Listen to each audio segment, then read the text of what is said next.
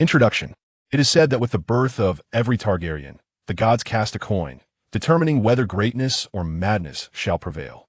Upon delving into the Targaryen family tree, one encounters an eclectic mix of characters. The violent, the weak, the bookish, the religious zealots, the drunkards, the madmen, and the scoundrels, alongside wise sages, gallant knights, virtuous leaders, and illustrious statesmen. Some embody the virtues, while others are burdened with the wretched traits. Yet, there exists one individual for whom the coin was split in two during its casting, exhibiting both the traits of madness and greatness. His name is Rolin Targaryen. Chapter 1. The Dragon Prince. On a crisp morning in King's Landing, the air was invigorating, adorned with glistening dewdrops. The sky was devoid of clouds. Roland tilted his head. The heavens hung low like a gray shroud, scattering cold flecks upon his visage. Diamond-like droplets trembled upon the leaves of potted plants, sparkling with iridescent hues. He sighed deeply. There was no turning back. From a university student of a new era, a drunken revelry had transported him into the realm of a song of ice and fire. What was pivotal, however, was that he had not reincarnated within the narrative of Game of Thrones, but had instead arrived in the year 47 of Aegon's reign, where the Iron Throne had seen only two Targaryen rulers thus far. The current king of the Seven Kingdoms was his father, Maegor I, known as Maegor the Cruel. He inhaled, catching the scent of creamy fruit salad wafting through the air. "Your Highness, the Queen has sent a platter of cream salad," chirped his devoted handmaiden, Anna, her voice sweet and childlike. At merely 12 years old, Anna, with her cherubic face and petite stature, bore a striking resemblance to a young child. Her plump, rosy cheeks glowed as she donned a green cotton frock, holding a plate of fruit salad adorned with cream. Roland chuckled, reaching for a piece of fruit to sample. It was slightly tart, yet perfectly complemented by the cream. "Your Highness must take care not to catch a chill. The long winter approaches." Anna shivered, giggling, as she placed the fruit plate upon the stone table in the pavilion and draped a thin, plush shawl over Roland's shoulders. "Though I am naturally frail, I fear not the elements," Roland mused, recalling the scholar's diagnosis: a feeble constitution, destined not to see beyond the age of 6. In this new life, Roland's memory had sharpened remarkably, enabling him to swiftly master the common tongue of Westeros. A man adorned with a crown paced anxiously outside the birthing chamber. This was Maegor I, King of the Seven Kingdoms. He was a robust figure, broad-shouldered, with a thick neck and muscular arms. His platinum blonde hair was cropped short, and his beard was neatly trimmed. Were it not for the coronet of Aegon the Conqueror, Maegor would resemble a formidable warrior rather than a king. Anxiety coursed through him as this was the first child his niece bore for him. Despite having multiple wives, he had never witnessed a successful birth. Even when children were born, they were often malformed. Fertility seemed a curse entwined with him, and after perusing some ancient tomes from his family's secret archives, he began to grasp the reason behind this affliction. As a pure-blood Targaryen, his affinity for dragons surpassed even that of his father, Aegon the Conqueror, resulting in a concentration of dragon blood and blood magic energy within him that rendered ordinary women incapable of safe childbirth. Should they succeed, the offspring would often emerge as half-human, half-dragon monstrosities. The reason for the presence of dragon blood and blood magic in the Valyrian lineage remained a closely guarded secret among the Valyrian dragon lords. Dragons are not natural beings, but rather creations of sorcery. The sound of an infant's wail echoed from the birthing chamber. "Wah wah!" Maegor hurriedly pushed the door open, only to find the midwife, pale-faced, collapsed nearby, seemingly rendered senseless by shock. A chill gripped his heart as he sensed impending doom. Approaching, he beheld the infant nestled in his niece's embrace, feeding, a tender scene that sent shivers down his spine, for the child bore patches of pale, golden scales upon its chest, back, and thighs, with two shallow golden horns adorning its forehead, while its arms appeared normal, yet its toes ended in sharp claws. He grasped at the air, his mouth agape, momentarily lost for words. Casting a glance at the sobbing queen as she nursed, he turned away in despair, failing to even bestow a name upon the prince. Such a distorted child typically did not survive long. The clash of life forces rendered the infant inherently frail and sickly.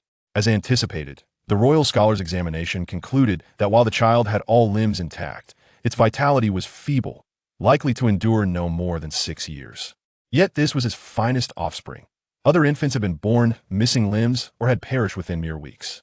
Maegor instructed the steward of the Red Keep to tend kindly to the queen and her child, and promptly decreed that his niece's twin daughter, Arya, be named heir. Aegon, the queen's former husband and his nephew, had fostered a sense of despair regarding heirs, compelling Maegor to designate his own bloodline as the successor. Recently, another of his nephews, Jaehaerys, had revolted at Dragonstone, publicly asserting his claim to the throne, alleging that Maegor's rule was usurped from his father. Now, a legitimate heir was imperative to quell unrest. The newly born child, possessing a deformed body, compounded his dilemma, as he had no other Targaryen offspring to proclaim. Reluctantly, he resolved to name a female heir, which would indirectly strip Jaehaerys of his legal claim. The tides of fortune were turning against him. The church had incited a rebellion among the impoverished, and King's Landing chose to support them. The kingdom's admiral, Daemon Valerion, had also turned traitor, with many noble houses following suit. These wretched individuals supported Jaehaerys Targaryen's claim, backed by Lord Robert Baratheon and the Lannister family. These scoundrels! It was Maegor who valiantly salvaged the Targaryen dynasty when the church seized King's Landing. Yet now they conspire with the very clerics to undermine me. Without my intervention, the Targaryen kingdom would have long been appropriated by the church. The more he pondered, the angrier he became, recalling the risks he took during the perilous trial of the Seven, and how he'd been gravely injured and unconscious for an entire month following it. He had sacrificed so much. That detestable nephew must be driven by desire for the throne, rising against him. Jaehaerys, I shall ensure your demise, you disgrace of the Targaryens. And those noble traitors, the Kingsguard, every last one of them shall be hanged for their betrayal. Maegor felt a storm brewing. Since his nephew's rebellion, he had become a solitary figure. No, I have not failed. How did my father, Aegon, conquer Westeros? With dragons. I still possess the mightiest of dragons, Balerion the Black Dread. I shall achieve feats akin to my father's, obliterating those rebels who conspire with the church. Ugh! Maegor clutched his head as a familiar headache surged. Ever since the trial of the Seven, following a grievous blow to his head, this ailment had plagued him. Veins throbbed upon his forehead as he began to strike his head with his fists. Poppy milk! Damn it, fetch me poppy milk. The pain is unbearable. Roland brushed aside the bangs obscuring his vision, revealing the pair of golden dragon horns upon his forehead. Indeed, Roland was a monster, possessing dragon claws for feet, dragon horns upon his head, and scales adorning his body. Yet he also inherited the Targaryen family's renowned extraordinary beauty. She was petite and slender, perhaps even described as exceedingly frail, with large golden eyes and skin as white as snow, nearly translucent. Her delicate features and smooth, shoulder-length platinum hair exuded a gentle and ethereal grace. This was the current time traveler, Prince Rolin, referred to as the Dragon Prince by the attendants of the Red Keep. Moreover, Rolin inherited the rapid growth of the magical dragon. Despite having only lived for a little over 4 months since his birth, his physique was comparable to that of a 2-year-old child. Perhaps by the age of 6, he would already be facing his twilight years. I must alter my fate, Roland silently resolved within himself. To have transitioned from a world devoid of magic to one of the extraordinary, merely to experience the fleeting life of a prince. Though not intimately familiar with the world of ice and fire, Roland retained a general understanding of the narrative. He recalled the tragic fate of the cruel Maegor, who ultimately fell to his nephew, Jaehaerys Targaryen. The rebels led by Jaehaerys are fast approaching King's Landing. It is unlikely I will even reach the age of 6 before my demise. With a serene countenance, Roland had firmly established his resolve deep within. I must rewrite this destined fate, survive this war, and discover a means to extend my life, by any means necessary.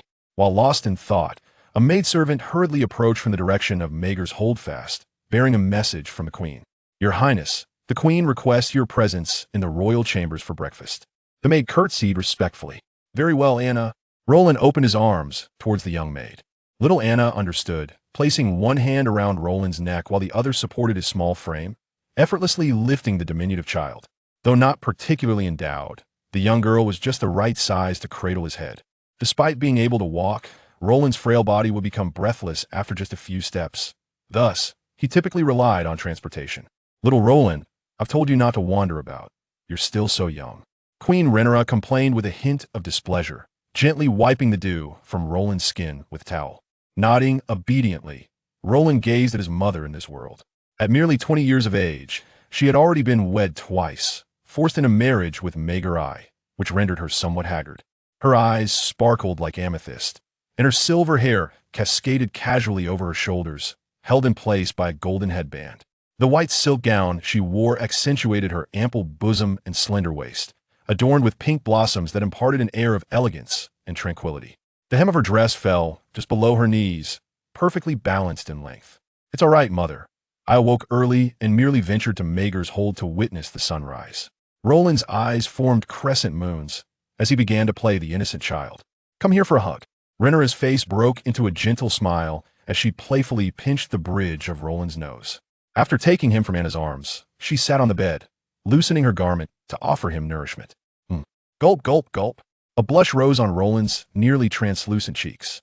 "Let's not discuss dreams. Let's first fill our bellies." Chapter 2. Rhaenyra. Rhaenyra gazed at the child with closed eyes and a pout, a glimmer of maternal affection in her gaze. This was her third child. Though physically flawed, he bore a striking resemblance to her, possessing great beauty.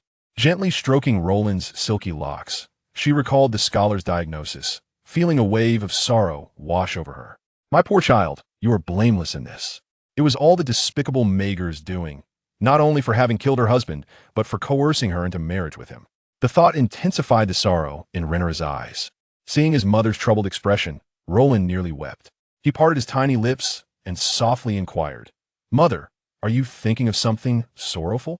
"Little Roland, it is nothing, merely some memories from the past." Reaching out his small hand to wipe away the tears from her eyes, Roland sat up in Rhaenyra's embrace, leaning in to press his rosy lips against her forehead. "No matter what, you still have me. Little Roland will always be by your side." Rhaenyra's furrowed brow relaxed as her gaze fell upon her son's charming face, her smile growing more tender. "Indeed, I still have my adorable little Roland." She playfully lifted him above her head, jesting, "Tomorrow, I shall have Jenny prepare a princess costume for you, to make you look splendid." Having lost her beloved husband, Prince Aegon, and being forced to marry the very man who took his life, Rhaenyra had lived in a constant state of fear and oppression during this time. Fortunately, the lively and clever Roland had appeared in her life. Otherwise, the weight of despair might have driven her to contemplate the unthinkable. "I'm not a princess. I am a prince. Roland sighed with a wry smile, glancing down at his feminine attire. Despite his repeated protests, he could not deter Rhaenyra's whimsical nature. "Mother, could you tell me about your past?" Roland suddenly grew curious about the queen's life, then posed another question. "And does our Targaryen family not have dragons?" "Where's mine?" "Our dragons are nurtured on Dragonstone. The dragon pit there has only recently been completed, and we have yet to relocate the dragon brood. Dragonstone has refused to pledge allegiance to Maegor." Rhaenyra repositioned Roland in her arms, lowering her gaze to speak softly. "When you were born, there were no surplus dragon eggs in the keep, and your detestable father paid you no heed. So." Roland blinked his eyes, took a sip from the nearby milk, and continued to inquire, "What about your past, mother? I can see that you are often sorrowful. It makes little Roland sad too. Would you share with me?" "A dreadful memory, once spoken, becomes half the weight." "Then let me recount my family's tale." Rhaenyra's expression shifted to one of nostalgia as she began. "Aegon the Conqueror, my grandfather, had 2 wives who bore my father, Aenys and Maegor. I am the eldest daughter of my father. In longing for my grandmother, Rhaenys, he named me Rhaenyra." Roland nodded obediently, listening intently. At that time, my grandfather had just unified Westeros, and the realm was not yet stable. He spent most of the year touring various castles, accompanied by my father, the firstborn heir. When grandfather was absent, Queen Visenya governed, your great-grandmother. "Ah." Rhaenyra momentarily faltered, realizing that Roland could also refer to her as grandmother by Maegor's lineage, and quickly corrected herself. "That would be grandmother. She was a formidable woman who sought to elevate her son, Maegor, to the throne." The Targaryen family adhered to ancient traditions, often marrying within the family, and Roland felt a twinge of confusion regarding their lineage. "She never showed affection towards my father, Aenys, never calling him her son, but rather referring to him as her nephew. She treated me with equal coldness." Rhaenyra scoffed disdainfully. Roland's brow furrowed slightly in confusion as he asked, "What of grandmother Rhaenys? Did she not provide you with shelter?" Rhaenyra sighed. "Grandmother Rhaenys perished in Dorne during the 10th year of Aegon's reign. She rode the mighty dragon, Meraxes, to burn Dorne's castles, but tragically, she was struck in the eye by a ballista bolt. Both she and her dragon, Meraxes fell to their doom. Oh, Roland's expression turned to one of regret. Upon hearing this, Roland began to form a mental image. Maegarten's ascension to the Iron Throne was undoubtedly intertwined with Queen Visenya. My father, Aenys, later gave birth to my brother, who would become my husband. He is 3 years younger than I, and since we share the same name as our grandfather, we affectionately refer to him as Little Aegon. Rhaenya's pale blue eyes glistened with unshed tears. Even until the day he departed from me, I continued to call him that. Roland gently patted his mother's back, offering solace. During that time, I was rather introverted, while Little Aegon was exceptionally vivacious. His exuberance inspired me to shed some of my reclusive tendencies. Rhaenyra reflected, her gaze softening as she looked at Roland, where she discerned the spirit of Prince Aegon from years past. Little Aegon harbored a deep-seated longing for his own dragon. I often invited him to ride with me. We would soar through the skies together, she continued. Roland found the sentiment somewhat overwhelming, but refrained from interrupting Rhaenyra, recognizing this melancholic woman was uncharacteristically opening her heart. Little Aegon and Rhaenyra were akin to childhood sweethearts, inseparable companions, which explained the lingering memories. In addition to Little Aegon, my father blessed us with 3 more siblings, Viserys, Jaehaerys, and Alysanne. Rhaenyra's tone shifted to one of nostalgia. Jaehaerys, the very figure now poised to seize King's Landing. Roland recalled having heard of this illustrious name in his previous life, while his knowledge of his father, Maegor, was rather scant. Jaehaerys, known as the Arbitrator or the Wise, was the monarch of House Targaryen who ruled the 7 kingdoms for the longest duration. As these thoughts occupied his mind, Rhaenyra gently lifted Roland, reclining on a bed adorned with velvet and a silken netting. Roland adjusted his position, resting his head on Rhaenyra's lap. When Jaehaerys and Alysanne were born, I personally placed the dragon eggs in their cradles, which soon hatched and were tamed. Rhaenyra began to braid Roland's hair as he listened intently to her tale. Jaehaerys named his dragon Vhagar, while Alysanne chose the name Silverwing. These 2 dragons have always been by their sides, providing Jaehaerys and your father with a formidable backing against the likes of the Black Death. No double dragons, no victory. In the impending confrontation between Maegor and Jaehaerys possessed both dragons and armies, garnering the support of various factions. With the stars, the land, and the people aligned, Maegor was decidedly at a disadvantage in this war. And here I remain aboard this wretched vessel. The pressing question at hand is how to survive and ultimately remain alongside my mother and sister until the end. Roland suddenly noticed Rhaenyra's actions above him and rolled his eyes in exasperation. And then, did mother end up with Little Aegon? Indeed, in the year 41 of the Aegon era, my father Aenys declared my marriage to Little Aegon. Noticing that her braid was slightly askew, she unraveled it and continued. This union marked the beginning of my happiness, yet also heralded the kingdom's calamities. It appeared that the Targaryen realm had experienced several significant ecclesiastical upheavals during its early days. Was it due to the church? Rhaenyra shifted her posture, causing her blanket to slip, revealing her long, slender legs. Roland caught a glimpse, quickly pulling the plush cover to shield her, as she often seemed oblivious to her own privacy. The 7 Gods Church forbids marriages between close kin, but our family, in order to maintain a certain purity of bloodline, has traditionally intermarried among siblings. Rhaenyra giggled softly at Roland's gesture of covering her. My son is precocious. His physical development mirrors that of a dragon, and perhaps in 2 years, he will reach adulthood. And the church rebelled? The church has always been hostile toward our family. My grandfather, Aegon I, once compelled the church to submit through sheer force, and they had to turn a blind eye to the marriages of his 3 siblings. However, following his death, the church grew increasingly restless. She spoke with a hint of dryness in her throat and took a sip of juice from a nearby glass. At that time, Little Aegon and I were dispatched by my father to tour the realm, only to be besieged by a host of church warriors at the Hall of Woe. Were you not able to escape on dragons? Roland inquired, taking a few swigs from the juice she had nearly set down.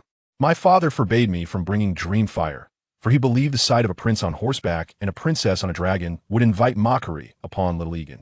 That truly is unfortunate, Roland shrugged. Ultimately, we were rescued by the nearby Lord Lyman Lannister, only to learn of my father's sudden demise due to illness. And my uncle Maegor, with the backing of Queen Visenya, claimed the throne in King's Landing. And also your husband, Roland interjected playfully. Rhaenyra shot him a sharp glance, her irritation palpable. Roland raised his hands in mock surrender, signaling her to continue. In Casterly Rock, little Aegon and I welcomed your sister Arya and our twin sister, Rhaena. Rhaena? Why have I not seen her in the Red Keep? Rolin inquired, puzzled. When you were born, Maegor designated Arya as the heir, while Rhaena was sent to Old Town to become a nun. Roland nodded in understanding. Just as Rhaenyra was about to elaborate further, there was a knock at the chamber door. Knock, knock. Your Grace, the king requests your presence alongside the prince for a ceremony, a maid's voice announced. Ceremony? What ceremony? Rhaenyra furrowed her brow, feeling perplexed, but replied, Roland and I will be there shortly. Realizing they were to meet others, Roland suddenly remembered the floral braid atop his head, and in a flurry began to undo it. Seeing Roland in a state of frantic disarray made Rhaenyra stifle a laugh. I think this is quite charming, she remarked, loosening her robe's sash, allowing the white gown to cascade down, before retrieving a shimmering platinum gown from the wardrobe to change into. Chapter 3. The Black Reaper Rhaenyra gently held Roland's hand as they gracefully exited the Maegor's hold, followed closely by the maid Anna and Jenny. Adorned in a low-cut gown of platinum hue, she accentuated her slender waist, further emphasizing her pronounced bosom. Her elongated legs were playfully glimpsed beneath the hem of her dress. Rhaenyra tilted her head back and stretched languidly. Isn't this the hall? She inquired. No, we are at the Dragon's Square, Jenny replied. The Dragon's Square lay before the Rhaenys Hills, atop which the dragon's lair was situated, nestled in the northernmost corner of King's Landing. The group had no choice but to proceed from the Red Keep towards the Dragon Gate. Upon exiting the Red Keep, a contingent of guards awaited them, ready to provide protection. This was Roland's first venture outside the Red Keep. As they stepped out, the cobblestone path transitioned into a rugged dirt road. Roland once again boarded the Anabrand transport. King's Landing, a city styled in the manner of Western European city-states, had been established merely half a century prior by the conqueror. Despite having endured several upheavals and warfare, it bore no trace of smoke or desolation. Unlike the somber atmosphere depicted in the series, it resembled a vigorous young man, brimming with vitality. At the intersection of several roads stood a square where multiple tall circular wooden platforms silently loomed, arranged in a triangular formation. The three platforms, shrouded in black, were encircled by a dense throng of onlookers, from whom shouts of excitement occasionally erupted. Some raised their hands in gestures of entreaty, while others conversed in hushed tones, their expressions marked by concern. Yet, the majority remained fixated on the platforms. A nobleman in red, wielding a massive black sword, stood at the observation platform beside the arena, his demeanor cold and resolute. Upon noticing Roland and his entourage, he inclined his head slightly. This man was Maegor, Roland's father, and beside him stood a striking young girl with silver hair, his sister, Arya Targaryen, designated as the heir apparent. A bald man with a hooked nose, adorned with a white cap, scrutinized Roland while whispering to a middle-aged man beside him. Roland's unusual appearance had long been a topic of discussion within the Red Keep, a fact he had grown accustomed to, remaining unfazed. Once Roland and the others ascended the observation platform, they discovered that the three stages were occupied by bound prisoners, and Roland began to grasp the nature of the spectacle Maegor had summoned them to witness. As Maegor bent to assist Rhaenyra up the stairs, he remarked with enthusiasm, I had thought my esteemed queen would not grace us with her presence. This is your ceremony, Rhaenyra replied with a furrowed brow, her voice laced with sarcasm. I did not come to witness an executioner's work. Ah, but this is far more entertaining than mere beheading, he countered, his gaze sweeping over Roland, held by the maid. Before he shook his head slightly and turned to inquire, have all the rebels been brought forth? The bald man, adorned with a necklace of rings of various materials, replied respectfully, they are all present on the platform, your majesty. Upon seeing Roland approach, Arya excitedly swooped him from Anna's arms, nuzzling her nose against his cheek. Brother, she exclaimed with a bright smile, I have missed you dearly. Roland presented a visage of utter desolation as the mother and daughter duo treated him like a life-size doll, eagerly teasing him whenever they had the energy. Balerion, Maegor stepped forward and bellowed, roar, from the dragon's lair atop the Rhaenys Hills. A thunderous roar akin to that of a fierce beast erupted. The crowd turned their gaze towards the hill, and Roland's heart raced. He was finally to witness the ultimate weapon of House Targaryen. A dragon's head, measuring 5 meters in diameter, emerged from the lair, adorned with 4 sinuous horns, 2 curving backwards and 2 branching outwards diagonally. Its pronounced jaw, seemingly forged from steel, was encased in thick black scales, exuding a palpable sense of power. As the colossal creature emerged, a stir rippled through the gathered crowd, and Roland parted his lips in astonishment. The reality of a dragon. And not just any dragon, but the mightiest of its kind in the current age. This dragon had accompanied the conqueror, Aegon, in his conquest of the Seven Kingdoms. It could be said that without Balerion, there would be no Targaryen dynasty, for its formidable prowess earned it the title among the Westerlanders, the Black Death. Roar. Another dragon's roar resonated, as if the movements of the Black Death had awakened its kin. Dreamfire. Rhaenyra called urgently towards the lair, her eyes trembling with a mix of fear and anticipation, her breath growing heavier with each passing moment. Finally, the Black Death emerged fully from its lair. Stretching its massive form, black scales and spiny claws forward, it spread its wings and roared to the world, asserting the majesty of the Dragon King. Roland swallowed hard. The length of the Black Death surely exceeded 100 meters, rendering Daenerys Drogon from the series merely a sibling in comparison. Following closely behind the Black Death, another dragon emerged, this one a silver giant, its scales gleaming with a subtle blue sheen under the sun, reflecting a prism of colors, and its body was long and proportionate. Unlike the sheer power embodied by the Black Death, Dreamfire exhibited an elegance and regal beauty. As the two great dragons stood side by side, the enormity of the Black Death became even more pronounced, while Dreamfire's size, approximately 50 meters in length, was merely a third of that of its counterpart. Perhaps from a long-awaited reunion, Dreamfire spotted Rhaenyra and immediately soared towards her, causing the nearby crowd to hastily part, creating a space around them. The dragon lowered its head towards Rhaenyra, affectionately akin to a purring kitten, emitting a soothing gurgling sound. Gazing at the dragon's head so near, Roland felt his heart race. This was a magical creature beyond human capability to confront. I must possess a dragon of my own. Maegor, gripping the massive black sword in her hand, observed Rhaenyra's affectionate interaction with the dragon and calmly declared, "You may reunite with Dreamfire once more." Upon hearing this, Rhaenyra's heart leapt with joy, though her expression remained cool towards Maegor. Roland noticed the black sword in Maegor's possession. It was likely the ancestral sword of House Targaryen, Blackfire. He contemplated that it appeared Rhaenyra, having given birth to Medget's child, had significantly lowered her guard against Medget. Even the formidable Black Death had its limits. It could confront at most 2 dragons, while Jaehaerys had precisely 2 giant dragons on his side. Rhaenyra's Dreamfire was the key to victory in this war, and Medget had no more cards to play. With the advantage of dragons absent, Jaehaerys completely overwhelmed him in terms of military strength. He desired Rhaenyra's dragon's assistance. However, this attempt at appeasement might be in vain, as Rhaenyra harbored a deep-seated grudge against him for the murder of little Aegon. At that moment, the Black Death descended from the hills, its terrifying wings casting a shadow over the entire square. It landed beside the dais, causing some commotion among the crowd. While guards maintained order, the eagle-nosed man approached and whispered, "Your Majesty, all the ministers have arrived." Medget nodded and glanced at the nobles and ministers gathered beneath the dais, astonished that these individuals would incite a riot among the common folk at such a critical juncture. He had no more time for gentle handling. Intelligence gathered yesterday indicated that the poor had gathered at the southern shore of God's Eye Lake, while the fleet led by former Admiral Daemon had already passed Tide's Head Island. Jaehaerys' main force had occupied Long Table Fortress the day before, and the royal territory was surrounded on 3 sides. The decisive battle was imminent. To repel external threats, one must first quell internal dissent. This was a necessary purge of the disloyal factions within King's Landing.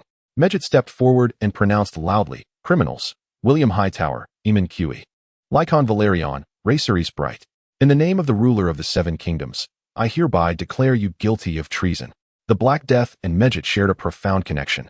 As the enormous dragon's head lowered towards the black wooden platform, its dark golden eyes fixated on the bound little insects atop it. Medget slightly raised his sword, his voice resonating with authority. "Dragonfire." The Black Death opened its massive maw, unleashing a torrent of scorching black flames towards one of the wooden platforms without any preparatory action. Through their mental bond, it understood precisely the magnitude of fire required by its master. A mere flicker would suffice to incinerate the insects on the platform. Had it unleashed its full breath, it could have extinguished all life in the square in an instant. Burp. Rhaenys, upon hearing Medget utter the Valyrian words, surprisingly burped, as if that word had stirred some latent energy within him, and he hesitantly stroked his throat. No, Your Majesty, we were wrong. Please forgive us.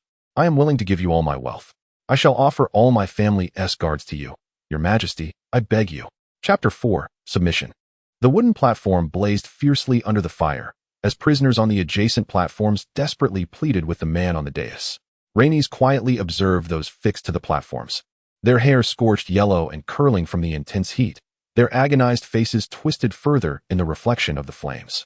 Rhaenyra turned to shield Arya's eyes with her hands, biting her lip tightly, her shoulders trembling slightly with indignation. In her heart, she harbored a deep-seated resentment, questioning how Maegor could engage in such acts before the innocent eyes of children, his behavior akin to that of a devil. Maegor, with an impassive expression, leaned against the railing of the high platform, his gaze playfully surveying the tumultuous assembly of nobles below. With Rhaenyra's dream fire in the dragon battle, he possessed an undeniable advantage. However, he lagged too far behind in military strength compared to Jaehaerys. The three armies besieging King's Landing numbered over 100,000, with more forces joining the rebel ranks from afar. In stark contrast, his own forces barely totaled 20,000, a mere remnant after several fierce confrontations with the church's Holy Sword Knights. Following his coronation, with the church severely diminished, he found his own soldiers equally depleted. The prospect of defeating Jaehaerys loomed, yet the possibility of King's Landing falling to the soldiers was equally real. What then would become of the rebels hiding in the alleys? No matter how ruthless he could be, riding a dragon to raise the city was simply implausible. I require a greater number of soldiers. It is time for the wavering factions within King's Landing to make their choice. Maegor observed the nobles deliberating on the platform below, a flicker of inscrutable emotion crossing his eyes. If they were uncertain whom to choose, I shall lend them a hand. He unsheathed the Valyrian steel sword, Blackfire, directing its point towards the second wooden platform. Valyrian, he commanded, as the dragon roared in response, tilting its head. Father, save me, I do not wish to die. Help me, Lord Chris. The individuals on the platform finally grasped Maegor's intention behind dividing them into three groups, each destined for the flames, a tactic to exert pressure upon their maternal kin. The condemned began to cry out for assistance from their relatives and families. Below the platform, a stooped old man clad in a gray robe, seemingly having family on the second platform, wore a look of desperation. He turned and knelt before Maegor, urgently beseeching. Your Majesty, the Karthus family is willing to support the suppression of the rebellion with all our might. Boom. A torrent of dragon fire surged forth, even more potent than before, obliterating the wooden platform, sending waves of heat that reached even roaring atop the platform. No. The old man collapsed to the ground, trembling as he pointed at Maegor. His features contorted in a blend of terror and despair.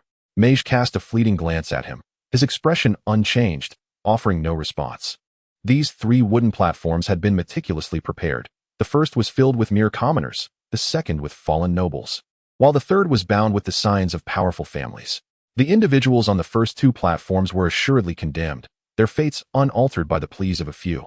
The crux lay with the third platform. As anticipated, more than 10 individuals approached the high platform, adorned in various garbs. Yet all shared a common trait, their opulent attire and emblazoned insignias.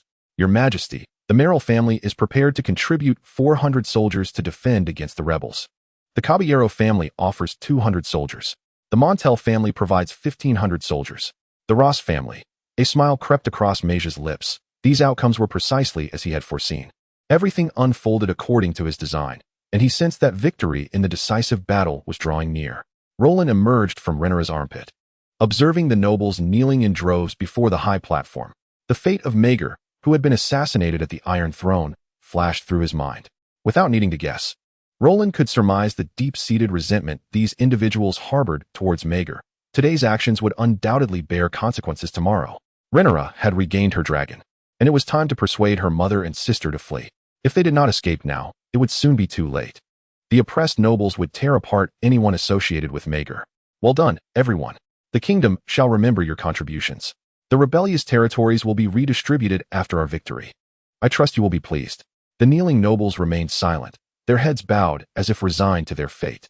The bald scholar was hurriedly recording the contributions of the noblemen's soldiers, and Maegor cast a sidelong glance, nodding in satisfaction. I shall host a banquet at the Red Keep tonight. Remember to attend, chieftains. Over 20 families now unite under the Targaryen banner. This is a significant day for Westeros, and history will remember it. Yes, your Majesty. We shall certainly be present in due time. After bowing, the nobles retreated decisively. The dark red-clad Targaryen soldiers had already released the hostages from the wooden platform, while some servants awaited below. The crowd in the square began to disperse, leaving only a few individuals to gather the ashes of the charred platform remnants. We must return. I cannot bear to linger in this place any longer, Rhaenyra declared, her expression frigid, as if she had descended into hell. She held Roland in one arm and grasped Arya's hand with the other, turning to leave. "My queen, about tonight's banquet." Rhaenyra abruptly interrupted Maegor, her tone brusque. "I am unwell and shall not attend." A vein throbbed on Maegor's forehead as he rubbed the hilt of his black sword, his gaze icy as he watched Rhaenyra depart. "My queen, you should not provoke his majesty's ire. You ought to understand your husband," whispered Lady Jenna. Roland, resting on Rhaenyra's shoulder, glanced at Jenna, who was holding up Rhaenyra's long skirt, his expression flickering. "He is not my husband. My husband perished at the hands of the Black Death," Rhaenyra replied, her countenance darkening. Silence is golden when words are unwarranted.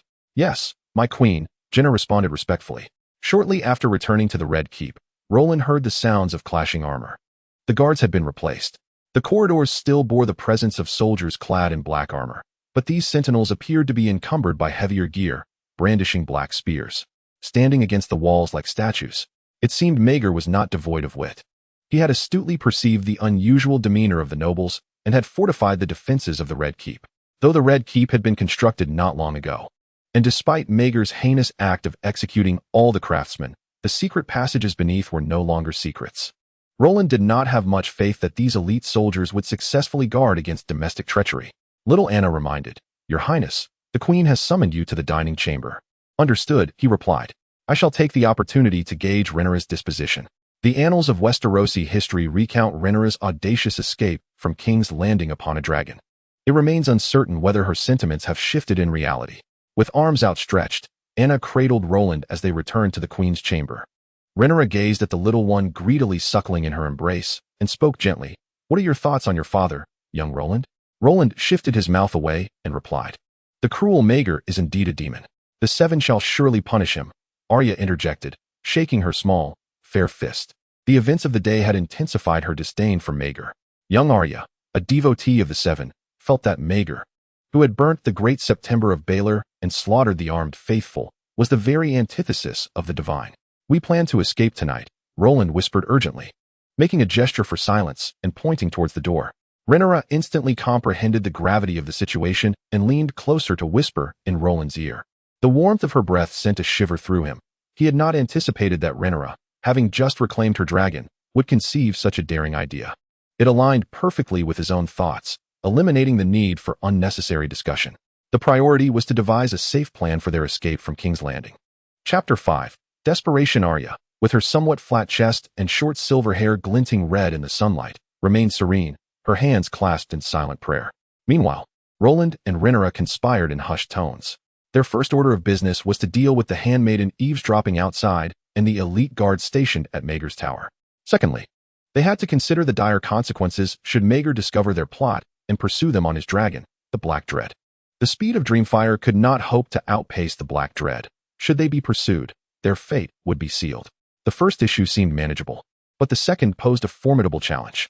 Roland could devise no effective strategy and resolved to take things one step at a time. Time was of the essence.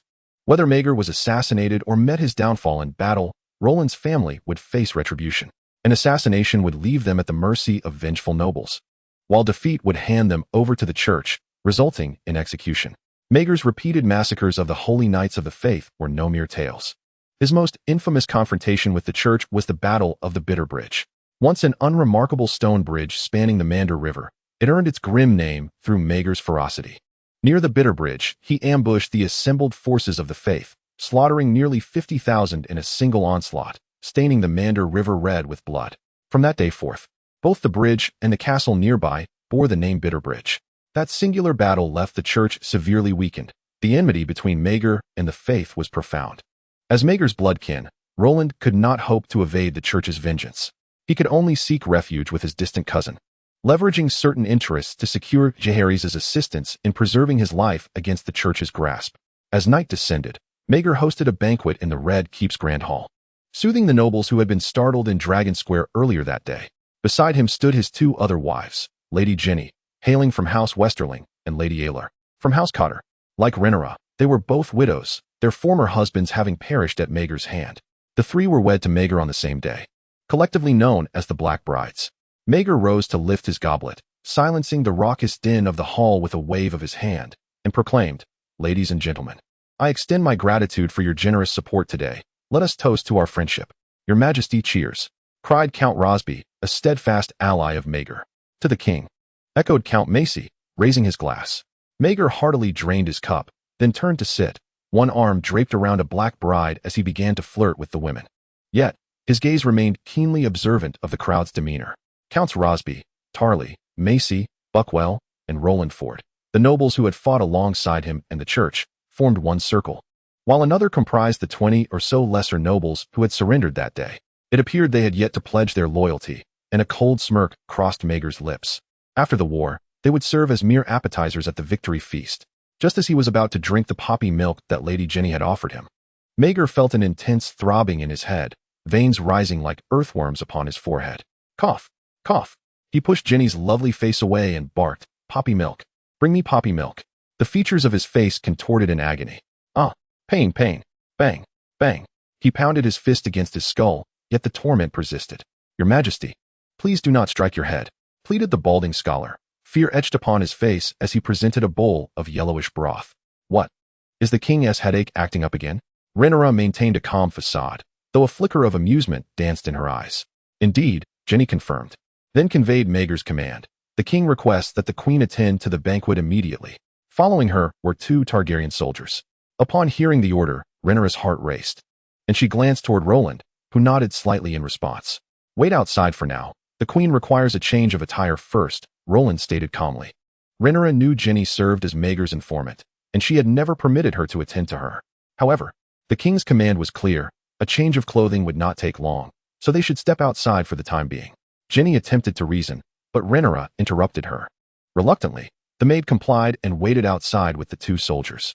It was evident that Maegor harbored suspicions about Rhaenyra, perhaps due to the embarrassment she had caused him earlier in Dragon Square.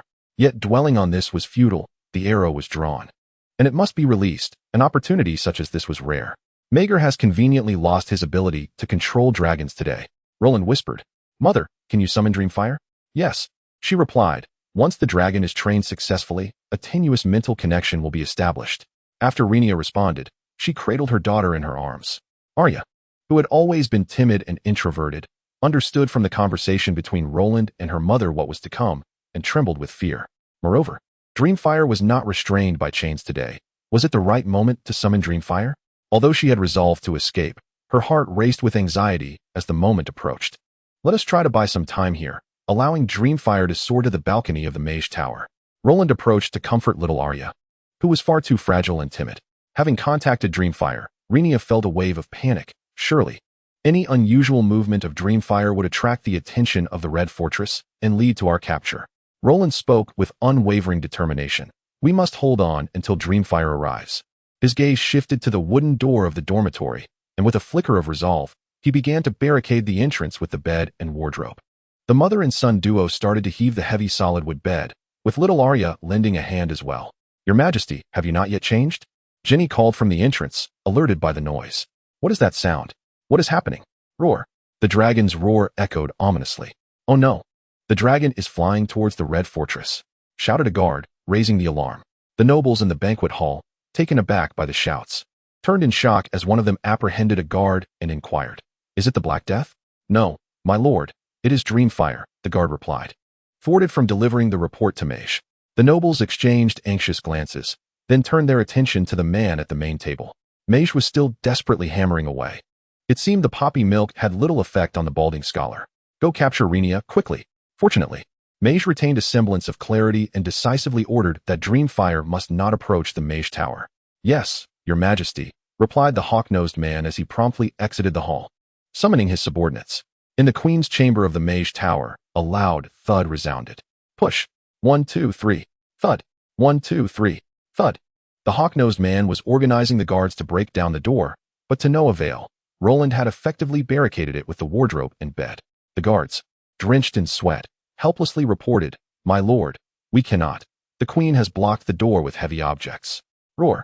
The dragon's roar reverberated in their ears, and the hawk-nosed man, in a frenzy, stomped his foot in exasperation. Hurry, there isn't much time. We must use the skylight. Let the dragon carry away the Queen, and you will all perish. Upon hearing this, the guards hurriedly removed their armor. The skylight was too small, allowing only those of slight build to pass through, and chaos ensued at the door. Inside, Roland and Rhaenyra, hearing the dragon's roar, felt a surge of hope, but were soon alarmed to hear the guards attempting to enter through the skylight. What to do? Just as they were on the brink of escaping, their enemies had found a way into the room. None of the three were trained warriors. A guard, unarmored, was already peering through the skylight, half of his body exposed. As Rowan's pupils constricted, he realized that only combat remained. He unsheathed a slender, black sword, a Valyrian steel longsword known as Kiss of the Serpent, a treasured blade from the Targaryen family. This sword, with a blade that curved like a wave, was a half-hand sword. Maegor had always wielded the family sword, Blackfire, leaving it behind in Maegor's tower. Although Valyrian steel is light, yet exceptionally durable, Rowan managed to wield it with some difficulty. He lunged forward, but the diminutive guard evaded by tilting his head, only to have Rowan retaliate with a swift slash that severed the guard's throat. Rhaenyra, having witnessed her share of warfare, remained composed. Young Arya, however, was taken aback. She hadn't anticipated her brother, who usually played the role of her doll, would strike with such determination. Outside, those who noticed the small guard's violent struggle soon realized he had been slain and hastily dragged away his corpse, while another guard began to ascend. This guard was considerably more astute. He donned an arm shield for protection. Upon spotting another guard emerging, Rowan wasted no time and thrust his sword forward. Clang! As the shielded guard's head appeared, he caught a glimmer of cold light approaching. Years of battle experience saved him. Instinctively, he raised his hand and blocked the blade's tip with his arm shield. Suddenly, Dreamfire had arrived. Gritting his teeth, Rowan thrust again. Clang! Clang! Clang! It was futile. After all, this was his first encounter with cold weaponry. The 36 stratagems dictated retreat. Dreamfire's massive form hovered outside the balcony, as Rowan sprinted towards it. The shielded guard had already leapt through the skylight into the room. Rhaenyra had just placed young Arya onto the dragon's back when she turned to call out to Rowan. Hurry, Rowan. Mother, you must ascend the dragon first. No, Rhaenyra exclaimed in surprise.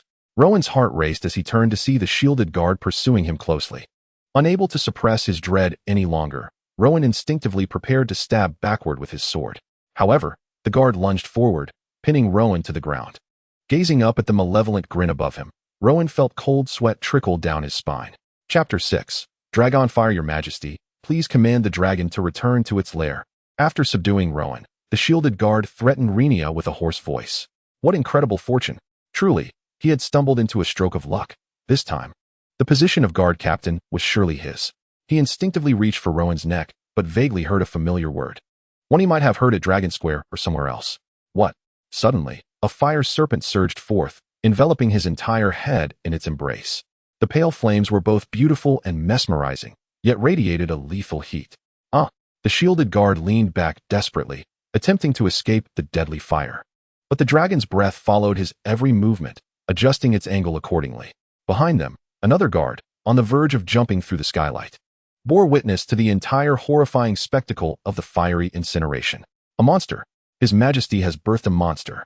He gasped, momentarily frozen in shock at the skylight. The screams persisted for a moment before fading into silence. Roland wiped the corner of his mouth, standing before the lifeless body, casting a glance at the charred head. Before hastily fleeing, they must depart. Lingering was not an option. He tugged at the somewhat dazed Rhaenyra, then leaped onto the dragon's back. Dreamfire was unlike any other dragon. This female's scales shimmered with an extraordinary smoothness, resembling a silver mirror. As Roland landed on the dragon's back, he nearly lost his balance. But his sister Arya was there to steady him just in time. Without a saddle, the trio had no choice but to grasp the thorny protrusions on the dragon's back to stabilize themselves. With a powerful flap of her wings, Dreamfire created a fierce gust of wind that whipped Roland's long hair about. They soared into the sky. Dreamfire did not head toward the city, but instead flew into Blackwater Bay. From there, they would navigate to the Blackwater River, skirting the outskirts of King's Landing. Before seeking out Jaehaerys' army, Roland lay flat on the dragon's back, his expression devoid of emotion. The fierce wind battered against him as he squinted against the gale. Rhaenyra and Arya, sensing his reluctance to engage in conversation, buried their astonishment deep within. Yet, only he was aware of the tempest of turmoil surging within him. He had taken a life, 2 lives, in fact, and in such a brutal manner had he extinguished the existence of another. The anguished cries of the sworn shield echoed ceaselessly in his mind, alongside the scent of charred flesh. In both his past life and this one, he had never even harmed another. Throughout his academic journey, he had been the quintessential model student, let alone taking a life. Upon returning from the Dragon Plaza, He had privately experimented and discovered that he could exhale a dragon's breath, albeit in a minuscule form. But in that fleeting moment, his body reacted instinctively. Upon seeing the man's grotesque visage, he decisively uttered the incantation for dragon fire in Valyrian. It felt as though it was an instinctual act, an energy flowing smoothly into his throat, transforming into flames in an inexplicable manner. He then struck true, hitting the man's face with precision. And then, he was dead. The scenes replayed incessantly in Roland's mind. The man had not sought to end his life. He merely aimed to coerce Rhaenyra into submission. Yet, after being captured by Maegor, the outcome would have been horrifically grim. His instincts, however, had driven him to eliminate the threat entirely. The resolution was indeed absolute, but it had exposed the secrets he harbored. If he could escape successfully, that would be the best outcome. He would not be diminished by this unique experience. Dreamfire executed a sharp turn, the wind howling around them, causing Arya's princess gown to billow. A momentary glance revealed her white attire accentuating her form, a hint of modesty as she closed her legs tightly. As the turn completed, her gown enveloped her beauty once more. According to tradition, if Targaryen siblings were to wed and he could resolve the issue of lifespan, Arya would likely be his future bride. A sudden shift in thought calmed Roland's turbulent emotions as he gazed upon the meandering river below. I have arrived, Aegon I, the illustrious architect of the Targaryen dynasty. At the temporary encampment before the Bitter Bridge, the capable generals of the Jaehaerys faction had established their base, the royal tent aglow with light. In a fortnight's time, we shall reach King's Landing. Your Grace, we must bolster our preparations for battle. It was at Bitter Bridge that Maegor launched a surprise attack on the church's starry knights. An elder in a gray robe was the first to voice his opinion. The red copper necklace around his neck revealed him to be a scholar. Duke Rhaegar Baratheon currently serves as the commander of the Jaehaerys faction, standing firm like an iron nail driven into the ground, exuding an aura of unassailable authority, clearly embodying the role of a leader. The Duke declared, I have instructed all warriors to heighten their vigilance. Your Highness and the Queen must also remain alert. The Black Death has previously slain the crownless Aegon with the dragon shimmering silver, unharmed. Understood, Jaehaerys solemnly replied, his grip on his sister's hand tightening to the point of whiteness. A glance exchanged between Jaehaerys and Alysanne revealed a shared conviction. It is regrettable that our elder sister Rhaenyra is trapped. Otherwise, uniting the strength of 3 dragons would render confronting the Black Death considerably easier, Alysanne lamented. Alysanne Targaryen, the youngest child of King Aenys and Queen Alyssa, possessed a slender frame and delicate features, her eyes leaning more towards blue than purple, and her hair a honeyed curl rather than the customary silver straight locks. Yet, none could deny her intellect. Your Highness, we have received the latest intelligence, came a voice from outside the royal tent. The gray-robed elder rose in response to the announcement, explaining, it is a raven I trained. There must be news from King's Landing. Enter, Jaehaerys commanded. The elder took the parchment from the raven's grasp, unfolding it for closer inspection, his brow furrowing deeper with each line read. Bennifer, what news do you bring? Inquired Queen Alyssa. Bennifer shook his head, slowly reciting the contents of the note. Maegor has seized the youth of all noble families near the Crownlands under the pretext of a civilian uprising, subsequently threatening these nobles with dragonfire to compel them into military service. All nobles have succumbed to Maegor's tyranny. King's Landing may soon muster an army of approximately 30,000. Even worse, the elder glanced around the tent, noting the intense scrutiny of the assembly. Queen Rhaenyra, after bearing a child for Maegor, may also have submitted. During the dragonfire incident, both Rhaenyra and Dreamfire were present. What? Queen Alyssa gasped in shock. A heavy silence enveloped the tent as the situation spiraled toward an unwelcome fate. Rhaenyra would submit because of that abomination? Could the intelligence be flawed? Duke Rhaegar questioned, still unable to grasp the reality before them. It is relayed by my disciple, and it cannot be mistaken. The elder in the gray robe handed the letter to the Duke and replied, during the trial, with the multitude watching, nothing could be fabricated. The Black Death Dragon could easily overpower both Jaehaerys and Alyssanne's dragons, leaving them only capable of maintaining a stalemate. The initial strategy relied on the advantage of superior numbers to seize King's Landing first, and then utilize siege crossbows to either kill or drive away the Black Death. However, with the Black Death empowered by Dreamfire, victory was unattainable relying solely on Jaehaerys and Alyssanne's dragons. Within the tent, the Duke paced back and forth, momentarily at a loss for a solution. Glancing back at the anxious prince above, whose youthful countenance bore a look of panic, Duke Rhaegar felt a throbbing headache and pondered inwardly. Shall we retreat? Chapter 7. Cold and hot, the air within the royal tent seemed to solidify. the atmosphere gradually becoming oppressive as all present arrived at a singular conclusion: defeat in battle. Despite Jaehaerys' side boasting a multitude of troops and the support of nobles from all corners of the realm, from King's Landing to the Wall, the times had changed. Since Aegon the Conqueror first set foot upon Westeros, the decisive power had shifted from the soldiers of the nobility to the dragons. The Conqueror transformed a humble fishing village into the greatest city on the continent, and the crux of it all was dragons. Dragons were the nuclear weapons of this era. At this moment, Jaehaerys was but 2 years shy of adulthood. Though still youthful, he exhibited remarkable composure. After a brief moment of distraction, he steadied himself and spoke in a measured tone. Although the situation has unexpectedly reversed, we are not without the means to fight back. He stood tall, meeting Duke Roga's gaze. And everyone is aware of Maegor's tactics. Retreat means death. Only advancement offers a chance at survival. The Duke scrutinized the young man before him. Having set aside his earlier disdain, how do we advance? How do we survive? Inquired the elder in gray robes. The eyes of those in the tent were fixed intently on Jaehaerys. Approaching the sand table in the center, Jaehaerys pondered briefly before placing his finger on the location of the twisted canyon. I have visited this perilous site whilst riding a dragon, and the visibility within the canyon is exceedingly poor. I shall engage Maegor in combat with Vhagar, drawing him to this location. You will then ambush him with a multitude of crossbows. Jaehaerys clenched his hand into a claw, his voice cold. With a single strike, we shall determine the outcome. Queen Alysanne, Duke Roga, Maester Bennifer, Alysanne, and Brother Baseus of the Wind's Rest gathered around the sand table. Upon hearing Prince Jaehaerys' plan, they fell into deep contemplation. Alysanne, somewhat apprehensive, inquired, "Can you guarantee that Vhagar's speed will surpass that of the Black Death?" Vhagar is currently the second fastest dragon, aside from the Black Death. Jaehaerys withdrew his hand, recalling that Vhagar had once raced against Alysanne's Silverwing, and even at full effort, Silverwing could not match Vhagar's usual cruising speed.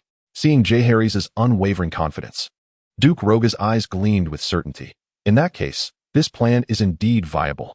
Dragon's roar? Viable. Viable. Enemy attack? The expressions of the crowd shifted dramatically as the soldiers erupted into chaos, the barracks descending into disorder with an alarming fervor. Quick, prepare for battle, Duke Roga exclaimed, his face etched with shock. All commanders, return to the camp and rally the troops. Jaehaerys and Alysanne hastened towards the dragon stables. They could hardly contain their astonishment. Here, in this very place, Megas had launched a surprise attack on the church's Dawn warriors, resulting in a brutal massacre. Roar, roar. The thunderous cries of dragons echoed, stirring the beasts belonging to Jaehaerys and Alysanne. Upon exiting the encampment, Roga was relieved to find that the camp had not been assaulted. Under the moonlight, he discerned a fully grown dragon resting approximately 200 meters away, its size and coloration suggesting it was Dreamfire. In this realm, only 4 dragons were known to be tamed: Megas' Black Death, Rhaenyra's Dreamfire, Jaehaerys' Bronze Fury, and Alyssanne's Silverwing. Dragonstone still held wild dragons and dragon eggs, yet no Targaryens had ventured to tame them. The shadows of 2 colossal dragons swept across the camp as they approached Dreamfire, Bronze Fury, and Silverwing. As they landed, Roga and his companions dismounted, with Rhaenyra cradling Rhaegar in her arms, patiently awaiting the reunion. Rhaegar felt a flutter of anxiety, yet he understood that with Rhaenyra's dragon by his side, calamity was unlikely to befall him. Thud, thud, the 2 dragons touched down, and the darkness did not hinder Rhaegar's vision. Perhaps this was one of the gifts bestowed by his dragon blood. Jaehaerys, Alysanne, and Rhaenyra called out, the latter's voice tinged with emotion. Since Megas' usurpation, she had been separated from her siblings, longing for their reunion. Sister, is that you? It is I, dear Alysanne, Rhaenyra replied, her eyes shimmering with tears. After being torn apart by Megas, the family was finally reunited, yet her heart ached for the absence of little Aegon. Rhaegar tenderly embraced Rhaenyra, resting his head against her shoulder. The poignant scene of familial reunion evoked memories of his past life. I can never return to my home, he thought. Jaehaerys and Alysanne peered down from the dragon's back, their expressions a mix of uncertainty. They had just heard of their sister's betrayal, yet she appeared before them. However, seeing the child in their sister's arms alongside Arya eased their concerns. It was implausible that a battle would ensue with a child present. I escaped from Megas, Rhaenyra announced. Hearing this, the siblings swiftly dismounted to greet her, their joy palpable. Sister, how wonderful to see you. We have missed you dearly. The 3 siblings embraced, overwhelmed with emotion. Alysanne then noticed the peculiar individual among them and inquired, who is this? Is he with Megas? But upon recalling Rhaegar's delicate situation, She fell silent. Rhaenyra nodded gently. Rhaegar brushed away the remnants of tears from his mother's face, taking a moment to assess the noble Targaryen king. He was a young man of resolute countenance, clad in black leather, with flowing silver hair, bearing the striking beauty characteristic of House Targaryen. As Jaehaerys observed Roland, his gaze also drifted towards the little one nestled in Rhaenyra's arms. Just as the rumors suggested, she bore a pair of horns upon her forehead, a truly enchanting little girl. Though a flicker of doubt danced within him, Jaehaerys refrained from direct inquiry. He spoke aloud. "Sister, let us return to the camp. Your escape from captivity must have been quite perilous." He turned towards the encampment, raising his hand in invitation. "Mother is also within the camp." Alysanne pointed to the two dragons behind them, stating, "Let Dreamfire accompany Silverwing and Vermithrax. They shall proceed to the dragon stable together." Upon hearing this, Roland cast his eyes towards the colossal dragons behind them. Vermithrax, a behemoth with dark green scales, shimmered like bronze, thus earning the moniker Bronze Fury. It was undoubtedly the largest of the three dragons present, though its precise size was difficult to gauge from such proximity. It was certainly second only to Vhagar in sheer magnitude. Silverwing, in contrast, was relatively petite, even smaller than Dreamfire, and though it too was silver, its scales lacked the smooth sheen that characterized Dreamfire. The latter's scales reflected the moonlight in rippling waves, a mesmerizing sight. Rhaenyra nodded, and together they made their way to the camp. The three dragons took to the sky in synchronized beats of their wings. After a tender reunion with Queen Alysanne, discussions resumed regarding the current state of affairs. Rhaenyra's arrival seemed to invigorate Jaehaerys' faction, akin to a potent elixir. Duke Roga displayed palpable excitement. The dramatic twists of fate were indeed theatrical. Just moments ago, he contemplated a desperate gamble, and now the tide had turned decidedly in their favor. "We now possess an undeniable advantage. There is no need for further stratagems," he declared, tracing a direct line between Bitterbridge and King's Landing with his finger. "Our forces shall march straight for the capital." "Indeed," agreed the gray-robed elder. Jaehaerys nodded in assent. "At last, we shall bring an end to this usurper's cruel reign," Queen Alysanne exclaimed, clapping her hands in delight. Roland observed the lords and ladies within the tent, his gaze flickering. These individuals, having cast him peculiar glances upon Rhaenyra's entrance, hastily averted their eyes when their gazes met his. It was clear they were wary of discussing him, fearing it might alienate Rhaenyra. Thus, they tacitly chose to ignore him. Chapter 8. The end of the road. The sensation of being overlooked was decidedly unpleasant. However, his predicament must be resolved before the impending battle. Currently, the only bargaining chip he possessed was Rhaenyra's dragon, which would significantly influence the course of the war. In times of conflict, Rhaenyra was the ally they needed to court. Once the war concluded, these politicians would surely discard him. Moreover, Maegor had met his demise by assassination in the annals of Westerosi history, and his death had precipitated an early end to the war. Roland was uncertain of when Maegor would perish, so it was imperative that his precarious identity be addressed that very night. He needed to secure Jaehaerys' promise to safeguard him. Leaning close to Rhaenyra, he whispered, a plan they had devised on their journey to this place. He meticulously outlined his plight to her and urged Rhaenyra to advocate for a just identity from her brother on his behalf. Receiving a reminder, Rhaenyra kissed Roland's forehead and stepped into the center of the hall, suddenly declaring, "This is my son, Roland, and he is also the son of Maegor." The smile on Jaehaerys' face faded. Duke Roga gazed at Rhaenyra, his expression shifting. What was she intending? Was she seeking inheritance rights for this abomination? "Rhaenyra, what do you wish to convey?" inquired Queen Alyssa. Abandoned by Maegor since his birth, ignored and disregarded, Rhaenyra, though her voice was soft, commanded the attention of all present. "Now that Maegor's demise is imminent, my poor child has yet to attain the right to exist." Rhaenyra's tone was sorrowful, reminiscent of a mother on the brink of losing her child. A rotund man, clad in resplendent white robes of a cleric, stepped forward, his face round and his figure exceedingly stout.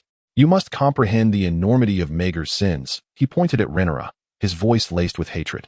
"The church will not condone every transgression." This man, known as Matthias, was a high-ranking bishop of the church and its envoy to Jaehaerys' camp. Jaehaerys raised a hand to interrupt Matthias, deeming it inappropriate for him to continue speaking at this moment. He understood that as a representative of the church, Matthias felt compelled to express his stance, for the losses suffered by the church at the hands of Maegor were well acknowledged by all present. If Matthias remained silent now, he would face the wrath of the faithful and the archbishop later. Jaehaerys took pleasure in Maegor's weakening of the church. Its influence had indeed grown too powerful, and the religious order's armed force had become unwieldy. After the death of his grandfather, Conqueror Aegon, the church had begun to threaten the Targaryen reign. Maegor, thank you for assisting me greatly. At this moment, whether for public or private reasons, he felt compelled to speak. Harry sighed and stated solemnly, Archbishop Matthias. The church's contributions to resisting Maegor's tyranny are evident, yet the tyrant still sits upon the Iron Throne in the Red Keep. For now, all must take precedence with the war. Matthias furrowed his brow slightly, but ultimately nodded in agreement. Rhaenyra, Harry's and I shall ensure that Roland is not judged. Queen Alyssa said gravely, turning her gaze to Roland. However, there is one condition that you and Roland must agree to. Rest assured, I too harbor grievances against Maegor. And in this decisive battle, Dreamfire will certainly take to the skies, Rhaenyra assured. Alyssa nodded but then shook her head. No, my requirement is that Roland permanently relinquish his claim to the Iron Throne. It seemed they were unaware that Roland had only 6 years left to live. Roland looked towards the Queen and Harry's, replying calmly, Very well, I swear I will never sit upon the Iron Throne in this life. His youthful voice, though tender, carried resolute conviction. The condition of renouncing his claim to the Iron Throne was inconsequential to Roland. What young person of the new era truly believed in oaths? Having forsaken the Iron Throne, could he not construct a golden seat for himself instead? Impossible, Matthias retorted angrily, striding towards the center of the hall. Vehemently opposing, the church will not abandon its pursuit of the bloodlines of sin. Jeffreys raised an eyebrow, his expression darkening. Roland gazed at the corpulent visage of Matthias, his irritation gnawing at him. How many knights of the Holy Sword Order had perished? How many clerics of the Starry Dawn Order had been slaughtered? The more Matthias spoke, the more agitated he became, tears welling in his eyes amidst his fat. These lives must not be sacrificed in vain. Jeffreys found himself momentarily speechless. Yet Rhaenia's countenance had already turned somber. She was about to speak when a child's voice rang out first. I wish to convert to the faith of the Seven and cleanse myself of sin. The Red Keep was constructed from pale red stone, featuring 7 grand iron-roofed bell towers. Thick walls encircled the fortress, dotted with numerous emplacements and crenellations for archers. The Iron Throne of the King resided within the confines of the Red Keep. It was now the 3rd night since Rhaenia's flight, and this headache was particularly severe. Meeg had been in a stupor for 2 nights. Seated upon the Iron Throne, Meeg grasped the ancestral sword Blackfire, having heard that Rhaenyra had stolen a Valyrian steel sword, but fortunately, Blackfire was always by his side. Following his father's death, Meeg adhered to the ancient customs of the old Valyrian era, opting for cremation instead of burial. The Black God of Death ignited the pyre, and Blackfire was bathed in flames alongside the king, later reclaimed by Meeg. The blade of Blackfire had darkened further but remained unscathed. As he rubbed the hilt of Blackfire, all the lords of the realm were summoned to the Red Keep for an overnight discussion of battle strategies. However, the attendance was sparse, with no major lords present. The bald scholar furrowed his brow, perusing the various Raven reports in his hands. The city of Mug Valley was in dire straits. Count Behrman's forces had been routed in the second battle, their defenses collapsing and desperately needing reinforcements. Count Rowlandford had led his troops into a trap outside the Staghorn Keep, fighting a retreat while Count Bawat led a rescue mission. The poor Pighorn Church's Assembly of the Destitute had erupted into riots, resulting in countless casualties, prompting an appeal for royal assistance. The myriad troubles and urgent pleas for aid from various locales caused Meeg's expression to tighten, his breath growing increasingly rapid. He ran a hand through his hair, while a servant hastily offered him a bowl of yellow-gray paste, which he gulped down, gradually regaining his composure. The throne hall lay in silence, devoid of any stirring of hearts, as many had lost their faith. Bloodshot eyes filled Meeg's gaze, his face tinged with a hint of pallor, no longer resembling the spirited countenance of days prior. He surveyed the assembled courtiers, his gaze icy and predatory. Your Majesty. Count Harvard stepped forward. Meeg nodded, signaling for Harvard to articulate his thoughts. Perhaps we should consider surrendering, Harvard said earnestly, looking at the man on the throne. Jeffreys is your nephew. He will surely spare your life. Meeg scoffed derisively. You seek to preserve your own life, do you not? Surrender? Since the moment I chose to be crowned king, that word has never crossed my mind. I am a great warrior, and warriors do not surrender. The Earl of Harvard remained unfazed, continuing to advocate fervently. How can we possibly withstand Jaehaerys and his 3 mighty dragons? The odds are utterly insurmountable, Your Majesty. His candid remarks seemed to ignite a particular sentiment within the hall, prompting the ministers and lords to whisper among themselves. Meeg, narrowing his eyes with a glimmer of menace, rose from the throne and unsheathed the black fire, casting a grim gaze upon the Earl of Harvard. Your Majesty, All of this is for your sake, Maegor declared, gripping his long sword with the blade pointed towards the ground as he slowly descended the steps of the throne. The sharp tip of the black fire scraped against the smooth stone floor, producing a discordant screech reminiscent of a demon's mocking laughter that drove men to madness. In that moment, the assembled courtiers felt as if their hearts were being tightly clutched, on the verge of bursting. Your Majesty, no, Harvard's scalp prickled with trepidation. Suddenly, the black fire sliced through the air, severing one of Harvard's arms. His lips trembled, and the excruciating pain only kindled his resolve. He abruptly grasped the harsh truth. His time was limited. You tyrant! Ah, my hands! His other hand was likewise severed, and the earl's visage twisted in fury. Butcher Maegor, you should don a black robe instead of indulging in this carnage. Maegor, with his sword, stooped to lift Harvard's severed head. Surveying the once boisterous assembly now rendered silent and bowed. With a disdainful sneer, he flung the head, which landed on the point of a spear behind the Iron Throne. Maegor emanated a chaotic and perilous aura, instilling fear that was more injurious than any blade. Return and prepare for battle, he commanded, his icy voice dripping with madness. Chapter 9.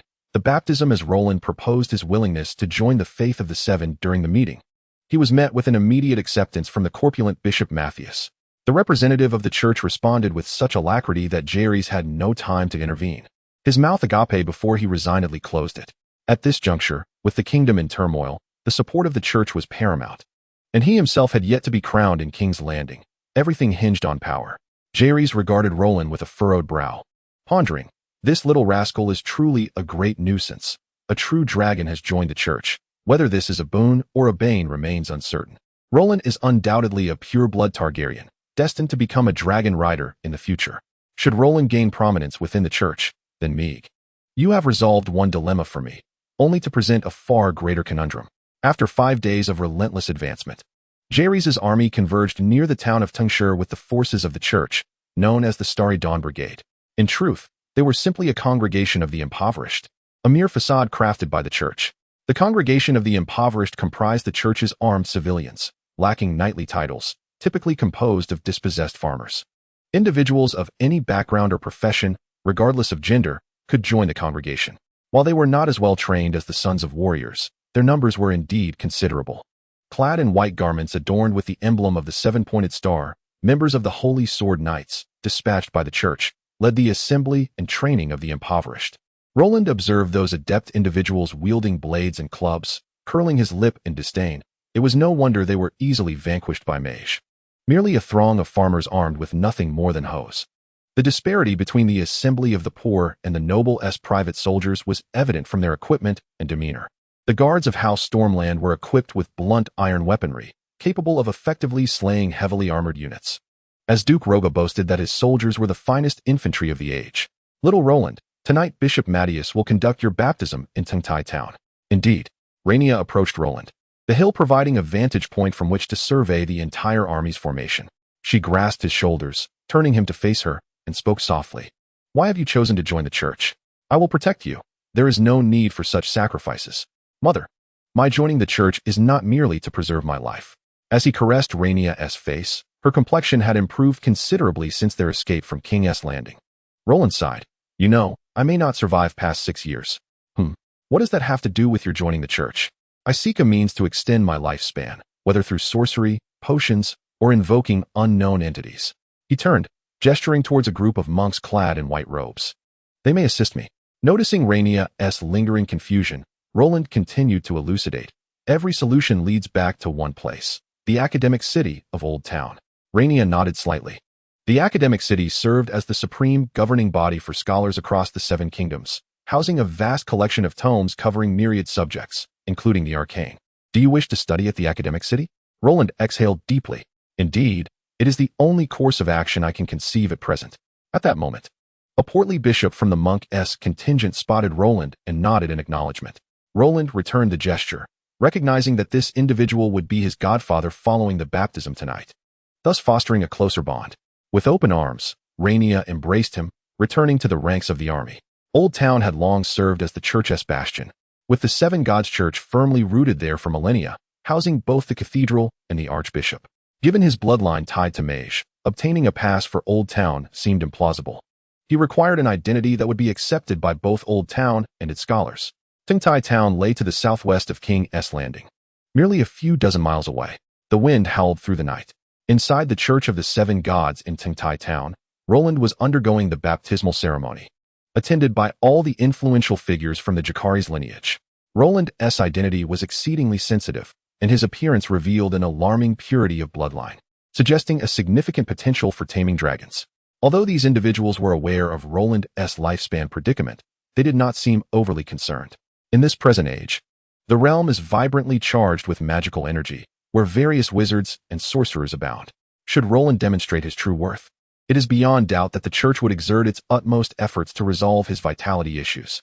With a legacy spanning thousands of years, the likelihood of remedying a frail vitality is exceedingly high. Thus, the nobility is inclined to extend their favor to a future dragon rider. The corpulent bishop, clad in a robe of silver threads, bore a solemn and austere visage. His full name was Matthias Heidel, who fancied himself a descendant of the ancient Gardner kings that once ruled over the High Court and the River Bay. He had shown remarkable prowess in ecclesiastical matters, and it was widely known that he coveted the position of the next archbishop. With the Holy Scriptures in hand, he opened to the chapter of baptism and proclaimed in a resounding voice, "On this day, I firmly declare my selection of my God and my Savior." Roland knelt before the bishop, adorned in a pristine white monk's robe, and calmly responded, "My heart yearns for justice as fervently as a flame, and I shall disseminate this justice far and wide." The faith in the seven gods is, in essence, the veneration of a singular deity manifested in seven forms, each representing distinct virtues. The Father embodies judgment, justice, and the guardianship of souls. The Mother signifies peace, compassion, and abundance. The warrior symbolizes courage and victory. The sage represents wisdom and fate. The smith denotes the creator, overseeing craftsmen and farmers. The maiden epitomizes innocence, love, and beauty. The stranger signifies the unknown and death. By expressing his commitment to justice, Roland signified his choice of the Father as his principal faith and pledged his service. The bishop turned to the page of the Father in the Holy Scriptures, anointed Roland with a golden water, and continued to chant, "The covenant of justice lies in our Lord, for he alone is worthy of all reverence." Roland recited the pre-memorized words, "May my praises resound eternally as I approach the throne of the Lord. This covenant, once established, shall never be rescinded. The Lord is now mine, and I am his." The bishop advanced to sprinkle holy water upon Roland and bestowed his blessings, handing over the Holy Scriptures to him. Roland raised his hands to receive them. "Arise, brother Roland. The ceremony is complete," the bishop said, his face blooming with joy, extending his hand to assist Roland. "From this day forth, I shall instruct you in the doctrines of the seven gods. I hope for your diligence." "Indeed, Father." Jerry has observed the church's harmonious celebration with a calm demeanor, yet his heart was heavy. "Mega, I hope the sacrifices you made for Targaryen do not lead to your son's downfall." Roland's conversion was inexorable at this moment. He was engaged in a conflict with Mega, and he needed to unite the strength of either side, for it was not the time to quarrel with the church. The Old Town, the Academy, the Heidel family, and the Seven Gods Church should not be entwined but rather divided and manipulated. "I require more power," Jerry has contemplated, preparing to turn back for rest, only to see Duke Roga holding his mother Alessa's hand, engaged in conversation. Chapter 10. The Struggle of the Cornered Beast Red Keep. King Harrenhal. "We should take the initiative and attempt a surprise attack on the soldiers crossing the river at Jerry's," suggested Count Tars. His voice was rather loud, causing the guards outside the hall to exchange glances. "A surprise attack? You fool. To send over 10,000 soldiers against an army of over 100,000 is tantamount to courting death," Count Rosby retorted angrily, pointing an accusing finger at Tars. However, Meg, in a hushed tone, interjected, "Your Majesty, we must hold our ground in King's Landing and employ the Black Death to launch a surprise assault on the royal tent of Jerry's. Only then can we secure victory." Meg remained steadfast, his hands raised towards Blackfire, though his posture was no longer as erect. He listened intently to the strategies proposed by his two most loyal and trusted advisors. Perhaps, when Jerry's forces crossed the river, Tars could lead an assault on the half-crossed enemy troops to draw in Silverwing or Dreamfire for assistance, while he himself could capture Jerry's. He meticulously analyzed the plan. But soon the two advisors began to quarrel again, giving him a headache. Massaging his temples, Meg commanded, "It is now the late hour of the wolf. You both should retire for the night. I shall ponder our course of action further." Regardless, We shall march within 3 days. Yes, your majesty, they replied, bowing before departing. At the door, they exchanged a bewildered glance before exiting the Red Keep. Meg released his grip on Blackfire and gazed at the iron throne beneath him, a symbol of power forged from 1,000 weapons. He pondered, why is there not a capable hand of the king to assist me? A strategic plan that has been debated countless times still requires my personal design. To manage the wavering hearts of King's Landing, Meg felt a profound exhaustion, not of the body, but of the spirit. Ever since Visenia's passing, the kingdom's politics had run wild. Beyond his control, the more he sought to impose order, the more the great lords opposed him. Mother, you taught me only how to slay enemies, yet not how to command the hearts of men. Why did you leave so soon? The hands of kings had changed repeatedly, each more inept than the last. Why had fate dealt such harsh blows to him? Clang. The sound of weapons clashing pierced the air. Meg seized Blackfire, resting it upon his shoulder, and scoffed with disdain. A mouse must emerge from its hole to be caught. He turned to the rear of the Iron Throne, where a stone slab had been moved aside, revealing several figures clad in black armor. The clashing sounds were their emergence from a hidden passage. Ah, just a rabble. I need not summon the Black Death to deal with you personally. Seeing the assassins, Meg remained unfazed, advancing towards the cloaked figures without retreating, charging into a formation of over 10 adversaries, confident in his own combat skills. In the annals of Westerosi history, Blackfire had been stolen during Rhaenyra's escape, leaving Meg vulnerable and captured, bound to the Iron Throne, where he bled out from his wrists. In this world, armed with a Valyrian steel sword, Meg began to shine with the brilliance he was meant to embody.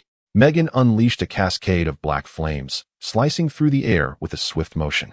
The tall, dark-clad knight, poised to counter with his blade, was caught off guard as the black fire twisted like a colossal serpent, bypassing him and striking at his companions behind. He gasped, eyes wide with horror, bewildered by the sudden warmth of blood trickling down his neck. With a final cough, he collapsed to the ground. The other knights, witnessing their captain fall to Megan's might in mere moments, felt a bead of sweat form in their palms. However, Megan's second strike was met with a well-coordinated defense from the remaining knights. Enough, Megan bellowed, and using the force of their mutual contact, he retracted the black flames before launching them anew with a flourish. With a resounding clang, a steel sword was severed, and its wielder was cleaved in two, the black fire slicing through from shoulder to waist. As the trio's formation crumbled, Megan surged forward with unstoppable momentum, sheathing his sword momentarily as the black flames howled toward another adversary. Die, he cried, cutting left and right, as the dark-clad foes fell one after another, the assailants retreating under his relentless assault. Megan fought with the ferocity of a lone wolf amidst a pack, creating a palpable tension as he faced dozens of adversaries. The chaos echoed through the throne hall, rousing the attention of the Imperial guards stationed outside. Sir Maladon and Sir Olaf, on duty that night, exchanged glances upon hearing the clash of weapons, sensing the gravity of the situation. Upon entering the hall, they beheld King Megan engaged in battle against a throng of black-clad adversaries. Your Majesty, I come to assist you, Sir Maladon shouted, drawing his sword and advancing. Dare to assassinate the king? Prepare to meet your end, Sir Olaf echoed, similarly raising his weapon to strike. Megan was immersed in the thrill of combat when the shouts of the Imperial guards reached his ears, prompting a scornful thought. How sluggish their response. Had it not been for my superior skill, were these fools merely here to collect my remains? But suddenly, a gust of wind brushed past him. Years of combat experience allowed him to discern the sound of weapons slicing through the air. With a swift motion, he deflected two long swords with the black flames. Turning to face the assailants, his expression darkened ominously. Sir Maladon chuckled awkwardly before attempting to strike again. Forgive me, Your Majesty, Sir Olaf murmured, retreating to Megan's left side, opposite to his dominant hand, aware of his weaknesses from their previous sparring sessions. More adversaries emerged, and Megan felt a surge of adrenaline. A fierce glint flashed across his face. You shall perish, he declared, slashing towards Sir Maladon's blade from the side. With a resounding clash, Maladon's sword was sent flying, and in a desperate bid for survival, he leapt away. This instinctive maneuver saved his life, as a direct confrontation with the black flames would surely spell disaster. As Maegor realized his attack was ineffective, he seized the moment, leveraging the momentum to deliver a horizontal strike towards Oliva. Oliva, poised to counterattack, was taken aback by the rapidity of the assault. Truly, it was characteristic of Maegor. He hastily withdrew his sword to defend. The black fire was intercepted by the longsword, and under normal circumstances, this strike would have been concluded. However, Maegor suppressed the recoil force of the sword and, following the blade of Oliva's weapon, executed a powerful downward slash. Sparks flew as the two swords clashed, and Oliva's blade was left with a serrated gash. The black fire pressed against the tip of Oliva's sword, and a further strike would inevitably sever Oliva's legs. With a sickening sound, Oliva's right leg was cleaved off. Moradin, having just retrieved his fallen sword, was struck by the sight of Oliva's mutilation. His previously composed demeanor gradually stiffened. The remaining black-clad assailants, reduced to 5 or 6, halted their assault, overwhelmed by fear. After all, Oliva was a member of the Imperial Guard, one of the mightiest knights across the continent, yet he had fallen to Maegor in mere moments. Moradin slowly retreated towards the entrance of the hall, his expression grave and vigilant. He crouched slightly, the tip of his sword aimed at the man standing within the chamber. As if confronting a ferocious beast, the black-clad figures regrouped beside Moradin, equally on guard, slowly withdrawing. The assassination mission was now beyond reach. Maegor spat a mouthful of blood, indifferently approaching Oliva's side. Despite his grievous injuries, Oliva gritted his teeth, enduring the pain as the atmosphere in the hall grew oppressive. A grin spread across Maegor's face as he fixated on Moradin, raising his longsword and slowly plunging it into Oliva's chest. A gasp erupted from Oliva. His features contorted in agony, unable to withstand the dual torment of body and spirit. Moradin's pupils dilated. At that moment, he felt an instinctive urge to flee. Yet reason cautioned him that turning his back to the enemy would hasten his demise. Swallowing hard, he continued to retreat slowly. The legs of the black-clad men trembled, but they remained close to Moradin, clinging to the hope that the White Knight might save them. Oliva ceased his struggles as Maegor lifted his head, withdrawing the black fire and advancing towards Moradin. Observing the pallor of Moradin's face, Maegor wore a mocking expression, relishing the sight of his prey's futile resistance. Savoring the thrill of watching them fight like cornered beasts before he ultimately crushed them, both physically and psychologically. TSK, TSK, TSK. Moradin, why do you retreat? I am your king, Maegor said with a gentle smile, his eyes glinting with a cruel light. Come here, my Imperial Guard. At these words, Moradin stumbled in his backward steps, nearly losing his footing. He sensed Maegor approaching like a demon, intent on claiming his soul. The smiling devil harbored thoughts of capturing him, tormenting him, and ultimately devouring him piece by piece. Was Maegor a reincarnation of a demon, marked by veins resembling earthworms upon his forehead? Clang, clang. The black fire longsword clattered to the ground. Maegor knelt on the ground, trembling, his hands clutching his head as he gazed at the smooth floor of the royal hall. His features contorted in anguish, saliva, tears, and mucus streaming down his face. His eyes reflecting utter despair. This should not be. It should not be like this. How could it be? Just before losing consciousness, he felt someone binding him, and a deluge of water poured over his wrists, incessantly flowing. Chapter 11. Fate. Please turn to page 1423 of the 7-star Holy Scriptures. The rotund priest said, his tone measured as he regarded the hefty tome in his hands. The divine warns us, all are sinners. Even the noblest king or the most chivalrous knight may, in moments of anger, desire, or jealousy, commit acts of disgrace that tarnish their honor. Conversely, even the most wicked of men and women might occasionally perform virtuous deeds, for even the darkest of souls can harbor love, compassion, and mercy. If one cannot distinguish between good and evil, how then can one uphold the justice of the Heavenly Father? Roland pondered. As he listened to the corpulent priest expound, Roland felt compelled to acquiesce, knowing he had matters to address with him. The days following his baptism had been filled with this relentless religious indoctrination, which irked him greatly. The priest was acutely aware of Roland's physical ailments, yet chose to remain silent, indicating that Roland had yet to demonstrate his true worth. He clenched his fists, resolving to tame a dragon swiftly. You must grasp the essence of human nature. By seeking the divine illumination within your soul, you shall naturally comprehend the nature of divine justice, the priest continued. Roland nodded, recognizing he could not refute his assertions. You speak the truth, very well. Nevertheless, the faith in the 7 gods was undeniably more attuned to human nature than that of the old gods, unlike the king of light, Lahilo, who demanded blood or life as a sacrifice at every turn. In a previous life, some had derided the 7 gods as the religion with the least divine manifestation. Yet, the 7-god church was the most widely revered faith amidst the ice and fire, and Roland acknowledged the immense influence the church wielded in the secular world. At that moment, Rhaenyra happened to approach the tent of the rotund priest. Peering through the curtain, she observed the 2 figures, one large and one small, engaged in a discussion of doctrines. Having raised her son herself, she sensed his growing impatience. She feared he might not withstand the priest's trials and that a rift would form between him and the church. Roland's aim was not doctrine, but rather life itself, something she understood, and he understood, while the church feigned ignorance. Perhaps it was time to exert pressure on the church, after all. She had once been queen twice, the firstborn of Aenys I, and still possessed a degree of influence. After a lengthy session of lectures and debates, Roland emerged from the tent of Father Matthias, his face etched with fatigue. He felt that comprehending these religious texts was more exhausting than preparing for the college entrance examinations of his previous life. He resolved to endure, knowing that all would come to fruition after the decisive battle.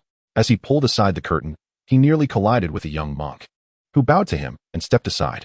The hierarchy among the monks was palpable, with Roland clearly belonging to the upper echelons. His gaze fell upon the scroll in the young monk's hands, and he nodded subtly before stepping out into the world beyond. Archbishop Matthias received a raven's message from the old town. Sipping a bit of 7 Stars tea to soothe his parched throat, he beckoned for the letter. After swiftly perusing the contents, he furrowed his brow and commanded, "Summon all the bishops in the camp to my tent," stating that there is a matter of great importance to discuss. The young acolyte replied respectfully, "Yes." To their astonishment, the impoverished assembly of Old Town had audaciously elected a new archbishop. A diminutive bishop spoke sharply, "How absurd! Do these common folk seek to blaspheme?" The sycophantic Orthodox archbishop, too, showed his incompetence by allowing such a farce to unfold under his gaze without dispatching troops to quell it, merely watching as the moon priest gained influence. Approximately a dozen bishops congregated in Matthias's tent, each voicing their grievances, primarily condemning the current archbishop's ineptitude and the moon priest's audacity. Matthias, seated calmly at the center of the tent, nonchalantly indulged in cherry cream cake from the wooden table, exhibiting no hint of distress. If the archbishop were not ineffectual, then what significance would Matthias hold within the church? The bishops summoned were his carefully nurtured allies in the church, and he was thoroughly pleased with their performance. Years of cultivation had not been in vain. Dispatch troops to suppress them? He mused. If he possessed such capability, he would not have been driven from the riverbank to the gates of Old Town. A bishop clad in tattered gray robes with a flat nose spoke up. "But now the archbishop seeks our assistance. How shall we proceed?" Matthias wiped the crumbs from his hands on the acolyte's robe. Savoring the taste before responding in a low tone, "The imminent clash between Prince Jaehaerys and his uncle is at hand. I shall make clear to the archbishop the precarious situation of the King's order." The diminutive bishop shrugged and smiled. "Indeed, we are powerless. Truly, with the decisive battle looming, how could they spare troops to aid Old Town? What of the archbishop's recent dealings with Roland? Does he possess the ability to tame dragons?" inquired the flat-nosed bishop, stepping forward. "I have heard that our lord has dispatched the Silent Sisters to Queers in search of a sorcerer," the diminutive bishop scoffed. "Merely a grotesque and short-lived creature. There is no need for such an expenditure of effort." Matthias waved his hand, interrupting the discourse, and raising his eyes. He replied with a frown, "Roland is more remarkable than you can imagine. This child, not yet a year old, exhibits a clarity of logic and unique interpretations of the scriptures that even I cannot overlook." Lifting the cup of 7 Stars tea, he took a sip and raised his left index finger, from which a faint blue glow began to emanate. A formidable aura enveloped him, and I sensed immense power within him. The bishops gazed intently at Matthias's fingertip, recognizing this as extraordinary power. It was rumored that Matthias had once ventured into the Hall of Immortality in his youth. This bloodline energy was vast and potent, compared to Jaehaerys and Roland. It was but a flicker of flame. As Matthias withdrew his finger, it was as if a true dragon had appeared. The diminutive bishop exclaimed in astonishment, "So, it follows that Roland must surely be able to tame dragons?" Matthias nodded slightly. "After this great war, if the Black Reaper remains unscathed and if Roland can tame him, it would indeed be fascinating. Moreover, during my recent interactions with Roland, I have subtly hinted, believing that the clever child would grasp the notion that nothing comes without a cost. I have already begun to prepare the sustenance. It merely depends on whether he is worthy of a place at the table." Just as Matthias was about to announce the conclusion of the meeting, a sudden uproar erupted outside the tent, filled with cheers and jubilations. The war had come to an end. Meg had perished. Matthias sprang to his feet, and the bishops exchanged bewildered glances. Suddenly, a soldier pulled aside the tent flap, startled by the multitude within, yet he respectfully reported, "My lord, the queen and the prince request your presence at the royal tent for a momentous decision." Matthias nodded in acknowledgement, pondering that something significant had indeed transpired in King's Landing. The Grand Assembly was held in the royal tent, where Chancellor Benefel stood at the center, reading aloud the crow's message. On the 654th day of the 47th year of the age of Aegon, Maegor summoned his confidants, Count Talsber and Bishop Rosby, to the Red Keep for an all-night discussion of battle strategies. The meeting lasted through the day and into the late hours of the following night, only allowing the lords to depart after Maegor deemed it appropriate. After bidding farewell to the lords, Maegor sat alone upon the Iron Throne, deep in thought. Several hours later, at the break of dawn, his last queen, Queen Alora, arrived to seek him. She discovered Maegor still seated upon the Iron Throne, yet his complexion was ashen, and he had already succumbed to death, his robes soaked in blood. Maegor's hands were grievously lacerated by the jagged spikes of the Iron Throne, with an additional blade protruding from his throat beneath his chin. Upon completing the reading of the message, Benefel continued, stating that this crow's message had just arrived and was sourced from the very same child in King's Landing. Furthermore, many of the earls serving knights within the army had also received identical messages. Jaehaerys tapped the armrest of his seat and calmly remarked, "It cannot be mistaken. Our intelligence personnel in King's Landing would not conspire to deceive us simultaneously." Though the assembly was filled with joy, their expressions carried a tinge of astonishment. Duke Roga sighed deeply, lamenting the disgraceful assassination of a man he had wished to confront one-on-one. Roland, holding Rhaenyra's hand, stood among the lords, recognizing that a blood relative had departed this world. Although he had long anticipated this outcome, he was unprepared for its suddenness. Most poignant were the sentiments of the lords and ministers within the tent, who had exerted tremendous effort, engaging in three-pronged assaults and strategic alliances, all while preparing to face the ultimate challenge, only to arrive at King's Landing and be met with the news of Maegor's assassination. Queen Alyssa rose, surveying the grand tent, and with a smile waved her hand, declaring, "With the great enemy vanquished, we should all celebrate." She raised her fist and playfully struck Duke Roga on the shoulder, chiding, "Why is everyone so glum?" The actions of the Empress and the Duke caused Jaehaerys to furrow his brow, his earlier elation over the demise of a formidable foe dissipating almost entirely. Suppressing his inner dissatisfaction, Jaehaerys turned and commanded, "Rose, bring forth my cherished golden wine from the Isle of Chintion, we shall celebrate." Obediently, the maiden complied, and soon the battlefield's sand table was replaced with a lavish banquet table laden with food and drink. Jaehaerys raised his filled goblet and proclaimed loudly, "To the kingdom, to the people, and to you all, cheers." The courtiers echoed in response, "Cheers to the prince. Cheers to your majesty. Drink." Roland, similarly holding a goblet, felt a strange sensation in his heart. He turned and poured the wine onto the ground, declaring, "This cup is for you, dear Father Maegor. All is fate, and remaining by your side leads only to death. For the sake of survival, to break free from this wretched destiny, I have no choice." Chapter 12, Return. Now, Roland and this uprising army have returned to the capital of Westeros, each individual amidst the group feeling varying degrees of excitement, anticipation, or melancholy. The gates of King's Landing have swung open, and the populace lines the streets to welcome their royal army with great fervor.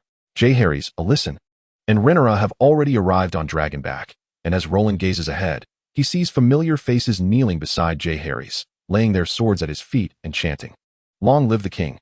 Observing those who kneel in fealty, Jaehaerys' thoughts shifted, and he decisively stated, "You have come too late." He pointed to the swords before him. "Your blades aided the enemy in slaying my brother, Prince Aegon, at the God's Eye. Arrest them." At his command, the three traitorous lords were immediately shackled. "Your Majesty, mercy. I am Daclan Lannister. I once served you faithfully." Jaehaerys frowned. "Take him away."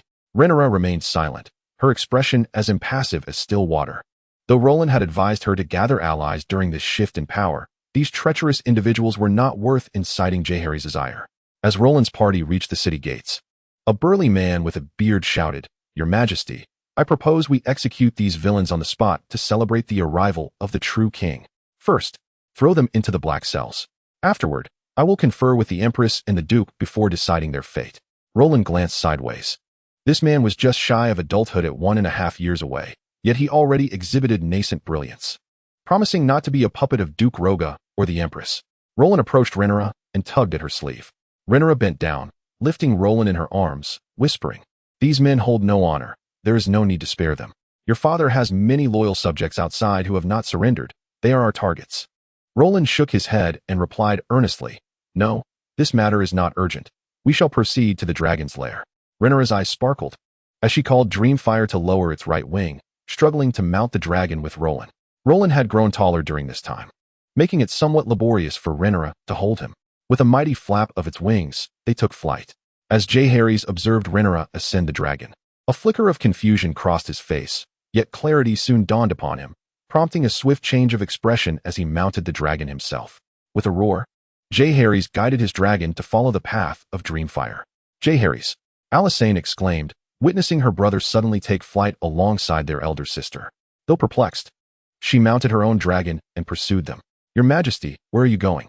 The crowd at the gates of the God City looked on in bewilderment as Jaehaerys rode away. The portly High Septon, with a satisfied expression, watched as Rhaenyra and Lorien soared into the city, silently hoping for a favorable outcome. If this young man could tame the Black Dread, anything might become possible. The Queen Dowager and the Duke exchanged grim glances as they beheld the three dragons take to the skies, their expressions darkening. Without hesitation, they mounted their horses and rode towards the Rhoyne Hills. Those present were far from foolish. A moment's contemplation revealed the gravity of the situation, and they instinctively followed the Queen Dowager and the Duke towards the dragon's lair. Should this come to fruition, it would profoundly affect the Targaryen lineage, potentially igniting a protracted conflict. Upon their arrival at the dragon's lair, they beheld a child of no more than 4 years, clad in a white monk's robe, cautiously approaching a colossal beast. Meanwhile, Rhaenyra, Jaehaerys, and Alysanne circled above the lair, which was yet to be completed. The three were intently focused on the developments below. Jaehaerys' countenance darkened as he coldly remarked, "Sister, you should not have brought Lorien here." Rhaenyra remained silent, the three dragons poised in confrontation, with Dreamfire facing off against two opponents. The bronze fury, larger than Dreamfire, was restless. Yet for the sake of her son, Rhaenyra stood her ground before Jaehaerys. This was the opportune moment. Should Jaehaerys gain control of the city, Lorien's chances of approaching the dragon's lair would vanish. "I have given you the thrones of both my husbands. What more do you desire?" Time was her only ally now. "Lorien, hold on." Alysanne glanced at Jaehaerys, clearly torn between her loyalty to her elder sister and her brother, ultimately choosing the latter. Frustration welled within Jaehaerys. Since the onset of hostilities, he had never felt such regret. Just as stability seemed within reach for the kingdom, Lorien's arrival stirred turmoil. Faced with Rhaenyra, he found it difficult to muster the resolve to engage in battle. His position in the line of succession was, in truth, quite tenuous among the Targaryens. Preceding him were his elder sister Rhaenyra and his brother Prince Aegon, now deceased. Now, Rhaenyra wielded this personal favor to persuade him against interfering with Lorien's attempts at dragon taming. He was at a loss for words, for he was not Maegor, willing to employ any means necessary. Taking a deep breath, Jaehaerys solemnly declared, "I hope Lorien does not forget the oaths of yore." With that, he descended upon the entrance of the dragon's lair. Seeing that Jaehaerys refrained from taking immediate action, Rhaenyra exhaled in relief and followed Alysanne as they landed behind the bronze fury. Thud, thud, thud. As the three dragons touched down, the bearded knight approached, whispering, "Your Majesty, shall we proceed?" He fixed his gaze upon the boy in the dragon's lair, gesturing a motion as if to touch his neck. Jaehaerys shook his head, turning to regard Rhaenyra, who had just landed behind him, and said in a measured tone, "This is but a singular opportunity, a matter of inheritance. Choose wisely." With that, he strode towards the crowd encircling the entrance of the lair. The Queen Mother, Jaehaerys, appeared distinctly flustered. Duke Roga spoke in a cold voice, "The guards of Windrest Fortress are on their way." Jaehaerys, resigned, shook his head and explained to the most powerful member of his faction, revealing the promise he had made to Rhaenyra. Rhaenyra anxiously observed the commotion among the crowd.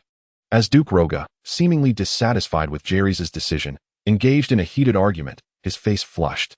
"Thank you, brother." A roar echoed, the Black Death Dragon bellowing. Dreamfire shivered. Evidently her time spent in the lair with the Black Death Dragon had not been particularly pleasant. A sudden roar from the dragon interrupted the squabble, causing all to turn their attention to the lair. What transpired? The Black Death Dragon was refusing to allow Roland to mount its back. Instead, it had thrown him to the ground. The rotund archbishop displayed a look of astonishment, having assumed that Roland's taming of the dragon would be remarkably effortless, only to be met with this unexpected outcome. Rhaenyra murmured, "How could this be?" At that moment, Chancellor Benefell spoke up. "Perhaps I comprehend the reason." "Oh." The assembled lords and ministers turned their gaze towards him, as Benefell continued his analysis. "Have you observed the draconic traits upon Roland? The presence of such traits is indicative of bloodline potency. Why then would it hinder dragon taming?" Rhaenyra, in a state of agitation, recalled, I have seen my grandfather, the Conqueror, possess a few dragon scales. Benefell pointed towards Roland, who was still struggling to approach the Black Death Dragon, and explained that the issue lay in Roland's excessive draconic transformation. A male dragon would never permit another male dragon to ride upon its back. Chapter 13. Punishment. The enormous head of the Black Death Dragon lifted, its dark golden slit pupils fixated upon the diminutive figure before it. Its mouth gaped slightly, revealing its barbed fangs. Roland beheld the beast's nostrils and throat, from which a plume of smoky black dragon breath was steadily emanating, accompanied by a low, threatening rumble. Gulp! Gulp! All comprehended the Black Death Dragon's intent. Little one, my patience has reached its zenith. Were it not for the lingering scent of Maegor upon you, you would have met your demise within my jaws the moment you first attempted to climb upon me. Roland awkwardly regained his footing, still yearning to draw closer to the Black Death Dragon. Roland! It was his mother's voice. He turned, dazed, to find Rhaenyra gazing at him with anxious concern. Her face streaked with tears. Mother, I can do this. Trust me. Rhaenyra's eyes cascaded with tears as she vehemently shook her head. Roland's pupils widened. His gaze fixated on the entrance of the lair, his mother on the verge of emotional collapse. Rhaenyra pulled him back to reality. Resigned to the unavoidable truth, he had failed in his attempt to tame the dragon. The bearded gentleman spoke with a tone laced with sarcasm. I once believed it to be a true dragon, yet it turns out to be merely a false one. A sigh escaped from Benefell as he clasped his hands before him. Your Majesty, the city of King's Landing has just changed hands, and there remains a multitude of affairs to address. Jaehaerys nodded, casting a lingering glance at Roland before descending the Rhaenys hills with his retinue of nobles. Humph! Duke Roga scoffed, sheathing his half-drawn sword. The Dowager Queen Alyssa exhaled deeply, a heavy burden lifted from her heart. She turned to the bearded man beside her, instructing, send 3 battalions of the Wind's Rest guards to the dragon's lair, ensuring it is tightly secured against any intruders. Yes, Your Majesty, he replied respectfully. Unabashed mockery echoed from the entrance of the dragon's lair, causing Roland's complexion to fluctuate between red and white, his fists clenched tightly beneath his sleeves. Damn it! Roland's expression soured, soon shifting to one of bitter resignation. Alas! Rhaenyra approached, embracing Roland, their foreheads touching in a gesture of comfort. The rotund priest, however, did not accompany Jaehaerys back to the Red Keep. Instead, he stood at the entrance of the dragon's lair, arms crossed, gazing silently at Roland with eyes like tranquil waters. Rhaenyra guided Roland past him without uttering a word. The rotund priest turned slightly, whispering, Roland. Roland inhaled deeply, maintaining his composure. Father. The 12 sorcerers from the Hall of the Immortal will arrive in Old Town next month. Prepare yourself for the vitality restoration ritual, the priest declared, not waiting for Roland's response before striding away with purposeful steps. Roland and Rhaenyra exchanged incredulous glances. The priest's behavior today was uncharacteristically peculiar. Hey, this is not your usual demeanor. Nevertheless, the church had finally decided to make a significant contribution, albeit the circumstances were rather perplexing. The unexpected tidings rekindled Roland's confidence, lifting his spirits considerably. Meanwhile, Mateusz was making his way along the road to the Red Keep, muttering incessantly, what a colossal loss, what a colossal loss. The flat-nosed priest in a gray robe hurried toward him. My lord, the king and queen are currently deliberating in the council chamber regarding the kingdom's appointments. Why are you still here? Then let us hurry, Mateusz exclaimed, lifting his robe as he began to rush alongside the flat-nosed priest toward the Red Keep. Meg had fallen, yet his influence still lingered, and now was the opportune moment to seize the opportunity. How could he not be anxious? Both clerics were in poor health and soon found themselves panting after a brief sprint. Did Roland fail in taming the dragon? Mateusz queried, his expression grim. What of the sorcerers we summoned from course? The flat-nosed priest inquired. The payment has already been made. What can we do now? Mateusz replied tersely. The pressing concern is to rally Meg's soldiers and see if we can bolster the Holy Sword Knights. Understood. When the two arrived at the council hall, the discussion was centered on dealing with war criminals. Carlos, what is the current situation? Inquired the corpulent bishop of a slender cleric within the ecclesiastical assembly. Your grace, Duke Roga has been appointed as the realm's protector and hand of the king, the slight cleric hastily explained to Matthias, until His Majesty Jaehaerys reaches adulthood. The regent will be Queen Alyssa. Nodding in acknowledgement, Matthias approached the grand round table of the council, representing the church and state affairs. The regent and the hand of the king cast him a glance before continuing their discourse. Jaehaerys did not even deign to acknowledge him, completely disregarding his presence. A twinge of irritation welled within Matthias, as he lamented internally that the theocracy's desire to intervene in royal matters was fraught with difficulty. He had hoped that Roland might play a significant role, yet it seemed to be in vain. Since the arrival of the royal forces, hundreds have been imprisoned, including knights. Attendants, officials, monks, and servants, began the Chancellor Rhaenyra, recounting the events. These individuals aided and abetted Maegor Targaryen's usurpation of the Iron Throne. The hand of the king, Roga, gripped his steel sword with a grave expression, bearing the weight of the heinous crimes, slaughter, and tyranny that ensued. The regent nodded in agreement, stating earnestly, "Given that Maegor is deemed a usurper who ascended through illicit means, all who supported him are guilty of treason and should face immediate execution. There should be a trial to demonstrate the new kingdom's justice," Rhaenyra asserted. "When my son Viserys was tortured to death, these individuals remained silent, protecting their own skins." The regent continued, "Why should we now listen to their justifications?" The corpulent cleric opened his mouth, but soon found himself unable to interject, feeling conspicuously excluded from the circle. "This can be accomplished, but at what cost?" Duke Roga retorted to the regent, foreseeing a river of blood and widespread panic. Jaehaerys nodded in agreement, stating, "If all captives are executed, the remaining Maegor loyalists will refuse to kneel, forcing us to march our armies far and wide, conquering with iron and fire. This is not a scenario I wish to witness." Duke Roga held firm to his perspective. A trial would compel Maegor's subordinates to publicly confess their treason. Those irredeemable should be sentenced to death, while the rest need only provide hostages to guarantee their future loyalty and offer portions of their lands and castles. "Indeed, that would be best," Rhaenyra concurred. "The guilty shall face judgment, and even those who have erred significantly may be subdued." However, Jaehaerys slowly shook his head, interrupting the ongoing debate with a wave of his hand. He proclaimed loudly, "There shall be no trial, nor torture or executions. I will declare these individuals' fate upon the Iron Throne. They will all be brought to the throne hall tomorrow." With that, he exited the council hall alongside Alysanne, leaving the hand of the king and the regent with only their retreating figures. "Yes, your majesty. As you command." "What? Dreamfire is about to lay eggs? Really, mother?" Roland questioned incredulously, having just failed to tame a dragon, only to be granted a second chance at acquiring a giant dragon. Rhaenia's expression became considerably more relaxed as she smiled gently, saying, "Yes, through our telepathic bond, I sense that Dreamfire will lay her eggs in the coming days." Dreamfire had not interacted with any other male dragons for quite some time. The only dragon she had been with was the formidable Black Death.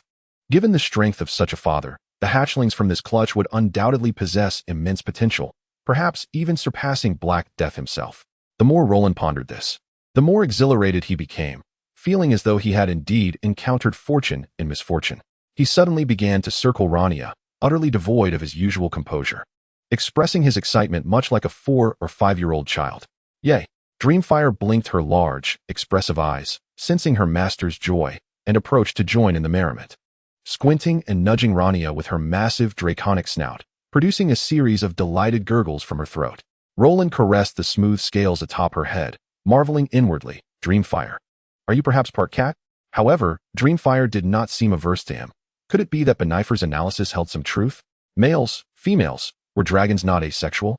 Roland craned his neck to observe Dreamfire, but found no reproductive organs. Suddenly, with a powerful flap of her wing, Dreamfire sent him tumbling to the ground. Chapter 14, Green. White, black area returned from Silent Nun Street, where the nuns had gathered to offer blessings and prayers for those who had sacrificed their lives in the recent war. Dressed in a white blouse paired with a fitted black skirt, she exuded an air of serene elegance. The Mage Tower was not merely a dormitory. They had been assigned to the lower level, adjacent to a grassy lawn where Roland and Dreamfire were frolicking. Arya looked up just in time to see Roland peering curiously beneath Dreamfire's belly, causing her cheeks to flush with embarrassment as she muttered under her breath. Roland, confused, remarked, "There are no reproductive organs." Bang! A mischievous youth was knocked to the ground by a sweep of a dragon's wing. Witnessing Roland's blunder, Arya stifled a laugh. But an even more astonishing event was about to unfold. Just as Dreamfire was preparing to engage in a playful scuffle with the little rogue, she suddenly crouched down and shielded herself with her wings. As the three were left in a state of bewilderment, Roland, sprawled on the grass, became entranced, murmuring, "Thud, green, thud, white, thud, black.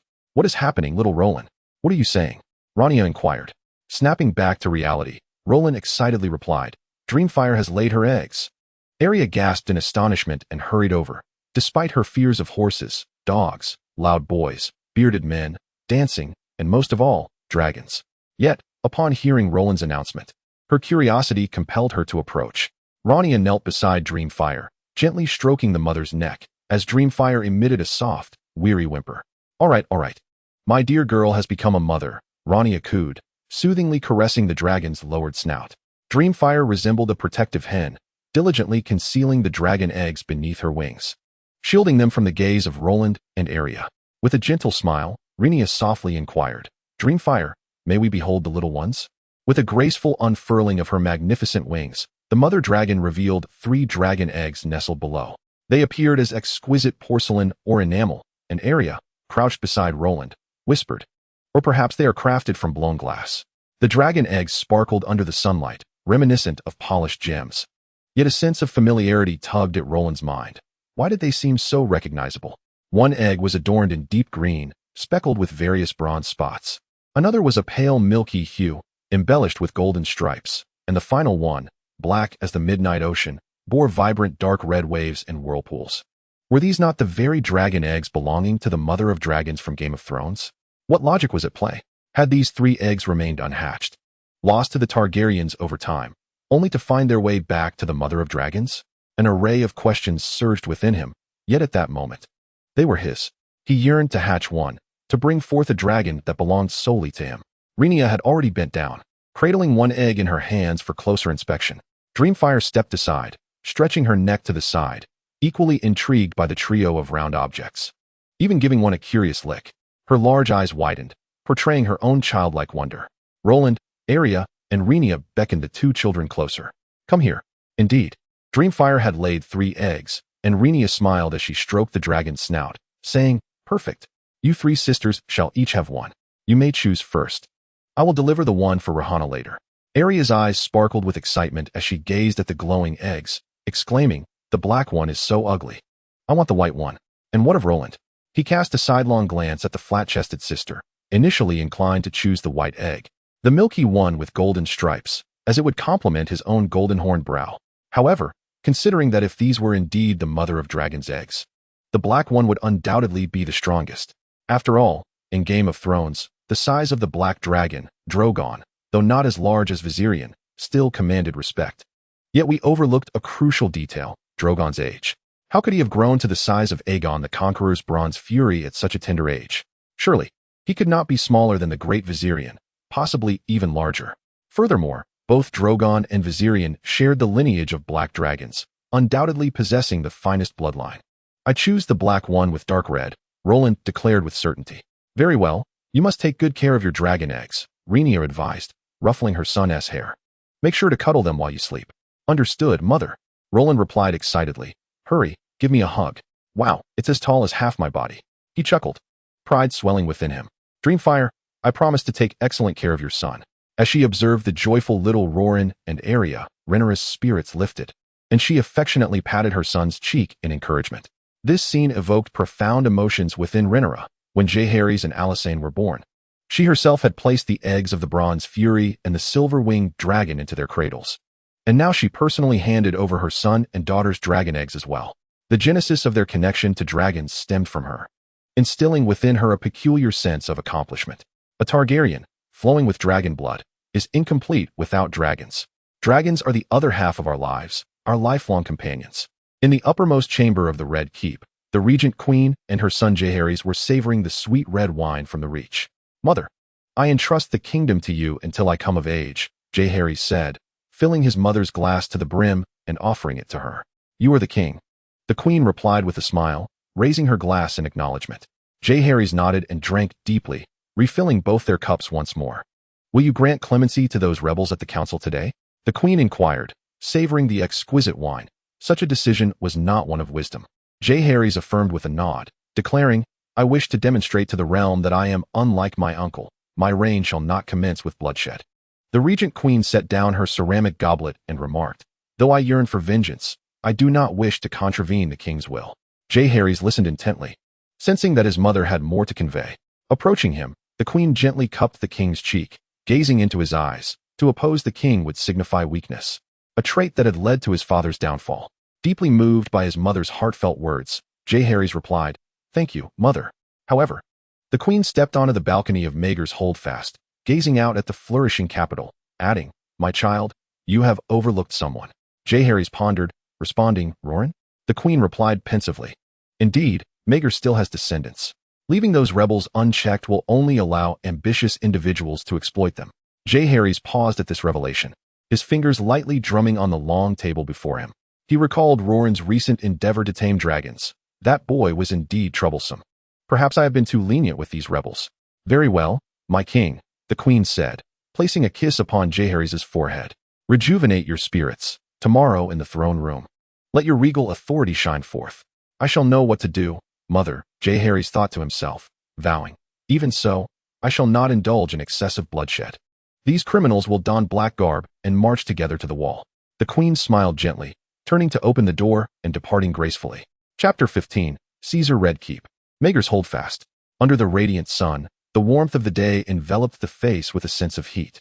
Roran was indulging in a leisurely slumber, while Jaehaerys was in the throne room, presiding over the trial of those who supported Maegor.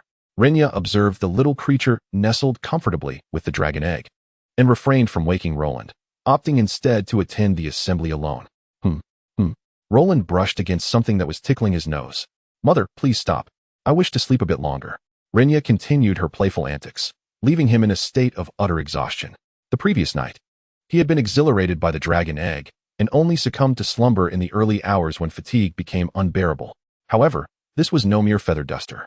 It was a warm, moist object that sent a jolt of surprise through him, propelling Roland upright in bed. Then, they were locked in a mutual stare, both startled by the other's presence. The young dragon roared, its hunger apparent. Roland found himself at a loss for words, overwhelmed by emotion.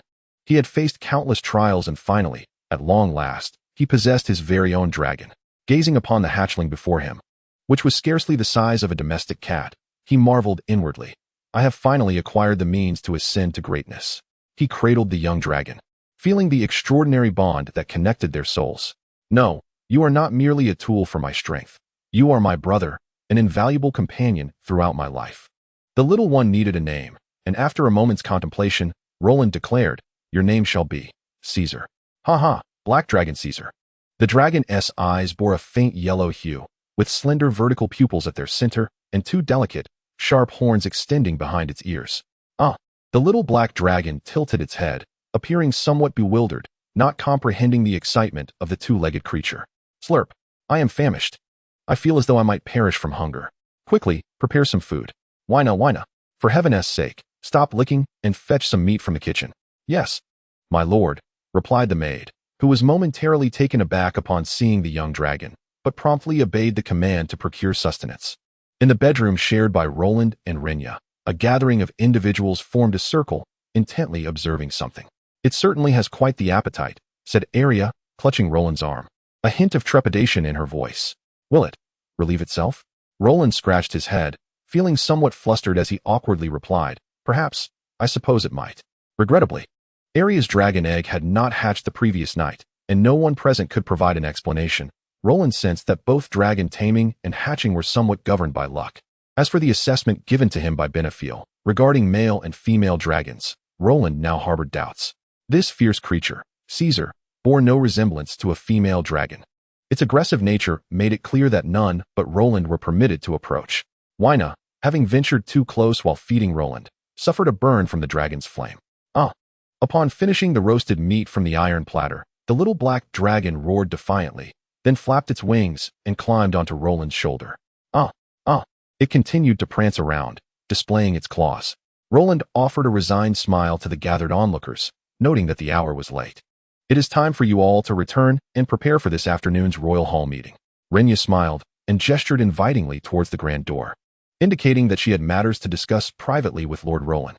"My Lord Roland, we shall take our leave," a nobleman responded politely. Most of the attendees inclined their heads in goodwill towards Roland, acknowledging the birth of yet another true dragon, which warranted a fundamental respect. The rotund bishop, with a smile plastered on his face, attempted to pat Roland on the shoulder, but was deterred by a fierce display from the little black dragon. Retracting his hand in fear of it becoming a roasted delicacy, Roland smiled and said, "Father, I shall pay you a visit this evening." The bishop nodded in satisfaction and rose to depart. The tribunal session in the throne room had not yet concluded. It was a discussion involving hundreds, far too extensive to wrap up within a single morning. "Mother, how did the morning's tribunal session go?" Jaehaerys inquired. Rhaenyra, while teasing the young dragon and nibbling on skewers, replied, "It seems he has changed his mind regarding the decisions made during the council." Roland continued to probe. "So none of Meg's subordinates were rescued?" As he stroked Caesar's spine, he found it somewhat awkward and lacking the comfort of a cat. "Definitely a disappointing experience." Rhaenyra nodded slightly. "He has sent those surrendered vassals to the Black Castle. This afternoon, we will continue the trial of Meg's Iron Guard and determine methods for the surrender of those treasonous lords. Since he does not wish to grant me the opportunity to consolidate power, so be it," Roland replied nonchalantly. "It is difficult to find a three-legged toad, but is it really so hard to find a two-legged man? If all else fails, we shall procure slaves from the benevolent lord in Astapor." It appeared that the influence of his little butterfly was indeed substantial. Historical records of Westeros noted that after Jaehaerys conquered King's Landing, he immediately granted amnesty. Now, however, people were being indiscriminately sent to the wall. Rhaenyra chuckled, shaking her head in ambivalence. After a brief conversation, the skewered meat in her hand was entirely consumed.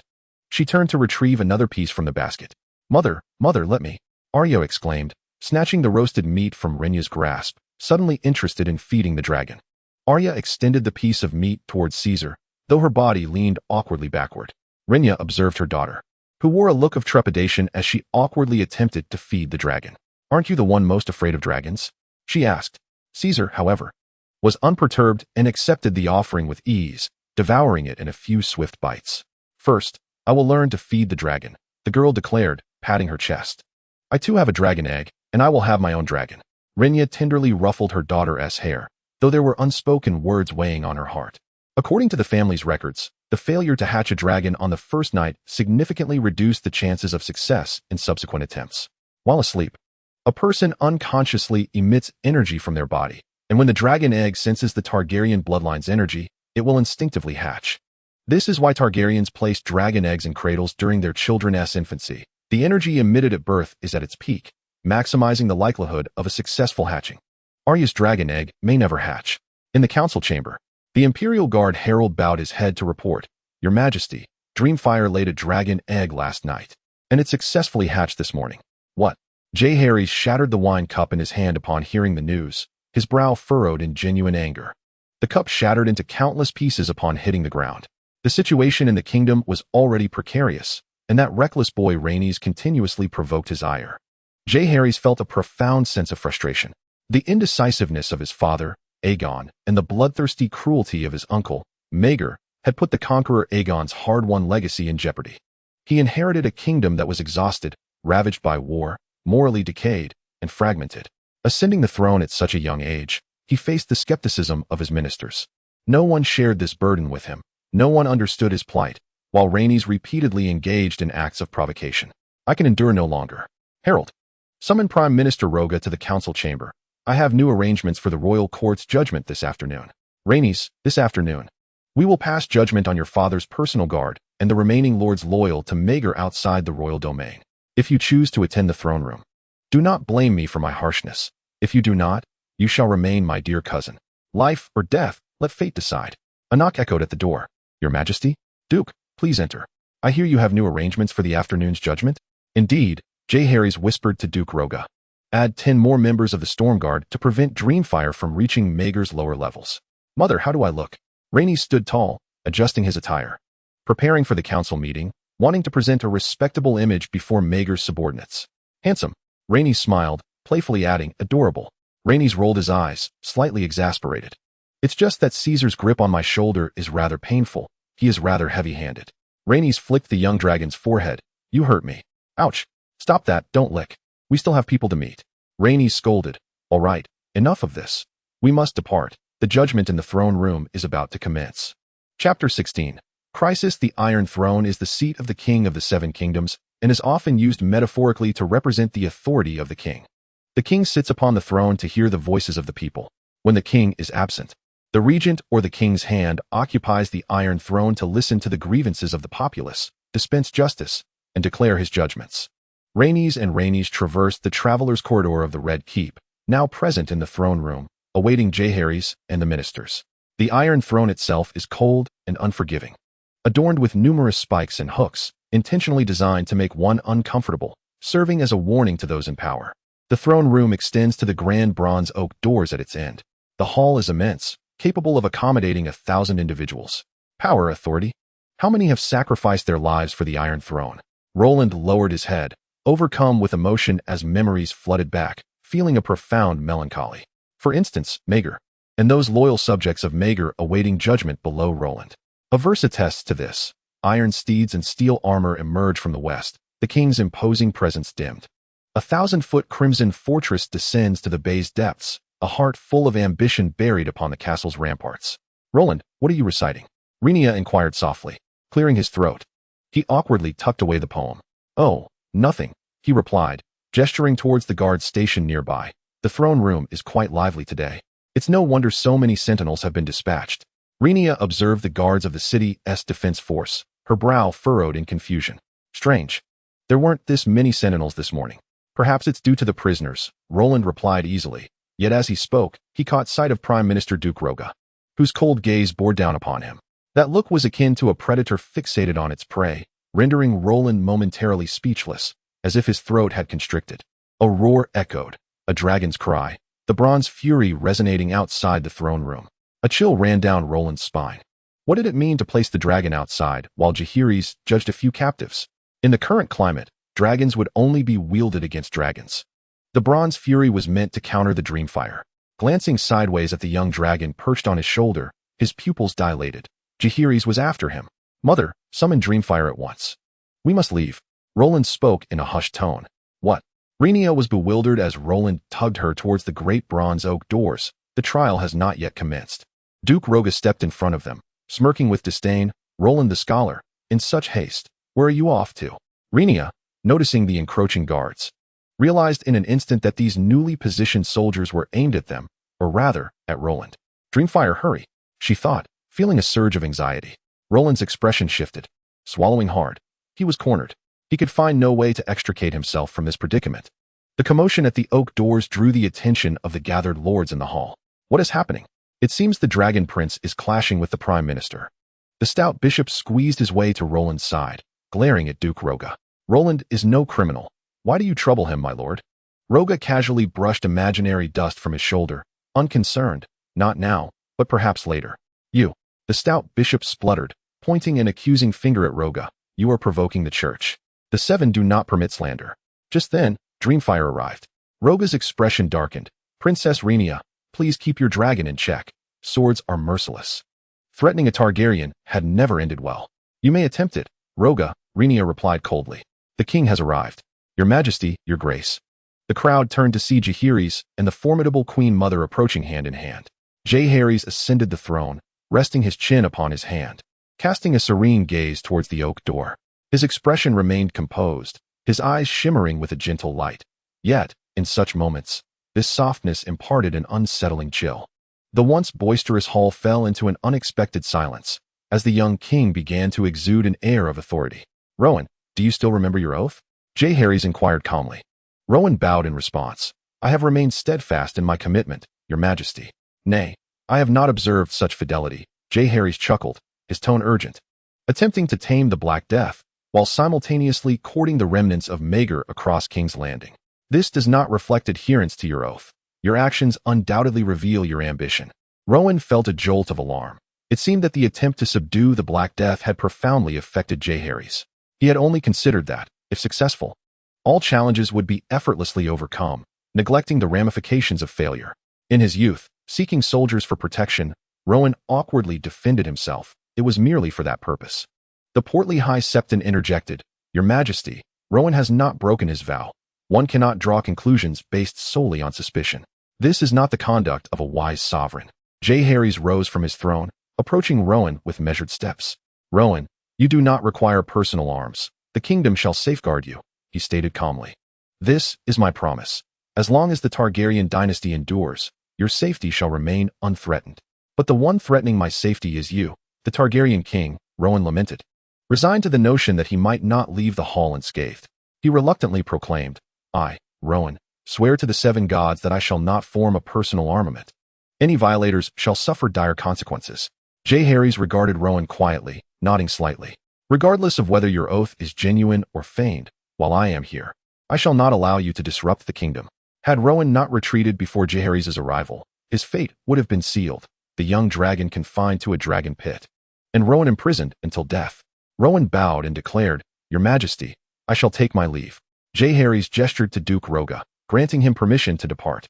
That night, within the Red Keep's Holy Hall, following the devastation of the Starry Hall by Maegor, the church had lost its place in King's Landing.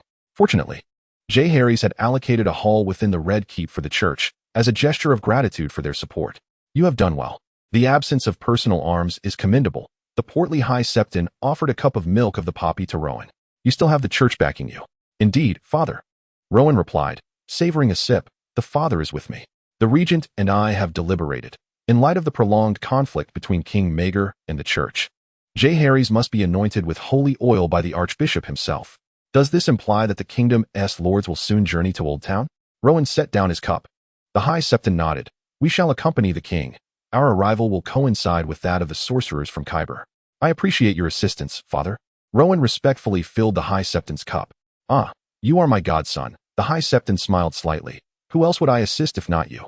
In my youth, I had the privilege of studying at the Hall of Immortality, where I grasped the intricate nuances of sorcery. This particular ritual of magic is far from the safety and reliability one might presume." "Is the father also a sorcerer?" Roland inquired, astonished. The corpulent bishop nodded enigmatically, raising his palm and intoning incantations over a green gemstone ring adorning his middle finger. "Karai, Tamela." A beam of verdant light erupted from the ring, striking a fruit resembling a pineapple upon the table. To Roland's astonishment, the light transformed it into a multitude of emerald-hued insects. Each insect, no larger than a fingernail, bore transparent wings and formidable mandibles, numbering in the realm of 1 to 2,000. They swarmed voraciously, devouring the fruit with a rustling frenzy. Roland's mouth fell agape in disbelief. Should such a projectile strike a human visage, the consequences would be dire. The extraordinary world unveiled a glimpse of its wonders before him. Once the insects had consumed their target, they reverted to green light and vanished, leaving behind an empty fruit platter. Chapter 17. The moonlit adept. The vacant platter lay upon the table, and Roland discerned with keen observation that even the wooden surface bore gnaw marks. Though these green insects lacked the potency of their draconic flames, they were more than sufficient to deal with ordinary individuals. Most notably, sorcery and wizardry are disciplines that can be cultivated through diligent study. This extraordinary means of cultivation momentarily conjured in Roland's mind the immortal tales of cultivation he had encountered in his previous life. "Father, what prerequisites exist for practicing such sorcery?" Roland humbly inquired. To what heights can one ascend? He surmised that the pinnacle of sorcery, or wizardry, could never surpass that of a dragon, otherwise the realm of quarrels. The abode of the Hall of Immortality would not have succumbed to the freehold of Valyria. In any era, dragons reign as unchallenged monarchs. "I cannot ascertain the upper limits," replied the bishop, "but you should direct such inquiries to Grand Wizard Green of the Hall of Immortality. Do not be hasty, since I have demonstrated sorcery to you. I naturally intend to guide you onto the path of wizardry." The corpulent bishop produced a scroll from within his robes, gazing at it with a hint of melancholy. "The life ritual is no ordinary affair. You must first familiarize yourself with magical power to enhance your chances of success. The condition for wizardly practice is that one's mental fortitude must reach 10 times that of an ordinary person. I cannot provide a precise measurement," he continued, unfurling the scroll and pointing to an illustration thereupon. "However, if you can complete this mental guidance diagram, it signifies that your mental prowess exceeds 10. Roland accepted the scroll and furrowed his brow slightly upon inspection. Valyrian language? Fortunately, the Targaryen family spoke Valyrian as their mother tongue, and Roland had spent some time studying it alongside Rhaenyra. The scroll bore the title Mental Guidance, featuring a singular illustration adorned with numerous dots and fine lines. "Roland, observe here," the stout cleric instructed, picking up a fruit pit he had just consumed. The 3 pits rested quietly in his fleshy palm, and suddenly they began to stir, slowly levitating above his hand. The pits represented the black dots from the guidance diagram. Pay close attention. A tremor coursed through Roland as he realized that the corpulent bishop had commenced his instruction. He fixated intently on the 3 diminutive fruit pits. The pits began to move, tracing various trajectories upon his palm, yet they coexisted harmoniously. Lowering his gaze to compare with the guiding diagram, enlightenment dawned upon Roland. The pits were the black dots depicted on the chart, and the delicate lines represented the paths of their movement. Noticing the expression on Roland's face, the bishop understood that his objective had been achieved. He allowed the pits to settle in Roland's palm and then set them aside. Initially, it was best to practice with plush balls. He wiped the perspiration from his brow and took a sip of tea, suggesting that once accustomed, one could transition to using paper balls. Generally, if one could successfully guide the pits, they were considered an apprentice wizard. Alas, Roland thought to himself, respectfully pouring more tea for the bishop, who appeared somewhat strained by the previous exercise. The bishop expressed satisfaction and retrieved a small crystal ball from his robes. This crystal ball will assist you in your initial endeavors of mental guidance. He carefully handed it to Roland, cautioning, handle this treasure with care. Do not let it sustain any damage, and return it to me after your first successful guidance. Understood, Father, Roland replied as he accepted the small crystal ball. How does one utilize this? Concentrate your thoughts into the crystal ball, then use it to control the plush ball for practicing the guiding diagram, the bishop advised. Embodying the wisdom of a seasoned mentor, emphasizing the importance of focus and concentration. Indeed, it is getting late. Return and rest, the bishop stifled a yawn, urging him not to rush, as the initial guidance is the most challenging. I shall return in a week to reclaim it. A mere week to complete the guiding diagram. Did this mean that failure to do so would indicate a lack of aptitude for wizardry? Rest well, Father, Roland said as he tucked the crystal ball and scrolled away and rose to leave. The bishop, showing signs of fatigue, waved his hand dismissively, choosing not to speak further. As Roland exited the sanctuary and was about to close the grand door, the bishop's voice resonated once more. I nearly forgot to impart to you the essence of wizardry. Roland lowered his head in attentive listening. The bishop approached, his expression solemn and like a devout supplicant. He began to expound. The true power of a wizard lies in the mastery of knowledge and one's own magical energy. To borrow the words of the great wizard Gren, grant me boundless knowledge, and I shall leverage my being to harness infinite energy. Roland's pupils contracted, his grip on the mental guidance text slackening as incredulity sparkled in his eyes. In the grand hall of the court, having rendered judgment upon the offenders, the king and his ministers did not seek repose. Instead, they continued to deliberate on matters of state. For the establishment of a kingdom is not simply a matter of executing a few individuals. Baron Benefell spoke, Your Majesty. Your decree of conditional amnesty issued today is most timely. It merely involves curtailing the territories and privileges of these remnants, should they prove obstinate. The Wrath of Bronze would not hesitate to incite a conflagration. Benefell nodded in agreement, observing that this youthful king exhibited exemplary character, articulating himself with grace and confidence, embodying the spirit of knighthood while demonstrating remarkable courage. Truly, a blessing for the kingdom. The reconciliation with the lords is insufficient to restore peace in Westeros overnight. Prime Minister Rhaegar stroked his chin with a grave demeanor, noting that Maegor's numerous measures to suppress the gatherings of the poor and the sons of the warrior have incited hostility among countless faithful, who now harbor resentment towards the Targaryen family. Although the Starry Knights and the Order of the Sword have suffered significant losses, hundreds of members have escaped their clutches, finding refuge and sustenance among thousands of petty lords, landed knights, and commoners. Beniffer interjected, stating that these militant factions are emboldened by Matus, the fat bishop's repeated affronts to royal authority. The newly appointed Chancellor of Justice, Duke Pantris Tully of Riverrun, also serves as the intelligence officer. Duke Tully unfurled a scroll of Black Raven, slowly articulating that the ragged Sarahs and the limping Dennis lead several factions of the poor, haunting the woods like phantoms, disappearing at the slightest disturbance. North of King S Landing, the red-haired Ser Joffrey Doggett is active between the Westlands and the Riverlands, claiming to be the leader of the Sons of the Warrior, declaring his intent to restore the former glory of the knighthood as he recruits knights far and wide. A more pressing threat looms in the south. The Moon Brothers and their followers have taken refuge outside Old Town, guarded by the Earl of Oakhart and the Earl of Rowan. Your Majesty, the challenges ahead are formidable, Pantrist remarked, gazing intently at Jaehaerys. A shadow flickered across Jaehaerys' face. Resolving one issue seems to give rise to another. Prime Minister Rhaegar, what is your perspective?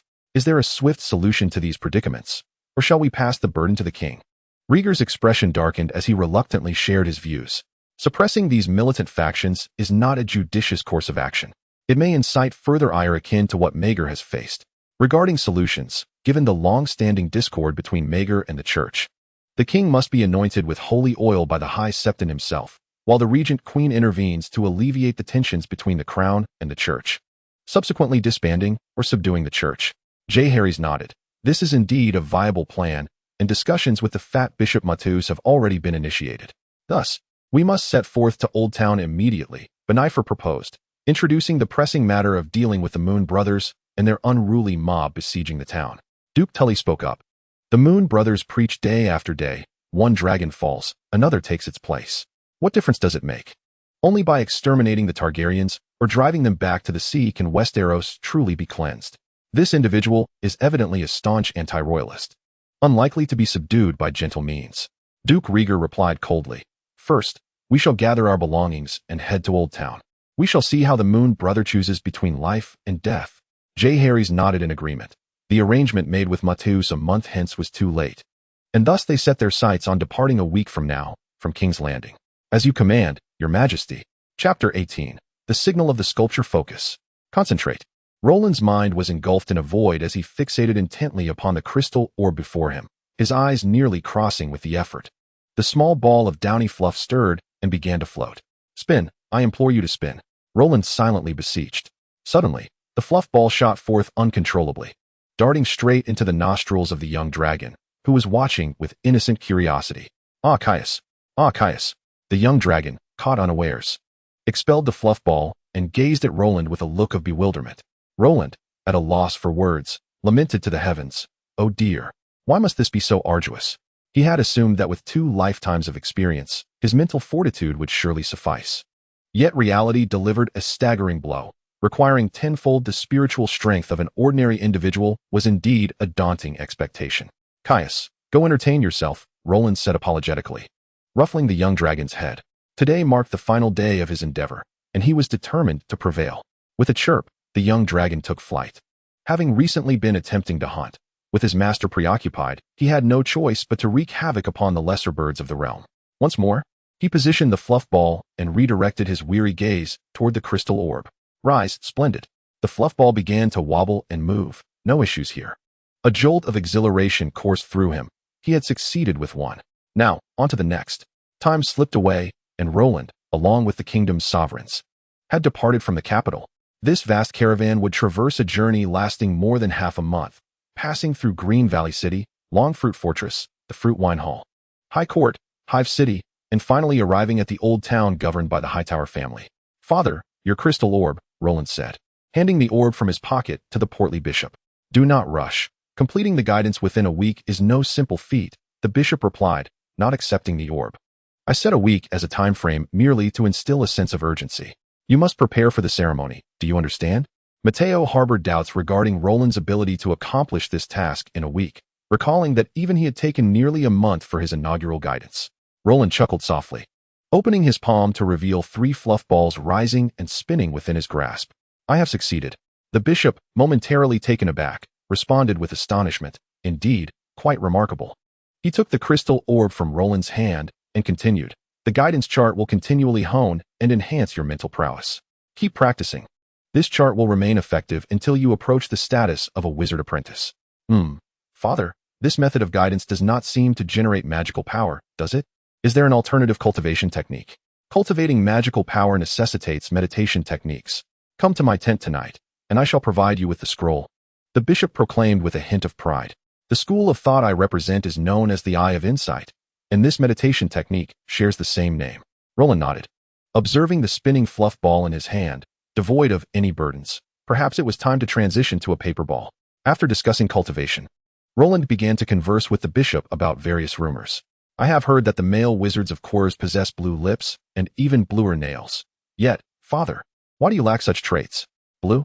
The rotund bishop, momentarily taken aback, realized you were referring to the nightshade water. Those who frequently consume such concoctions often exhibit peculiar traits. However, the bishop's description did not align with Rowan's recollections, leaving him perplexed. He pressed further. Do the wizards of the Hall of Immortality not drink nightshade water? What purpose does it serve? Its sole function seems to be alleviating magical addiction.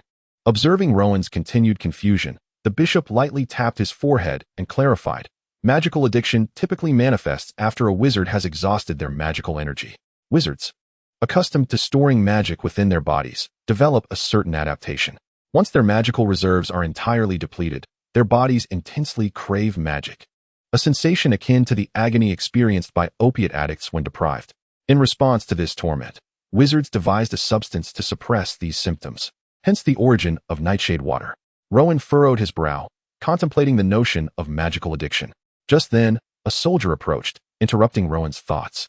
"My lord Matthias, the king requests your presence." The bishop nodded, advising Rowan, "Practice diligently." Rowan acknowledged and retreated to his tent. The bishop followed the soldier to the royal tent, where nearly all the kingdom's ministers had gathered. The prime minister initiated the discussion regarding the assembly at Old Town. How shall the moonlit priest be addressed? The king, Queen Rhaenyra, and Princess Alysanne all possessed dragons. Duke Tully shared his perspective, suggesting a strategy reminiscent of Conqueror Aegon and his sisters during the fiery clash against the two sovereigns. Jaehaerys' expression darkened. "I have no interest in bloodshed."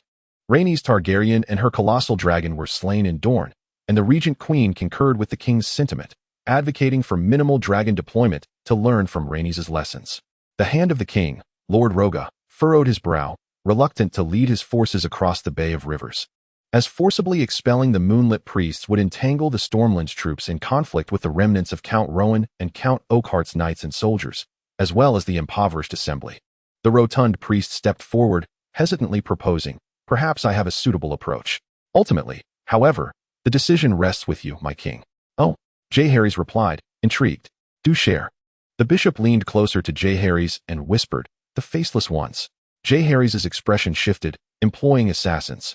That could indeed be an astute strategy, enabling us to discreetly eliminate our opponents without exacerbating tensions between the crown and the church. He began tapping his fingers on the armrest of his chair. Benifer inquired, "Your Majesty?" "Today's meeting is adjourned," Jaehaerys gestured, acknowledging the rotund priest with a slight nod before rising to depart. In the woods beside the camp, Rowan called out, "Caesar, where are you?" This young dragon had a wild streak, often soaring about whenever he had the chance, and as darkness descended, he had yet to return home. "Ah," came Caesar's voice, and following the sound, Rowan discovered the creature plucking feathers from a bald eagle. A flurry of feathers danced in the air, and Luo discerned that the talons of the white-headed eagle seemed to be tethered to a message tube. To think, this little creature had dispatched another's messenger. Just as he contemplated unfastening the tube to inspect its contents, Caesar unleashed a torrent of draconic fire, incinerating the eagle to a crisp. "Well, there goes the message tube as well, let it be. Eat swiftly, for we must soon proceed to the Patriarch for lessons in meditation." In the monks' encampment, the diminutive bishop murmured, "Your Grace, is it truly fitting for our church to engage in such nefarious schemes? What is inappropriate about it? Among us, who possesses untainted hands?" The rotund bishop retorted disdainfully, "Moreover, the orders come from the king. What concern is it of our church?" The slight bishop sighed inwardly, pondering why another could ascend to the rank of archbishop while he remained merely a bishop. Behold the disparity, the chasm in ideological understanding. Furthermore, the archbishop's connections on the continent of Essos were indeed extensive. Not only had he studied in the Hall of Immortality, but he also had ties to the House of Black and White in Bravos. Ignoring the mutterings of the slight bishop, the rotund bishop proudly proclaimed, "It was I who facilitated this liaison with the House of Black and White through a messenger eagle I procured in case." The messenger eagle, a variety of the white-headed eagle, was known for its ferocity, capable of preying upon even falcons and the smaller wolves of the plains. Yet, it possessed a communicative nature, allowing it to be tamed and utilized for messages at double the speed of a raven. "I am confident that by the time we reach Old Town, the Moon Monk will have been dealt with by the faceless men." The Moon Monk had publicly declared himself the true archbishop outside Old Town, which was intolerable for the rotund monk, who had long considered himself the next archbishop of the Seven Gods Church. Just in time, Jaehaerys had a request. Assisting the young king would earn him a favor to leverage during the next archbishop election.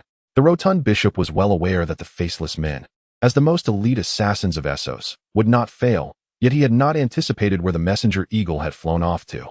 Chapter 19. The Eye of Observation. A little monk stationed outside the tent reported, "Your Grace, Roland is waiting outside. Please, you may leave." The rotund bishop waved them away. "I have matters to discuss with Roland." "Yes, Your Reverence," they replied. Roland cast a glance at the bishops emerging from the tent, but did not acknowledge them. Upon seeing the rotund bishop, he promptly bowed, "Patriarch. Roland, you are the first of my apprentice sorcerers. From the moment I received this legacy scroll in the Hall of Immortality," the rotund bishop turned to retrieve a massive scroll from a trunk.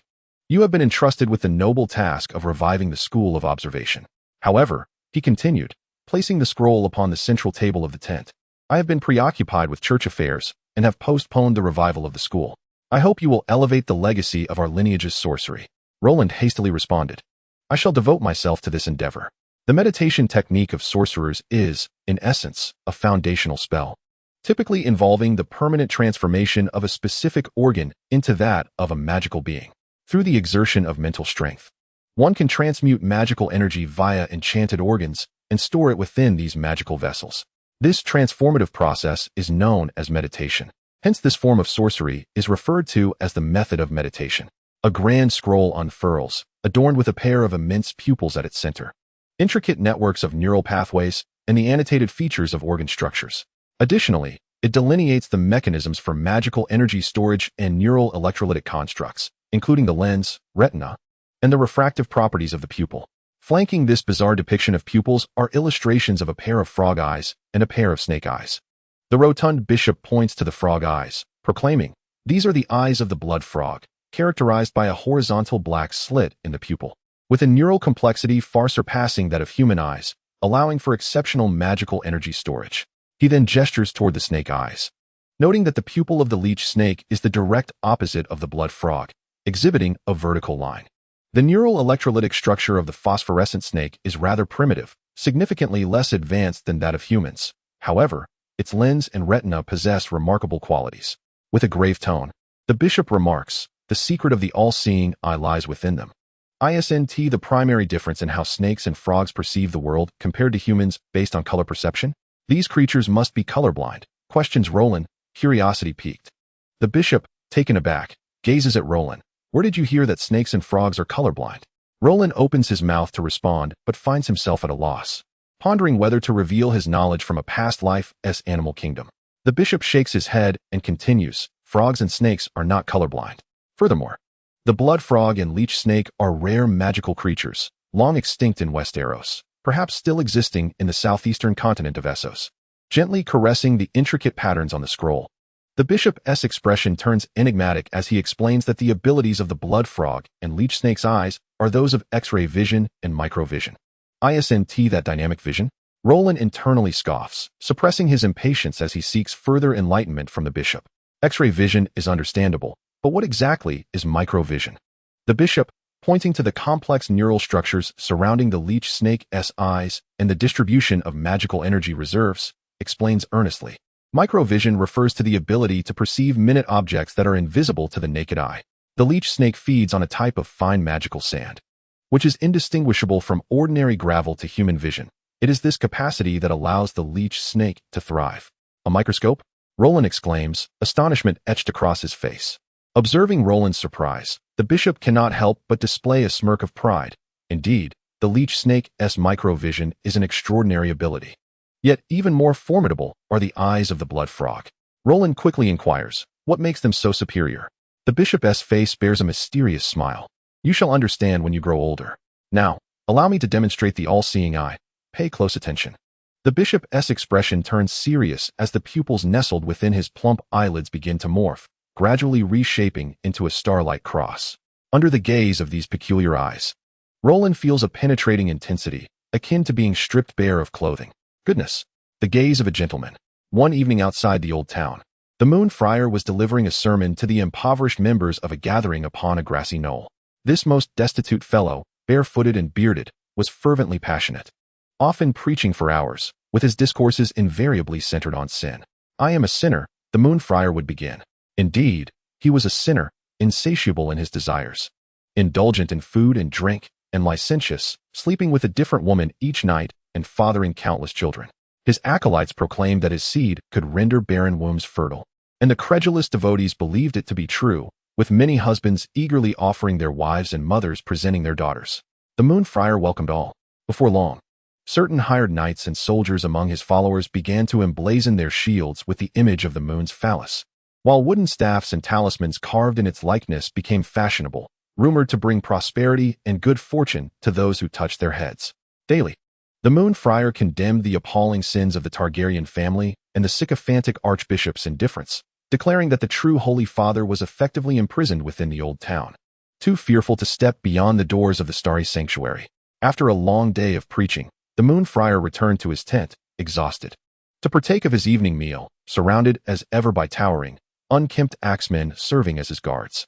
A striking young maiden approached the tent with a wine jug, hoping to present fine wine to the archbishop in exchange for blessings.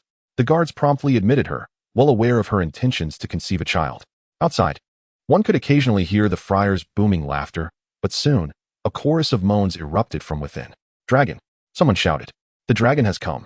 The members of the gathering cried out, calling for the death of the wicked dragon and the annihilation of all Targaryens, wishing to drive them back into the sea.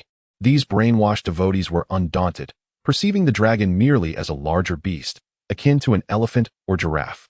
Jaehaerys glared at these mud-legged rabble, incredulous that they feared not death. This was a dragon, the mightiest magical creature in the known world. Infuriated, he had no desire to slaughter these refugee-like individuals. But the faceless men contacted by the corpulent archbishop remained silent, leaving him no choice but to ride forth on his dragon to negotiate, hoping these fools would see reason. Gazing down at the crowd, spewing vile curses, he noted that the dragon's intimidation had proven utterly ineffective. Should the flames of wrath ignite once more? The Bronze Fury began its descent. Chapter 20. The Bronze Fury was indeed enraged, stirring its throat to unleash a torrent of dragon fire. Desperate screams echoed throughout the vast encampment.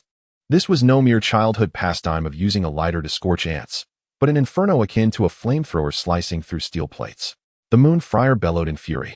The completely nude moon monk emerged from behind the tent curtains, a rugged figure with a beard and a voice that roared relentlessly.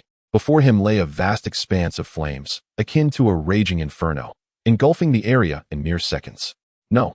The ultimate weapon of House Targaryen had finally revealed its long-suppressed ferocity, as the Bronze Fury turned its gaze upon this insignificant figure, its deep green vertical eyes fixating on him, unleashing a piercing roar capable of shattering the hearts of ordinary men. In the next moment, a torrent of searing flames erupted from its throat. The Moon Monk met his demise, reduced to charred remains, ashes, and an eerie silence.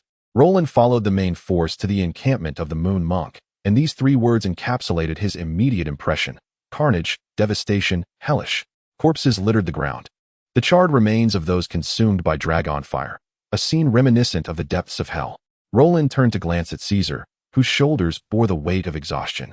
It was hard to fathom how such a creature could come into being, a born destroyer. Standing near the dragon, the density of magical energy was palpably heightened, an overwhelming sensation for Roland, who had only just embarked on the path of the sorcerer. His pupils began to morph, the golden irises shifting from circular to a star-like shape. Rhaenyra expressed her concern. "I did not anticipate Jaehaerys would resort to such actions. May he not become a second Maegor?" Roland turned to Alysanne, the future queen, whose long, curvaceous, fair legs were strikingly alluring, her slender waist delicate yet captivating, while her silvery hair cascaded over her shoulders, with a few strands resting upon her ample bosom, accentuating her voluptuous figure. The absence of clothing description stemmed from Roland's inability to consciously shut his gentlemanly gaze, a meditation technique or sorcery that now served as a constant passive skill, devoid of any cost. Maintaining his composure, Roland diverted his gaze and spotted a group of knights approaching in the distance. The banner they bore belonged to the Hightower family of Old Town. It seemed they had witnessed the dragon's fiery assault on the camp and realized that the lords of the realm had arrived. Having been informed prior to their departure from King Aenys landing to the church and the Hightower family, Roland restrained Caesar, who was eager to feast upon the corpses, his appetite piqued by the scent of flesh. The young dragon was growing at an alarming rate, having expanded from the size of a chick at hatching to that of a lamb. Roland, who was already frail, often had to shoo Caesar away from his shoulder, as the creature had grown accustomed to perching there since childhood. Today, Queen Alyssa donned the color red, a striking choice. The knights ahead dismounted and began to pay their respects to the king within their ranks. He had merely come to assess the situation. Count Hightower did not accompany them in person. It is worth noting that the current secondary nobility of this era differs from the great houses of the Game of Thrones. The acknowledged pinnacle of secondary nobility, excluding the Targaryens, is represented by the three dominant families: the Hightowers, the Baratheons, and the Valerians. The Lannister, Stark, Tully, and Arryn families, though formidable in their own right, remain overshadowed by the three great houses during this era. Why is this so? Let us first consider House Hightower, an ancient lineage that, despite its mere title of Earl, wields significant influence over several pivotal powers across Westeros. Firstly, the Citadel, Its technological advancements permeate every facet of Westerosi life, and the importance of its scholars is indisputable. Secondly, the Faith. Old Town, as the headquarters of the Faith of the Seven, has long been the epicenter of theocracy. What you may not know is that every High Septon of the Faith has borne a singular surname, Hightower. Upon entering the church, they relinquish their original names, a fact seldom discussed, yet it is an unspoken rule that only members of House Hightower may vie for the position of High Septon. Thirdly, the realm of the arcane. House Hightower stands alone as the only family in Westeros with a complete hierarchy of wizardly progression. In the mystical domain, aside from dragons, the Hightowers are undoubtedly the most formidable force. Their influence even extends across the narrow sea to Qarth, where they maintain a seat among the immortals of the House of the Undying. Without the blessings of their forebears, would the corpulent monk have had the opportunity to pursue studies at such an esteemed institution of magic? This family exhibits an extraordinary obsession with the mysterious and the supernatural. Coincidentally, we find ourselves in an era marked by the most vibrant magical energies witnessed in centuries. With dragon eggs abundant and awaiting the Targaryens to hatch them, a golden age for sorcery. In light of these factors, one can readily comprehend the formidable stature of House Hightower. Should the Targaryens find themselves without dragons, and if the conflict instigated by Maegor between royal and divine authority culminates in a triumph for the latter, who emerges as the ultimate victor? House Hightower. Why does the corpulent High Septon claim the right to be the next High Septon? Because he too hails from House Hightower. The church headquarters in Old Town has been thoroughly infiltrated by this family, rendering the Faith of the Seven akin to their private garden. The current High Septon, unfortunately, has exhibited cowardice, leading the church into decline. His timidity has made him a subject of derision among his peers, as he was besieged by the Moon Brothers and a throng of peasants at his very doorstep, earning the mocking moniker of the Great Sycophant. His dignity ground into the dirt. At the forefront of the kingdom's forces, the Knights of House Hightower have concluded discussions with the king, leaving a contingent to gather the charred remains, while others accompany the sovereign and his lords towards Old Town.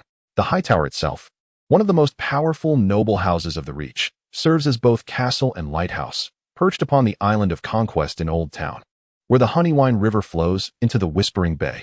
At its apex, an eternal flame blazes day and night.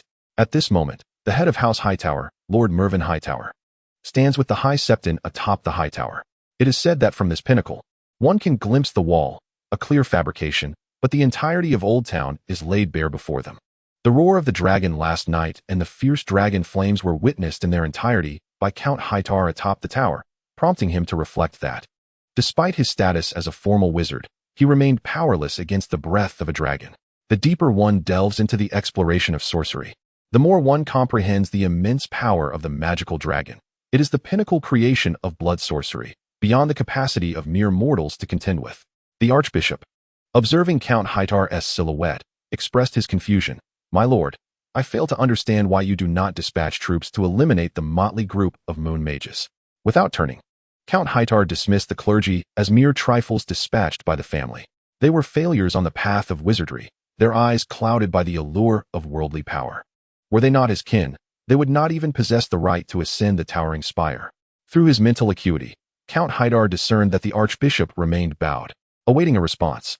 After a slight furrow of his brow, he began to speak. From the moment the church faced defeat against Maegor, it has been forsaken by the family. To invest another golden dragon into this bloated church is a waste of resources. Do you grasp the expenditure for the magical research scrolls procured from the Hall of Immortality this year? Count Hightower's tone grew grave. Do you comprehend the sacrifices of the family's guards in capturing magical creatures on the continent of Sothoros? The Archbishop maintained his posture of reverence, bowing even lower. The fundamental principle of sorcery is the law of balance, the principle of equivalent exchange. Such an elementary truth. Has your study at the Hall of Immortality been in vain? With each successive query, Count Hightower's imposing presence intensified, and a tempest suddenly swept across the tower's summit, howling winds fueling the flames above. While the Count and the Archbishop found themselves at the eye of the storm, the Archbishop's head, due to his excessively bent posture, was nearly touching the ground. Beads of cold sweat trickling down his face, yet he dared not wipe them away. Chapter 21.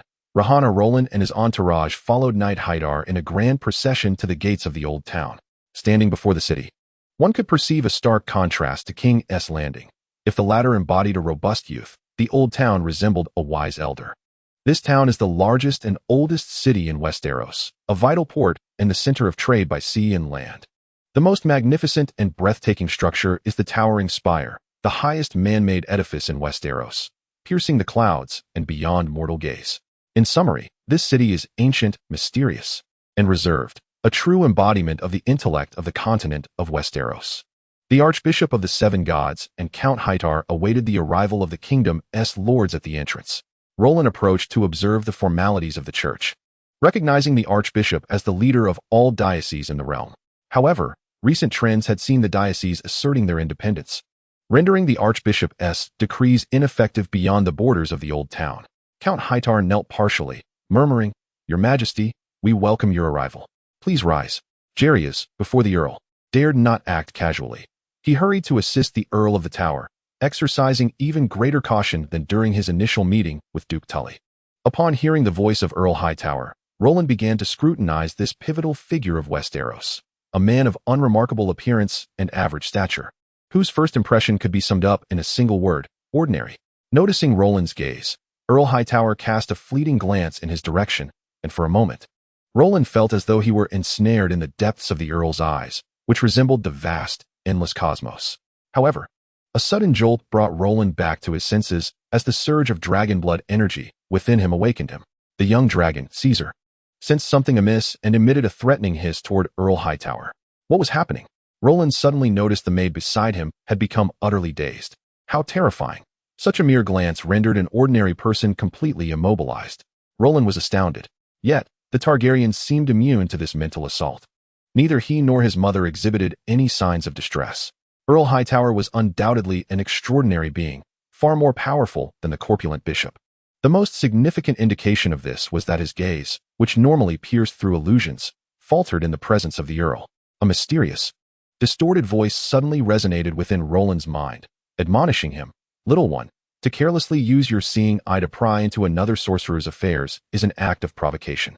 Has that fool Mateus not taught you such common sense?" Roland's expression changed, his heartbeat quickening as he silently uttered, "I beg your pardon, my lord." Earl Hightower nodded slightly, dismissing Roland as he began to invite the Queen Regent and others into Old Town. A gasp from Rhaenyra drew his attention. Rhaenyra, a radiant beauty clad in a pristine, cinched nun's attire, swayed gently in the breeze, with her lustrous silver hair cascading gracefully to one side, rivaling the saints of operatic tales. "Sister?" Following Rhaenyra's gaze, Roland observed the stark contrast between this girl and her twin sister, Arya, one utterly unremarkable, the other strikingly beautiful. Rhaenyra, noticing Roland's intense scrutiny, smiled sweetly and approached him. "Mother." "Sister, it is wonderful to see you again," she exclaimed, embracing Rhaenyra before turning to Roland with a gentle tone. "Is this your brother?" "Sister," Arya joined in, enveloping Rhaenyra in a warm embrace. Rhaenyra's eyes sparkled with maternal affection. "Yes, this is your brother, Roland. I want a hug too," Roland called out, leaping into Rhaenyra's arms, prompting a fit of cheerful laughter from the young woman. Rhaenyra looked down at Roland, cautiously extending her delicate fingers to touch the dragon horns adorning his head, her eyes shimmering with fascination. Roland sighed inwardly, recognizing the undeniable resemblance. Like Rhaenyra and Arya, Rhaenyra regarded him as a living doll. Rhaenyra gently pulled Roland from his sister's embrace, playfully chastising. "All right, let us join the procession into the city." "Very well," he replied. Rhaenyra, entwined with Roland's arm, strolled along, enthusiastically introducing the delightful aspects of the old town, to which Roland responded intermittently. Rhaenyra, with her pure yet sensually alluring demeanor, could easily be deemed a heartthrob for young men. As they walked, Roland's mind seemed to float, as if he were suspended in the clouds. Rhaenyra pointed at Caesar, who was meandering at Roland's feet, and curiously inquired, "Is this your dragon, dear brother?" "A dragon? What need is there for a dragon when I have a charming little brother?"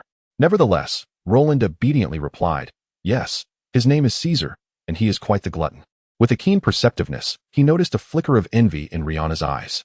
It was this very expression that drew Roland's gaze away from her form, prompting him to observe closely the sister who had been sent to the convent at a young age. The two twin sisters bore striking resemblances, yet their temperaments diverged greatly. Arya was exceedingly shy and prone to tears, while Rhaenyra exuded boldness and was adept at socializing. She cleverly capitalized on her physical allure, seemingly unfazed by the penetrating gazes of others. In fact, she actively engaged with Roland's gaze. "Ah, this one is a spirited character indeed." The base of the towering spire was referred to as the Blackstone Fortress, a square labyrinthine stronghold constructed from coarse, enigmatic black stones sourced from the island of Conquest. The Count of the High Tower, the Archbishop, and the kingdom's sovereigns convened to deliberate matters of state, primarily focusing on the handling of the uncontrolled ecclesiastical forces scattered throughout the realm. The Archbishop respectfully remarked, "Your Majesty, the cathedral is incapable of commanding the various parishes. As you have witnessed, the impoverished congregations outside the old town are in disarray. How could the grand cathedral of the seven gods be so oppressed by a band of refugees?" Duke Roga's tone dripped with sarcasm. Is it impotence or incompetence? The Archbishop's expression darkened, casting a furtive glance at Count Hightower, and chose to remain silent. Jerry has intervened to ease the tension, stating, "The kingdom is engulfed in turmoil, and the populace suffers greatly from the ravages of war. This must come to an end." Jerry has turned toward Count Hightower, and all present understood that the Archbishop was merely a puppet elevated by the Hightower family, with the true power resting in the hands of the enigmatic Count. Count Hightower maintained a calm demeanor, nodding slightly at the king's words, his half-closed eyes fixed on the Archbishop. The Archbishop, grasping the unspoken understanding, declared, "The cathedral will send letters to all armed factions across the kingdom, inviting them to partake in the king's coronation ceremony." Sighing inwardly, he recognized that this was merely an order from the Count atop the tower, and he was but a conduit. Should they accept the invitation, it would indicate a willingness to negotiate peacefully. "What do you think of this approach, Your Majesty?" Jerry has displayed a satisfied expression. Although the cathedral lacked actual command authority, it still held the weight of moral righteousness, allowing for a justifiable campaign against the ecclesiastical forces, thus avoiding exacerbating the animosity of the followers of the seven gods toward the crown. The recent decree from the Grand Church mandating all armed churches to attend the coronation ceremony served as a convenient pretext. To abstain would be deemed rebellious and blasphemous. "I shall wield the dual authority of the church and the kingdom to vanquish you. This is the essence of rightful rule." The regent spoke. "The coronation ceremony is scheduled for 1 month hence, allowing time for those armed factions to arrive." Count Heidel bowed in agreement. "This is indeed for the best," the Archbishop replied. Chapter 22. The Immortal in the Summer Seas. A vessel traversed the vast ocean, its sails adorned with a hexagram, emblematic of the merchant guild under the patronage of the Immortal. If the triangle signifies the attributes of materiality, stability, firmness, and resilience, then the hexagram represents a stable foundational structure of energy. Amidst the tempestuous night, as storms raged and waves roared, Tram sat upon the crossbeam of the mast, indifferent to the ferocious winds that lashed against him. The trials of fate had imbued his eyes with a penetrating hatred, a venomous chill that could influence all who dared approach him. 30 years prior, it was a tranquil evening in the humble village of Queers, yet on this very night, a malevolent sorcerer descended, mercilessly slaughtering any villager who dared resist his will. The true aim of this sorcerer was to gather living children as experimental subjects for his dark sorcery. Tram witnessed the demise of too many beings, their deaths often cruel and grotesque. Time and again, he miraculously survived the experiments, astonishing even the sorcerer, who could scarcely believe the phenomenon before him. Yet, Tram indeed persevered. Years later, the sorcerer ascended to the rank of the Immortal, and Tram's fate took a fateful turn. The Immortal's experiments not only inflicted suffering upon him, but also bestowed upon him formidable powers. Now, Tram served the Immortal, tasked with capturing experimental subjects. His journey to Westeros, ostensibly to conduct a life ceremony, was but a guise. His true objective was to capture a dragonborn. It was a daunting undertaking, even with his master's personal involvement. Success was not guaranteed, for Westeros harbored dragons. In Old Town, the citadel's entrance was flanked by a pair of towering green sphinxes. Upon entering, one would find the scriptorium, where assistant scholars offered writing services to the public. Princess Rhaenia was guiding Roland through the citadel, enjoying privileges befitting her noble status. Unlike others, she was not fond of the Seven Stars holy text or the prayers of the nuns. Rather, she found herself captivated by the collection of novels and travelogues within the citadel. She confided to Roland that, despite being a noble prince and a beautiful princess, they were destined to spend their lives in the company of cold statues. Rhaenia believed that Roland could alter her destiny, for he possessed dragons. She remarked, "Rules cannot confine power. Power is authority, and authority establishes rules." Roland internally scoffed, "Sister, you are indeed a natural at the Game of Thrones. Regrettably, the dragon egg bestowed upon me by our mother has yet to hatch." Rhaenia, her emotions tinged with melancholy, shook Roland's arm and inquired, "Brother, What was it like when Caesar hatched? Is there a secret to it? Rolling scratched his head and replied, I simply cradled the dragon egg and slept with it for a night, and it sprang forth. Rhaenyra sighed in disappointment, alas.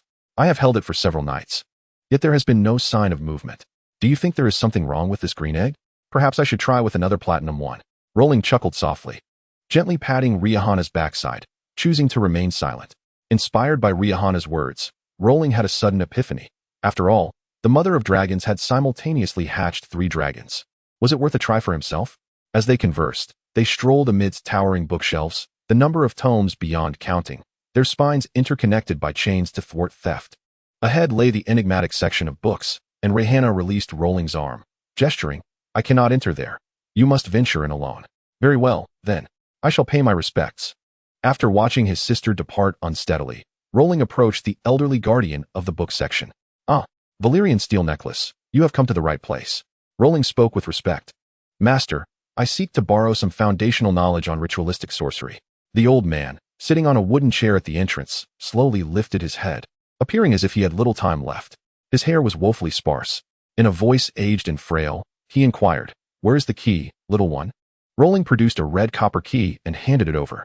This key, given to him by the corpulent bishop, served as a pass.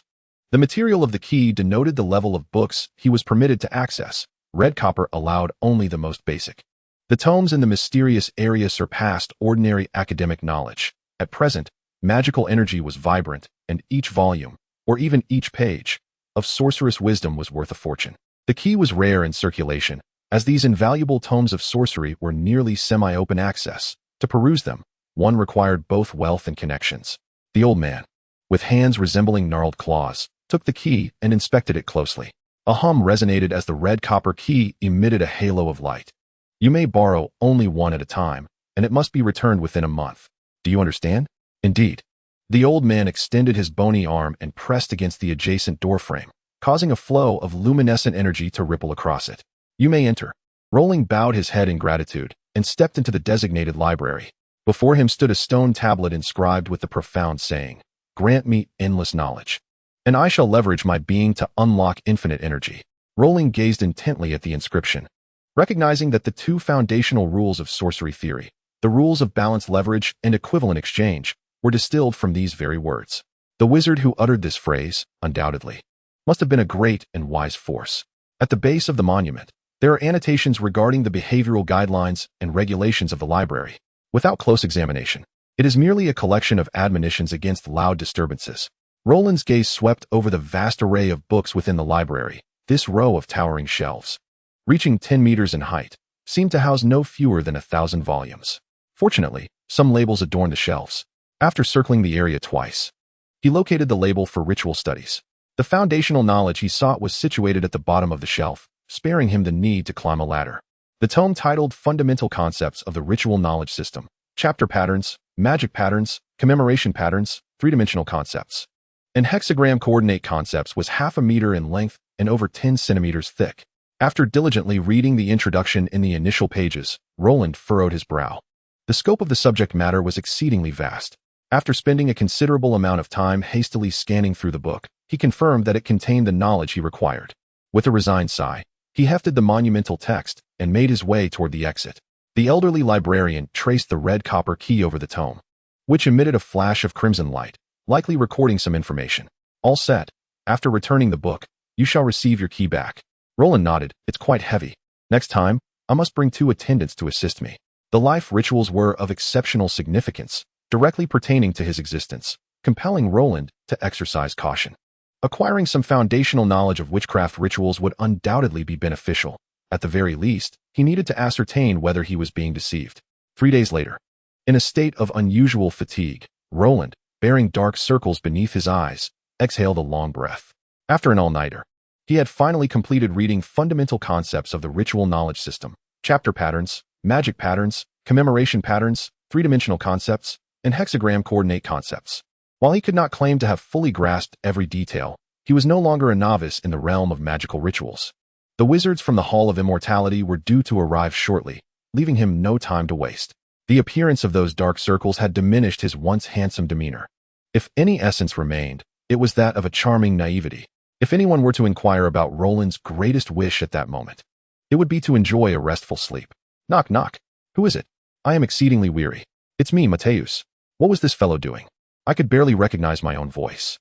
Roland rose to open the door, inquiring wearily, What is it, Godfather? The wizards from the Hall of Immortality have arrived. Chapter 23. Coronation. At the close of the 48th year of the Aegon calendar, the coronation of Jaehaerys took place in the Hall of Stars. Those permitted entry into the cathedral included heads of state from the Essos continent across the strait, diplomats, tribal chieftains, archbishops, princes, and other members of the royal family. The anointing ceremony during the coronation was particularly esteemed by the Targaryen monarchs, for only upon completing the anointing does a king assume the divine mandate, truly becoming the sovereign of the seven kingdoms. The anointing ceremony involves the application of holy oil. The archbishop, a sycophant intent on usurping the role of the moon monk, personally anointed the young king with holy oil. This anointing ceremony differed from traditional coronations. It required neither lavish crowns adorned with precious jewels nor extravagant garments. Prior to the anointing, for church maidens removed the king's royal robes, crown, and other ornaments, dressing him instead in a simple anointing attire, a modest white linen gown with a low neckline. The entire anointing took place within the house of the Virgin, attended solely by the archbishop, who was entrusted with the sacred task of anointing the king, holding a golden dragon-shaped vessel. The archbishop poured the holy oil into a gilded silver spoon, marking the king's palms, forehead, and exposed chest with a seven-pointed star. Once the king donned the coronation robes, the anointing concluded. At the ceremony's end, the archbishop placed upon him the crown of his father, Aenys. Among those present to witness were Roland, Rhaenyra, and his twin sister, along with other royal family members. Notably, his sister Rhaenyra remained next in line for the throne, having been designated as the female heir by Maegor, and the Jaehaerys line had not been abolished. Until the birth of Jaehaerys I, Rhaenyra's position as heir would remain unaltered, as the youngest generation of House Targaryen comprised only these two twin sisters. The sorcerers from the Hall of Immortality had arrived 2 days prior, but had not attended the coronation. They were preparing a magical array outside the old town, while Roland's life ceremony was to be held that very night.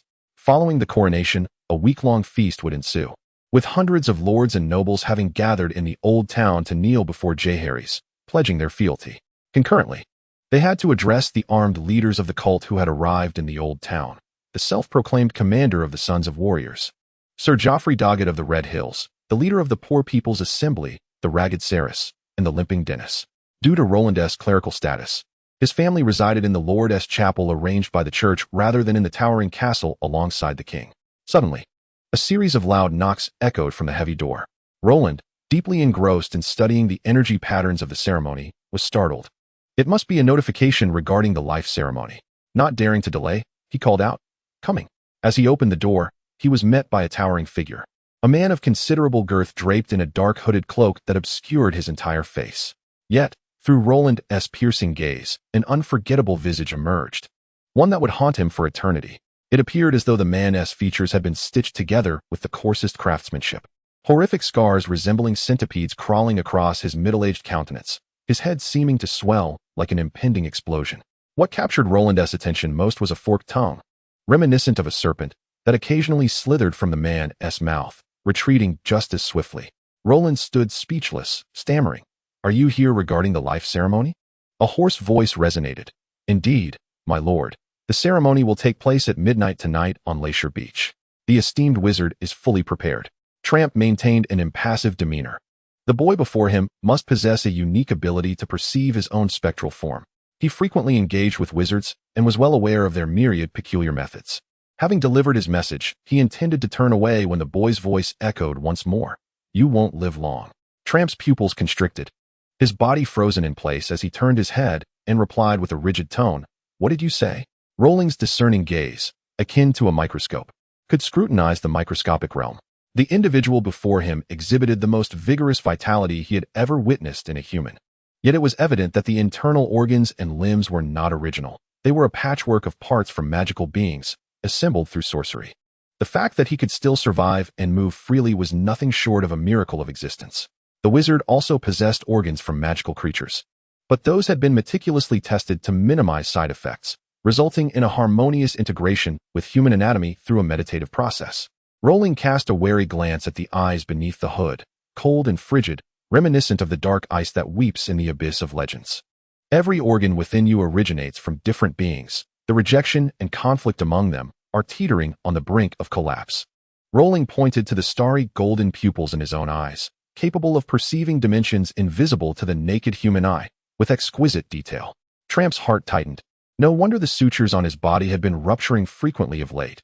He had already undergone 5 repairs at the junctions of his flesh this month. Is there a remedy? The man's tone remained unchanged, yet Rolin noticed the hand concealed beneath his sleeve quivering with great effort. Supporting his chin with his hand, Rolin, who had majored in biology in his previous life, mused that perhaps he could perform some delicate operations in conjunction with his discerning gaze. We could attempt a nerve cell reconnection procedure, he proposed thoughtfully, to mend the rejection response at the neuronal and cellular levels. Tramp's eyes flickered. A gnarled smile emerged on his contorted face, which he believed to be amiable. Thank you. Rolin shrugged. Tramp nodded and turned to depart. Aboard the hexagram merchant vessel, Tramp reported, Master, I have informed the Dragonborn of the time and location. A male wizard clad in a voluminous gray robe sat at the highest point of the ship's hold, his face obscured by a veil of mist, rendering it indistinct. This individual was one of the immortals among the wizards. Before the immortal rested a table adorned with a transparent crystal ball, emanating a gentle blue luminescence, enveloping the entire hall in an aura of mystery. Beside the crystal ball, a large blue-eyed frog squatted, croaking incessantly. He murmured, Indeed, the life ceremony is genuine. Such rituals are not overly complex, but the key lies in the officiant. The Hightower family still possesses a few knowledgeable individuals. They cannot be easily deceived. An elderly wizard beside him interjected, Then shall we forcibly seize them once we lure them here? No, dragons are not something mere mortals can contend with. After the life ritual, would it not suffice to nest another soul-binding ritual? The immortal scoffed, asserting that when the time comes to save someone, they would have no choice but to return with us to the immortal hall. Haha, in the immortal hall, are we not free to manipulate them at will? Another gaunt warlock chuckled. At present, how many dragons does Targaryen possess? The immortal nodded in agreement. 1 or 2 should be manageable, especially since our immortal hall is currently in its prime, with over 30 immortals at our disposal. After speaking, the immortal noticed Trem standing on his knees and inquired, Is there something else? Trem replied respectfully, Master, the conflict among my organs has intensified, and the morning spider sutures can no longer contain it. I have unified the magical frequencies of your various magical organs, yet there is presently no remedy for this corporeal rejection. I have invested a vast amount of magical materials into you. Do ensure to repay me well in the time that remains. The immortal, growing impatient, commanded, Withdraw.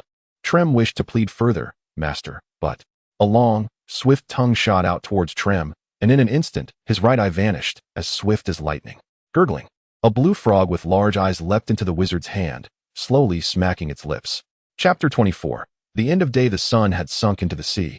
The tide receding, and the dimly lit night sky was adorned with a few stars. The ritual prepared for Roland was set upon a rock at Leisure Beach. Few accompanied Roland, the stout bishop, Rhaenyra, and an elder from the Hightower family.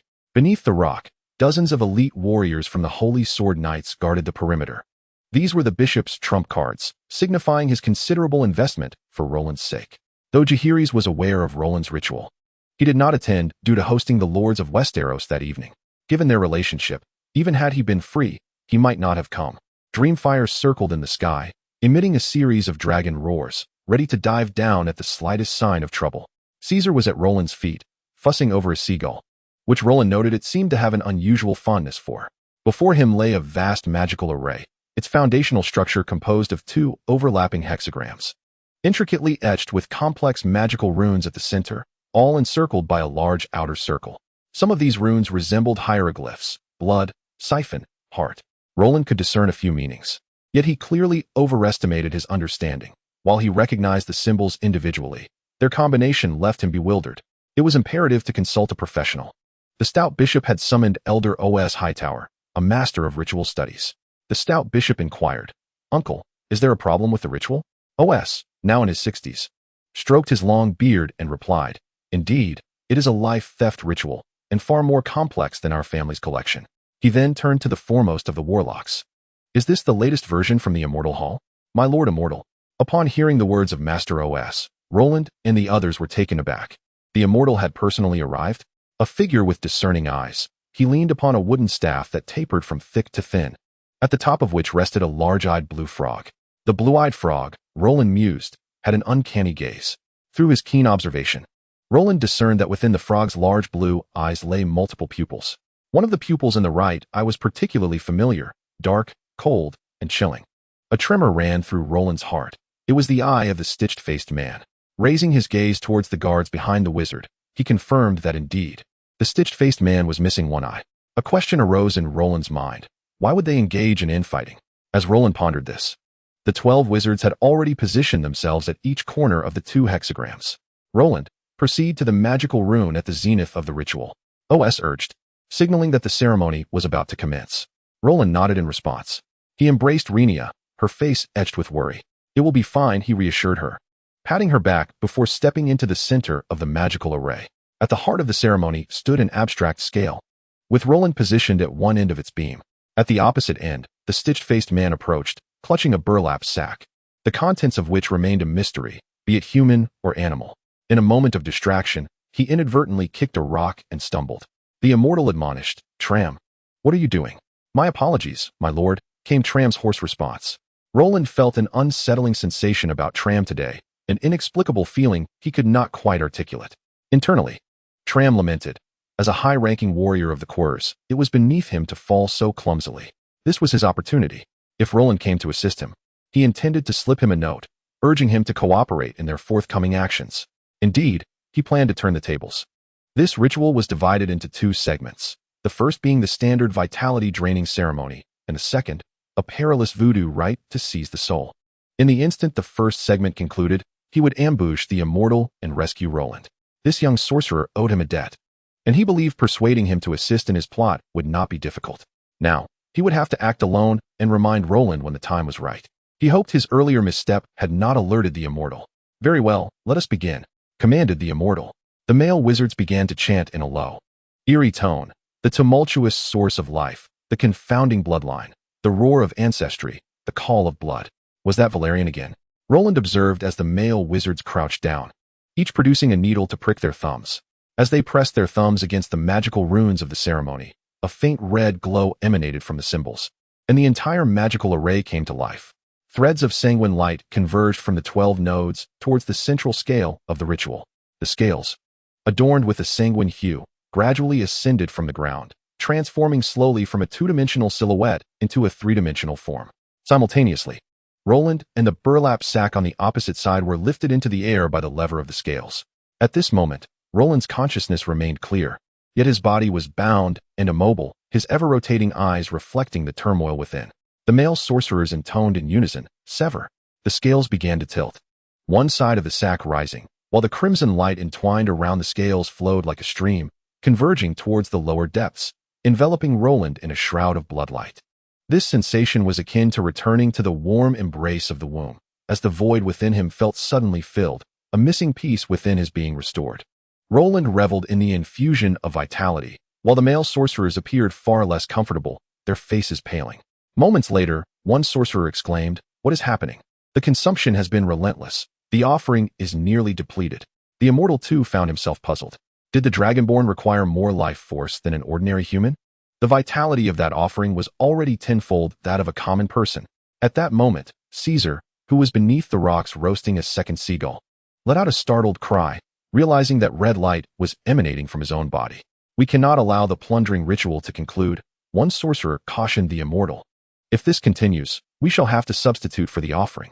Gritting his teeth, the immortal replied, "Very well, I shall interrupt the first stage." He hurled the blue frog from his staff onto the blood-red scales, resulting in a resounding explosion. The scales became tainted with the frog's flesh and blood, radiating a cerulean halo, while several eerie eyes emerged upon the lever. Having closely observed the immortal's actions, Traum seized the moment of the ritual's transition to strike. His right arm shot forth like a venomous serpent, aimed directly at the immortal's head. In the instant of attack, he shouted, "The immortal is switching the voodoo ritual." Prompted by the warning, Rhaenia and the portly monk quickly reacted. Dreamfire had begun its descent. The monk urgently called for the knights beneath the rocks to ascend. Traum's dark, claw-like hand spread wide, its sharp nails reminiscent of something other than human. As he lunged, an ominous whistling sound permeated the air, echoing with a venomous hiss akin to that of a serpent.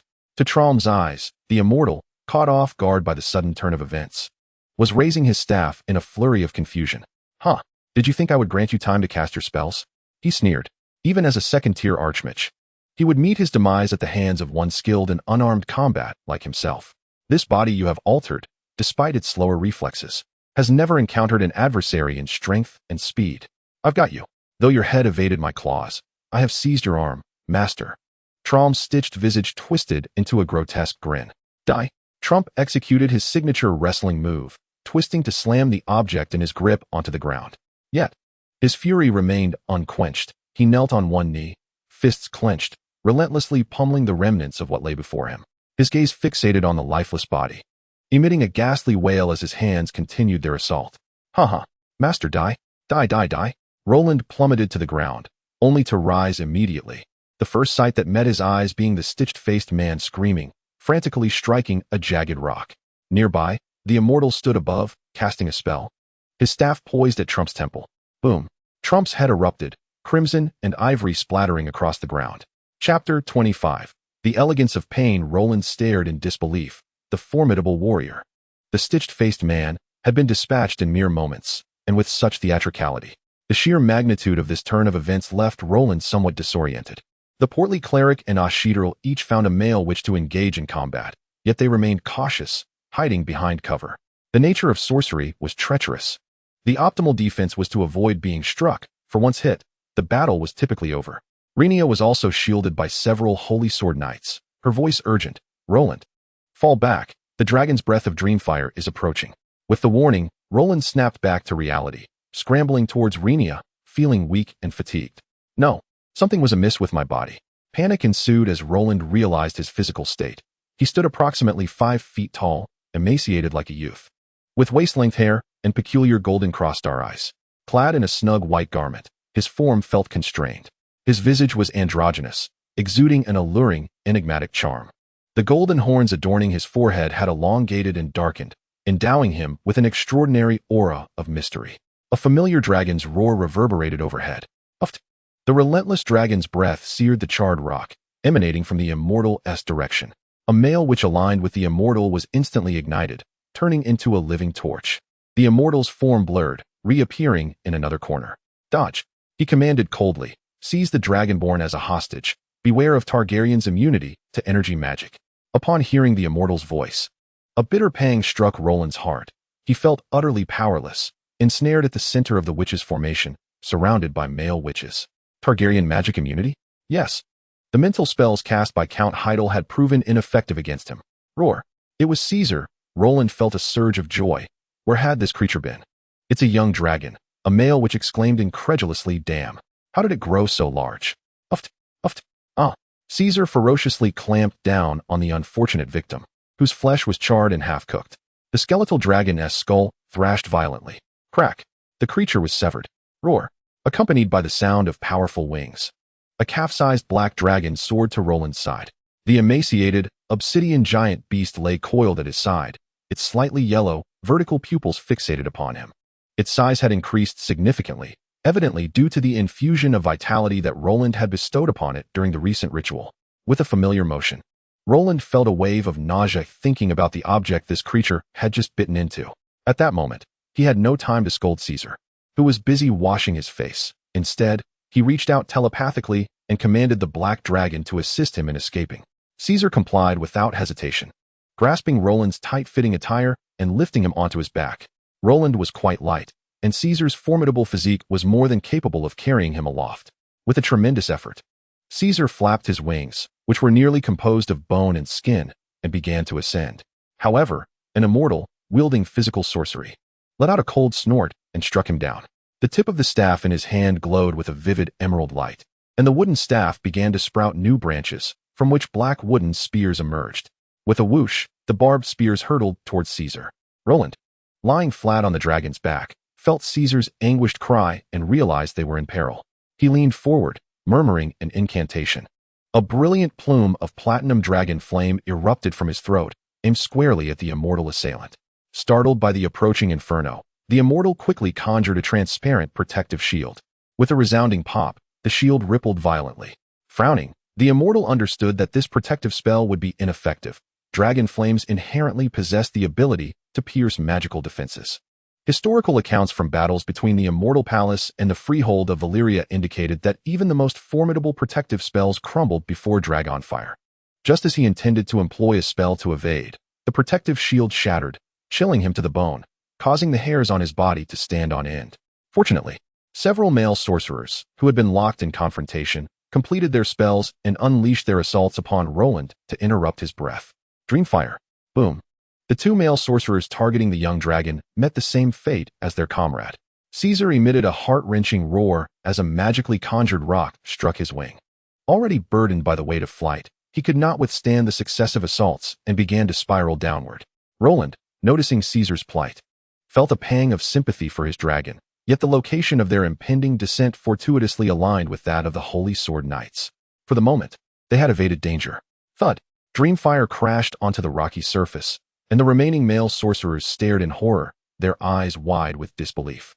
The surging dragon flames from Dreamfire began to scour the rocky terrain, leaving little room for escape upon the small platform. Realizing the futility of their situation, the immortal sighed and instructed the surviving sorcerers, "Jump into the sea, save whoever you can." Perhaps the wizards who had previously battled the dragon had felt the same frustration. Unable to utilize their powerful lethal spells, relying instead on conjured materials for attack, they might as well have sent forth warriors to engage in hand-to-hand combat. It seemed that the 12 sorcerers and a battalion of synthetic beast slaves they had brought would all be lost here. Valyria's ultimate weapon of war has been unveiled to me today.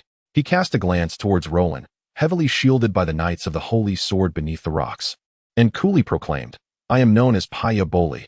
Little one, we shall meet again." In a fleeting moment, his figure blurred and vanished from sight. Seeing the immortal retreat, Rhaenyra hurried down to check on Roland's well-being. "I'm fine," Roland replied bitterly. "Caesar is on the brink." Rhaenyra turned her gaze to the young dragon, desperately striving to save its master. At that moment, Caesar lay with half-closed eyes, emitting labored breaths. His wings bore signs of damage, and alarmingly, 3 black wooden spears were lodged in his abdomen. "Your Majesty, allow me to examine him." Ashathal pushed through the crowd and approached, stating that he had once studied healing arts. This incident weighed heavily on Osha, as the portly bishop had entrusted him with discerning the authenticity of the ritual. Yet he failed to realize that the ceremony was nested within another hex. After the immortal interrupted the first ritual, the response from the hex indicated that the nested ritual was evidently of a voodoo nature. Roland lamented, "Master, I implore you." Osha, stroking his long beard, nodded solemnly. He crouched down, placing his hands on the wounded dragon's belly, and a gentle glow flickered before extinguishing. Osha furrowed his brow. The dragon's body was magical and resistant to spells, rendering him unable to sense its internal condition. Dreamfire's head leaned in, gazing at its son, who was emitting a series of whimpers. After a moment of silence, Osha continued, Its breathing has not expelled copious amounts of blood, indicating that the spears have not penetrated the organs. Mattias, instruct your men to gather timber and construct a larger stretcher to carry the young dragon back to the academy." He turned to Roland for reassurance. "As long as we promptly remove the spears, all will be well." "Thank you, Master," Roland responded, gently caressing Caesar's dragon horn, soothing the weakened young creature. Though its body had grown alongside his, it remained frail, affected by the life ritual. After enduring a magical assault, Roland feared that Caesar might not hold on, as their spiritual connection had led Roland to regard Caesar as family. The name Paya Boli seemed to echo from a Game of Thrones. Did this individual truly exist for 2 centuries? Regardless of the stature one holds, this debt will not be forgotten by me, Roland. Chapter 26. Harren in the Lord's Sanctuary, the chamber allocated to Roland by the church. 5 days had passed since their return from Glacier Beach, and Caesar's injuries had been stabilized by the scholar. Roland had assigned a servant specifically to tend to the young dragon. Within the chamber, another presence lingered. Last night, Rhaena insisted on sharing a bed with Roland, clutching the platinum dragon egg that she had retrieved from Rhaenia. She yearned to hatch the dragon but lacked confidence after her previous failure, thus concocting a clever plan to utilize Roland's bloodline energy. Regrettably, the dragon egg remained undisturbed on the bed. Rhaena extended her long pink tongue, bending it at an odd angle to clean the milk residue from the corner of her mouth. With her delicately tinted lips, the flavor was rather mundane, slightly salty. Roland watched in awe as Rhaena performed her impressive tongue tricks, a chill running down his spine. Truly, it was terrifying. "You ought to add some sugar," he suggested. He took a sip from the milk provided by the church. The unskimmed milk had a pleasant taste. Having grown up on such fresh milk, it was no wonder. Roland's gaze fell, and Rhaenyra seemed to sense it, casting him a glance filled with reproach. Humph. Roland's face flushed crimson, having just undergone a rite of passage. He felt rather weak. It's not. All right, I understand, Rhaenyra pouted, lazily waving her hand. You've explained it more than a dozen times since last night. Her long, shapely legs crossed elegantly as she picked up a glass of milk and took another sip. Today marks the final day of the coronation feast. Do you have any plans? Tomorrow, the king and his lords will return to King's Landing. I shall ask my mother to request a piece of land from Jaehaerys, Roland replied, setting down his cup and stepping closer to Rhaenyra, gently lifting her chin with his finger. The Targaryens are born noble and should not wander aimlessly. Indeed, we are born noble, Rhaenyra retorted, swatting away his teasing hand. Yet I have spent my childhood in this cold cathedral with nuns. Roland persisted, again raising her chin to meet his gaze. Will you accompany us then? Accompany you? To some remote corner as a lady of the manor? Roland was momentarily taken aback by her words. This girl was astute, aware of the conflict between herself and Jaehaerys. She knew that even if Rhaenys sought land, it would not be in a prosperous locale. The previous dragon riding incident had exhausted Rhaenys' standing in the royal court. Out of caution, Jaehaerys might very well confine Rhaenys to a desolate place. Real dragons do not dwell in shallow waters, Roland remarked, furrowing his brow. Then wait until you can soar above the shallows to seek me, Rhaenyra replied, her clear eyes locked onto his. She raised her hand to caress his chest, his cheek, and the dragon horn on his forehead, finally resting her hand on the back of his head, guiding him closer. She bestowed upon him a tender kiss, as fleeting as a dragonfly alighting on water, and then gracefully departed into the sunlight. Roland stood frozen, bewildered. What had just transpired? Only days ago, they had been inseparable, and now this sudden change? Had he been cast aside? Surely not because of last night. He was not inept. After channeling life force to nurture growth, he felt utterly depleted, gasping for breath as he walked. The scholar had assured him that rest would restore his vigor. At this moment, Roland's heart was in turmoil. Rhaenyra walked elegantly out of the Lord's Hall, the morning sun illuminating her, accentuating her perfect figure. She murmured to herself, Roland, you are right. The Targaryens are born noble and should not be obscured. Initially, you were my best choice. You are a true dragon. Yet your father is Maegor, and regardless of your desires, you must inherit Maegor's political burdens. Your life is destined to be concealed. I have already been hidden away for a decade and do not wish to remain in obscurity for a lifetime. Now, I have discovered a more splendid choice, a more exhilarating existence. My twin sister, Arya, is the heir to House Targaryen, and fortuitously, her aspiration is to serve as a nun devoted to the divine. Why not exchange our identities? Tomorrow, I shall embrace a new future as the crown prince of Targaryen. A most intriguing role, is it not? As Rhaenyra brushed her long hair over her shoulder, she murmured softly, I, Arya, am coming. She strolled through the hallowed hallways of the temple, her mind heavy with thoughts. The towering spire. Within the banquet hall at the base of Blackstone Fortress, Count Hyder took to the central platform, announcing the commencement of the feast, urging all to indulge and revel. Instantly, the lesser nobles of Westeros raised their goblets or juice cups, chuckling in delight. After sharing some poignant sentiments, Count Hyder descended from the platform, returning to the side of Khaleesi, allowing the band to take the stage. What is going on with Rhaenyra? She seems rather peculiar, observed Roland, sipping his red wine. I'm not sure. She has been spending an inordinate amount of time with Arya, replied Rhaenyra, her gaze fixed on Roland's goblet. The Dornish red wine a deep crimson, reminiscent of revenge's sweetness. Are you troubled? Roland finished his wine, shaking his head slightly. Isn't Jaehaerys due to greet those armed leaders of the church here soon? Well, those fellows have already negotiated in private. This is merely a performance, Rhaenyra remarked dismissively. We shall request our fief after their play concludes. Are we certain we want Harrenhal? That city is the largest in all of Westeros. Jaehaerys may not acquiesce. Actually, I find Ferial quite appealing. My dear friend, the Malk Faman, hails from there. That place is too remote, Roland countered, filling his glass once more. Internally, he lamented about his mother, thinking it rather selfish to seize another's ancestral land simply because of friendship. It is indeed somewhat isolated, Rhaenyra interjected, raising her hand to halt Roland from drinking. Since when did you develop a taste for strong spirits? You've just completed the ceremony. You ought to drink less. Roland nodded in resignation, appearing somewhat dejected. At that moment, Grand Scholar Benifer ascended to the central platform, proclaiming, Ladies and gentlemen, please be silent. He raised his hand to quell the chatter, and upon achieving silence, he continued. The coronation of the new king marks one of the most significant days in all of Westeros. Please raise your goblets in honor of the king. He lifted his own goblet towards Jaehaerys, who stood elevated above. As the king rose to respond, all the lords drank deeply. Then, the king spoke. It is fortuitous that we have the armed leaders of the church present today. I wish to announce a matter of great importance. The crowd turned their attention to the Red Hounds and others standing at the banquet's edge. The kingdom shall abolish the bounty placed by Maegor on the heads of the sons of warriors and the destitute who gather.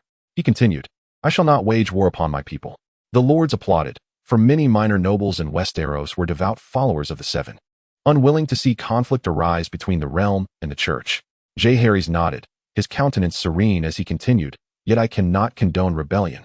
The Red Dog of the Hill retorted defiantly, It is not only I who rise against your uncle, but you as well. Rhaenys smirked. Had I not known of your collusion, I might have believed you dared to confront the king. Indeed, Jaehaerys acknowledged, and undeniably, you fought with remarkable valor. The sons of the warrior shall cease to exist. Sir Joffrey gasped, Your Majesty, do you intend to disband the Knights of the Sword and the Warriors of the Stars? The sons of the warrior are, in essence, the Knights of the Sword. They merely bear a different name. Jaehaerys nodded affirmatively, his tone resolute. The church requires no arms. He turned to the High Septon, declaring, I shall protect it, under the safeguard of the Iron Throne. The High Septon consented with a nod. Thus, this pivotal decision that would shape the future of the continent was solidified. The Fat Septon's expression darkened. He too commanded a contingent of Knights of the Sword, meaning his armed forces would face compulsory disbandment. Jaehaerys approached the Red Dog of the Hill and said solemnly, Your vow to the order thus concludes. Yet you need not be buried in obscurity. You may serve by my side. The king surprised all by bestowing upon him the title of Royal Guard. Many present were taken aback, but Rhaenys noted that the great lords watched this scene in quietude, clearly well informed. After a brief tumult, the hall fell into a profound silence. The Red Dog of the Hill drew his sword. Concern flickered across some faces, fearing he might strike the king. A man then knelt, lowering his head and placing the long sword at Jaehaerys' feet, tears glistening on his cheeks. Rhaenys was left astounded, uncertain if this was a genuine display of emotion or merely an overzealous performance. Chapter 27. Claiming Jaehaerys rested the sword upon the Red Dog's shoulder, intoning solemnly, In the name of the realm, I bid you to be brave. The long sword transitioned from his right shoulder to his left. In the name of the Father above, I bid you to be just. After a simple anointing with holy oil, a servant draped the newly appointed royal guard in a prepared white cloak, eliciting applause from the assembly. As Jaehaerys prepared to turn back to his seat, Rhaenys rose to stand before him. Jaehaerys raised an eyebrow, recognizing the trouble that had come. Your loyal subject has received honor. Where shall I find my place? You shall remain by my side, Jaehaerys replied calmly, as we return to the court. To forever dwell in your shadow? No, I would rather possess my own domain, a place unthreatened by any lord, where I cannot be exiled or harassed by those I protect. I require land, manpower, and a castle.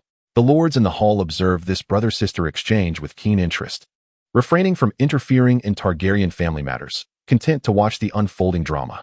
I can procure a tract of land for you, Jaehaerys surmised his sister's intentions, and construct a castle for you. All lands have been divided, and every castle has its lord, Rhaenyra responded, asserting her rightful claim to a territory that she believed exceeded even yours, dear brother. As a true scion of the dragon, I desire the domain of our father, the place of my birth. I wish to possess Dragonstone. Prime Minister Roga, unable to contain himself any longer, coldly interjected, No. Dragonstone is the ancestral domain of House Targaryen and cannot be granted to you. Roga's grandfather was the first Duke of Storm's End, Orys Baratheon, a half-brother to Aegon the Conqueror, which afforded him a voice in Targaryen matters due to their close bloodline. The regent queen, too, found herself in a difficult position. Daughter, Dragonstone is reserved solely for the crown prince. You may select another land. Hearing her mother's words, Rhaenyra's face betrayed her joy, realizing her plan had succeeded.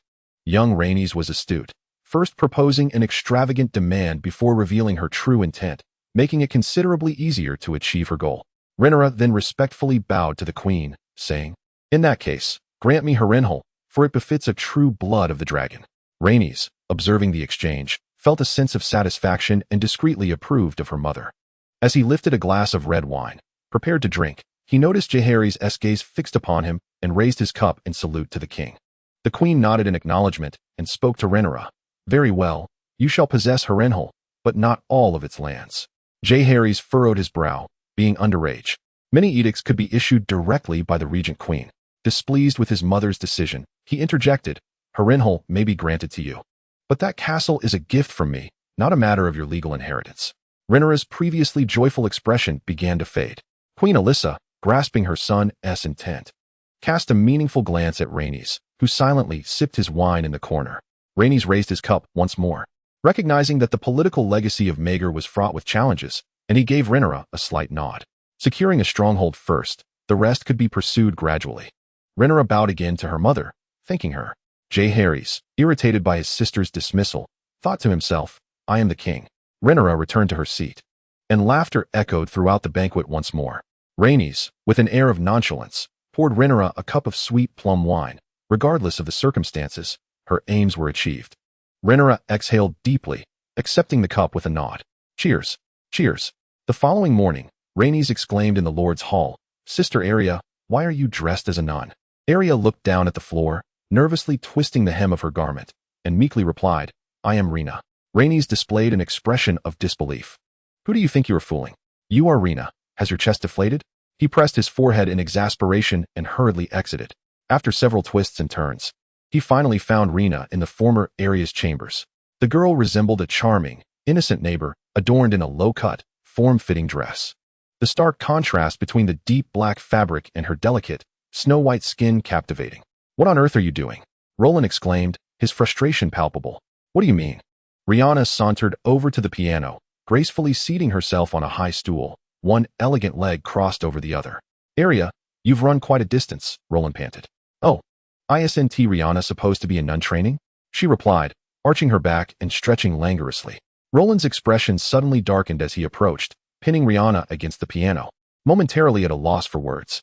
He finally grasped the implications of yesterday's events. Rhaena and Arya had swapped identities, and this woman seemed to disdain the once revered prince before her. Yet, Rhaena did not struggle. Instead, she chuckled playfully. Oh, dear brother, you must hurry. The royal entourage is about to depart. Her slender legs, clad in white stockings, entwined around Roland's waist. Outside the old town gate, Rhaenyra stared blankly at Roland, who leaned against the city wall. Are you all right? She inquired. I'm fine. Just went for a morning jog to exercise, Roland replied weakly. Rhaena had continued with the king's retinue, and Roland made no attempt to stop her.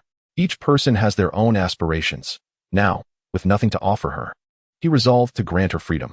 This isn't the first time, Rhaena, you vixen, Roland fumed inwardly. All right, let us return. The priest at the chapel has bestowed upon us a grand gift.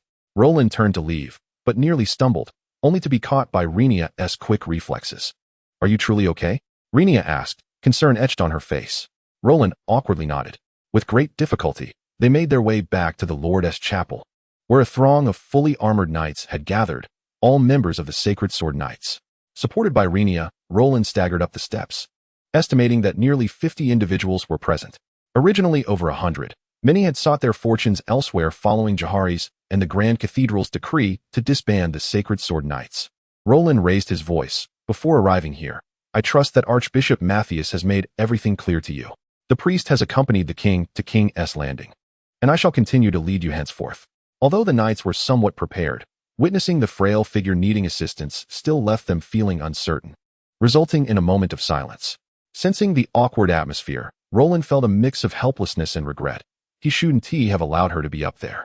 A sudden roar shattered the tension as everyone turned to see Caesar, a dragon of bull-like size, soaring in and landing beside Roland.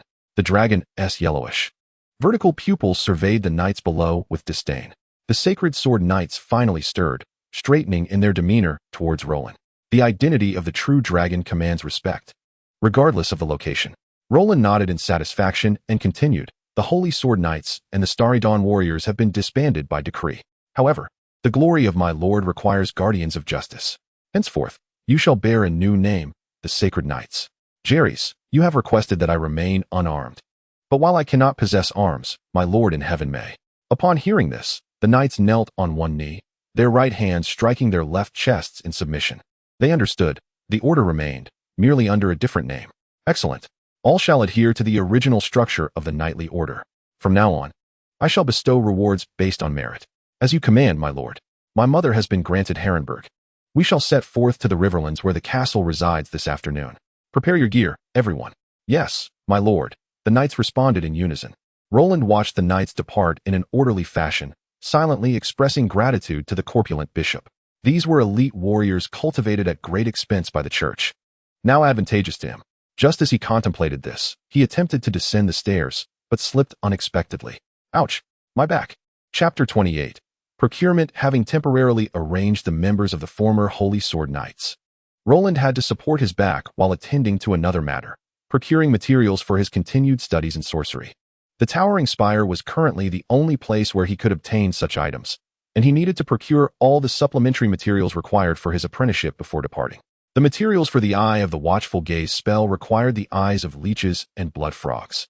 Without these two components, the spell could not be activated, and its efficacy would be significantly diminished. Accompanied by 2 guards, Roland ascended to the 3rd floor of the spire, observing the rooms marked with signs, and directly entered a chamber adorned with a cow banner. This establishment, recommended by O'Shather, was an internal trading shop of the Hightower family, known for its extensive inventory and connections with O'Shather, ensuring no deceit towards a newcomer like himself. Inside the room sat a tall, slender, elderly man with his legs crossed, looking somewhat gaunt yet spirited. A tuft of red goatee adorned his chin, and he hummed a tune while perusing a book. Upon Roland's entrance, the old man glanced at Green and, seemingly indifferent, remarked, "Ah, Roland, what do you wish to purchase?" This was their second encounter. Previously, he had sold the Valyrian steel sword, Serpent's Kiss, here with O'Shather. Roland nodded and replied steadily, "I wish to acquire some sorcerous materials. Here is the list." The sale of Serpent's Kiss had bolstered Roland's finances, allowing him to speak with greater assurance. The tall elder took the paper from Roland, chuckling, "Ah, these are merely basic materials. Wait a moment, I shall retrieve them from the storeroom." With that, the elder rose and rummaged in the back room for a short while before returning with a box, which he casually handed to Roland. In total, it amounts to 2050 gold dragons, but considering the volume of your purchase and my connection with O'Shather, I shall round it down to a neat 2000 gold dragons, the elder said, rubbing his hands together. Roland opened the wooden chest to inspect its contents. 2 jars resembling specimens with eyeballs, various materials for summoning spells, and scrying eyes. "Is there anything else you require?" the elder inquired once more. After a moment of contemplation, Roland replied, "Please provide me with a set of basic magical experimentation tools. They need not be of exceptional quality." The elder recited a lengthy list of items: crucible, petri dish, beaker, weighing bottle, flask. Roland rubbed his forehead and interjected, "Just bring me a basic set. These are essential instruments for experimentation." "Very well, I shall package them for you and have them delivered to the Lord's sanctum shortly." With the matters of meditation methods and experimental apparatus resolved, Roland sought to procure a fundamental spell. "Do you have any universal spell scrolls available?" "Elemental spells, mental spells. Curses, what do you seek?" Roland pondered briefly, dismissing mental spells since a derivative of the scrying eye was already a mental variant, and curse spells often carried adverse effects. So he chose to focus on elemental magic. "Let us examine the elemental spells." The elder retrieved 3 scrolls from a nearby bookshelf and laid them before Roland on the counter. "I possess 3 elemental spells: Flame Fusion, Charged Lightning, and Frostbite." He introduced them.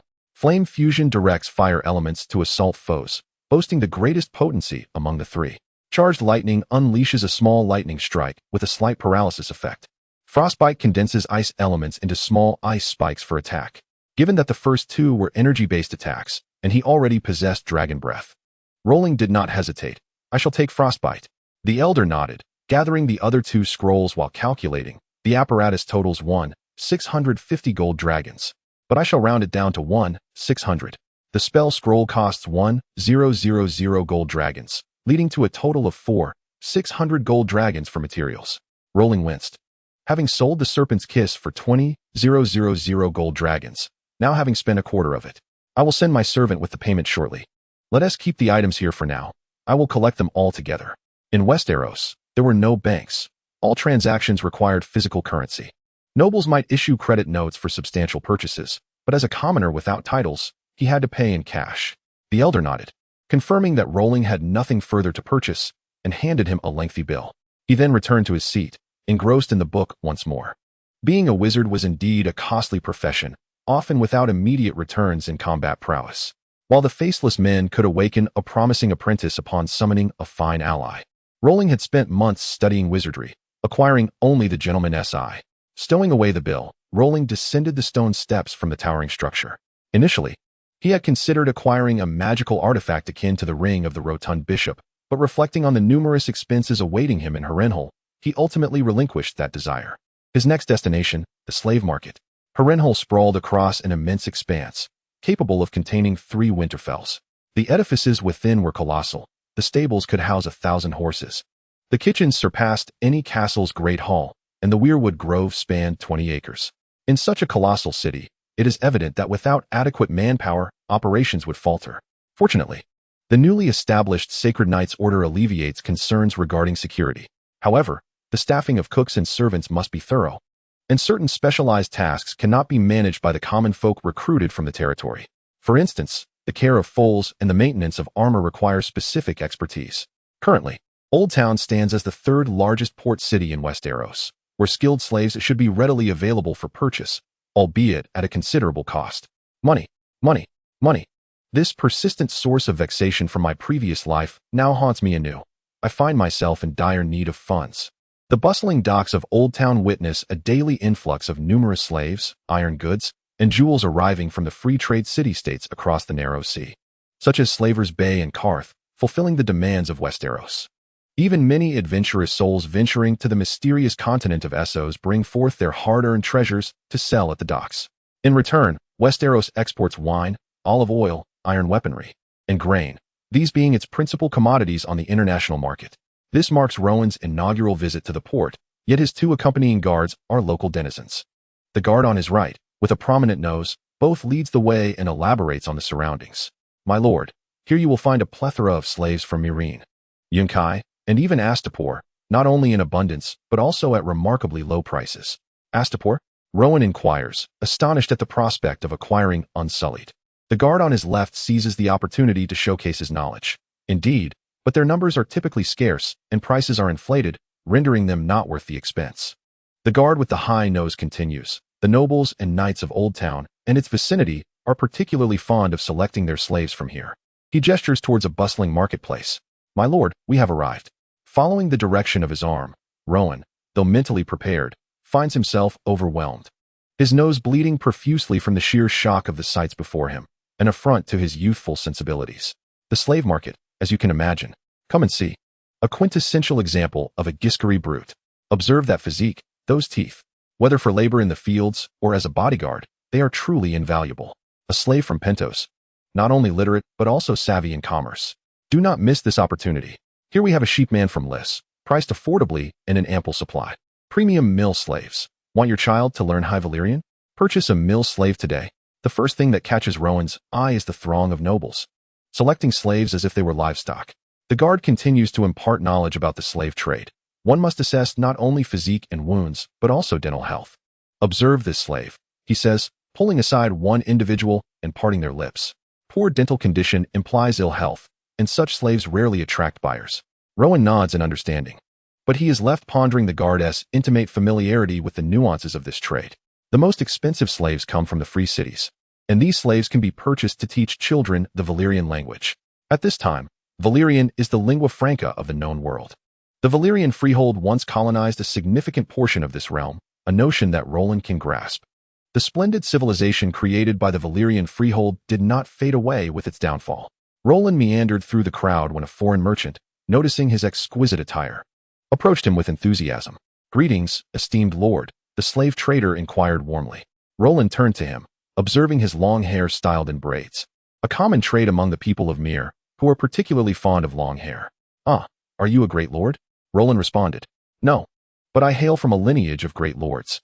The merchant's eyes glinted as he continued. Are you here to purchase slaves? I have just received the finest stock, a group of Dothraki, specifically from the Spetka. Roland was momentarily taken aback. They dared to capture such fierce warriors as slaves? Intrigued, he replied, take me to see them. The braided merchant smiled and led him towards the rear of the building, where a vast yard was filled with various slaves shackled in iron chains. Some Myrish guards were berating the slaves, even wielding whips to strike those who disobeyed. The merchant guided Roland to a shed at the back, where the conditions for the slaves were evidently more favorable. The quality of the slaves was exceptionally high. Roland spotted several beautiful Lyseni women and robust men among them. What do you think of them? The merchant pointed to some burly men clad only in loincloths, their hands shackled to wooden posts. Roland noticed the hatred in the eyes of these slaves. They were clearly untamed. He shook his head. I lack the time to train them. Do you have any skilled slaves? I require a contingent of craftsmen and servants to manage my castle. After contemplating for a moment, he added, I do not have any at hand, but I know a friend who has recently acquired a batch of noble servants from Bravos. Oh, then please take me to see them, Roland said eagerly. Bravos, known as the City of Secrets, is inhabited by descendants of ancient escaped slaves and is renowned for its skilled artisans. The braided merchant looked at Roland and said, Listen to me. If you wish to complete the transaction, you must pay me a fee of 50 golden dragons as a referral charge. Very well. Lead the way, Roland replied, somewhat apprehensive about the potential for being overcharged. The group followed the merchant to another courtyard, which was similarly filled with shackled slaves. The merchant approached a bald, portly man to converse. This man appeared to be the proprietor of the establishment. The bald man approached Roland, bowed, and spoke, My lord, I indeed have a batch of craftsmen and artisans available. In Bravos, a certain island lord fell from grace due to political machinations, leading to the sale of all the household servants from his family. By chance, I came into possession of a batch of these individuals. However, I do not sell them individually. They will only be offered as a complete package. Let me first assess their quality. It matters not, said Roland. This way, please. The bald man led them out of the courtyard. It turned out that these slaves were still housed in makeshift tents along the port's edge. Roland utilized his keen eye to scan their physiques, which appeared relatively healthy. A striking woman caught his attention, emanating a distinct energy wave. Her physique resembled that of a child, lacking in fullness but possessing long legs. Yet, she bore no trace of femininity. Her sun-kissed skin radiated a fierce aura. Rhaenyra Valerial observed the few individuals pointing and discussing her from the front of the tent, feeling a humiliation she had never experienced before. Manipulated by the hands of the slavers, she was subjected to scrutiny, her body examined from every angle. I am the renowned water dancer, Master Rhaenyra of Bravos. The audacious Lometer family has dared to provoke the wrath of the Sea King, and now we all suffer the consequences. In this age of magical energies, water dancers are not merely swift and deadly. The dance of water allows one to traverse the surface without disturbing it, even in the midst of battle. Rhaenyra calculated in her mind. Fortunately, I concealed my identity upon capture. As long as I am not recognized, it is only a matter of time before I can escape using the formidable skills of a water dancer. The bald man handed Roland a parchment list made of sheepskin, detailing over 100 individuals. Aside from a dozen guards, it included blacksmiths, maids, stable hands, horse boys, trainers, butlers, and beast tamers. A total of 786 gold dragons? Roland inquired, raising his head. The bald man pointed to the slaves in the tents. Indeed, my lord. These are all capable hands for managing a castle. The truly valuable ones number around 20. The rest are not worth much, too expensive. Roland shook his head in disapproval. The bald man seemed reluctant to negotiate further, stating directly, This is the lowest price, my lord. If I sell them separately, the price will be even higher. After considering, Roland decided this group suited his needs perfectly and agreed without hesitation. Very well, arrange for these individuals to be at the Old Town Gate. I shall return to my estate this afternoon, payment upon delivery. The bald man smiled in response. Of course. Do you require any additional slaves? I also have 2 exquisite dancers from Lys. Just as Roland was about to step away, he paused, feeling that his back had improved. Take me to see them. The Lysian people revere a nameless, unfathomably beautiful goddess of desire, and Roland had heard much about the famed Lysian dancers. The bald man displayed an understanding smile, warmly ushering him along. This way, my lord. These 2 women were once the daughters of the chieftain from the Lazalan tribe. Chapter 30. The bishop. When Roland returned to the Lord's chapel in Herlenberg with the 2 newly acquired maidens, he discovered that someone had been waiting for him in the hall for quite some time, the obsequious Grand Archbishop of the 7 Gods. Though he held little regard for the highest leader of the church, Roland nonetheless approached to pay his respects, adhering to the church's customs. After all, Roland was now entrenched within the church's hierarchy and had to consider the dignity of the occasion. Your Grace, may you be well, he greeted. The Archbishop, with skin sallow and marked by dark-age spots and wrinkles, acknowledged Roland's courtesy with a slight nod, saying, Roland, there is no need for excessive formality. I have come primarily to conduct your anointing ceremony. Roland, puzzled, inquired, Does the church have a new appointment for me? The Archbishop replied in a gentle tone. After deliberation by the Synod, it has been decided to appoint you as the Bishop of the Harrenberg district. Roland's face brightened with joy as he responded. I shall not disappoint the archbishop and the synod's trust, and I will diligently convey the teachings of the Father to the people. The rank of a bishop within the Seven Gods Church held a position akin to that of a minor lord in the religious landscape of Westeros. A bishop had significant authority over numerous matters. Although the church's influence had been considerably diminished by Jaehaerys, its residual power remained, granting Roland jurisdiction over decisions concerning congregants and doctrine within Harrenhal. Above the bishop was the archbishop, typically overseeing an entire realm. For instance, the corpulent bishop managed the most significant royal territory in Westeros, a position of paramount importance. The archbishop instructed the nun to bring forth the holy oil, and the ceremony was conducted in the Lord's chapel, kept rather simple. This child holds great promise. He is a true dragon and simultaneously studies sorcery. This appointment, issued directly by the head of the family, indicated Roland's inclusion on the list of favored individuals by Hightower. The archbishop smiled and patted Roland's shoulder in encouragement before departing once the formalities were completed. As the morning's multitude of tasks concluded, noon arrived unexpectedly. During lunch with Arya and the Rhaenyra family, Roland briefly discussed the church's arrangements and the matter of purchasing slaves. Bravos had been established by runaway slaves from the freehold of Valyria, and its inhabitants spoke the Valyrian tongue, eliminating any potential language barriers. Rhaenyra approved of Roland's initiative but frowned slightly at the two alluring Lycian dancers standing nearby, casting a glance at Roland. He chuckled awkwardly, offering no further explanation. This morning I visited the citadel and spoke with several scholars. Master Raoul of House Targaryen expressed his willingness to serve us. Roland swallowed a morsel of beef. Intrigued by this individual, what areas does he specialize in?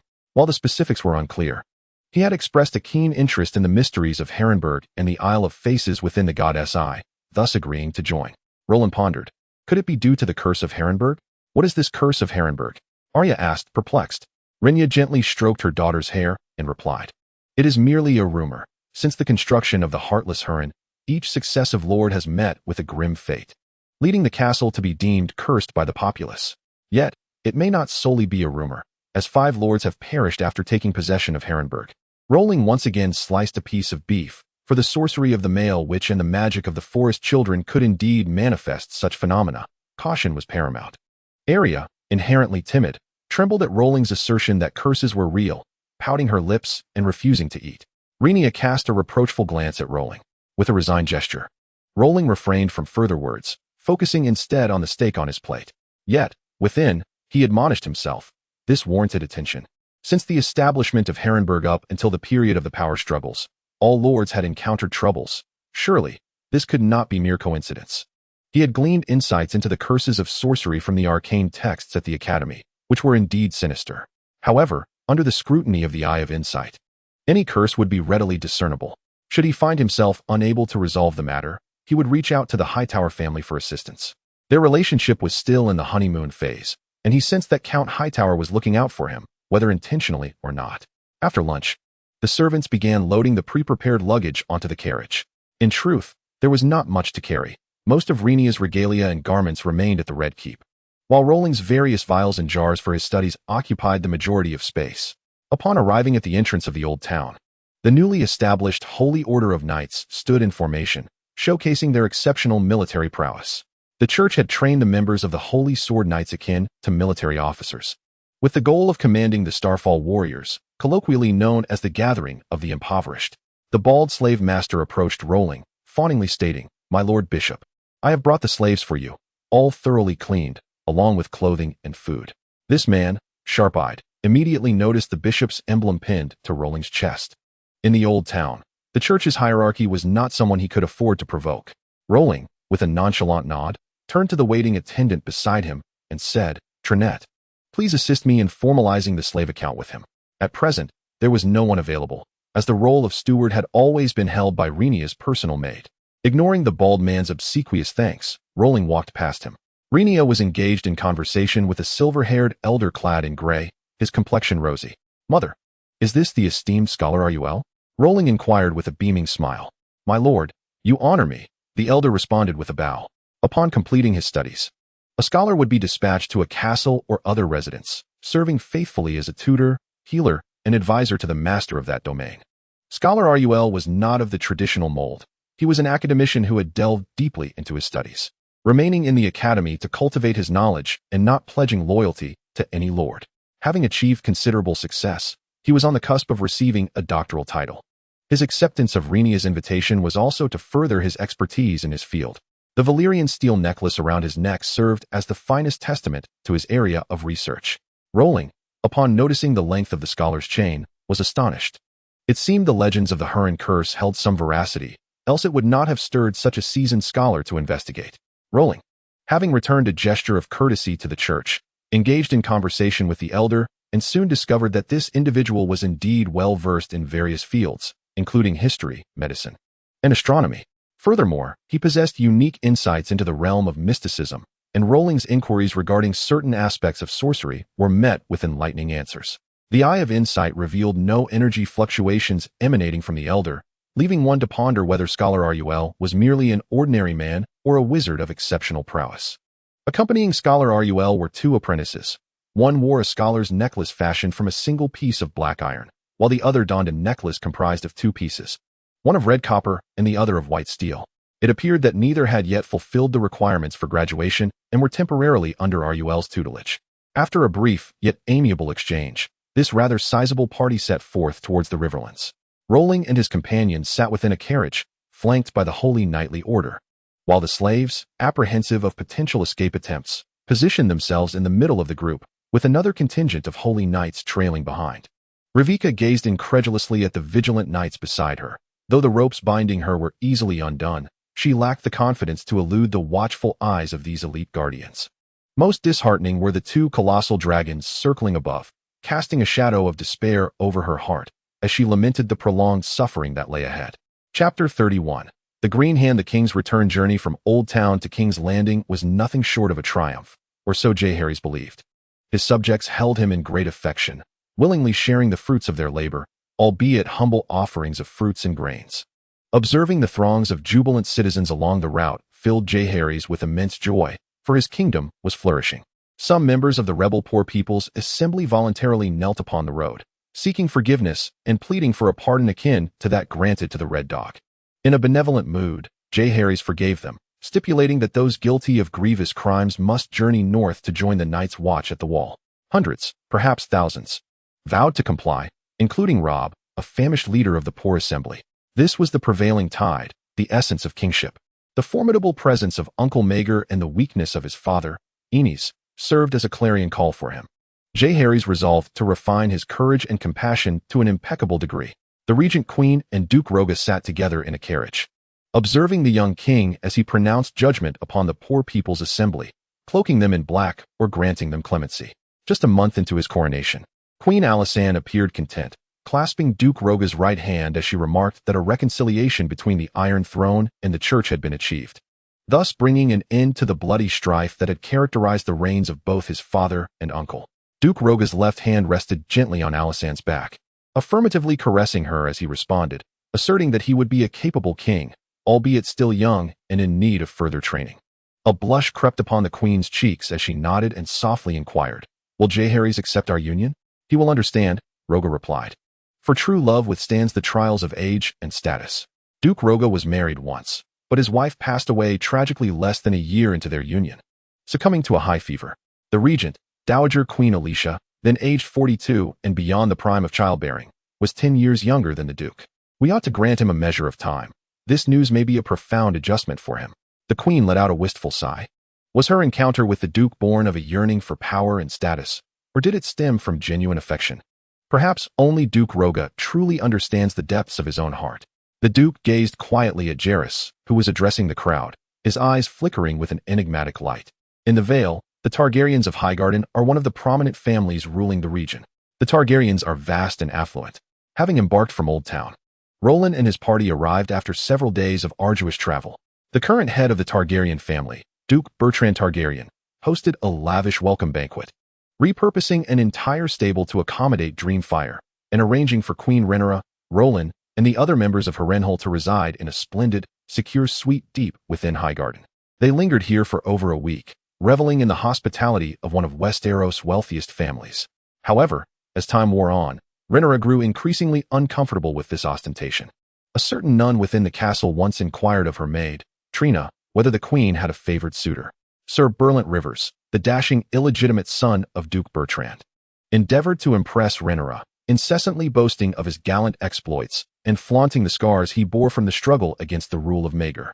Duke Bertrand himself exhibited an unusual interest in the 2 dragon eggs that the queen had brought, incessantly probing about their hatching and the time frame for it. He even brazenly suggested purchasing the eggs for a considerable sum of gold. Rhaenyra finally discerned that the duke's hospitality was but a facade, cloaked beneath a veneer of deceit and burgeoning ambition.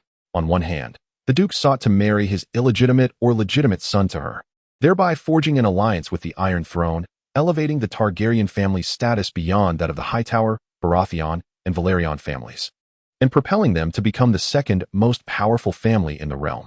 On the other hand, the duke coveted dragons, envisioning that should his house cultivate dragon riders, the Targaryens could stand on equal footing with the Targaryens. Meanwhile, what was Roland doing? Countless noble maidens of the Vale surrounded him, having heard of the Targaryens' presence in Highgarden. They brought their daughters, nieces, and even wives to him. The women of the Vale, known for their progressive status, sought a dragon's blood, and nearly every night, multiple women clandestinely climbed into Roland's bed. Power, wealth, status, all could be attained with the possession of dragons. At this juncture, the Targaryens were regarded as the family closest to divinity. Scholars from the Citadel articulated a Targaryen exception, asserting that they transcended the doctrines of the church and secular ethics. And remarkably, they were immune to illness. Since the exile of Einar to Dragonstone, this notion has become common knowledge. The Targaryens have never succumbed to smallpox or the blood plague, nor are they susceptible to erysipelas, the pox, or epilepsy. They are immune to many obscure afflictions that the gods have, for reasons unknown, scattered among the men and women of the world, such as worm-bone disease, pulmonary stagnation, and acid gut disorder. It is believed that the blood of dragons possesses fire, a purifying force capable of incinerating pestilence. As descendants of Valyria, members of the Targaryen lineage stand out remarkably among the lesser nobility of Westeros. Please, my lord, do add me today, implored a maiden in green outside Roland's chamber. The girl was slender and graceful, endowed with a generous bosom and a certain beauty that exuded an aura of innocence. In a state of abnormal excitement, Roland, with dark circles under his eyes, replied helplessly, Miss Aeona, please wait your turn and maintain order. I truly cannot accommodate anyone else today. Recently, the nobles had grown rather impatient, perhaps sensing that Rhaenyra was contemplating departure. They had lingered at Highgarden for far too long. Closing the door, Roland resolved to complete his tasks for the day. The efforts would yield bountiful rewards as the nobility of the Reach would generously fund his endeavors. As expected, the following morning, Rhaenyra roused Roland from his slumber. Roland, we must set forth once more. Rhaenyra, exasperated by Roland's fatigue, pointed out. The Duke of Highgarden has expressed considerable dissatisfaction regarding the expenses incurred for our hospitality and that of our retinue. Certainly, their focus lies primarily on the Dreamfire and you. Roland replied, gesturing with his hands. Some fear dragons, yet many desire them. And you cannot forget Prince Aegon. Their patience having waned, it was only natural that they wished to expedite our departure. Very well, we shall continue our journey today. The avaricious gazes are repugnant, Rhaenyra remarked, her demeanor displeased. I shall speak with Scholar Rule. We have indeed overstayed our welcome. Roland was tempted to earn some additional coin, but his body could no longer endure. Bidding farewell to the hospitable Duke Bertrand, Roland and his company resumed their travels. Pulling back the curtains of the carriage to gaze outside, he beheld vast fields of wheat flanking the narrow road. It was yet another season of sprouting seeds, vibrant with life. The newly hoed wheat, the green barley in the paddy fields, and the tender shoots of grass along the riverbank, roadside, and canal banks glistened with dew, poised to fall. According to legend, the earliest king of the Reach was named Greenhand Gars, believed to be the progenitor of many families in the region. Gars was the first to teach the people the art of agriculture. He bestowed upon them seeds and instructed them on planting, tilling, caring for grains, and harvesting. Wherever Greenhand roamed, farms, villages, and orchards flourished with vitality. Gals not only rendered the land fertile and bountiful, but also sowed seeds in the hearts of many women. With but a mere touch, he could restore fertility to barren women, and even those aged and past their monthly cycles could conceive again. Wherever he roamed, both nobles and common folk eagerly offered their chaste daughters to him, believing that their crops would flourish and their fruit trees bear abundant harvests. The maidens he touched would invariably bear strong sons or beautiful daughters. He, too, aspired to emulate the feats of the ancients of the riverbend, pondering how many seeds would sprout and thrive. Chapter 32. The sage after departing from the high court, The caravan journeyed north along the Rose Path towards Harrenhal. At this time, Westeros had yet to be graced with the title of the Great Road. In truth, the continent was crisscrossed with hundreds of roads, many of which could trace their origins back thousands of years to the era of the ancestors. Even the children of the forest had their paths, allowing them to traverse beneath the canopy of trees. However, the state of these roads was deplorable, narrow, muddy, sunken, and winding. They meandered through hills, forests, and streams, with only a scant few of the latter bridged. Roland and his companions traversed these paths, making little speed. The road builders had only just crowned Jaehaerys Eye, and the famed King's Road of Ur had yet to be constructed. In the evening camp, Roland was occupied with a matter. "Well, my lady, please introduce yourself," he said, his gaze playfully fixed on the young woman before him. She was the one whose energy fluctuations had been detected by the eye of the spying. After the caravan had set out, Roland had been engrossed in his endeavors and had left her to her own devices. Yet, this night, she was restless, managing to knock out a guard knight with her bare hands and escape. Ultimately, she was retrieved from the nearby woods by the search of a dragon. "My lord, I am merely a serving girl," she stammered. Roland scoffed, interrupting, "Continue your charade. A runaway slave faces death, humph." This woman was far from ordinary. Her lithe physique and sharp, elongated eyes exuded a striking beauty that was almost piercing. Roland, without needing to guess, was certain she was no commoner, and the eye of the spying had not erred. Rivka's expression shifted for a long while, her mind racing with many thoughts and considerations. Yet she could not devise a means of escape. Ultimately, she had no choice but to disclose her true identity and experiences to Roland. As she narrated her tale, Roland's eyes lit up. "A water dancer," he exclaimed, recalling the swordsmanship instructor of Arya from the Tales of Power. He stroked his chin and smiled broadly. "I shall offer you an opportunity.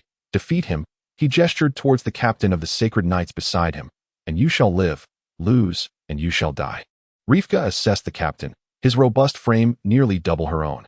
In that moment, she felt like meat upon a chopping block, vulnerable to slaughter, and reluctantly acquiesced. "Yes, my lord." "Ferry, step down and engage in a bout." "Understood." Captain Ferry struck his chest in salute and readily acquiesced. As he descended, a squire unfastened his side sword, intending to hand it to Rivka. However, Roland raised his hand to intercede, offering her a training sword instead. It was somewhat unconventional to pit warriors and slaves against each other in such duels, and Roland feared that any mishap involving Ferry could destabilize the morale of the Holy Knights. By providing Rivka with a blunt training sword, he conveyed a clear message: "Do not harm my subordinates." As for the possibility of Rivka being killed or defeated, Roland had not entertained such thoughts. After all, she was merely a slave. Nonetheless, given the renowned reputation of the water dancer, Roland held a favorable view of Rivka's chances of victory. The two stood facing each other on the grass. Rivka weighed the half-sword in her hands, skillfully executing a flourish that caused Ferry's eyelids to twitch, prompting him to reconsider his initial underestimation. A gathering of knights, who had been resting nearby, converged upon the scene, their enthusiasm undiminished by the sight of their captain facing a petite woman. Instead, they erupted into cheers, rallying behind Rivka. Ferry felt a flush of embarrassment at the raucous support from his comrades, yet he could not dismiss Roland's orders. With a resigned shrug, he focused on the duel, recognizing that the woman before him was formidable. Observing that both were prepared, Roland proclaimed, "Begin." No sooner had the words left his lips than Rivka made her move. In an instant, she seemed to vanish, closing the distance to Ferry with astonishing swiftness. With a low growl, Ferry shut his eyes, for he was confronted by two phantoms of Rivka before him. The surrounding knights gasped in astonishment, their earlier expressions of mockery, sympathy, and derision vanishing, replaced by a singular thought: their captain might very well lose. A sharp flash of sword light erupted as a blade lunged toward Ferry from behind. The dance of water was both swift and lethal, its grace characterized by rapid, elegant movements, stealth, and balance. Water must precede the dance. Thus, it formed the very essence of the water dance. Roland observed keenly as Rivka's assault enveloped the battlefield in a hazy mist, the two phantoms conjured by her unique inner energy. Most onlookers could not discern Rivka's true form, nor could they determine the authenticity of the apparitions. Ferry, closing his eyes, opted not to rely on sight but instead on his acute hearing and even his sense of smell, showcasing his formidable combat instincts. Suddenly, he pivoted sharply, wielding his half-sword to deflect the incoming blade. The clash sparked a brilliant display of fire. Upon parrying the strike, he opened his eyes wide. He then swept his sword horizontally, aiming to strike Rivka. Yet, as the blade neared her midsection, he abruptly halted his attack.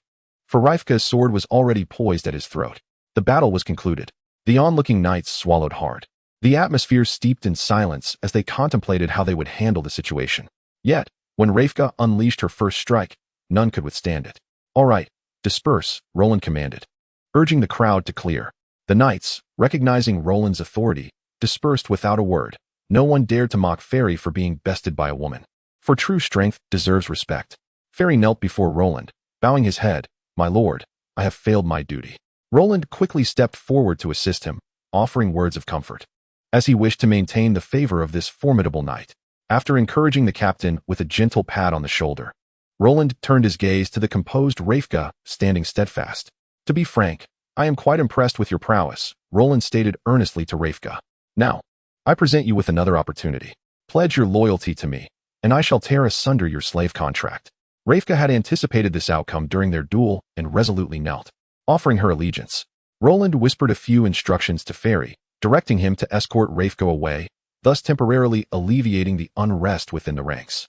Upon returning to the tent for rest, Roland found the Riss sisters awaiting him, their figures clad in alluring black dresses complemented by black tights, radiating a captivating charm. Feeling somewhat fatigued, Roland waved his hand dismissively. "No need. We must journey again tomorrow." "Yes, master," the sisters replied, bowing before retreating. With a sigh, Roland collapsed onto the blanket, acutely aware of the exhaustion that had accumulated throughout their arduous journey. Each castle they traversed in the riverlands had been a hellish battle. After exiting the riverband, Roland ceased his side endeavors. It wasn't that he lacked desire for the glittering gold dragons, but rather, he simply could not endure any longer. Even a tireless iron bull would eventually falter.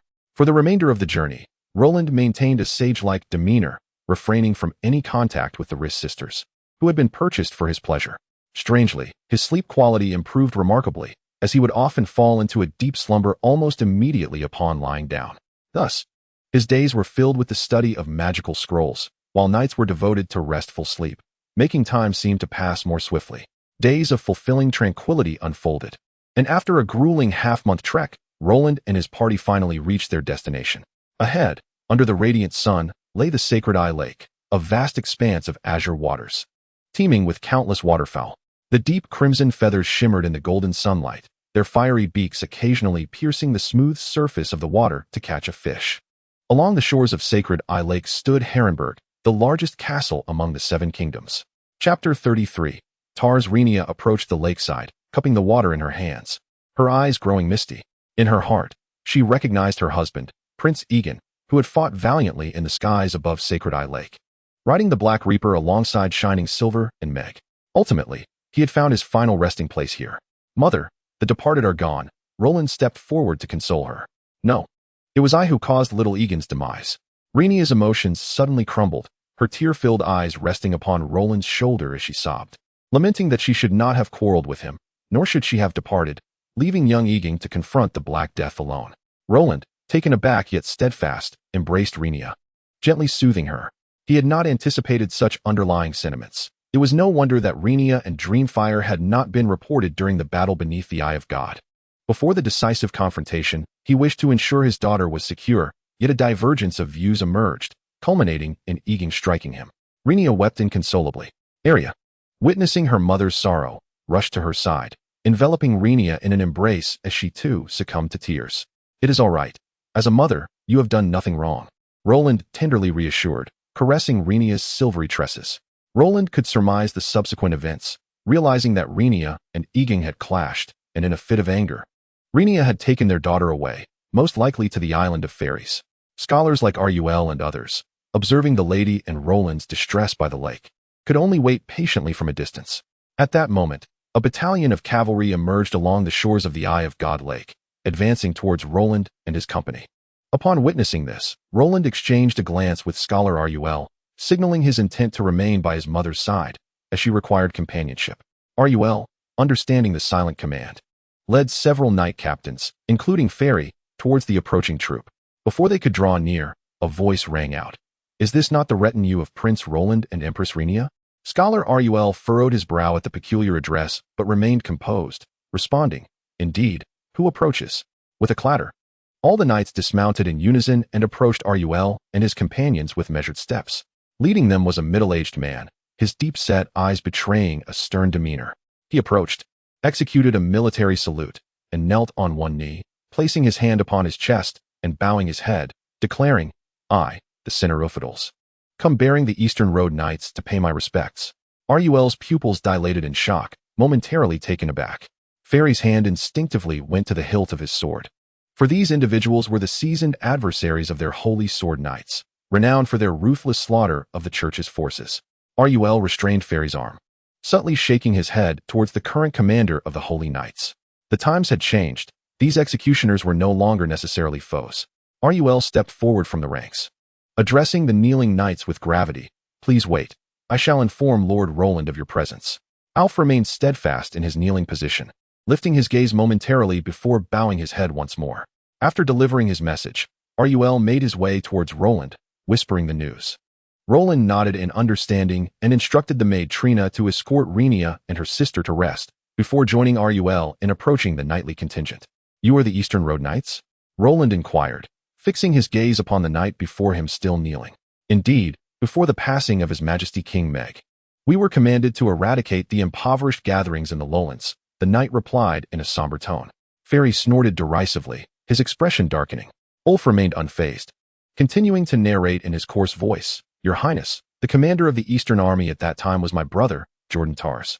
After Jaehaerys usurped the throne, my brother was found guilty and donned the black garb as he journeyed to the wall in the north. The sinner has received his just punishment," Ferry coldly stated. Ulf knelt on the ground, disregarding the situation, for it was this youth who determined their fate. These individuals were indeed the pawns of Ulf's father. Rowan likely understood the implications of this man. The Tars family had once held dominion over Harrenhal, but Jaehaerys' ascension stripped them of their honor, reducing the Tars to mere fallen nobility. Nevertheless, they still commanded a contingent of soldiers under the former command of Maegor, with approximately 200 knights present and an estimated 2,000 soldiers when accounting for knights as officers. Whether their allegiance was sincere remained a matter of perspective.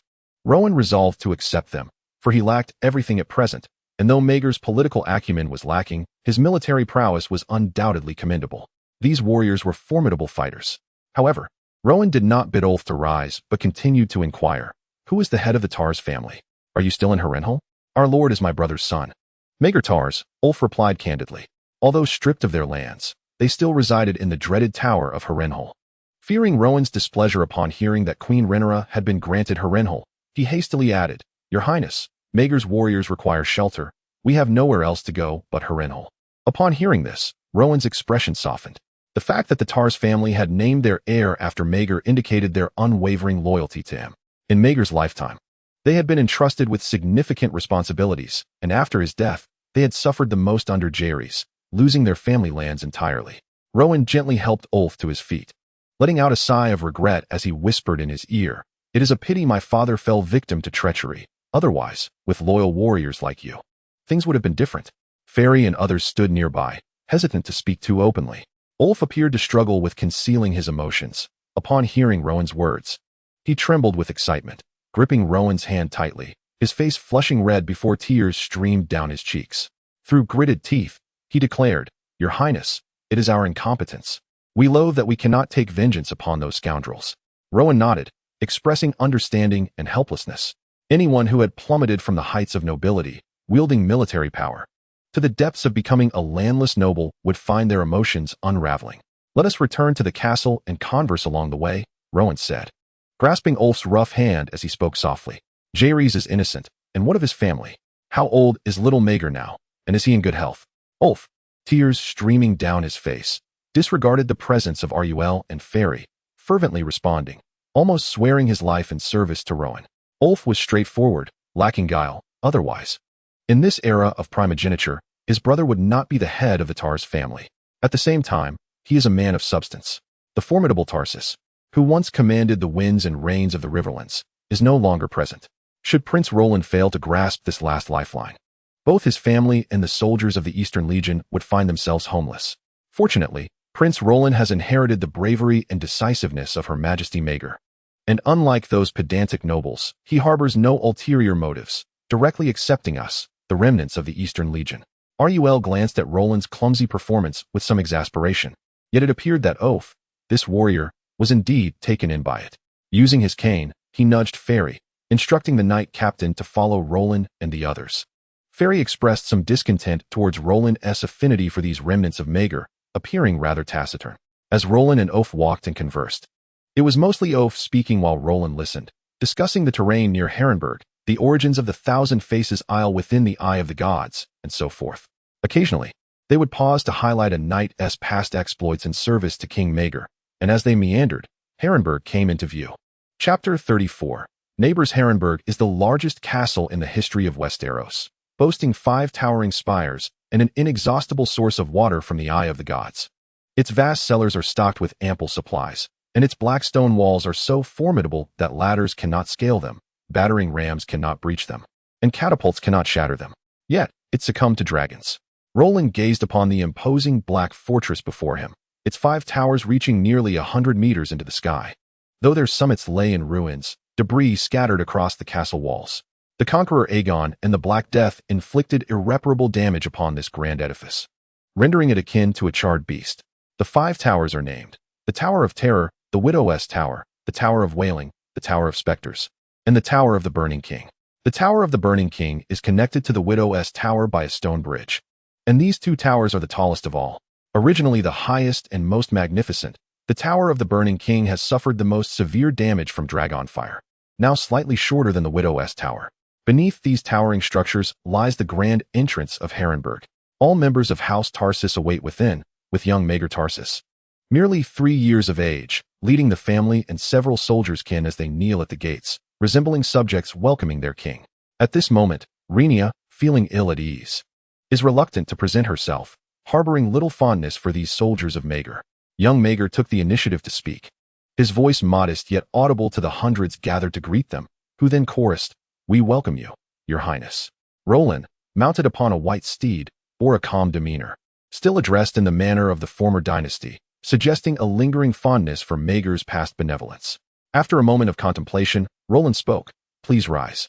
I am delighted to see my father's former retainers here, and I shall treat you well." "Your highness is gracious," declared Tarsus. "We of House Tarsus and the Eastern Legion pledge to defend your honor unto death." Oaf, leading a contingent of knights, also knelt by the roadside, swearing fealty to Roland. "Rise for now." Roland inclined his head slightly, gesturing towards the newly acquired slaves. "Have our belongings brought forward, young Maegor. Instruct your men to familiarize these servants with the castle." The slender woman beside Xiaomei replied, "Several towers have been cleaned in advance." "Your highness, which one will you reside in?" "This is my brother's wife," Alf explained to Roland. Roland nodded in understanding and raised his gaze toward the towering edifices, each with a diameter of several dozen meters, not to mention the vast structures at their bases. The Tower of the Burning King alone could accommodate Roland and his companions, with room to spare. At that moment, Rhaenya's voice emerged from the carriage. "Since I am now a widow, I shall inhabit the Widow's Tower, thus honoring Prince Aegon's memory." Roland slightly furrowed his brow. Since the Empress had mentioned the Widow's Tower, so be it.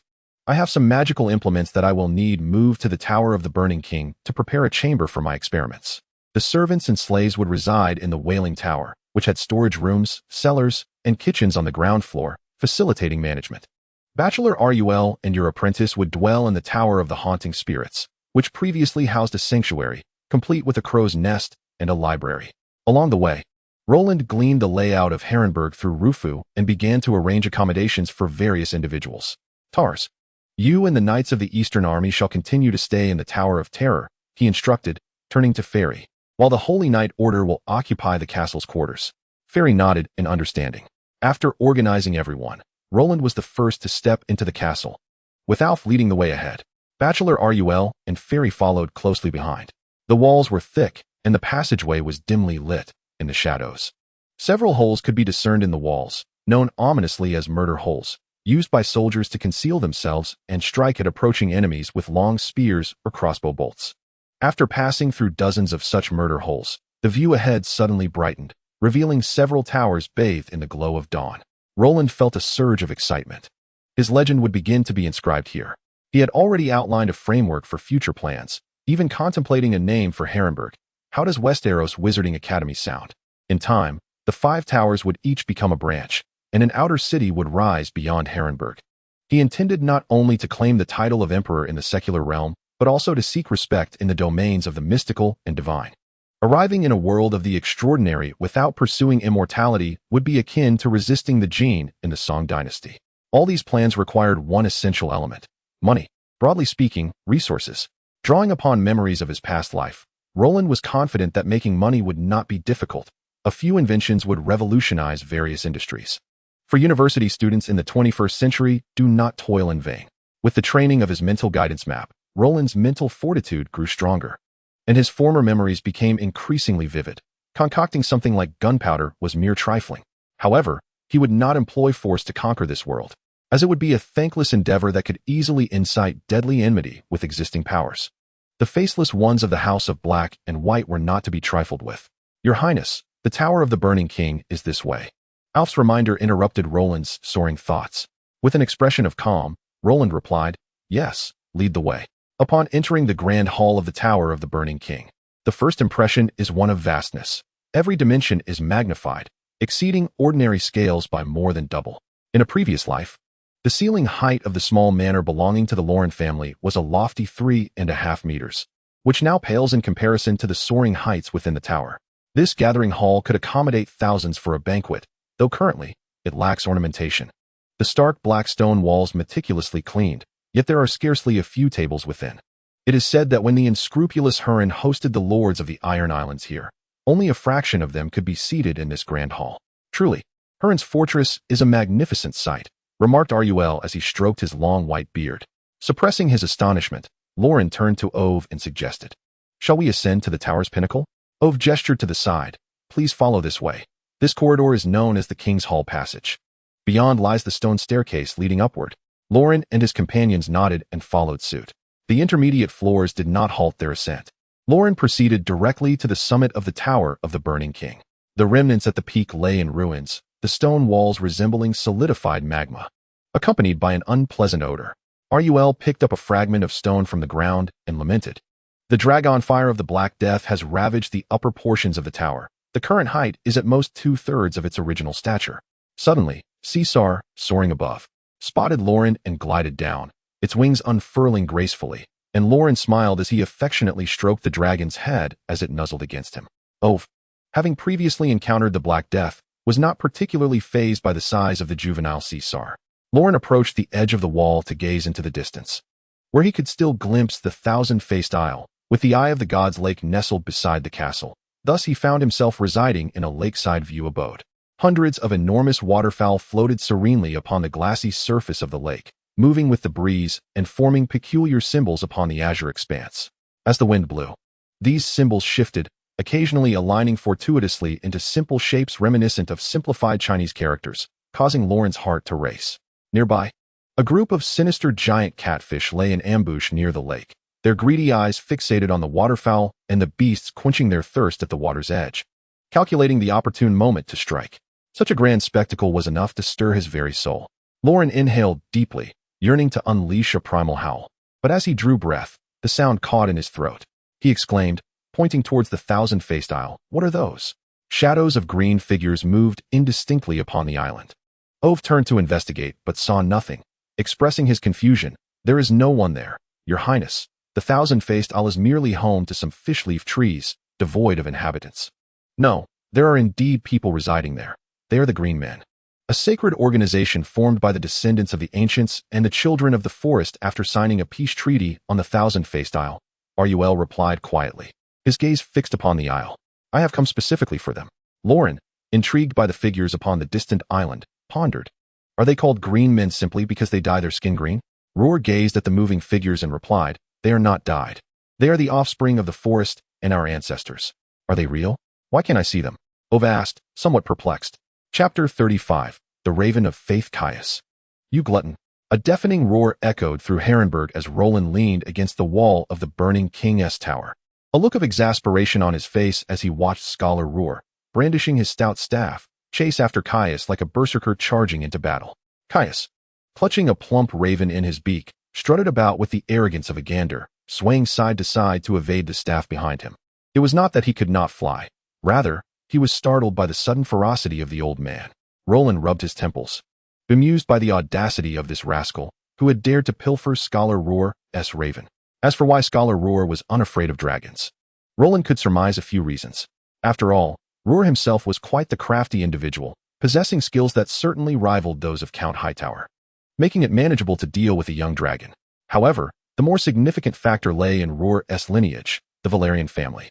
The Velaryon family of Tideshead Island was an ancient and proud lineage, with the blood of old Valyria coursing through their veins. Members of the Velaryon family, like those of the Targaryen house, typically exhibited the silver hair and violet eyes characteristic of their Valyrian heritage. Furthermore, the Targaryens originally only intermarried with this family, as evidenced by the fact that the conqueror's mother hailed from Valyria. It was evident that Scholar Roer possessed dragon blood, and thus, Caius and his magical brethren would not attack dragonkind indiscriminately. Alas, he has been caught. Roland covered his face, feeling the sting of embarrassment. After a chaotic chase, Caius was finally subdued by Scholar Roer, pinned to the ground as the staff struck the dragon's head repeatedly. Caius, however, was undeterred, stubbornly clenching the plump raven in his beak. "My lord, the beets, quicklime, and charcoal you requested have returned," reported Theodore, a panting student of Scholar Roer. Climbing just a few flights of stairs had left him exhausted. Roland remarked, "You need to exercise more." Arya, curious, inquired, "What do you need these for?" The girl felt an overwhelming sense of unease within the vast castle, often seeking comfort by Roland's side whenever she felt frightened. "Bring the items to my laboratory," he instructed. "Yes, my lord." As he walked away, he recalled the method of producing sugar from beets. As a young man fond of watching educational programs, he could hardly remember when he had first learned about the primitive sugar-making process. Yet, as Roland's mental prowess guided him through the intricacies of his studies, many buried memories resurfaced with clarity. To extract sugar, one must slice the beets into strips and soak them in water, allowing the sugar molecules to thoroughly infuse into the liquid, resulting in a sugary solution. Then, an excess of alkaline must be added to dissolve non-sugar molecules in a strong alkaline environment while enhancing the stability of the sucrose molecules. This process involves passing excess alkaline twice, leading to the formation of a precipitate. Calcium carbonate exhibits a formidable adsorption effect on non-sugar molecules, leading to their precipitation through a rather straightforward chemical reaction. The outcome is a relatively pure sugar solution. Recalling the method of sugar production, Roland, filled with anticipation, made his way to the laboratory alongside his two companions. However, while the method exists, the practical execution proves to be far more complex. With Theodore assisting in finely slicing the beets, they employed magical means to accelerate the soaking and decomposition process, culminating in several rounds of blending. After numerous failures, Roland finally succeeded in producing his first batch of sugar water. Upon drying it with dragon flame, a few crystalline, translucent white granules emerged at the bottom of the crucible. A somewhat drowsy Arya, upon witnessing the granules Roland retrieved from the crucible, inquired with curiosity, "What is this?" Roland smiled gently, responding, "Our source of wealth." Arya and Theodore exchanged bewildered glances. "Source of wealth?" Roland placed a granule into a nearby cage containing a mouse. Mice are particularly sensitive to sweet substances, and it quickly swallowed the granule. "Let us wait a moment. If the mouse is unharmed after an hourglass has passed, it will indicate our success in sugar production." Roland observed the mouse's reaction after consuming the sugar. "Sir, is sugar the name of this alchemical substance?" Theodore, although involved in the process, was unaware of its significance. Indeed, in Westeros, sweet treats are scarce, with honey being one of the few sources. Even so, their sweetness pales in comparison to that of sugar. "We have invented a food item known as sugar. Could it truly be that sweet?" Arya exclaimed with delight. Theodore felt an exhilarating rush at the thought. Goodness! If Lord Roland's description holds true, this inexpensive delicacy will surely sweep across the continent, and I shall need an additional piece of iron for my scholar's necklace. After a brief wait, observing no adverse effects on the mouse, Roland took a granule, licking it with his tongue. "Oh, the flavor is unmistakably reminiscent of the sugar from my past life." Arya and Theodore eagerly reached for a handful of sugar, savoring the pure sweetness that blossomed on their tongues. "How does it taste?" Roland inquired with a smile. "Delicious," Arya exclaimed in astonishment. She had never experienced such unadulterated sweetness. It was a flavor that evoked happiness, akin to a synonym for sweetness itself. Theodore echoed her excitement. "This is simply delectable." Grabbing another handful, he relished the treat, feeling satisfied even merely as an assistant in its invention. "My name, Theodore, shall surely be etched in the annals of Westeros history. Look at how thrilled you both are." "I have yet to unveil my grand revelation," Roland remarked, tossing a granule into his mouth before asking, "What do you think this could sell for?" Theodore pondered for a moment before replying, I believe it must be worth at least 1 silver stag per pound. A pound weighs approximately 3,359 grams. Yet Arya could hardly believe the value attributed to it. Roland shook his head with a chuckle. That's far too little. It should be no less than 1 silver moon. Theodore could not suppress a gasp. A cow is worth only 1 silver moon, and this would sell for 1 silver moon per pound. 1 golden dragon is equivalent to 30 silver moons. 1 silver moon can be exchanged for 7 silver deers. 1 silver deer is worth 7 copper stars or 56 copper pennies. Is this not excessively dear? Theodore, who personally engaged in the procurement of materials, recognized that the cost of these items is nearly negligible. Roland chuckled heartily, stating that the world is replete with the affluent, a realm that you cannot comprehend. Arya concurred, exclaiming that it is simply delectable, and she would purchase even 1 golden dragon. Theodore felt a twinge of embarrassment. My lady, you have never been prudent and do not understand the value of grain. The upper echelons of Westeros have long embraced a culture of luxury. Roland, having spent time in the Red Keep, was well aware that it is considered disgraceful for nobles to present whole chickens at feasts. Rather, they ought to serve only the most exquisite and valuable parts of the fowl, while other portions should remain unseen. Moreover, it is deemed improper for guests to sample every dish. The selection must be extensive, as they are driven to indulge in extravagance and waste. What profit could be gleaned from the coin of the common folk? Roland concocted this venture solely to exploit the wealth of the upper class. This is a unique enterprise. His confectionery must supply not only the Crownlands but also Dorne, the Westerlands, the Vale, the Riverlands, and even the distant Essos across the narrow sea. Roland fixed his gaze upon Theodore and solemnly stated, Theodore, since our departure from Old Town, I have been observing you closely. Do you comprehend why I chose you for this invention? At these words, Theodore felt a shiver of realization. Indeed, why had Lord Roland sought only him? While Master Rule had brought along his own disciple, Stran, not one to be dull-witted, Theodore quickly grasped the situation and knelt before Roland, pledging his loyalty. I, Theodore, am willing to serve you unto death. Roland nodded in satisfaction, recognizing him as a perceptive individual. Throughout their interactions, Roland noted Theodore's cleverness and decent character, which had led to his selection among Rule's 2 disciples. Had this young man not exhibited an attitude of submission today, he would not have survived much longer. Tomorrow, continue procuring those materials. Remember, the details must remain confidential. Only you shall know, and you must blend them with other supplies during your purchases. Additionally, send someone to King's Landing and the port of Old Town to acquire some mute slaves. Yes, my lord. Chapter 36. The wedding. After assigning Theodore his future tasks, Arya lingered, reluctant to depart, prompting Roland to appease her with a pack of sugar. Next, he intended to complete the final step of mastering the eye of scrying meditation technique. Maintaining a pair of all-seeing eyes is a delightful prospect, yet much of what one observes can be rather eye-watering, as many in this medieval era seldom bathe, with some perhaps never doing so at all. He retrieved jars containing leech-eyed and blood frog specimens, placing them upon the experimental table. The first step, inscribing the witch's circle. This foundational energy circuit for absorption would not be a hexagram, but rather a cross. It was not overly complex, and Roland completed the drawing in no time. This may also be attributed to the nascent state of the Eye of Scrying school, as even its derivative spells have yet to expand beyond a single incantation. It is merely a fledgling discipline. With pliers, 2 biological eyes were extracted and placed at the 4 nodes of a witch's array in a cross formation. Subsequently, the magical essence stored within the eyes was activated through meditation. Roland pressed his hands upon the table, and his golden, cross-shaped pupils began to emanate a faint blue light, which coalesced into a wisp of ethereal smoke drawn into the array. As his vision dimmed, he maintained the flow of magical energy, a natural occurrence. The energy circuits of the witch's array slowly filled with the azure glow, which began to flow like water across the array. In a frigid stone chamber, a young boy fixated intently on the mysterious array upon the stone table. A delicate blue thread connected the eyes, creating a surreal and eerie tableau. The 4 eyes within the array began to illuminate, a deeper, bluer aura shimmering upon their surfaces. Remarkably, these orbs began to rotate autonomously, akin to human eyes observing their surroundings. A buzzing sound echoed. Whether it was real or merely a figment of Roland's imagination remained unclear.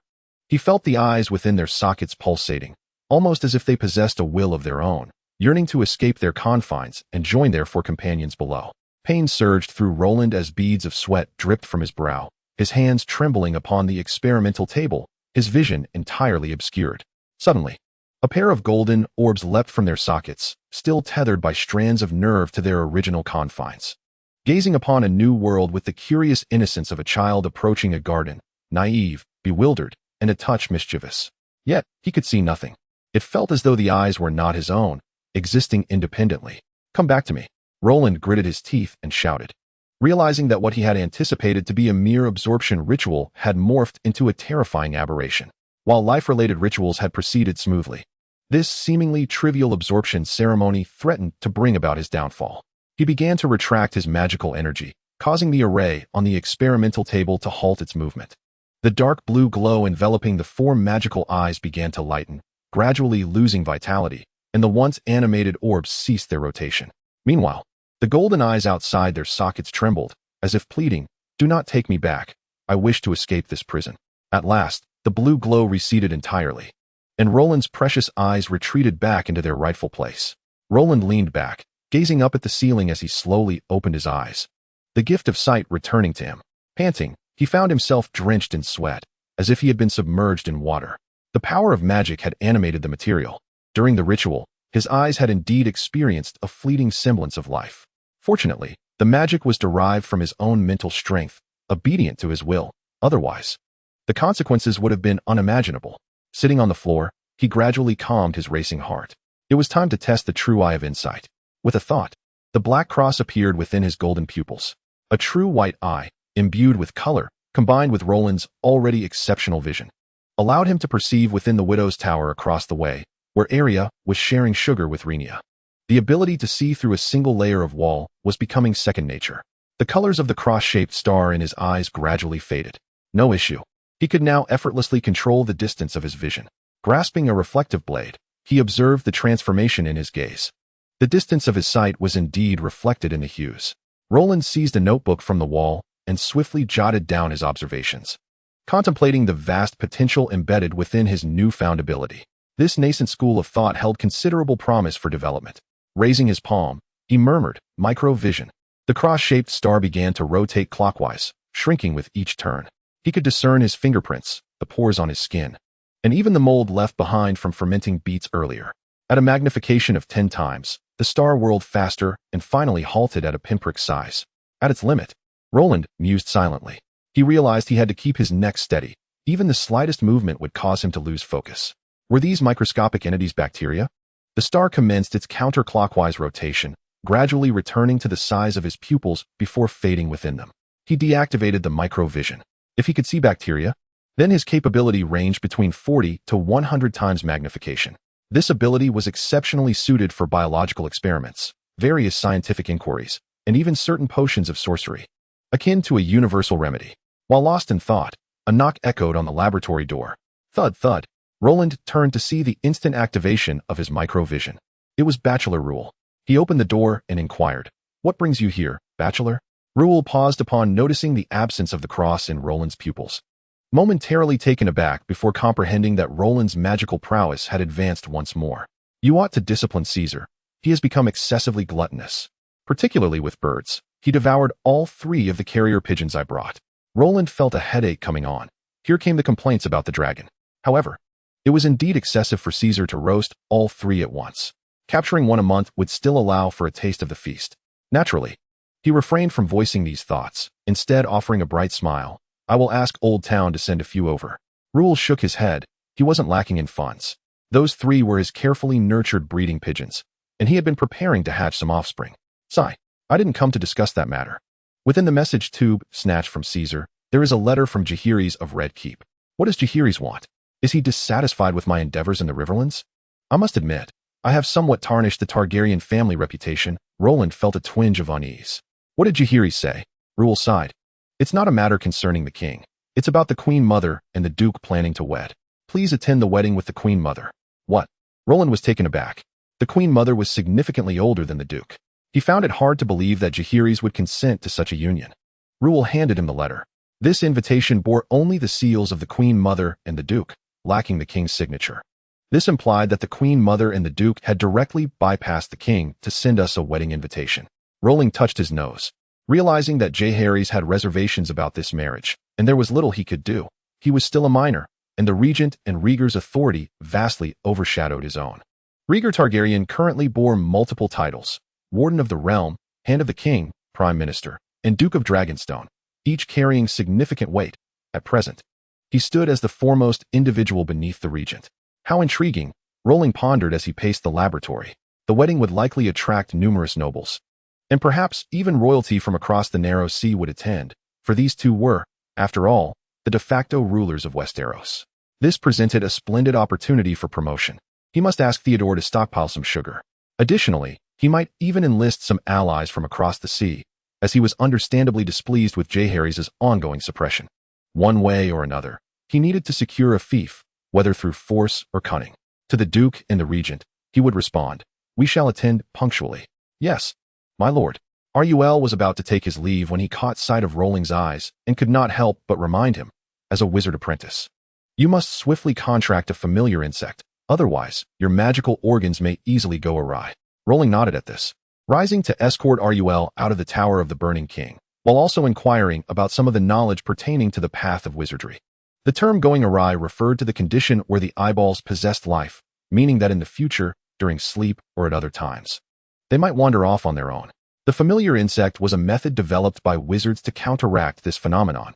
Since the inception of this magical practice, familiars had evolved beyond merely suppressing the upheaval of magical organs, allowing for the acquisition of various innate abilities based on the choice of familiar.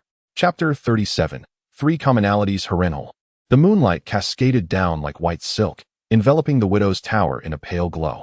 A sudden scream pierced the stillness from within the tower. The lights in the tower flickered to life. It was Rolling's room. Rhaenyra, somewhat flustered, recalled the curse of Harrenhal and hurriedly donned a thin nightgown to investigate. Upon entering, she found the sisters of House Rhys huddled together in a corner, clutching their bedding, their expressions filled with terror. Rhaenyra turned her gaze to Rolling, who sat at the head of the bed, inquiring, "What has happened, Rolling?" Rolling covered his eyes with his hands, a faint blue light escaping through his fingers. "It's nothing. The magic went awry. They are overreacting." Rolling tore a piece of bed linen to shield his eyes and rose to explain, exerting considerable effort to soothe Rhaenyra back to calm. The familiar insect represented one of the 2 rare opportunities to acquire innate wizardry. One must choose with utmost caution. Ordinary insects could not possibly gain extraordinary powers. The journey to King's Landing needed to be planned in advance, primarily to procure a familiar insect and to consult the portly high priest regarding the kingdom's affairs. Moreover, a ton of sugar had already been stored, sufficient for their needs. After a moment of deliberation, Rolling reclined on the bed, preparing to rest. "Master," the voice of the Rhys sister trembled slightly. Rolling, somewhat exasperated, replied, "Sleep." The following morning, Roland summoned Theodore and instructed him to prepare samples of white sugar, as Roland intended to ride his dragon, Caesar, to King Aenys' Landing first. They would subsequently have Rhaenyra transport the goods. Due to Caesar's relatively small stature, Roland had arranged for a nest atop the Tower of the Burning King, while Dreamfire was accommodated within Harrenhal. After concluding all matters with Rhaenyra and Master Rule, Roland ascended to the tower's peak, carrying a satchel. Caesar was already fitted with a dragon saddle. Recently, the young dragon had been voraciously hunting waterfowl at the Lake of the Gods, and Roland noticed that it had grown considerably. Now, bearing Roland, it could effortlessly soar through the skies, gently stroking the dragon's horn, which was solid bone, remarkably hard and sharp. Roland recognized that such a structure transformed its skull into a formidable weapon. With a triumphant roar, Roland presented a piece of roasted beef as a reward, stowing his belongings in the saddle's compartment before mounting. At the edge of the tower, Caesar made a leap of faith, gliding into the air and ascending toward the heavens. The journey from Harrenhal to King Aenys' Landing was not particularly long. An average person would take half a day to traverse the distance, but Roland, riding Caesar, spotted the silhouette of the Red Keep within the span of a single hourglass. As they approached, the guards of King Aenys' Landing remained unperturbed at the sight of the dragon. Now, all true dragons belonged to the kingdom's authority, and the great beasts were merely their lords. Any alarm or arrows fired in defense would only invite retribution. Nonetheless, some guards hurried to report the arrival to the Red Keep. Upon reaching the entrance to the dragon pit, a spacious area designated for the dragon's descent awaited. A few guards clad in scale armor swiftly approached and respectfully prostrated themselves, raising their backs to allow the true dragon to dismount. Roland took note that these dragon pit guards were known as dragon wardens, established following his taming of the Black Death. After instructing the guards to attend to Caesar, Roland proceeded with his belongings in a carriage prepared beside the dragon pit toward the Red Keep. In the Red Keep's 7 Stars Hall, the corpulent High Septon sat opposite Roland. Since the disbandment of the Church's armed forces, the Church's political influence had waned considerably. The High Septon sighed, lamenting that he had not been informed of recent royal meetings. With heavy bags under his eyes, he appeared to have aged a decade during his time in King Aenys Landing. At least we still possess public support, Roland remarked, pouring a cup of 7 Stars tea for the High Septon. You are well aware of the Targaryen exceptionalism, the High Septon replied, savoring the rich tea. Without this precedent, your meddling in the riverlands would have led to disastrous consequences. Roland chuckled sheepishly, acknowledging, I may have exaggerated. The Targaryens had indeed dealt severe blows to the Church. One conqueror diminished its authority, a cruel Maegor decimated its armed forces, and Jaehaerys went so far as to forcibly disband the Order of the Holy Sword and the Poor Fellow's Assembly. The High Septon shook his head slightly, expressing indifference, then whispered, I have heard you have formed a holy knightly order. Did you not just mention the Targaryen exception law? Roland chuckled. Your petty antics may be tolerable, but once they evolve into a legion, the royal family will not stand for it. One of my purposes for attending this wedding is to address this issue. I seek a fief. The corpulent bishop remarked nonchalantly, this is not difficult. Currently, there is a stark opposition between the royal family, particularly Jaehaerys, and the regent. The Church, despite its diminished influence, still holds considerable weight. As the bishop sipped his tea, he mused internally, I did not anticipate this young man possesses some cunning. He has established a holy order and subdued the remnants of the Magrath legions, thereby acquiring some strength, yet it remains insufficient. Although I hail from the Hightower family, I refuse to be a mere lapdog, a sycophantic cur. Serving the Hightowers requires no contemplation. My aim in consolidating power is to attain independence within the Church, free from the Hightowers' manipulation. Roland's dragons and armed forces will serve as my greatest allies in the future. If I do not invest in him, who shall I support? Recently, I have been negotiating with the regent regarding the relocation of the cathedral to King's Landing. This matter cannot be rushed and requires careful execution. However, there exists a dilemma. Upon moving the cathedral, will I transition from being a Hightower's dog to the royal families? Thus, Roland's external influence is invaluable. With Roland and his associates restraining the royal family's control, once the relocation succeeds, it will be my moment of ascendance. Roland's heart leapt with joy at the unexpected agreement from the bishop. I desire a fief, preferably an island, which would allow for hidden soldiers and facilitate trade with Essos. The bishop's expression darkened. Young Roland, you are being excessive. Merely acquiring a fief is a significant achievement. Which island is unclaimed? Trade? The bishop had caught on to the key concept. Roland produced samples of white sugar from his person and placed them upon the table, small cubes of sugary delight. What is this? The bishop inquired, puzzled. Sugar, a delightful treat. Do taste it. The bishop placed some sugar into his mouth and, after a moment, his face lit up with astonishment. What a marvelous delicacy. Truly sweet. This was an accidental creation during my alchemical studies. Quite impressive, is it not? Roland replied, a hint of pride in his voice. Young Roland, I did not expect you possessed such talents. How much do you intend to sell it for? 1 pound for a silver moon. Agreed. I shall assist in arranging your fief, and tomorrow I can introduce you to some merchant guilds from free trade city-states. The bishop, enjoying the sweet morsel, was eager to inquire about production reliability. Roland responded, currently, we can produce approximately 2 tons monthly. If sales are promising, we can increase output. Indeed, quite commendable. The bishop replied, savoring the flavor, his speech slightly garbled. He reveled in the deliciousness without negotiating the profits, reflecting on Roland's journey since his defection from Magrath. The relationship between the two has steadily progressed, and I am confident that Roland will not withhold anything. They share common interests, and their complementary power and influence have fostered mutual trust, a rarity that both parties diligently maintain. You have successfully practiced the meditation technique, haven't you? The rotund priest gazed into Roland's eyes. Roland replied candidly, indeed, my early arrival in King's Landing is to address the issue of rampant magical energy. The priest set aside his sugar cubes, tilting his head as a green centipede, adorned with 4 antennae, crawled out from his ear. Roland's expression shifted, and he couldn't help but twitch at the corner of his eye.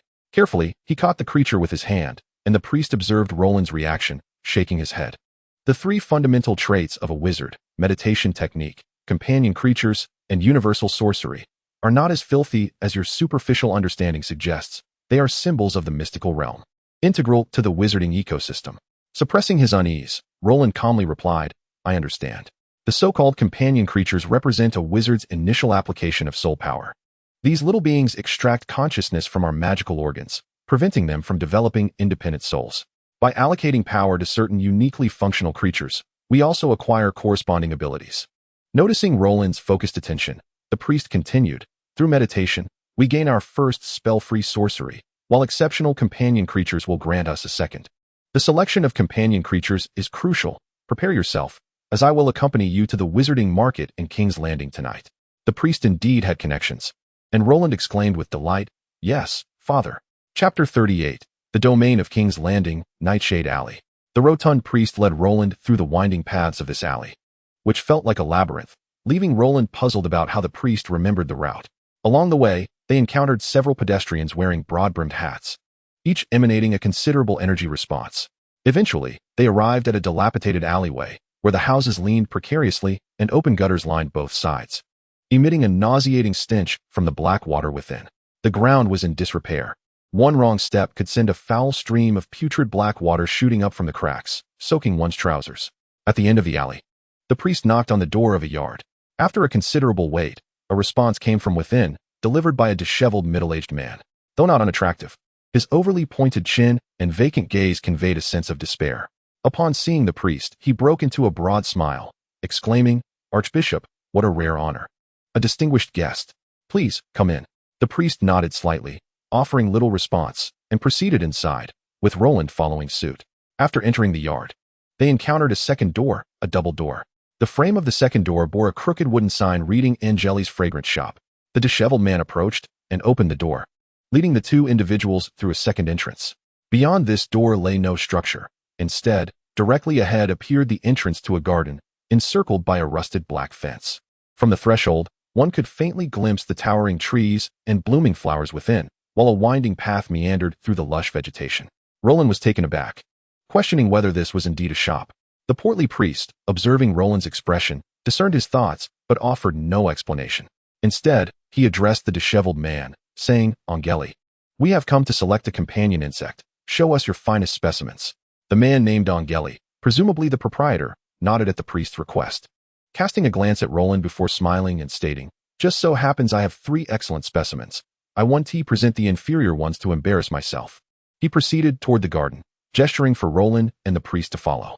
The trio followed the path until they arrived before a colossal yellow sunflower, its bloom nearly the size of a basin and standing at the height of an adult. As Roland approached, he was astonished to discover that, nestled within the flower's center, lay the face of a sleeping woman. Her eyes were closed, her breath absent, rendering her visage eerily akin to that of a corpse, devoid of any hair. Angeli produced a gray vial, from which he dispensed 2 drops onto the woman's lips. To Roland's astonishment, the woman's mouth opened, and a minuscule insect, akin to a grain of rice, emerged, wriggling a few times before stopping to drink from the droplet. This companion insect was known as the strigobug, a parasitic creature. In its natural habitat, this insect was consumed by certain dung beetles from the excrement of wild cranes, subsequently taking residence within these small organisms.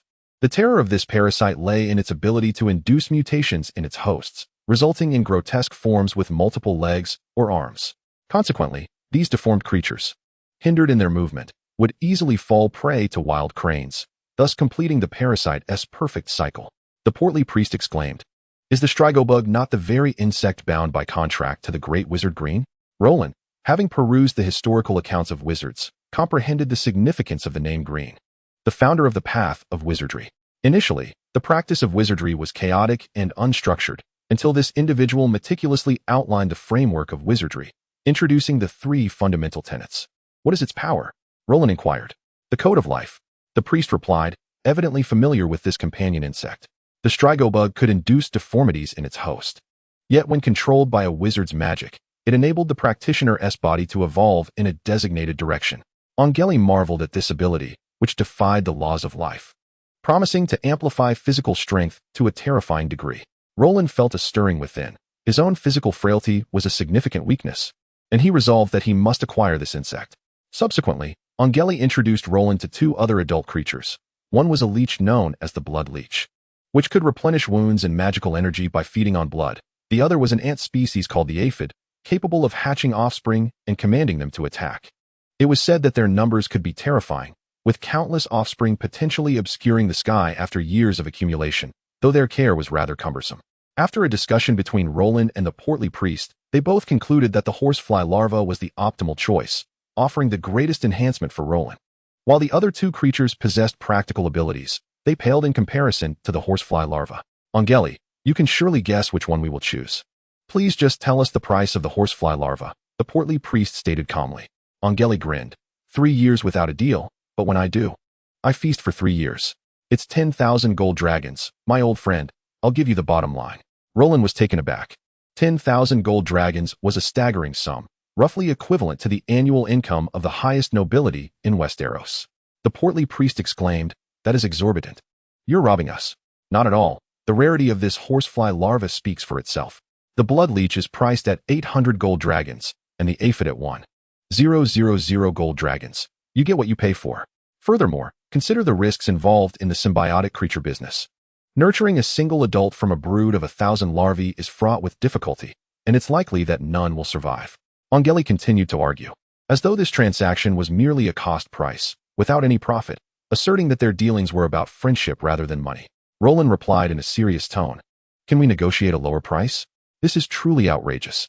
Angeli displayed a pained expression, rubbing his unkempt beard as he pondered. "This horsefly larva will not survive long in the human-faced sunflower. Why wait for another potential buyer?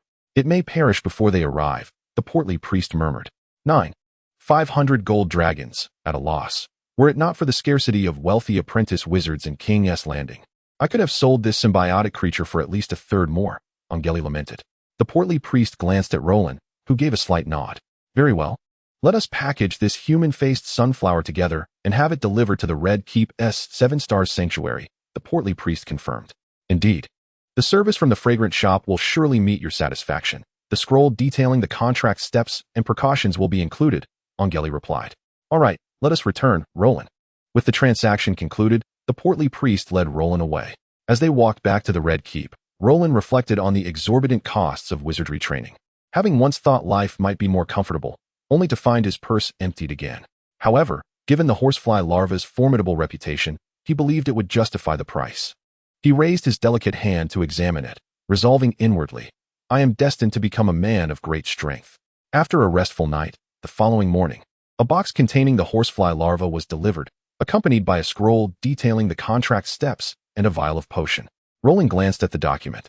Realizing that no elaborate ceremony was required, it merely contained a generic contract incantation, indistinguishable from the one inscribed on the Eye of Insight. The sole detail warranting attention was that the potion, provided in a blue vial, must be consumed continuously prior to the contract. This potion would transform the wizard's stomach, generating a membrane akin to that produced by the wild crane's stomach, thus safeguarding the parasitic creature from being digested. Indeed, this parasitic contract necessitated the creature residing within one's abdomen. Roland uncorked the blue vial, noting its lack of scent, and swiftly swallowed a single bead without chewing. This regimen would need to be repeated daily for approximately a week. Today, the corpulent priest had intended to escort him to negotiate the sale of sugar with the Merchant Guild of the Free Trade City-States. After contemplating the priest's generous assistance and the subsequent matters regarding his fief, Roland decided to employ a method reminiscent of his previous life. He entrusted the sales rights for sugar outside of Westeros to the priest, retaining only 5 silver stags for himself, with 1 silver moon equating to 7 silver stags, leaving 2 silver stags as profit for the priest. As a token of gratitude for his ongoing support, Roland was well aware that this novel commodity, sugar, would undoubtedly garner significant interest. The price at which the priest sold it to the Free Trade City-States would certainly exceed 1 silver moon, potentially reaching 2 or even 10 times that amount. However, such favors must be reciprocated. One must give to receive. Sugar represented merely a minor channel of income for Roland, as he harbored numerous ideas for small inventions related to salt production, steel forging, and weaving. It was not unacceptable to relinquish a small portion of profit, especially since he retained control over the core technology. The innovations in these industries were not particularly challenging. Rather, the arduous task lay in their management.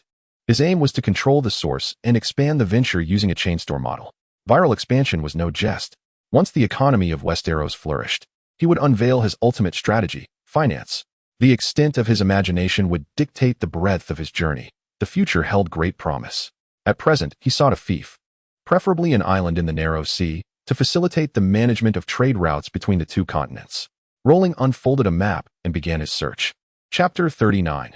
Rivers and Hills. Queen Alyssa was widely recognized as a beauty since her youth, her father being the formidable Lord of Tides, Isan Valerion, and her mother, Lady Alara of House Martell, equally renowned for her beauty. The Valerion family was ancient, noble, and affluent. Her grandfather had been a close confidant of King Aegon and his two queens. The first captain of the King's Guard and the Lord Admiral had both hailed from House Valerion. Since the Conqueror's reign, the position of Lord Admiral had been exclusively held by members of that house. As Rolin and the corpulent priest traversed the corridor towards Maegor's holdfast, they listened to the priest recount recent events occurring in King's Landing. It appeared that the position of Lord Admiral had been inherited by the Valerion family, prompting Rolin to jest. Not only the Lord Admiral, but also the position of Admiral of the Navy was occupied by a Valerion, causing a hint of envy to flicker across the priest's countenance. Indeed, the three great powers of Westeros were no mere jest. The corpulent bishop spoke slowly. Following the announcement of the wedding between the regent queen and the prime minister, the contemporary master of the tides, the queen's brother Daemon Valerion, arrived at Blackwater Port with the mightiest naval fleet of the age, intending to stage a mock naval battle in honor of his sister's marriage. Roland was somewhat taken aback. The power and military prowess of this family were rather excessive. The bishop chuckled at Roland's astonished expression, noting that the queen's family was indeed formidable, while the Baratheon family, to which Duke Roga belonged, was not to be underestimated either. Duke Roga's grandfather, Orys, was the illegitimate half-brother of the conqueror Aegon and also Aegon's most trusted commander. He had slain the proud Aegon of Dorne and married his daughter. Consequently, Duke Roga prided himself on having both the blood of true dragons and the ancient legacy of the Storm Kings coursing through his veins. Now serving as hand of the king and protector of the realm, the Baratheon family had ascended to the ranks of the elite nobility. It was no wonder that the union of these two super-noble families had generated such excitement. I have heard that the Sea Lord of Bravos, the High King of Tarth, and the 22 governors of Pentos had all personally come to attend the ceremony, Roland remarked, sharing the news he had gathered. The corpulent bishop nodded and whispered. Thus, after the engagement of Duke Roga and Queen Alysanne was made public, the related rumors proliferated. After all, shouldn't he, the queen's husband, be the king? No wonder Jaehaerys vehemently opposed their marriage, Roland murmured. The bishop nodded. Roga's actions are somewhat overreaching. Jaehaerys has asserted more than once that Roga's desire to marry the queen stems more from a thirst for power and status than from genuine affection. Is this conflict the reason we are seeking lands from Jaehaerys? Roland questioned, puzzled, as the marriage between the queen and Roga seemed to be a foregone conclusion. I would not have dared to agree to you if I did not possess considerable confidence, Roland replied earnestly, eager to hear the bishop's thoughts. The bishop, with a self-satisfied smile, said, "It is still a marriage, but rather Jaehaerys' marriage." Still a marriage? Roland was somewhat perplexed. Jaehaerys has reached a marriageable age, and the king has no heirs, which could destabilize the realm. I have learned that the queen and the prime minister have arranged a match for Jaehaerys, targeting the daughter of the High King of Tarth. Roga has always sought to extend the influence of the Iron Throne across the narrow sea to the continent of Essos. This endeavor is one he has orchestrated. The bishop looked at Roland as if to say, "Do you grasp my meaning? Our family has a tradition of sibling marriages." "Does it not?" Roland exclaimed. "For centuries, the Targaryen family has practiced sibling intermarriage. Alysanne is merely 2 years younger than Jaehaerys, and the two children have always been close. Their bond profound. Perhaps they have long desired to unite as husband and wife, much like their brother Aegon and sister Rhaenys." Roland suddenly comprehended. Is this what the queen intends? The regent queen's announcement of the marriage between her son Aegon and daughter Rhaenys had sparked a storm of rebellion within the church, leaving her with lingering fears. She has told me on more than one occasion, "We cannot repeat the mistakes of the past." Rolling instantly grasped the crux of the matter. After the demise of her husband, King Aenys, Queen Alysanne had witnessed an abundance of horrors that prompted a shift in her perspective. "Our bargaining chip is rolling," she murmured. The corpulent bishop interjected. "Now is the moment when he finds himself utterly isolated, and as the new leader of the church, I bear significant weight." Upon hearing this, Rolling solemnly bowed to the bishop, recognizing the gravity of his support, which she would forever cherish. The bishop had wholeheartedly offered his counsel for Rolling, earning her utmost respect. The bishop helped Rolling to her feet and softly remarked, "There is no need for such formality between us. Your goodwill is sufficient." He glanced upward and noted, "The Mead Tower has arrived. Aegon awaits us in the study. Let us proceed." Rolling nodded in agreement. Knock, knock. Enter. Aegon's voice resonated. Your Majesty. The bishop lowered his head in a bow, while Aegon regarded Rolling with a slight furrow of his brow. The bishop, keenly observant, hastily added, Your Majesty. My request is also pertinent to Rolling. Aegon shook his head slightly and whispered, Mother fears that remnants of the cult's armed factions linger within the kingdom. Do you possess any viable solutions, Archbishop? Aegon was apprehensive that should he wed his sister, those factions might pose a renewed threat. The specter of a repeat of the infamous Chicken Hall incident loomed ominously. The close kinship between Rhaenyra and Prince Aegon had precipitated a decade-long ecclesiastical upheaval, only concluding the war in its wake. Even if Aegon yearned to share a bed with his sister, he must tread carefully. In the present, with the church's armed forces extinguished, the likelihood of rebellion seemed minimal. Even if a few dissenters remained, he felt confident in his ability to contain them. After addressing the church's issues, the bishop continued, Your challenges do not lie within the church, but rather in the wills of the regent queen and the prime minister. Princess Alysanne has just reached maturity, and both the queen and the prime minister are already seeking a suitable match for her. Upon hearing this, Rolling felt a surge of approval. The final statement struck like a thunderbolt. Aegon understood that securing a stable marriage with his sister was contingent upon neutralizing this rotund figure. Should he approach his mother with whispers of discontent, the prospect of his union with his sister might be irrevocably jeopardized. The unresolved entanglements of the past dynasty, coupled with the notion of sibling marriage, would undoubtedly be perceived as a provocation by the devout followers, necessitating a high-level suppression and appeasement within the church. The crux of the matter hinged upon this individual, a political exchange of interests, Aegon mused cynically. Archbishop, please state your demands directly, Aegon said coldly. The bishop, not one to mince words, promptly declared, I have 3 requests that I hope your majesty will support and grant. Aegon fixed his gaze upon him, attentively listening.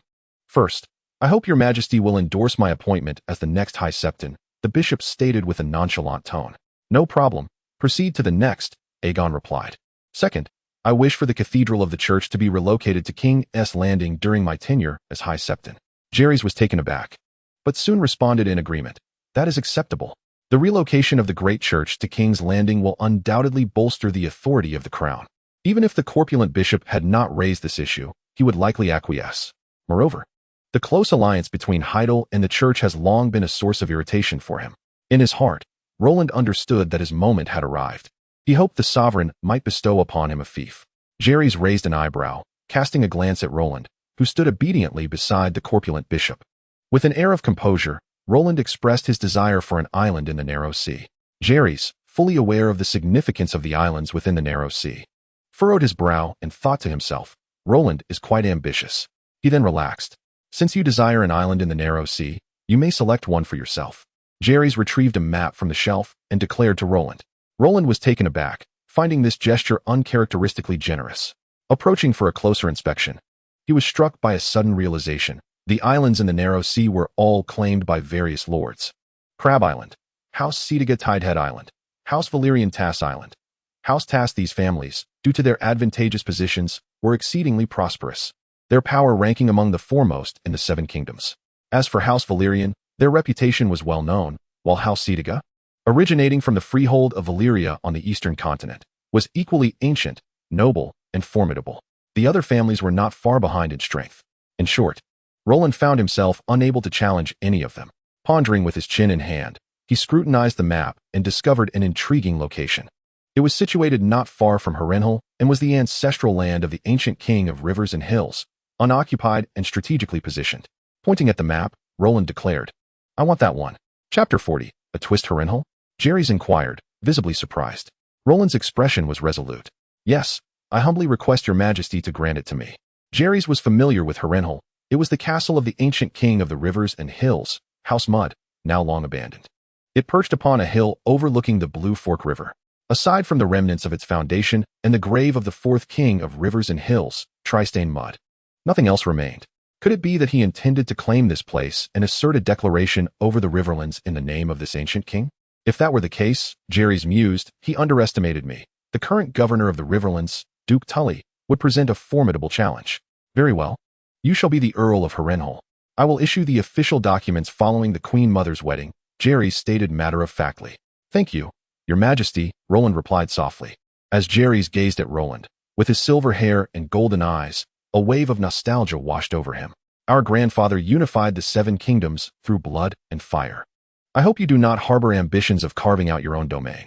You are the sole scion of Uncle Maegor, and while it is natural to entertain certain thoughts, I am the one true king. From Old Town to the Wall, all must heed my command, including the entirety of Westeros. Can we come to an understanding on this matter? Rolin had no choice but to respond. You are the sole king. Jaehaerys fell silent, and the rotund bishop took his leave as the two descended from the Mead Tower. Why choose the ruined stone city? The stones from its walls have all been stolen, the bishop remarked, puzzled. There are truly no other options. All the islands of the narrow sea are claimed, Rolin replied with resignation. Though the ruined stone city lay in desolation, its geographical position was indeed advantageous. Situated at an outlet that could be developed into a port town. For now, I shall establish it as a military stronghold. Most importantly, it will create a blockade between ruined stone city and Harrenhal. The bishop's eyes brightened. You have effectively divided the north, the Vale, and the riverlands from the kingdom. Yes, thus facilitating both taxation by Cardau and trade transit to my benefit. Rolin clenched his fist, declaring that Westeros was now divided in two. If war were to arise, he would face assaults from all directions. The bishop, possessing a discerning mind, instantly recognized the disadvantage. Rolin nodded. Nothing is without flaw.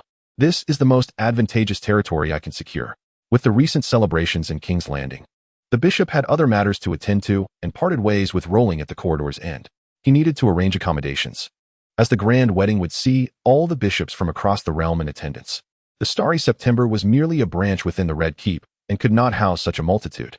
Upon returning to his quarters, Rolin picked up a blue vial containing pills and consumed another. He felt no immediate effects and was about to practice his universal sorcery when the door swung open. Who would enter without knocking? He activated his sight, revealing a captivating figure before him. She tiptoed cautiously toward the bedroom. Rhaenyra. Rolin's expression darkened as humiliating memories surfaced. With a cold smirk, he thought, a gentleman seeks vengeance, and at that moment, he strode directly to the woman, sweeping her into a princess carry. Rhaenyra squealed, nearly fainting. Upon recognizing her captor as Rolin, she felt a mix of anger and urgency, desperately pounding his chest. Put me down. You are offending the dignity of the crown prince, she whispered. Having secretly approached Rolin, her intentions were merely to indulge in his presence. She had no desire for any scandal with the fallen prince, although her status as the crown prince was unbetrothed for the time being. Her future husband would surely be of noble standing. Rolin scoffed. What crown prince? Once Jaehaerys marries and has children, your title will be rendered void. Dressed in a pristine white lace corset gown, Rhaenyra, after a flurry of movement in Rolin's embrace, found her skirt slipping to her waist, revealing her fair, shapely legs. That is 1,000 times better than your fallen status, she conceded, ceasing her struggles, aware that the more she moved, the more she would give him an advantage. With a thud, Rolin tossed her onto the bed. What are you doing? Rhaenyra exclaimed in alarm. I warn you, before you stands a princess of Westeros. Rhaenyra felt something amiss. She had initially approached with playful intent, yet the scenario had shifted to one where she felt toyed with. Was this still the delicate and exquisite Roland? Where had her gentle boy gone? No, please stop. From dusk until the deep of night, and from night until dawn, she finally sought to redeem herself. In the past, she had desperately cried out for it to end, her throat nearly hoarse from her pleas. Yet this girl took a perverse delight in prolonging the encounter. Had it not been for the imminent departure of Wang Ling's entourage, Roland might have truly believed this was destined to go too far. Today, I am no longer the naive fool of yesteryear. The moniker of the dragon goddess Spear of the River Bay was not earned without merit. Through countless arduous battles in the River Bay, I, Roland, have undergone a profound transformation. Since you dare to challenge me, I shall not shy away. If you seek battle, then let it be so. Rhaenyra, her face streaked with tears, hastily donned her dress. She needed to depart before dawn, lest the servants discover her dalliance with Roland, which would jeopardize her prospects of marrying into a respectable family while still holding onto her title as a princess. The wheel of fate turns. And now it is you who must lean against the wall. Were it not for your unparalleled skill with words, I could have kept you bedridden. Roland cast a glance at Rhaenyra, who vanished through the doorway, and let out a long sigh of relief. The sage mode descended upon him. He retracted his playful thoughts and began to deliberate on future plans. With the territory now secured, his once restless heart could settle down to contemplate the art of agriculture. He needed to invent 1 or 2 new products. While the profits from sugar were commendable, his expenditures were swift, and the demands for funds were numerous. The damage to the 5 main towers of Harrenhal Castle, though not urgently in need of repair, would eventually require attention, as it appeared quite unsightly. The ruins of the castle of Archstone could only accommodate a meager garrison. This castle had once been chosen as a royal stronghold by the King of Rivers and Hills, boasting an exceptional location. And the cost of its construction was nothing short of extravagant. His pursuit of wizardry was also a significant drain on resources. The prices for top-tier magical materials often soared into the tens of thousands of gold dragons. Yet, such expenditures were unavoidable. For instance, the purchase of the exquisite parasitic beetle was a rare opportunity not to be missed. Wizardry presently stands as the only extraordinary path I have encountered that offers a systematic ascent, far more reliable than the likes of shadow binders or aberrations. The path to the extraordinary shall not cease until immortality is attained. If Pine Balalai can survive the magic suppression phase, so can I. And I shall thrive even more abundantly. Chapter 41. The Splendor from the Perspective of an Ordinary Person. The thought of having a myriad of chaotic insects crawling over and even within one's body is undeniably terrifying. Roland himself found this notion rather repulsive. However, it was a necessary milestone on the path of wizardry. From the cabinet, he retrieved a box containing a human-faced sunflower, carefully extracting the peculiar plant. Remarkably, even when severed, this flora could retain its original properties for an extended period. Having consumed potions for a week, he was now ready to form a contract with the parasitic insects. 2 drops of liquid were dripped onto the pallid face nestled amidst the sunflower, causing the mouth to part once more, from which a horsefly larva crawled forth to siphon the essence from the visage. Theoretically, any insect could serve as a familiar to a sorcerer, as the unique attributes of an insect's soul are susceptible to the erosion by the sorcerer's spirit. Once a successful pact is forged, the insect transforms into an entity akin to a semi-duplicate. Typically, sorcerers eschew ordinary insects, for they do not bestow any innate magical talents or extraordinary abilities. The familiar is the most intimate companion a sorcerer possesses throughout their life, ideally endowed with unique powers. This demand in the market has led to the emergence of specialized establishments like the Angelier Aromatic Shop, which exclusively caters to familiars. Given the rarity of insects with extraordinary abilities and the scarcity of those that are practical, shops like Angelier have resolved numerous dilemmas faced by aspiring sorcerers. Come forth, my dear. Roland gently pinched the minuscule, white parasitic larva and placed it upon a mystical crystal orb, securing it with his magic to prevent it from scuttling away. He intoned the incantation for the pact. The crystal orb glimmered with a cerulean radiance, and with the utterance of the spell, Roland felt a sharp pang in his mind as the larva emitted an almost inaudible sound. Moments later, the pallid and fatigued countenance of Roland, now attuned to the orb's familiar and comforting aura, exhaled a soft breath. The pact with the horsefly larva was successful. I have acquired a familiar akin to that of the illustrious green sorcerer.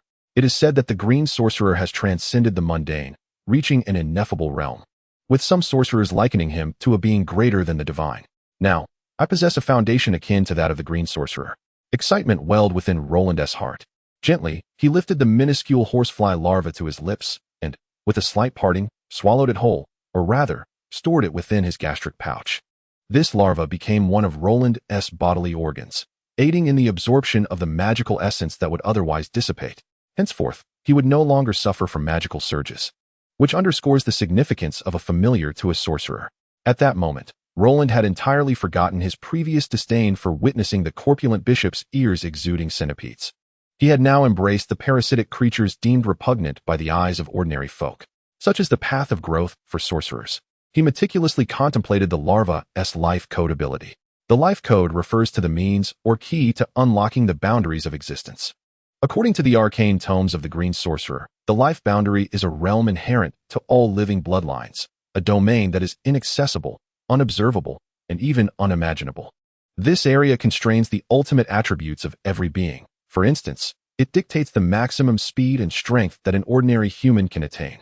The larva's life code ability is one that transcends such limitations. Roland discerned that the life code currently serves primarily 2 functions. Passive evolution. The horsefly snail possesses the remarkable ability to harmonize with its host's life, facilitating a significant passive evolution. This means it can fundamentally transform the wizard's physique, enhancing their constitution. Active evolution. The wizard can harness their magical energy to awaken the mysterious powers of the horsefly snail, stimulating controllable physical distortions, such as the growth of an additional arm or increased muscle mass. The effects of passive evolution are not immediately apparent. Roland, channeling his magical power into the horsefly snail residing in his stomach, attempted active evolution, opting to enhance his right arm. Within a mere 2 to 3 seconds, his muscles visibly swelled, causing his right arm to grow in size. He struck a few punches with his right arm, producing a sound that sliced through the air. Nodding in satisfaction, Roland reverted his arm to its original state. However, he soon sensed something amiss. A sudden wave of hunger washed over him. Did this active evolution not only consume magical energy, but also require sustenance to support the bodily transformations? Having grasped the foundational abilities of the horsefly snail, Roland instructed a maid outside to bring him some roasted meat. With this symbiotic creature alone, his combat prowess had surged by nearly half. Regrettably, there had been no significant battles recently. It seemed that a martial competition would be held after the wedding commenced. Yet, he had not practiced his combat skills. Perhaps it was best to refrain. The thought of martial arts brought to mind the water dancer from Hellenberg. The dance of water was an intriguing choice, albeit somewhat discordant with the future's might. "My lord, the food you requested has arrived," the maid announced from outside. "Come in," he responded. After indulging in a hearty meal, Roland resolved to take a moment to rest. The bond with his symbiotic creature weighed upon his soul, and he had yet to fully acclimate. His mental state felt somewhat unsteady. Roger stood upon the balcony of the Prime Minister's tower, surveying the entirety of King's Landing. He held a glass of red wine, savoring the exquisite flavor while reveling in the jubilant atmosphere of the city, bustling with the celebration of his and the Queen Mother's nuptials.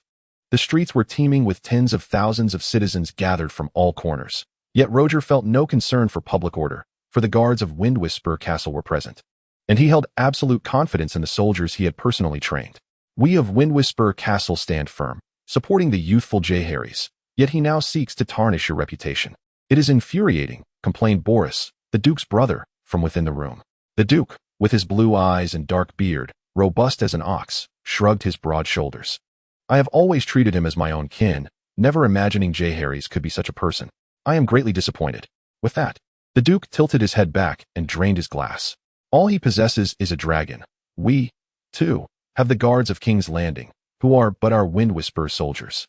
At this juncture, Boris paused, a glint of cold light flickering in his eyes. The Duke quickly divined his brother's intentions, interrupting, "Do not entertain such thoughts. Without dragons, we possess nothing. We are of noble lineage, yet it is relative. Our grandfather was a vassal of the Targaryens. To entertain thoughts of regicide is perilous." The Duke glanced at his empty glass, carelessly tossing it onto the table before seizing the wine bottle for a hearty gulp. In comparison to the ancient families of Hightower and Valyrian, the House of Baelish remains rather feeble. The Duke gently instructs his younger brother, who listens attentively. "This marriage represents not only my chance to reclaim my beloved, but also an opportunity for House Baelish to rise to prominence." "My brother, I was indeed impetuous," Boris murmurs. "Pay no heed to the idle gossip. As I have stated, true love cannot be extinguished by external factors." The Duke chuckles softly. "Alyssa, my cherished one, none shall thwart my possession of you. You are like the gentle breeze of Whispering Keep that has wafted into my heart." The Duke grins foolishly while clutching a wine bottle. Although Queen Alyssa has entered her middle age, her charm remains undiminished. Her demeanor composed yet imbued with an inexplicable aura of authority, igniting the Duke's desire to conquer her. "She is mine. Many years ago, the Queen wed Eddard Targaryen." Boris grins. "I have procured several maidens from the finest brothels across the narrow sea to compensate for your loss." Roga chuckles. "How many?" "7. Boris replies. "That is hardly sufficient, haha." A voice interrupts. "My Lord Prime Minister, the wedding is about to commence. Please proceed to the Rhaenys Hills." It is the servant at the door. The Conquest is set for the 7th day of the 7th month in the 49th year. The wedding of the Queen Regent and the Prime Minister is to be officiated by the Archbishop himself at the Dragon's Lair, which, at that time, is yet to be completed. The ascending stone benches can accommodate thousands of spectators. Nobility from all 7 kingdoms and beyond flock to attend. Count Hightower arrives with 100 knights and 77 bishops from Old Town. Lyman Lannister brings 300 knights from Casterly Rock. The ailing Duke of Winterfell, Brandon Stark, traverses the north with his sons, Walton and Alric, accompanied by a dozen fierce northern vassals and 30 sworn brothers of the Night's Watch. Duke Alan, Count Cobry, and Count Royce represent the Vale. Count Selmy, Count Tundrian, and Count Tarley represent the Dornish borders. As for the foreign dignitaries, the Prince of Dorne sends his own sister. The Sea King of Bravos dispatches a son, and the Grand Lord of Tyrosh personally leads his virgin daughter across the narrow sea. The free city-state of Pentos, unwilling to be outdone, sends a delegation of 22 governors. All present generously bring gifts to present to the Prime Minister and the Regent. In the annals of Westerosi history, no other wedding has matched the grandeur of this occasion. On the day of the wedding, over 50,000 commoners ascend the Rhaenys hills to witness the ceremony between the Regent and the King, while thousands more cheer them on along the route. The couple followed by hundreds of knights on splendid steeds and a long procession of ringing sisters. Maester Benifer laments, in the Chronicles of Westeros, one cannot find another event of such magnificent splendor.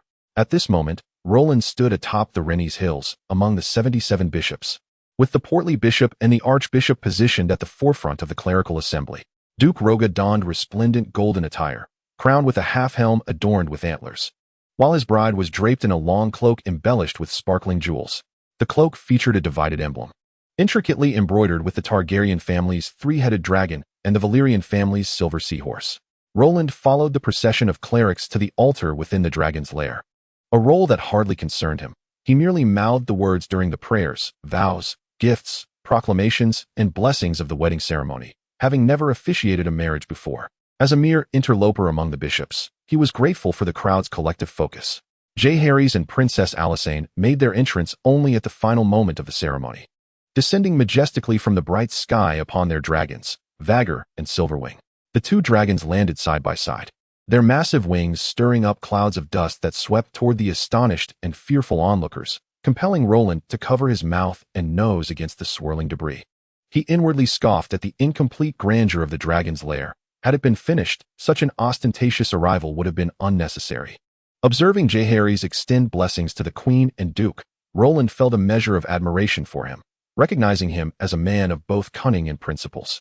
Although he disapproved of his mother's union with Roga, he nonetheless offered his well wishes, acknowledging that such a wise and discerning individual deserved the titles of arbiter and sage. Following the lengthy and intricate wedding was a series of celebrations, including justs and a week-long feast, culminating in the promised mock naval battle at Blackwater Bay, a spectacle that stirred the nation into jubilation. Chapter 42. Justice. The tangerine sunlight slanted across the surface of King's Landing, painting the uneven skyline in vivid crimson, while some spires and domes reflected the fiery hues. Roland soared above the capital city on Dragonback, while the lords of Harrenhal remained in King's Landing to partake in the post-wedding festivities. The feudal document for Stonehill had just been issued, and Roland was eager to explore the nature of his new domain. After conferring with Master Ruler and Theodore regarding essential precautions, he set forth with Caesar. Theodore, known for his prudence, had requested Rhaenyra to seal the city due to the presence of Harrenhal's lord and the management team in King's Landing.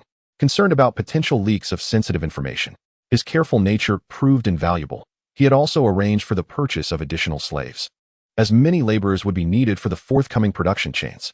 Roland planned to make a brief tour of Stonehill before returning directly to Harrenhal.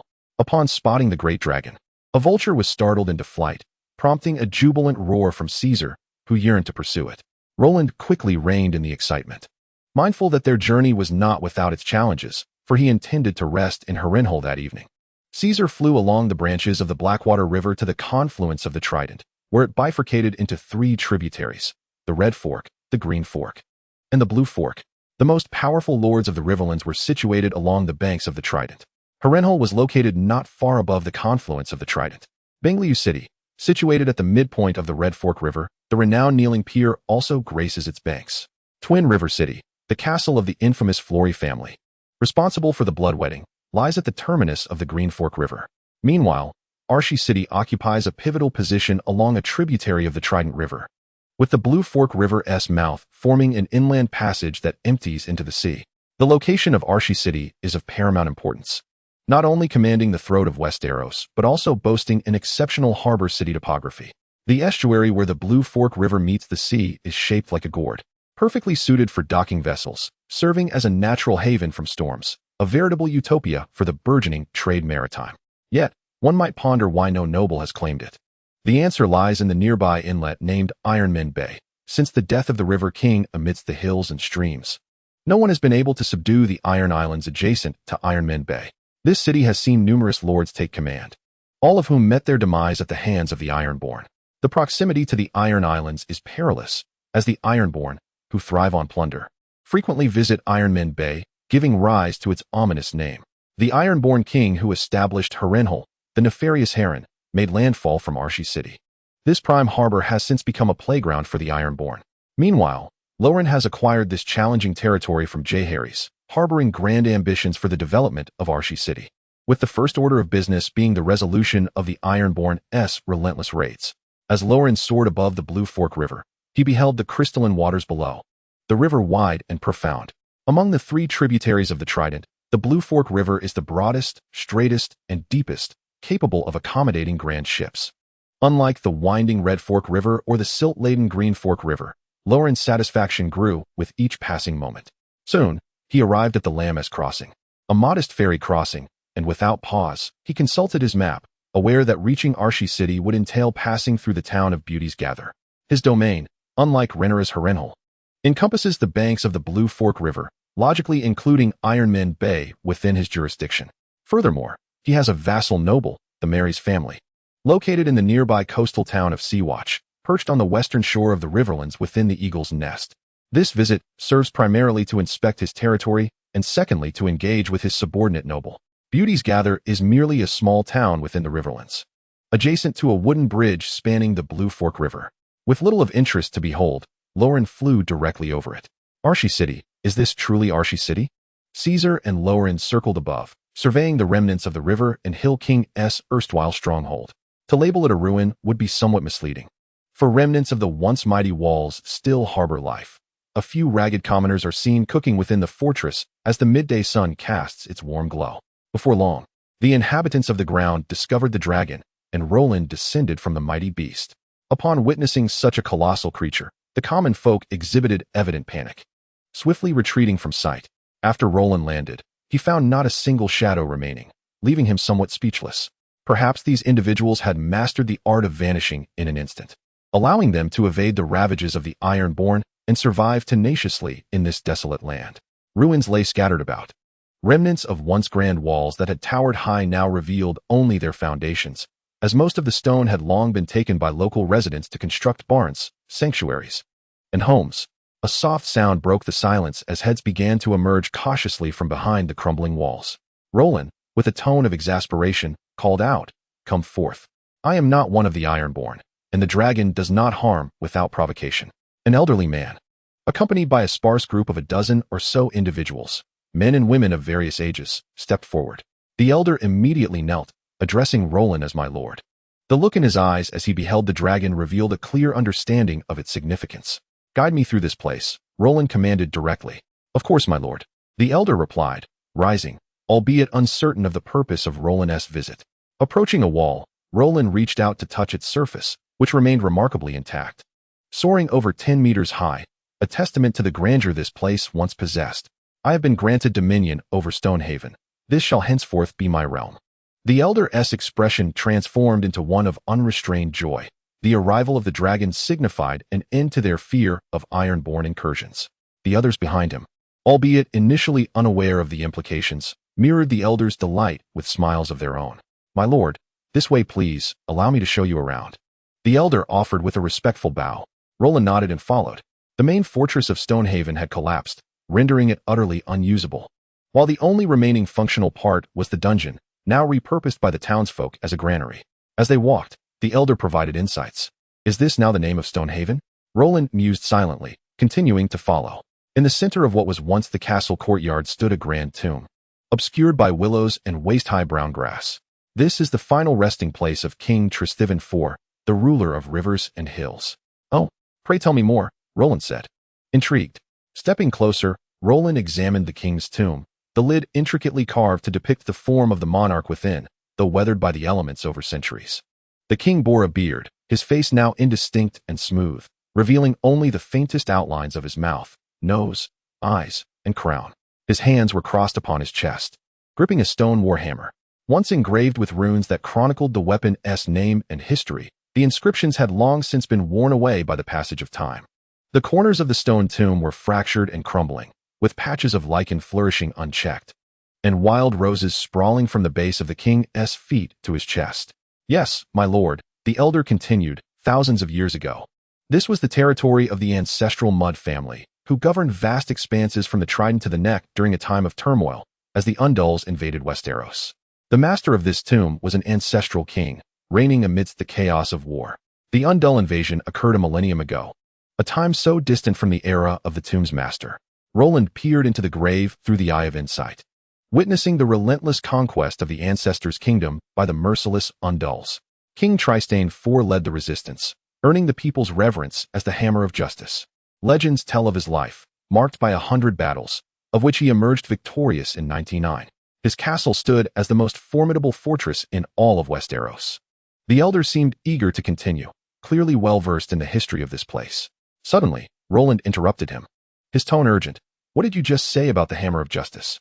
The elder paused, then respectfully responded. "It is said that King Trystane IV wielded a fearsome and exaggerated warhammer axe, hence the title bestowed upon him." "Are you certain it was a warhammer axe?" Roland pressed further. "Indeed, my lord. I have seen the records of King Trystane IV in the Citadel, which describe it thus." The elder confirmed once more. Clenching his fists, Roland realized he had stumbled upon something significant.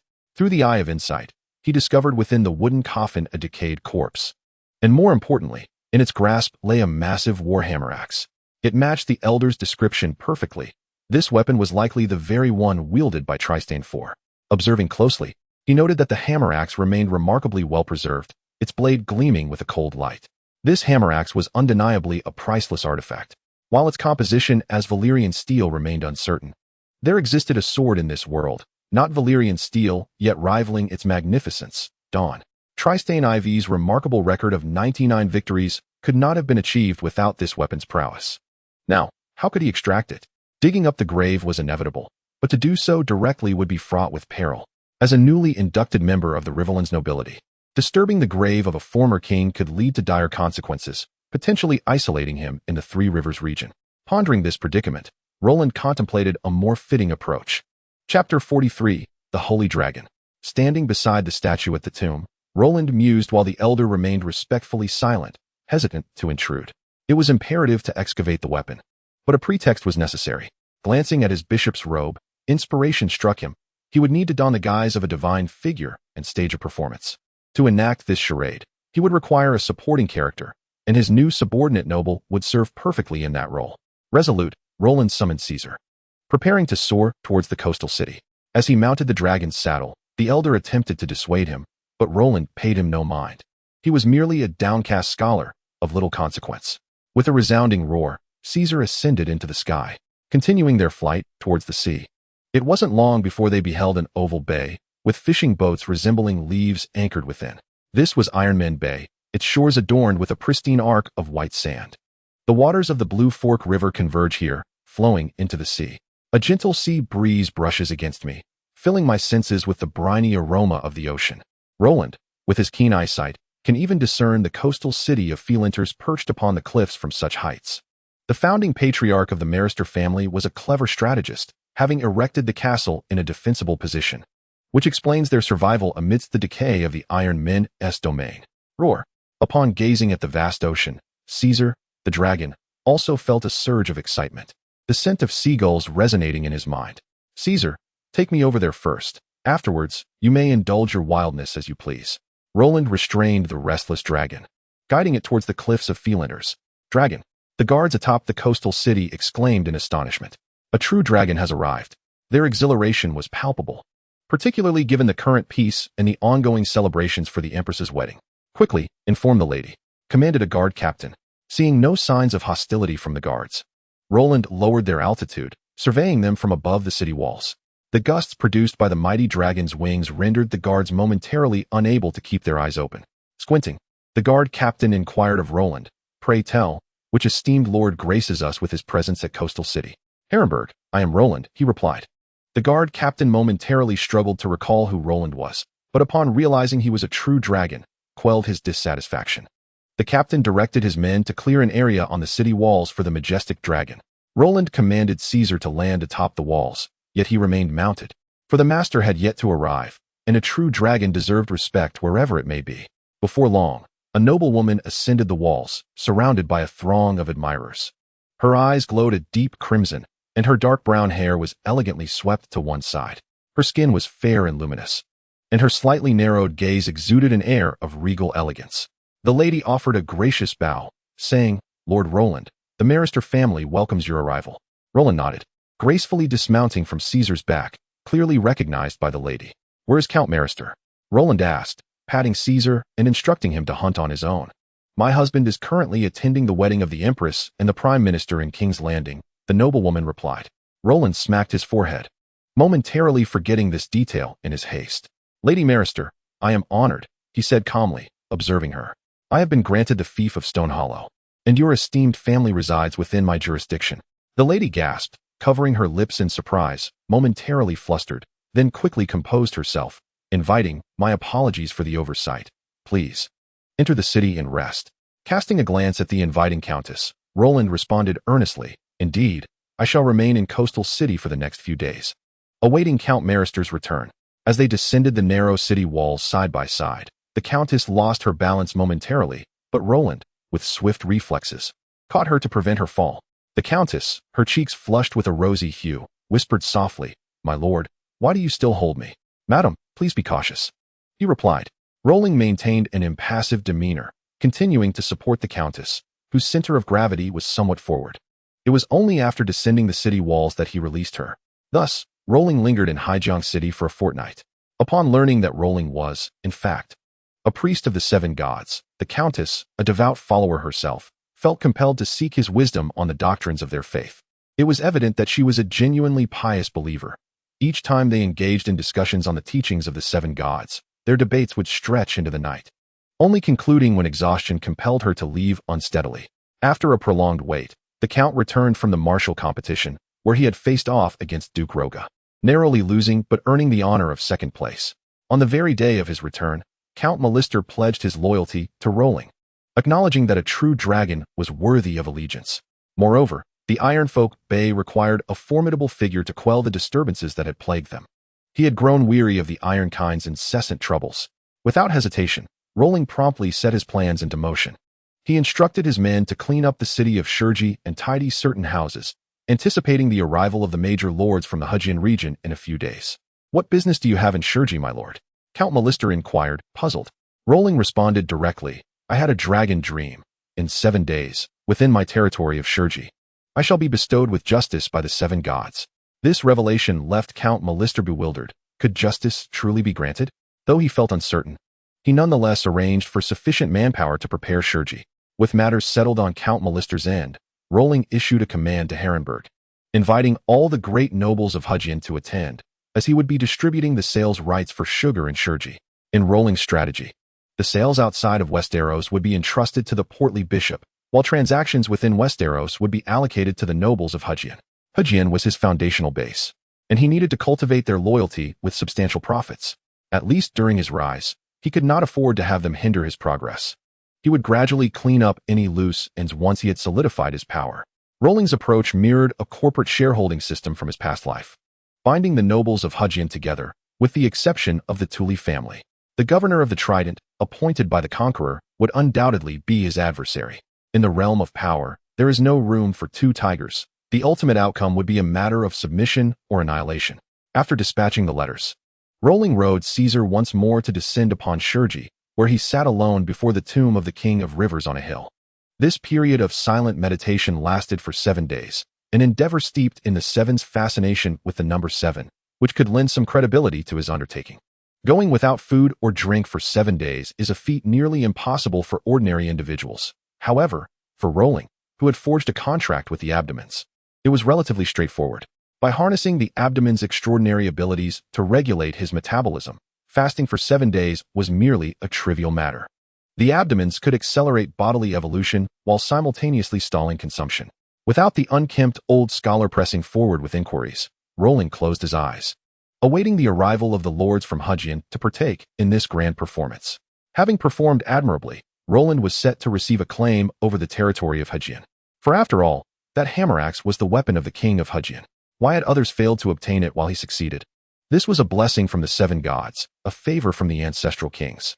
The first to arrive was Rhaenyra, who rode in on her dragon with remarkable speed. Roland surmised that the people of Harrenhal were likely not far behind her. After thoroughly confirming that all was well and that it was not a mere whim of his, Rhaenia felt reassured and erected a tent on the flatlands of Stonegrave. Before long, the people of Harrenhal, following the Blue Fork River, arrived. Scholar Rul whispered beside Roland. "My lord, I have sent invitations to all the great nobles of Hugien, save for the Tully family, as per your instructions." The high-ranking officials of Harrenhal surrounded him. Facing the statue before the grave, Roland did not turn around but spoke directly. "Excellent. Theodore, how much gold did we acquire from the sale of sugar in King's Landing?"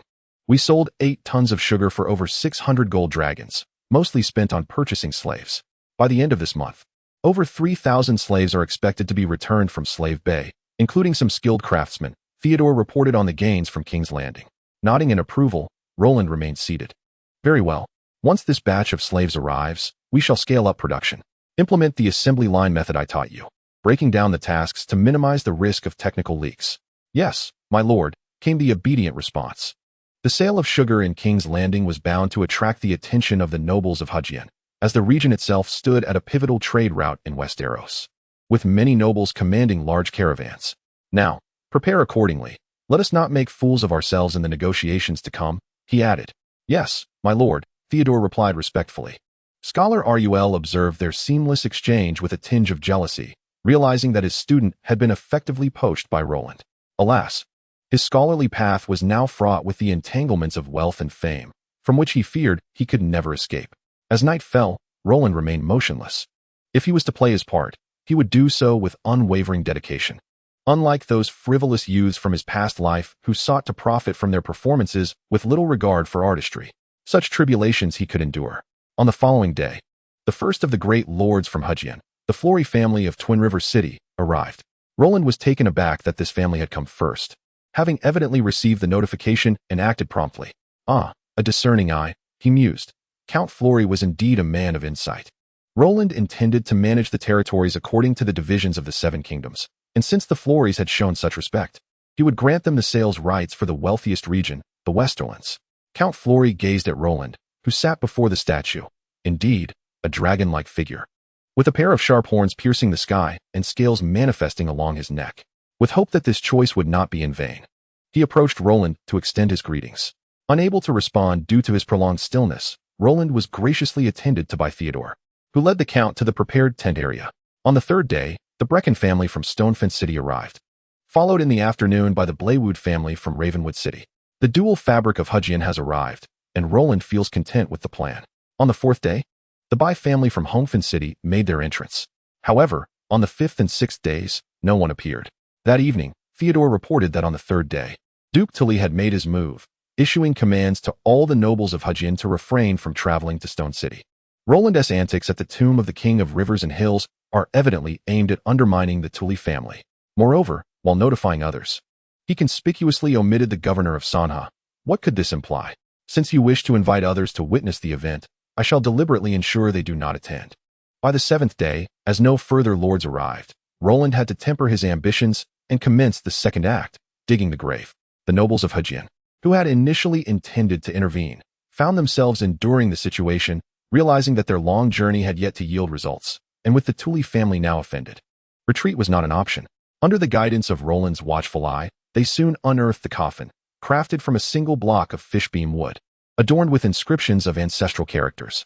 Roland, using his gaze, detected no energy response, allowing him to breathe a sigh of relief as he commanded them to open it directly. He took the hammer of justice from the hands of the King of Rivers and Hills. It was indeed heavy, even without the transformation of his hand. He struggled to wield it, casting doubt on its viability as a conventional weapon. Before the lords of Hugien, Roland raised the hammer axe high above his head and proclaimed, "The 7 gods have bestowed upon me justice." This formidable weapon, forged from an unknown steel, featured a hammer on one end and an axe blade on the other. The hammerhead pale as milky glass, inscribed with ancient runes, while the sharp edge of the axe gleamed coldly in the sunlight. The gathered lords were awestruck by Roland's imposing presence. After fasting and meditating for 7 days, he could still lift this seemingly cumbersome weapon, demonstrating his formidable prowess. Furthermore, being a true dragon, they felt their wager had been wisely placed. Yet, being seasoned individuals accustomed to grand spectacles, they hesitated to bow their heads in reverence. After all, Roland's current title merely equated him with their rank. "I, Roland, hereby announce the establishment of the Holy Dragon family. with the emblem of a platinum cross shining upon a golden flame. The family motto shall be, Roland roars loudly, justice shall prevail. The attendees from Harrenhal knelt before Roland, while Bachelor Rule cast a bittersweet glance at his two kneeling disciples, feeling a pang of sorrow as the child he had nurtured seemed to have strayed, contemplating when the other disciple might also join Roland's ranks. The lords were moved, astonished that Roland would directly establish a family here, thereby severing ties with the Targaryen lineage to forge his own path. What they initially presumed to be mere posturing had turned into a resounding declaration, leaving them in a daze. Rhaenyra, observing the figure standing steadfastly amidst the crowd, felt tears well up in her eyes, realizing her son had grown. In truth, the idea had struck Roland spontaneously, in that fleeting moment of raising the hammer of justice. He resolved to become the founder of a family and to establish his own legacy. At long last, after 7 days of patient anticipation, Roland chuckled heartily, addressing those who had endured this wait alongside him. I have some fine treasures at hand to compensate for your patience. The lords felt a surge of joy. The main event was finally upon them. It is a privilege for us to witness such a sacred moment, smiled Count Follet, representing the Holy Dragon family. Roland nodded in acknowledgement, a double thumbs up to you, my good friend. This is indeed a miracle. After millennia, the 7 gods have finally responded to their devout followers, declared Count Pybay, his face adorned with flattery. The Heavenly Father has bestowed justice upon the Holy Dragon family, ensuring its legacy will endure. At this, Count Blywood took a step back, distancing himself from Count Pybay, muttering to himself, must you be so sycophantic, even as a fellow count? Sir Roland, let us return to the matter at hand, reminded Count Brecon, concerned that if the antics continued, he might be compelled to leave. Roland nodded, suppressing his smug demeanor, and began, I trust you are all aware of the virtues of sugar. As you may know, I have granted the sales rights beyond Westeros to my godfather, Archbishop Matus. He surveyed the assembly before continuing.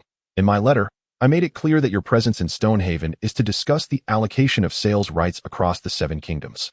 The crowd nodded in agreement, eagerly awaiting Roland's next words. Let us get straight to the point. The families of the Holy Fire will operate in the Riverlands and the Crownlands. The remaining territories, the Vale, the Westerlands, the North, the Stormlands, and Dorne, are open for your selection. Initially, Roland had intended to oversee the allocation himself, but after reconsideration, he deemed it better for the families to compete for their desired territories, as they could not blame anyone else for acquiring less favorable lands. For instance, securing sales rights in the North would inevitably yield limited profits. Given that sugar is still regarded as a luxury, and the economically disadvantaged North lacks purchasing power, I claim the Westerlands and the Reach, Count Brecon declared boldly, seeking the 2 most affluent regions. That will not do. One cannot claim all the benefits, countered Count Pybay. Indeed, I was the first to arrive. I should have the first choice. Roland had no intention of engaging in their squabbling further. With 6 territories remaining, there were enough to be divided among the 4 families. He felt a strong urge to eat, having utilized considerable biological energy through his active evolution abilities, and now felt as though he could consume an entire cow. Suddenly, a beautiful ceramic wine goblet shattered on the ground, as Jaehaerys, somewhat out of sorts, expressed his discontent. His frustration was justified. During the land grant, he had confided in Roland about the challenges faced by House Targaryen. Less than a month later, he had declared independence with the territory granted to him, establishing a so-called Holy Dragon. The irony was hard to bear. To add insult to injury, he had spent 7 days in meditation before the statue of the King of Rivers and Hills, only to receive the hammer of justice from the 7 gods. Jaehaerys felt a surge of indignation, reflecting on how the King of Rivers and Hills was a revered figure among the old gods, questioning whether a mere week of worship to the 7 would earn him any favor. He did not rise from the grave to wreak havoc upon you. Consider yourself fortunate.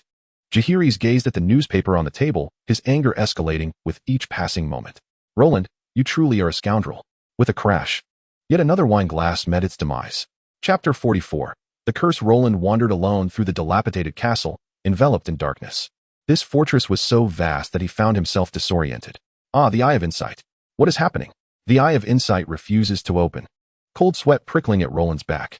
This is undoubtedly Harrenhal, but why am I aimlessly roaming within its walls, and how have I become lost in a castle so familiar? To either side lay icy walls, and the only path seemed to lead into an endless abyss of darkness. In that silence, only a small green child frolicked ahead of him. I must follow him, yet the reason eludes Roland. In the eerie corridors of the castle, only his footsteps echoed against the stone walls.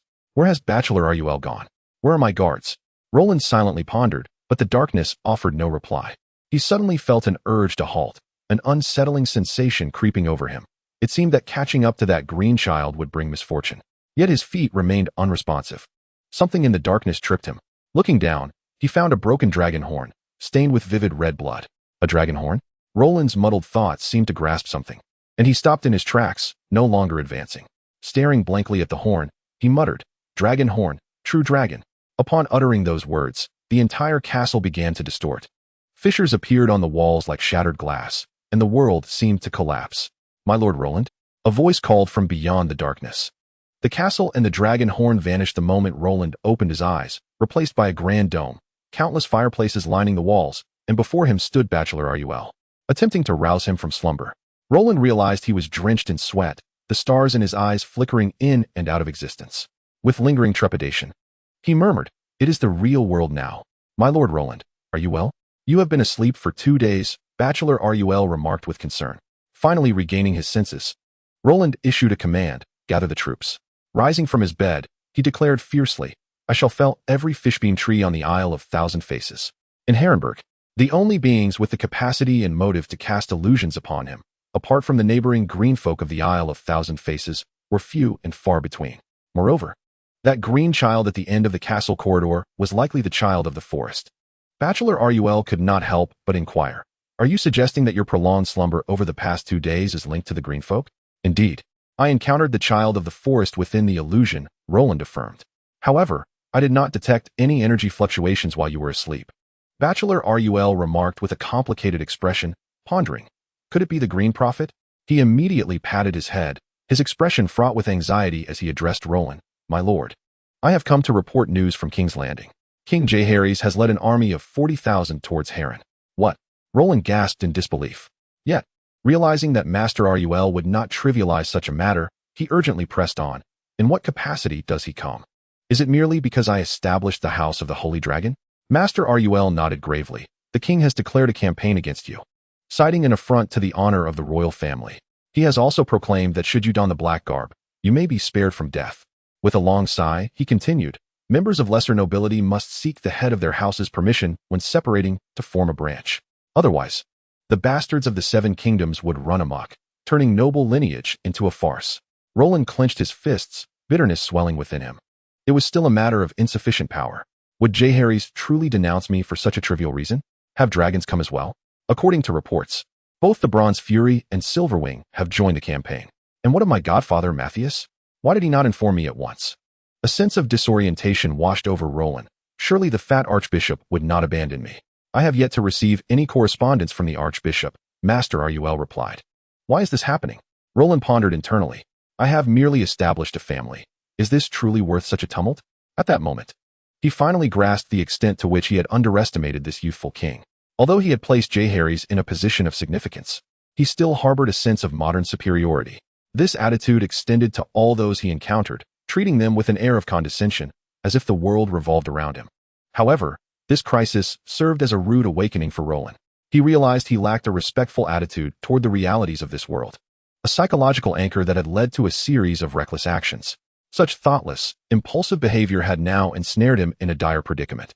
Roland's gaze dimmed. "Am I to perish?" Master Ruel, observing Roland's sudden decline in spirit, sighed quietly and discreetly exited the room, recognizing the inevitability of defeat and feeling powerless to intervene. In terms of military might, the royal army would easily overpower Roland. Aenys needed only to deploy his royal troops, without even summoning those of the lords. In matters of righteousness, the king's judgment as the head of the house was beyond reproach, and no one could justly challenge it. Regarding dragons, the royal domain boasted 2 adult dragons, with the Bronze Fury being the largest among the currently tamed beasts. Roland's sole advantage lay in the formidable Harren castle, yet it had once fallen easily to conquerors. The fortress could defend against armies, but not withstand the fiery breath of dragons. Master Ruel sighed once more. "Those who are mad are bound to act madly, and such madness will ultimately lead to their own demise."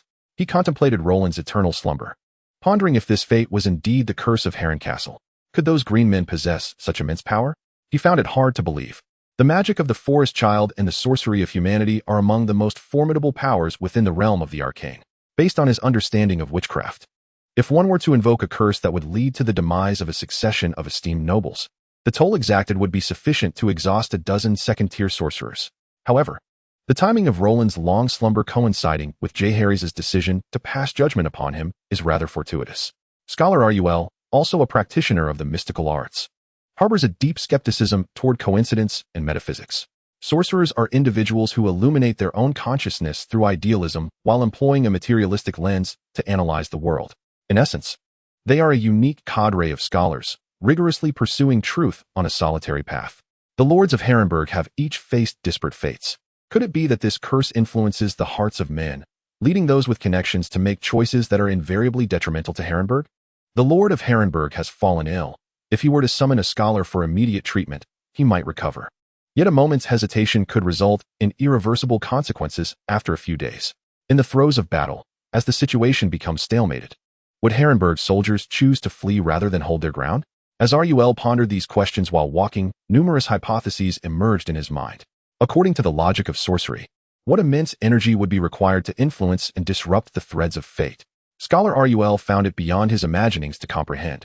Perhaps the answers lie on the Isle of a Thousand Faces. After this tumult, it would be prudent to engage with the neighboring realms. In King's Landing, at Red Keep, Rhaenyra stepped out through the grand doors, where a black four-wheeled carriage awaited her on the driveway. The carriage's wheels were notably large, and the driver, a middle-aged man adorned in a black suit with a small mustache, doffed his hat in greeting. "I am Saran, your newly appointed coachman," he announced. Rhaenyra nodded and settled into the carriage. "To the dragon's lair atop the Rhaenys hills." "Very well, please hold on tight," replied the coachman Saran, cracking the whip with a sharp sound. Chapter 45, True Dragon in King's Landing. The bustling streets remained lively even after the wedding celebrations of the Queen Dowager and the Duke had concluded, with many lingering in the capital. Rhaenyra sat within the carriage, gazing out the right side window, watching the series of pale red houses glide by. With Jaehaerys leading his army into battle, the garrison of King's Landing had diminished significantly. Yet order was still managed to be upheld. Roland's notification to the lords of the riverlands to attend the trial at Stonehenge was, contrary to his perception, not merely a trivial matter. Once dispatched, his missive found its way to Jaehaerys' desk. As Roland's sister and lover, Rhaenyra was naturally attentive to his affairs. It was said that on that very day, Duke Tully had caused quite the uproar before the king and Queen Dowager, as Roland had openly challenged the authority of the governor of Three Rivers, declaring before the royal pair, "If Roland seeks to be the king of rivers and hills, so be it. I shall resign my position as the Minister of Finance and return to serve this scoundrel as king." The roar of Duke Tully echoed throughout the Red Keep, stirring a fervent commotion in King's Landing. Despite the king and the regent's efforts to placate the situation, the duke stormed out in a fit of rage. Soon after, news of the establishment of House Rolin in the Stone of the Wild reached the court, igniting a scandal among the kingdom's lords, who turned a blind eye to the law and disregarded noble traditions. Roland was striking a blow to all the nobles of Westeros, trampling on the honor of House Targaryen, all under the incitement of Duke Tully. War was once again upon them. Rhaenyra cradled her belly, murmuring softly, "My dear brother, you certainly know how to stir up trouble." She cast a tender gaze upon her abdomen, pondering, "If you were to perish, how would we ever endure? Little one, your father is indeed a scoundrel. He can scarcely contain himself. This time, he seeks to tame dragons. If successful, both you and your father may survive. But if he fails, do not blame me. Your Highness, we have arrived at the dragon's lair," called the coachman from outside. Rhaenyra descended from the carriage, clad in a gray-white silk gown, her ample bosom and curvaceous form radiating an undeniable youthful allure. The two dragon guards stationed at the entrance recognized her, aware of her lively presence in the Red Keep. As Rhaenyra approached the door in silence, one of the guards spoke sternly, "Your Highness, please turn back. The king has commanded that no one is to approach the dragon's lair." Rhaenyra smiled slightly, retorting, "Do you know who I am?" "You are Princess Rhaenyra." The guard replied respectfully, "You have only answered half of the question. I am the heir apparent. I am the future king." Rhaenyra fixed her gaze upon the guard, her tone growing sharp. "Do you know the penalty for offending the king?" "Death." The guard was taken aback by Rhaenyra's sudden shift in demeanor, momentarily stunned, but instinctively bowed. "We dare not offend your Highness," the other guard added. "Ha ha," Rhaenyra laughed heartily, teasingly warning, "Then do not touch me. It could be fatal." With her chest held high, she strode forward confidently. The two guards exchanged glances, momentarily intimidated by Rhaenyra's commanding presence, refraining from obstructing her path. Given her feisty nature, they knew that any accusations of impropriety against the princess could lead to dire consequences for themselves. "You go notify the commander. I will follow the princess," one guard instructed. watching as she nearly vanished through the door. Stepping into the dragon's lair, Rhaenyra first beheld a vast arena, encircled by seating reminiscent of a gladiatorial coliseum. A place designated for the dragons to hunt live prey. Isn't it located further back? She mused, hearing a faint sound of wind. As she crossed the arena, Rhaenyra finally laid eyes on the legendary black dragon, the Black Death, sprawled upon the ground in slumber. The sound she had heard was merely the dragon's breath, perhaps even the sound of its snoring. As a Targaryen, Rhaenyra harbored no fear of the dragon. This confidence was inherent to her bloodline. A dragon would not attack a Targaryen unless it deemed them an enemy. It was enormous, its body sprawling on the ground like a hill, and before it, I resembled an ant. Even the jagged dragon teeth of the Black Death god were far larger than I. Calming my exhilarated heart, Rhaenyra approached the dark deity. A captivating and surreal tableau unfolded, the beauty in juxtaposition with the dragon. Suddenly, the Black Death god stirred, its eyelids gliding open to reveal dark yellow slitted pupils. Fixed intently upon Rhaenyra without movement or rise. The Black Death god was already entering its twilight years, its body in decline, increasingly reluctant to soar through the skies, preferring instead to languish in its lair, awaiting the offerings of its servitors. She was not there to deliver sustenance. Her bloodline resonated with mine. Perhaps I was to acquire a new master. The army's march was a different affair than that of an individual journey. What was initially a half-day's trek had taken nearly a day for the 20,000 troops. Ahead lay the Goddess-Eye Lake. Jaehaerys gazed at the shimmering waters and solemnly remarked, "The renowned battle beneath the Goddess-Eye occurred here, where my brother, Yang, also met his end." The first dragon battle in Westeros unfolded at Goddess-Eye Lake, a war of unprecedented scale, interjected the Grand Sorcerer, Rhaenyra. The Riverlands had been a battleground, a strategic military hotspot, and we could not allow an ambitious figure like Roland to gain strength here. Duke Tully pointed towards the distant silhouette of Harrenhal, proclaiming loudly, "Westeros has endured over a decade of turmoil. We cannot permit Maegor's son to incite further calamity." Duke Roga spoke gravely. "Those who trample upon honor shall undoubtedly face retribution." The Grand Sorcerer continued, "Will imprisoning Archbishop Matthias lead to a resurgence of the Church's armed rebellion?" This was a reluctant course of action. Matthias was Roland's godfather, their ties exceedingly close. Duke Tully responded with solemnity. When the decision to judge Roland arose, this individual invoked the name of the Church as a threat. If we allow this to slide, our journey to Harrenhal will undoubtedly be fraught with challenges. Indeed, we must act with thunderous resolve to resolve this matter swiftly. By then, the facts will be established, and Matthias will not instigate a conflict over a mere mortal, given he requires royal support for his election as High Priest, affirmed Duke Roga. Duke Tully coldly stated, "Roland must be eliminated, and the sooner, the better, the less harm it will inflict upon Westeros." Jaehaerys observed the fervent ministers before him, feeling somewhat apathetic toward this personal expedition for judgment, as it lacked challenge. "Roland, do you see? This is the tide of fate. Even if I wished to spare you, these great lords would not relent. You have followed in your father's footsteps, acting with arrogance and provoking public outrage, leading to your own demise. Upon your arrival in King Aenys Landing, you sought to tame dragons, and I spared you once. You then gathered remnants of Maegor's faction, and I spared you again. This is the third instance. Should you don black attire and forsake the dragon, I might still let you go. This exemplifies a divergence in perspective. You are fixated on narrow interests, while I command the entirety of the chessboard. The weight of noble purpose is unparalleled." Roland had perceived the forces of the realm well before, as the armies hovered above, the bronze fury and silver wings circling ominously. "Roland, I shall not allow them to harm you," Rhaenyra declared, embracing him from behind, her voice tinged with a quiver of emotion.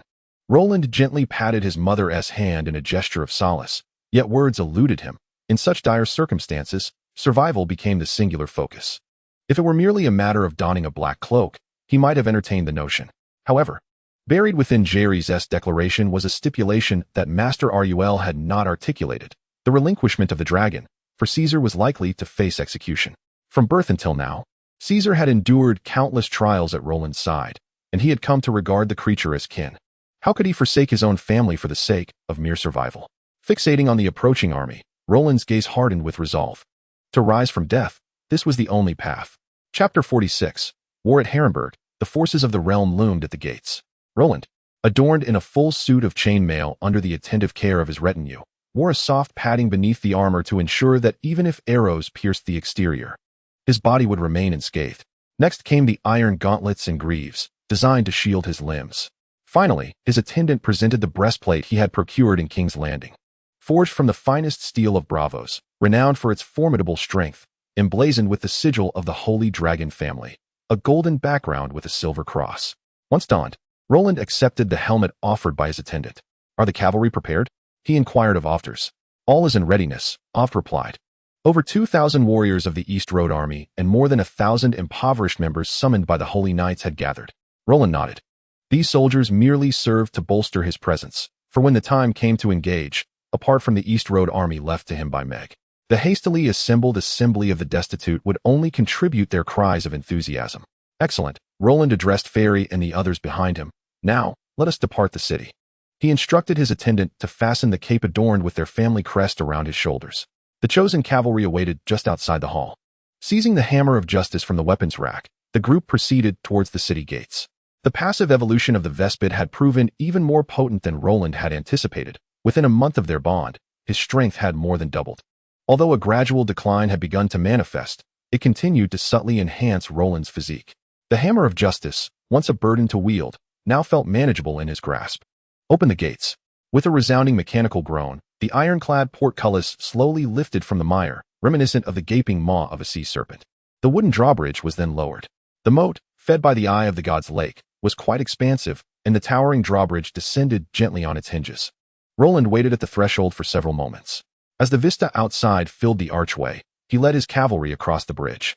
Jaehaerys awaited him at the far end of the drawbridge. In stark contrast to the formidable entourage accompanying Jaehaerys, Roland's contingent appeared pitifully scant. With the royal army boasting remarkably superior equipment, while Roland's ragtag assembly of impoverished townsfolk resembled a throng of refugees.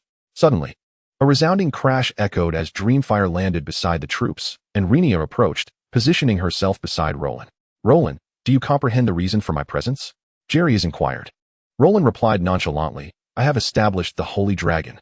You have sullied the honor of the nobility. Step forth to face judgment, or else Harrenhal shall endure a second siege."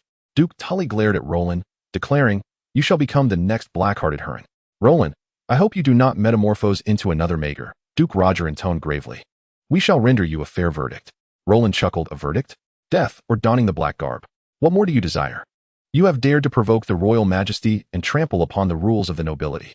Duke Tully continued, "To merely don the black is already the king's mercy." "Nay, I am innocent," Roland proclaimed loudly. "Are you then resolved to resist?" Jaehaerys responded calmly, "I choose trial by combat." Roland stepped forward, his demeanor charged with fervor. As he bellowed, "The seven gods and the kings of the ancestors have bestowed upon me justice, and today I shall prove it." He raised a massive hammer axe. Roaring in fury, "Justice shall prevail." At that moment, both the forces of Harrenhal and the impoverished assembly shouted Roland's family motto, creating a notable spectacle. Trial by combat serves as a means to adjudicate disputes and resolve conflicts. In such trials, the opposing parties engage in mortal combat, with the survivor deemed the victor. Regardless of noble lineage, either party may demand trial by combat, or the more rare sevenfold trial, allowing the gods above to render judgment, free from mortal hands. Jaehaerys and his lords fell into a contemplative silence. Roland's single-handed display of strength suggested he possessed considerable martial prowess, and he was not to be underestimated. However, trial by combat could lead to unforeseen complications, as individual strength, while crucial, does not guarantee success in the duel. What if he were to lose? Would an army of over 30,000 merely circle Harrenhal for a brief respite before retreating? Their court would become the laughingstock of the realm. Yet, refusal was not an option. This was the legitimate right of every noble, and they had already imprisoned the archbishop of the church. Further transgressions could lead to dire consequences. With the specter of Maegor looming ominously, "Your Majesty, I am willing to duel Roland." Duke Roger finally broke the silence. "I have long dreamed of facing Maegor one-on-one. To personally wield my axe and claim the title of the foremost warrior of Westeros." Alas, Maegor was assassinated. Duke Roger gazed at Roland's resolute figure, calmly stating, "Now? His son has begun to exhibit valor, a fitting means to fulfill that regret." Jaehaerys, taken aback, found himself at a loss for words. "What jest is this? You are the guardian of the realm, the king's hand. Should anything go awry, would the kingdom not be plunged into chaos once more?" Jaehaerys shook his head resolutely in denial. "You demand trial by combat. Very well. This is a fundamental right granted to lesser nobles by the seven." Jaehaerys regarded Roland with indifference, stating, "You claim that the seven gods and the ancestor kings have bestowed upon you the gift of justice. Very well. This ancestor king triumphed in over 100 battles. Prove your justice. If you can achieve 100 consecutive victories in duels, I shall officially recognize the establishment of the House of the Holy Dragon as the head of House Targaryen. Roland felt a chill run down his spine as he met Jaehaerys' fiery gaze, realizing that he was being cornered into a dire situation. Rhaenyra exclaimed in anger, "No, this is neither fair nor just." Duke Tully scoffed. If Roland believes that the king of rivers and hills has granted him the hammer of justice, he ought to receive the protection of this ancestor king. If King Traestefan IV could achieve 100 victories, then Roland, wielding the hammer of justice, should also be capable of the same. Roland halted Rhaenyra, who was about to argue further, and, locking eyes with the assembled lords and ladies, declared loudly, "I accept." The response left Jaehaerys and the others momentarily stunned. They had never anticipated that Roland would agree to such a deadly challenge, viewing it merely as a means to compel his compliance or resistance. "Ah, the lad possesses spirit. He truly is a descendant of Maegor," Duke Roga remarked with a grin. "Let us hope he possesses Maegor's strength as well, huh?" "Humph," Duke Tully sneered. Even if Maegor were alive, he could not achieve 100 consecutive victories without respite. "Off," Roland commanded, turning to Oaf, "Go to the castle, slay a few cows, and have the chef roast them for us." Oaf paused, perplexed by the meaning of Roland's order. Yet he turned and complied. Roland swung the two-handed hammer axe in a wide arc, proclaiming, "Come forth, let the first to perish step forward." Jaehaerys furrowed his brow, uncertain of where Roland's confidence stemmed from. Just as he was about to issue a command, Duke Roga interjected, "Putka, go and test this lad's strength." A knight from the Stormlands bowed to the Duke without further words, seizing a massive two-handed sword and stepping into the arena. Grandmaster Benefir positioned himself as the combat judge beside the field, and upon observing that both participants were ready, he declared, "The first match begins." As the words left his lips, both combatants surged toward one another, wielding their weapons with unyielding might. The Stormlands knight, like Roland, pursued a path of sheer power. Their strikes were nearly identical, both raising their weapons high, relying on the weight of their arms to overpower their opponent. Such reckless engagement, without preliminary probing, was indeed a rarity in tournaments. Clang! Their weapons collided above their heads, sending sparks flying in all directions. The crowd watched intently, noting that the Stormlands knight was clearly at a disadvantage in the clash of strength, staggering backward several steps from the recoil. Before the knight could regain his footing, Roland's second axe strike was already upon him. Challenging with an axe? The balance of a great sword and an axe differs significantly. The axe is inherently the dominator of cleaving strikes, especially considering that Roland wielded a specially crafted hammer axe, providing greater kinetic and potential energy than a standard axe. With the knight's strength shattered in the initial clash, he was now unable to raise his sword in defense. Roland's gaze revealed a hint of cruelty. With a swift motion, the Storm Knight was cleaved in two by the hammer of justice, blood splattering across Rolling. The fierce battle concluded in an instant. Benefir, momentarily taken aback, declared, "In the first match, Rolling emerges victorious." He then turned to Duke Roger, inquiring who would be next. Duke Roger's expression grew serious. Rolling indeed possessed a certain flair reminiscent of Meg. He chuckled awkwardly. "I have already dispatched my family knights. It is now your turn to choose." Duke Tully's eye twitched. This was a subtle indication to send forth his own knights. Given his earlier fervor during the trial, it would be unreasonable not to participate now. However, the knights he had already sent forth had clearly drained Rolling's stamina, diminishing their chances of victory. The preceding duel had been devoid of any pretense. The Storm Knight's prowess ranked among the elite of the Seven Kingdoms, yet he was dispatched with a single blow. Noticing the silence of those present, Duke Tully reluctantly commanded one of his family knights beside him, "You shall go. Exercise caution." The knight, with somewhat coarse brows, turned pale upon receiving his lord's command. Yet, in such circumstances, defiance would lead to dire consequences. He saluted and entered the arena. The outcome was evident. Within moments, his breastplate was shattered by Rolling's hammer axe, leading to his swift demise. The design of the hammer of justice was an unparalleled weapon. One end bore a heavy hammer, while the other featured a serrated axe blade. Any armor struck would be rendered to tatters with a mere flick. In the second match, Rolling prevailed. Duke Tully's expression soured slightly, as the audience remained silent. Must he send forth another knight? These elite warriors were not easily cultivated. Their gazes seemed to convey a message. You incited this conflict, if you do not invest. Who will? Lytel, you shall go next. Duke Tully gritted his teeth. In the third match, Rolling triumphed. Whiska, you step up. Duke Tully's eyes flared with frustration. In the fourth match, Rolling emerged victorious once more. Duke Tully's demeanor began to crumble. These knights were not mere fodder. They had been painstakingly trained over the years. And even a noble of considerable wealth did not possess many. Sending forth common soldiers would not even suffice to exhaust Roling's stamina. Jetharis observed Roling, panting in the arena, and remarked, "Roling, you truly delight in surprising me. This is mere personal valor. Your Majesty," Duke Tully, seeing the ministers still preoccupied with the ground, turned to Jetharis for assistance. Although he had instigated this war, it was ostensibly for the royal family's interests. "Very well, Sir Joffrey Darget, you shall compete in a match," Jetharis instructed. "As you command, Your Majesty," responded a knight clad in white. The crowd's attention brightened. The Iron Guard was to enter the fray, and it seemed this battle might yield victory, especially as they had discerned Roling's fatigue after several rounds. Behold, Roling was just now resting on his weapon, catching his breath. At such a moment, he indulged in food, as Roland stood in the center, clutching a roasted beef shank, devouring it with fervor, grease dripping from his mouth. With a vigorous bite, he tore off a piece of tendon, gazing at the knights entering the arena. The knights clad in white cloaks were none other than the King's Guard, renowned warriors of Westeros. Discarding the gnawed bone onto the ground, Roland wiped the corners of his mouth. Fortunately, the innate magical prowess of the fly was of low consumption.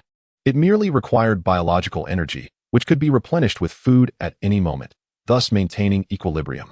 Roland's strength was not vastly different from that of the knights about to enter the fray. Some were even slightly stronger than him. However, after the active evolution bestowed upon his arms by the fly, he could now exert a crushing effect. In terms of combat skills, these knights were no less capable than Roland, yet in the face of absolute strength, many techniques became futile. Moreover, following this duel, Roland realized a significant increase in his strength, a testament to the passive evolution of the fly in action. This ability bore resemblance to a film from a past life, featuring a mutant with adaptive capabilities, able to alter their physical structure to perfectly suit any environment. This was evolution. Such high-intensity combat continuously enhanced Roland's physique through passive evolution, enabling him to survive in this harsh battlefield. The knight in white had now approached Roland, and upon closer inspection, Roland found the figure somewhat familiar. It struck him.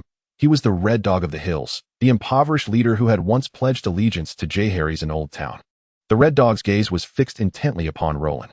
Though the youth's combat skills were utterly lacking, his sheer strength warranted respect. Roland calmly introduced himself. "Saint Dragon, Roland, Kingsguard, Joffrey Doggett. I preferred your former name, Red Dog," Roland replied with a grin. Joffrey's eyes gleamed with sharpness. "It matters not." Following their introductions, Roland underwent a transformation. His form appeared to swell, towering over 2 meters, his face becoming a tapestry of muscle. This marked the first instance of his entire body undergoing active evolution. The Red Dog's expression grew grave. Others could only sense the change vaguely, but he was different. He faced Roland's imposing physique directly. The overwhelming aura nearly left him feeling unsteady. "I never imagined you were a sorcerer, particularly one adept in body-enhancing magic. Yet mere strength alone cannot conquer me." With a thud, the Red Dog propelled himself forward, his figure akin to a cannonball, charging straight at Roland. "Come forth," Roland chuckled, gripping the end of his justice hammer, preparing to deliver a sweeping strike. "No matter your techniques, I shall overcome them with sheer force." The once asymmetrical long-handled hammer now suited Roland's enlarged stature perfectly. The Red Dog's speed may not be remarkable, yet the sheer force emanating from his being is undeniably terrifying, marking him as a formidable warrior of strength. Faced with the heavy hammer that barred his path, he had no choice but to steady himself. After all, the nearly 2-meter-wide sweep of the hammer rendered close combat nearly impossible. Armed with a 2-handed steel sword, Red Dog observed the waning momentum of the hammer and advanced towards Roland. His combat strategy was crystal clear. Engaging in a direct confrontation with such a long-handled heavy weapon was futile, as he risked being struck down by the overwhelming force of the hammer axe at the very first encounter. Instead, he aimed to close the distance and engage Roland in a contest of swordsmanship, exploiting his strengths against his adversary's weaknesses. At such proximity, thrusting with the 2-handed sword was impractical. Red Dog opted instead to slice at Roland's neck with the blade. Roland merely raised the handle of his hammer to intercept the attack gently. The clash of steel against metal resonated with a dull thud, sending vibrations coursing through Roland's body, yet he remained steadfast, parrying Red Dog's onslaught. With a low growl, Red Dog altered his approach, transitioning from a slice to a thrust, aiming to sever Roland's throat. Alarmed, Roland leaned back, executing a backward roll to evade the strike.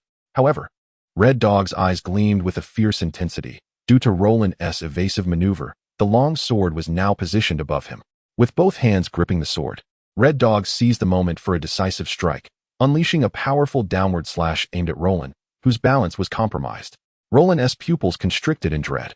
The blade met flesh with a sickening sound. A cry of agony escaped Roland's lips as the massive sword embedded itself deep into his left shoulder, and he collapsed lifelessly to the ground. Roland. Rhaenyra covered her mouth in disbelief. Red Dog panted heavily. Each strike in that relentless sequence had been delivered with full force. The seamless transitions required immense precision. Any slight miscalculation could have resulted in his demise, highlighting the distinction between experience and swordsmanship, a realm far beyond what the fallen adversary could comprehend. While strength holds significance, mastery of the sword remains paramount.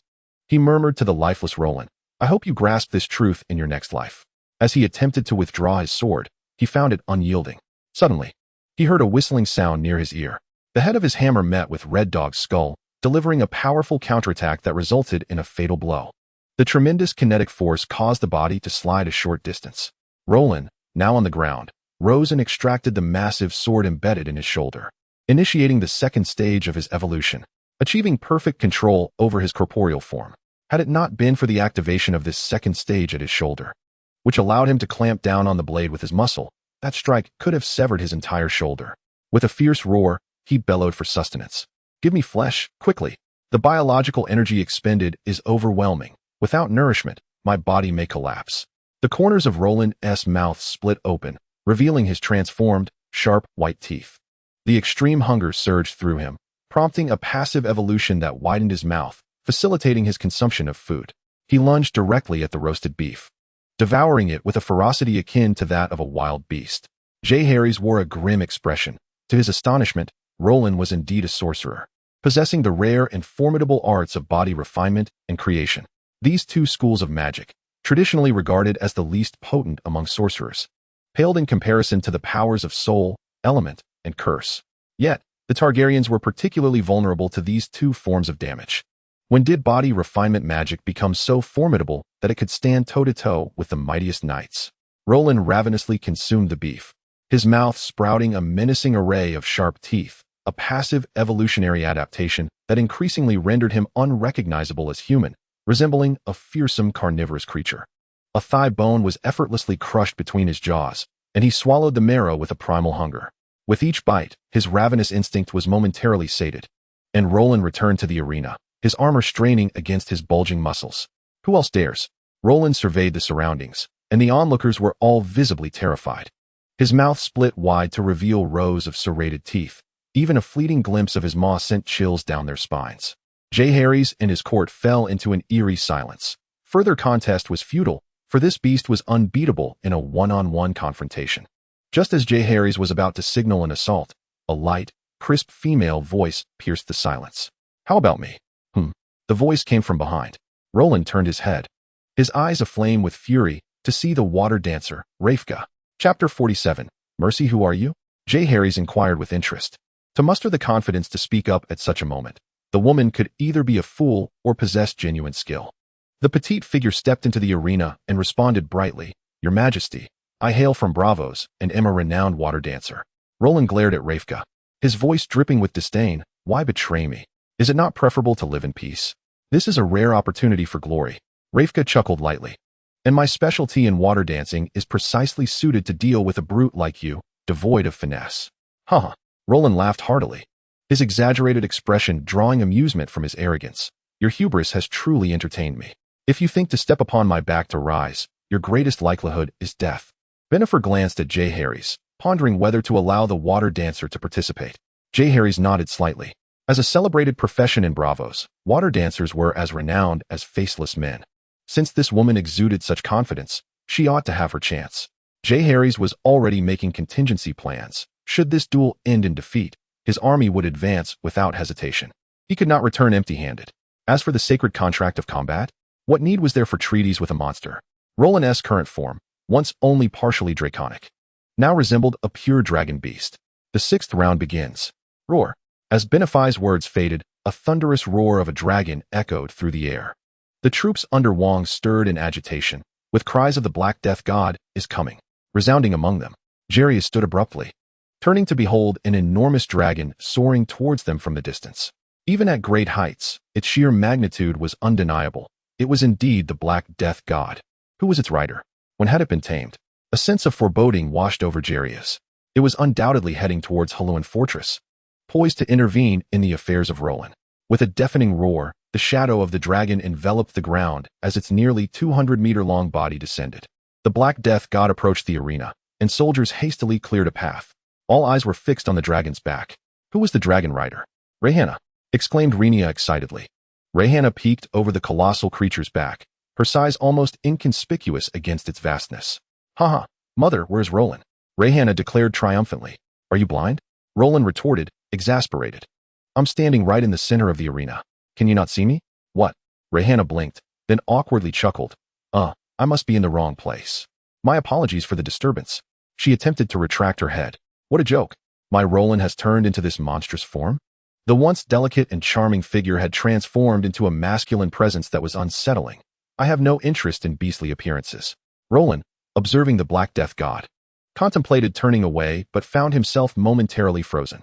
Just as he was about to greet it and leave, he realized Rhaenyra's gaze upon him. She was a beauty enthusiast. With urgency, he called out, "This is sorcery. Damn it, where are you going? It can be reversed." The dragon paused mid-turn, but Rhaenyra no longer showed her face. With no other choice, Roland activated his ability to evolve, undergoing a facial transformation. However, the robust muscles acquired through passive evolution remained unchanged, a permanent testament to his enhanced physique. Now come forth, Roland commanded. Peeking out with half a face, his chiseled features harmonized with his bulging muscles, exuding an aura of formidable strength. Perhaps a change of taste wouldn't be so bad, Rhaenyra mused, pondering whether this sorcery allowed for the manipulation of physical form. Could that also mean it could enlarge or shrink? A blush crept across her cheeks as she considered the implications. The courtiers of Jaehaerys discerned Rhaenyra's intentions. She was evidently allied with Roland, for why else would she travel such a distance? Flirting with Roland while disregarding the king indicated her support for him.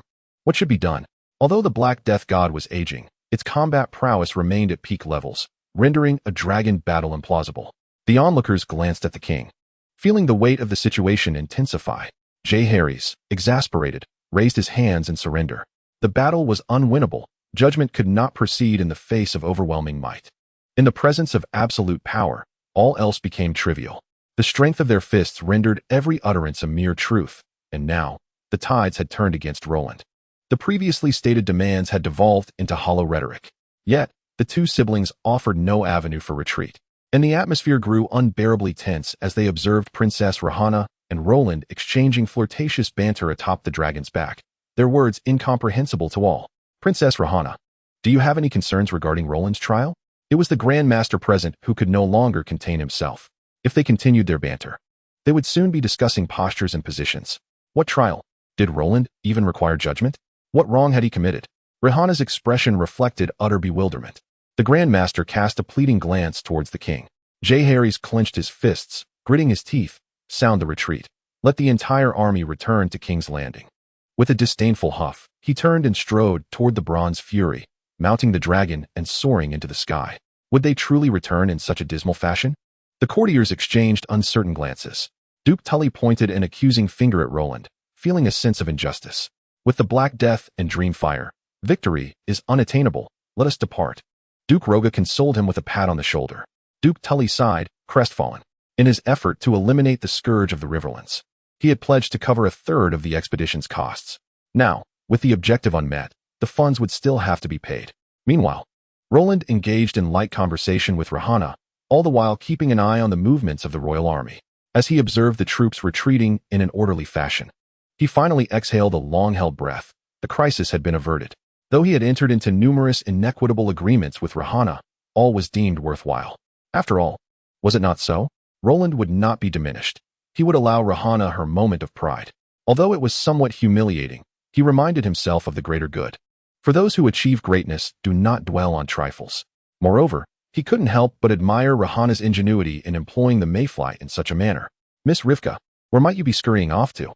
The water dancer, concealed within the mist, attempted to slip away. Have you consulted the Eye of Insight? Ah, my lord. I merely intended to assist in tidying the dragon's den at the castle, she replied, forcing a smile that was more grotesque than sorrowful, for the Black Death had arrived. Very well, you exhibit remarkable courage. Fortune favors the bold, Roland grinned, advancing slowly toward her. Nay, my lord, you misunderstand, she stammered, her voice faltering as she beheld his imposing figure dropping to her knees. I shall obey. Grant me another chance, she pleaded, raising her eyes to Roland. I am of use. I can train the water dancers. Please, do not kill me. Roland met her gaze with cold indifference, unmoved by her desperation. Rivka raised her head to meet Roland's gaze, filled with murderous intent, her pupils dilating in terror. No, no, she began to weep, unaware of how long it had been since she last cried. The despair of facing death shattered her emotions. It was not that Rivka lacked the courage to resist, rather, the surrounding forces of Harrenhal left her with no means to fight back. Besides, she was not a person of unyielding spirit. Had she been so, she would have chosen to fight to the death when captured as a slave. Once a person compromises, it opens the door to countless further concessions. Please, my lord, do not kill me, she sobbed. Roland's expression remained cold as he raised his hammer axe with one hand. In a state of utter despair, Rivka crawled backward, her cries echoing in the air. The hammer was about to descend, but at that moment, a flash of inspiration struck Rivka's mind, prompting her to hastily unfasten her garment. Roland furrowed his brow, perplexed by her sudden actions. Rivka continued to unwrap the bindings around her chest, a necessity for female water dancers to maintain their agility. The heavy hammer slipped from Roland's grasp in shock. Such a weapon. I believe I ought to learn from Jaehaerys that one need not always resort to violence. Mercy can also resolve matters. Time flowed like a river, and in the blink of an eye, a month had passed since the upheaval surrounding Roland's establishment of his family. Though Roland's immediate crisis had been averted, the repercussions of the event persisted. It was only later that Roland discovered that Father Matthias had been imprisoned in the Red Keep for opposing Roland's trial. No wonder he had not received any correspondence from the rotund bishop. At the trial, the absence of the chubby cleric had been palpable. The most significant consequence of this situation was that Jaehaerys had been rendered powerless. Someone had to take the blame for such a colossal blunder. The young king had evidently been betrayed by his prime minister and other court ministers. Imprisoning the archbishop of the church was no trivial matter. If it escalated, it could send shockwaves throughout Westeros. Jaehaerys ceased to participate in state affairs before reaching adulthood, and the kingdom's power entirely fell into the hands of Prime Minister Roga. Now, the regent and the king jointly governed the realm, both being a married couple. The regent rarely spoke, and Roga made most decisions regarding the kingdom's affairs, including the king's marriage. Currently, Rhaenia had taken refuge in Harrenhal and had not returned to King's Landing. She had tasted the sweetness of power. Due to the unequal treaty Roland had promised her, she reigned as a queen in Harrenhal, in every sense of the word. Regarding the king's marriage, as long as the young king remained unmarried, he had no heirs, leaving Rhaenia as the sole contender for succession. For various reasons, it had become imperative for King Jaehaerys to marry and produce offspring, and the sooner, the better. When Jaehaerys was still involved in governance, he had a say in his marital choices, but now, stripped of power, he could only await fate's decree. The prospect of marrying his sister, Alysanne, that was out of the question, as per the chubby bishop's own words. Prime Minister Duke Roga had long sought to extend the influence of the Iron Throne to the distant shores of Essos across the Narrow Sea, thus proposing an alliance through marriage with the Targaryens, targeting the daughter of the Great Lord. During the last wedding of the Emperor and the Empress Dowager, the girl in question, a striking 15-year-old maiden, captivated all present with her cleverness, graceful demeanor, and her striking aquamarine hair. Originally, Lord Roga had arranged a match between the king and the daughter of the Great Lord, but this proposal was rebuffed by the then-powerful Jaehaerys. However, the Prime Minister's newlywed wife, Empress Dowager Alysanne, opposed this arrangement. She firmly believed that the people of Westeros would not accept a foreign maiden with such peculiar hair, regardless of how enchanting her accent might be. The pious adherents, in particular, would vehemently object, as it was well known that the Targaryens did not worship the Seven but instead honored the Red God R'hllor, the Weavers of Fate, and other strange deities.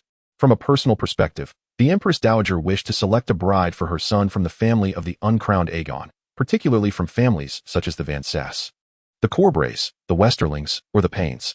In her view, loyalty ought to be rewarded, and such a marriage would also express the king's fond remembrance of his brother Aegon, as well as respect for those who had bled and sacrificed for him.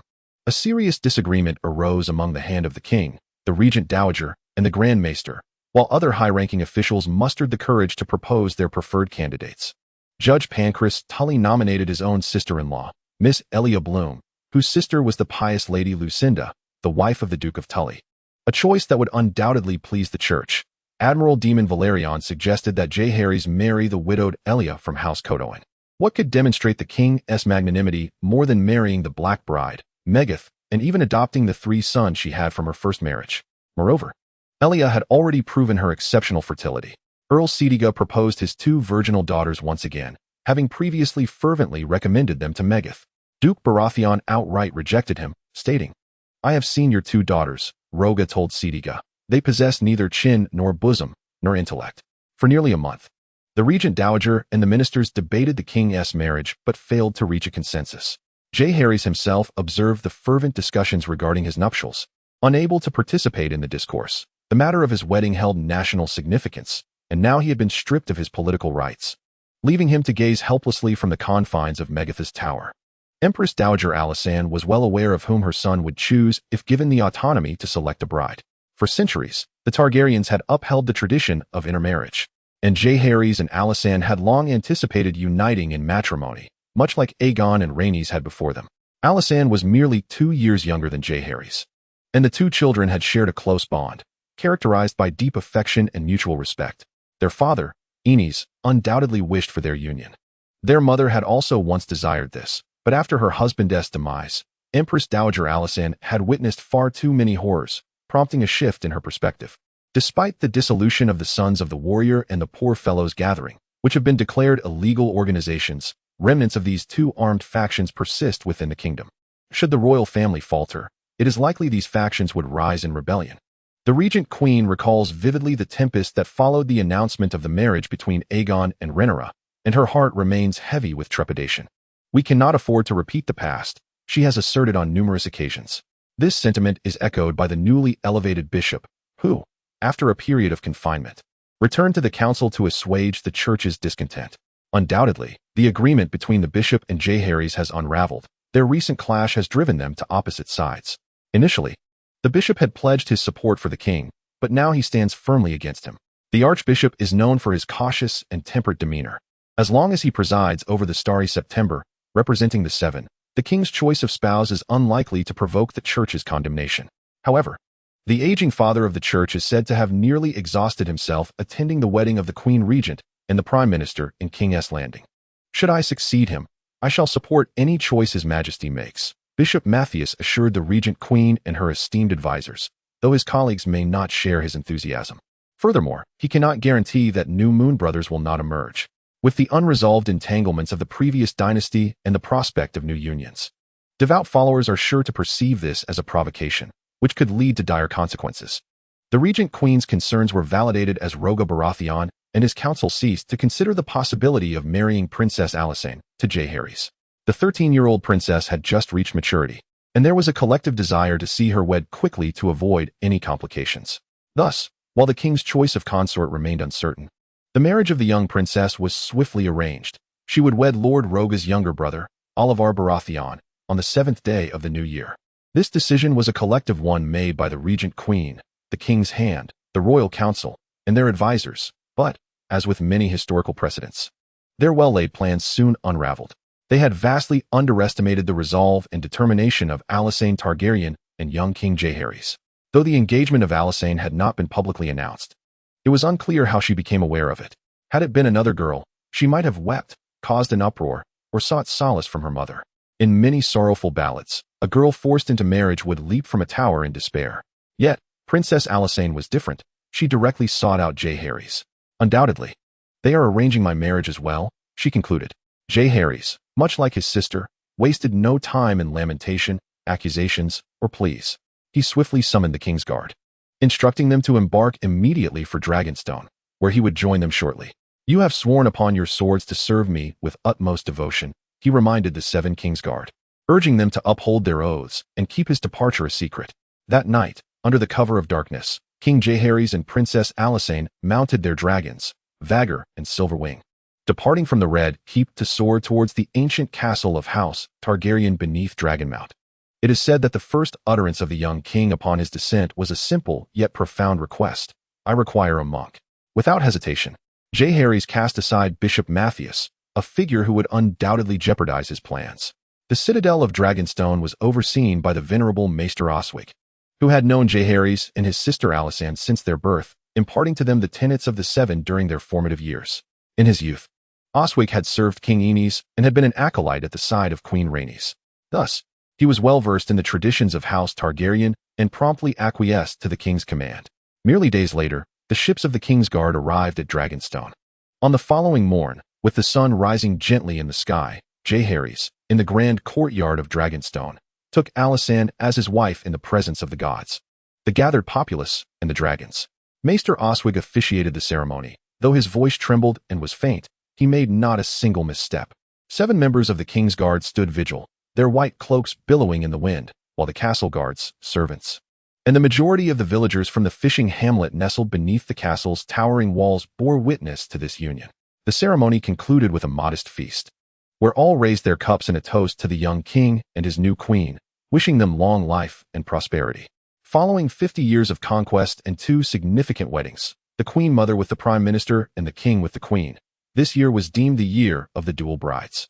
The regent queen mother and her husband would continue to govern the realm for several more months until Jaehaerys could assume power on his 16th name day. Thus, the year of the dual brides came to a close, ushering in the 50th year of conquest, as Westeros appeared to be ensnared in an intricate web of challenges. Chapter 48. The many-headed one. The 7 are ever so diligent in reminding us, all men are sinners. Even the most noble king or the most gallant knight may, driven by wrath, desire, or jealousy, commit acts that shame and tarnish their honor. Conversely, even those steeped in egregious wrongdoing may occasionally perform acts of kindness. For even the darkest of hearts can harbor love, compassion, and mercy. Brother Barth spoke. We are but reflections of the gods, strong yet weak, just yet wicked, cruel yet benevolent, brave yet selfish. The rulers of the human kingdoms must grasp this truth. His words resonated profoundly in the 50th year following Aegon's conquest. As the new year dawned, the entire kingdom prepared for a grand celebration, filled with feasts, markets, and tournaments to commemorate the 50 years of Targaryen rule over Westeros. The terrors of King Maegor's reign had begun to fade from memory, and the Iron Throne and the Faith reconciled. From Old Town to the Wall, both commoners and nobles cherished the young King Jaehaerys' eye. Yet, only a scant few were aware that a storm was brewing on the horizon, as the wise could discern the distant rumblings of thunder. As the adage goes, the heavens have but one sun, and a realm cannot have 2 sovereigns. After 50 years of conquest, Westeros found itself ensnared in a political quagmire of 1 king, 1 regent, and 1 lord. The number of rulers appears to be akin to the time when King Maegor reigned. However, the 3 black brides of Maegor were his consorts, obedient to his will, their lives and deaths subject to his whims. In contrast, the 3 men who conquered for 50 years are scattered across 3 different regions, each wielding substantial power. In King's Landing, the hand of the king, Lord Rhaegar Baelish, presides over the Red Keep. He is the consort of the regent queen and simultaneously holds the title of protector of the realm and Duke of Storm's End, often considering himself the father of the king. On Dragonstone, across from Blackwater Bay, the youthful Jaehaerys Targaryen, merely 15 years of age, is rapidly maturing. As the son of Queen Alysanne, he defies the opposition of his mother and stepfather by marrying his sister, Alysanne. In the crucial region of the Riverlands, the infamous Harrenhal, established by the black-hearted king, lies not far from King's Landing. This is the domain of Lord Roland, known as the Dragonfather, a title he bears because the seeds he planted in the Riverlands have flourished, leading to a scarcity of wet nurses in the area. He is the sole son of the late King Maegor, and Roland's influence extends over 3 dragons, one of which is the fearsome Black Death. His power has radiated throughout the Riverlands, leaving the Tully family, the lords of the Riverlands, suppressed and struggling for prominence. Due to the notoriety surrounding House Targaryen, this Dragonfather is now privately referred to as the King of Rivers and Hills. The king, the prime minister, and the Dragonfather originally belonged to the same faction. Yet they are now separated by the shadows of the old and the new, their rifts deepening. The kingdom's judgment upon Roland, along with the prime minister's intrusive meddling in the king's marriage, has brought their grievances and differences to the forefront. At Harrenhal, within the Tower of the Burning King, Roland initially contemplated renaming several of the towers. However, he could not conceive of a better name at the moment. Perhaps he would finalize the names once the Wizarding Academy is established. Nonetheless, the 5 towering spires ascend towards the heavens, and Roland mused that 5-Finger Mountain or 5-Finger Keep would be more fitting. Suddenly, a frantic knocking echoed through the halls. Thud, Thud, thud. Rolin, engrossed in his experiments, bellowed in irritation, I am not here. I am not here. He was on the verge of discovering a forging technique for smelting steel, which would significantly reduce the costs of steel production in Westeros and facilitate factory-style manufacturing. Currently, the forging processes in Westeros are conducted manually. Only those with exceptional skills can produce quality steel and weapons, without even needing to peer through the eye of insight. Roland could surmise the identity of the persistent knocker. Without a doubt, it was the heavily pregnant Rhaenyra, who was the only one bold enough to disregard his privacy. It was not solely for the sake of the bastards of Blackwater Bay. The ravens from the region had lately filled the rookery with requests for Rolin to bestow names. Rolin, unfazed, found no objection to this. In his previous life, his mother had hoped for him to expand his lineage. Now, fulfilling his parents' wishes serves as a form of solace for both of them. Furthermore, having numerous blood relatives would undoubtedly be advantageous in the future, as Roland's caravans now traversed the riverlands without hindrance, making it nearly a second stronghold for him. Yet, one individual was displeased, Rhaenyra. She knocked furiously, her temper increasingly volatile due to her pregnancy. Rolling, you deceiver, you wretched fraud, come forth. Rhaenyra feels wronged. She was once a royal heir. Yet marrying Rolling has diminished her status. However, upon her arrival, she is met with proposals of marriage from this despicable man, whom Rolling consistently rebuffs. Though he considers himself a king, what does it signify if he does not bestow upon her a legitimate title? Does he regard me, Rhaenyra, as a mere harlot? Now, with a burgeoning belly, what am I to do? And what of the illegitimate offspring in the riverbend? I am at my wit's end, deceived by this worthless scoundrel, left with nothing. Come out. My cries have transformed into roars of fury. Rolling shrank his neck, murmuring to himself, I am not here. I am not here. I am not here. Perhaps wearied or having exhausted his emotional outburst, this ant finally departed. Rolling cautiously turned to inspect. He exhaled a sigh of relief. She truly has left. Are all pregnant women so fierce? With this experiment concluded, he must attend to another matter, one that has been delayed due to a plethora of recent issues. The neighbors of Thousand-Faced Isle, the Green People, require his attention. He summoned Scholar Rul to manage communications with them, a responsibility he had been overseeing. Rolling noted that since this individual arrived at Harrenhal, he had buried himself in academic pursuits, neglecting the castle's management and leaving it to his two apprentices. Such blatant shirking of duty is rather excessive. As he pondered, Rul arrived. My lord, you called for me. Rolling cast a glance at him while continuing his experiment. How goes the communication with the Green People? The Green People assert that they are not accountable for the Last Judgment. The dream you conjured was merely their king greeting you. Scholar Rul replied calmly. A greeting? How fortuitous. Do you believe that? Rolling retorted. Perhaps their Green King desires. Rolling interrupted. I do not believe. Scholar Rul fell silent. Have you ventured to Thousand-Faced Isle? Rolling inquired again. Rul truthfully responded. No, they claim it is a sacred site, a covenant between humans and the children of the forest, and no outsiders are permitted to set foot on the island. Rolling's gaze shifted. The presence of these Green People at Harrenhal left him with a bitter taste. For the Last Judgment had nearly escalated into chaos. He began to strategize. Thousand-Faced Isle is abundant with fishleaf trees, while many beams in Harrenhal have been charred by the dragon-riding conquerors, rendering them in need of restoration. In an instant, Rolling resolved firmly.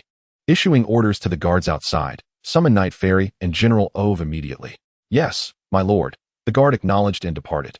Observing Rolling's demeanor, Scholar Rul comprehended the intent of this dragon father. He hesitated, wishing to offer counsel, yet the Last Judgment had indeed been peculiar. Rolling seeks to settle accounts, leaving Rul at a loss for words. He hopes that the proud Green King recognizes the gravity of the situation. The Targaryens' ultimate weapon is no jest. Chapter 49. The Green King. The Sacred Knights Order currently comprises 258 knights, while the Starlight Warriors number over 3,000, permanently stationed outside the castle. Fairy stood upright, reporting to Roland. Roland nodded slightly, a wave of distaste washing over him. A gathering of the impoverished was merely that, a gathering of the impoverished. What was this nonsensical title of Starry Dawn Warriors? Had they not been in dire need of manpower, they would have been dismissed long ago. The Holy Knights had more than doubled their ranks, largely due to the allure of better benefits within the Eastern Army, which drew several key members from the impoverished assembly. However, becoming a knight was no simple feat. Without meticulous nurturing from a young age, a commoner aspiring to knighthood faced insurmountable odds. Typically, those who transcended class constraints began their journey as squire knights, Such exceptionally gifted individuals inherently possessed advantages over their peers, and if born into noble families, they often emerged as pillars of strength. Notable figures like Roga of House Baratheon and the Sea Snake from House Velaryon were extraordinary talents, whose ascendance to prominence was merely a matter of time, bolstered by their family's vast resources. The ruthless Maegor and the conqueror Aegon were paragons among men, possessing talents that bordered on the extraordinary. Maegor single-handedly confronted a dozen assassins and two of the continent's premier white knights, showcasing his formidable prowess in combat. Aegon Targaryen himself remained an enigma, a captivating mystery both in the past and present. He wielded the Valyrian steel sword Blackfire, standing among the greatest warriors of his time, yet showed no inclination toward swordplay or participation in tournaments. He rode his steed, the fearsome Balerion, into battle only or for swift travel. His regal demeanor attracted a multitude of followers, yet he had no close confidants save for his childhood companion, Orys Baratheon. Women were undeniably drawn to him, yet he remained steadfastly loyal to his sisters. Aegon bestowed immense trust upon his queen and two sisters during council meetings, delegating the kingdom's daily affairs to them while remaining ready to intervene personally when necessary. He was unyieldingly harsh toward traitors and rebels, yet exceedingly generous to those who submitted willingly. Following the fall of the Valyrian freehold, he was the only one to earn the title of Dragon King. His formidable exploits and princely conduct far beyond the reach of his Targaryen descendants. Suddenly, a knock at the door interrupted Roland's wandering thoughts. It was Ulf, who entered with pertinent news regarding the Eastern Army. "What is the situation with the Eastern Army?" Roland inquired nonchalantly. Ulf glanced at Rull and Ferry, understanding the gravity of the moment. Preparations for battle were imminent. He bowed respectfully and replied, "The Eastern Army comprises over 4,000 soldiers, with approximately half equipped with full weapons and armor. These soldiers were the elite remnants of Maegor's forces," prompting Ulf to subconsciously lift his chin when addressing Ferry. However, Roland furrowed his brow upon hearing this description. What did over 4,000 truly signify? Did he not possess a clearer grasp of his own troop numbers? It appeared the Eastern Army required a new commander, for Ulf was best suited as a valiant warrior, but ill-fitted for leadership. Observing the expression he wore, Roland thought, "Come, flatter me." Realizing the man was lacking in intellect, no wonder his brother usurped his title while he charged into battle for him. Calm and composed, disregarding Orf's furtive glances, Roland stated earnestly, "Chimyon Island, this seemingly close isle, harbors a restless multitude of green folk." Roland's demeanor grew serious as he continued, "Surely, you have all heard of the curse of Harrenhal. During my last trial, I experienced a strange dream and succumbed to a slumber lasting over 2 days." After a thoughtful pause, he added, "Regardless of whether this is mere coincidence, one cannot allow others to slumber beside them." Without considering whether the three understood this idiom, Roland pressed on, "At once, I shall mobilize all available forces, summoning every vessel from the waters surrounding Harrenhal and my own territories. I intend to encircle Chimyon Island with a grand army and annihilate the green folk and the children of the forest." "My lord," Rhaenyra interjected cautiously, "Chimyon Island is a sacred site where our ancestors swore allegiance with the children of the forest. You must contemplate the broader implications." While Rhaenyra did not obstruct the mobilization, he subtly reminded Roland of the potential consequences. Roland nodded, acknowledging the threat posed by Chimyon Island must be eradicated, and he promised to heed Rhaenyra's advice. "You currently command the forces along the Blue Fork River. Gathering vessels capable of transporting 8,000 warriors should pose no difficulty," Ferry analyzed. Orf scoffed derisively, exclaiming, "Why go through the trouble of assembling vessels? My Eastern Army needs only an elite squad to seize this island for you, my lord." Roland's forehead twitched with irritation. Is it truly wise for a mere laborer to speak so brazenly? Ignoring Orv entirely, Roland continued, "Rhaenyra, procure as much grease as possible." Upon hearing this, Rhaenyra felt a chill run down his spine but promptly replied, "Yes, my lord. Green folk, may fortune favor you, having Roland as a neighbor. You have indeed drawn the short straw. Chimyon Island, true to its name, possesses a myriad of faces, each intricately carved into the fishwood trees. At the twilight of the Dawn era, the ancestors and the children of the forest waged a prolonged conflict lasting centuries. Ultimately, the wise among both factions convened on Chimyon Island to sign a pact, thus concluding the war.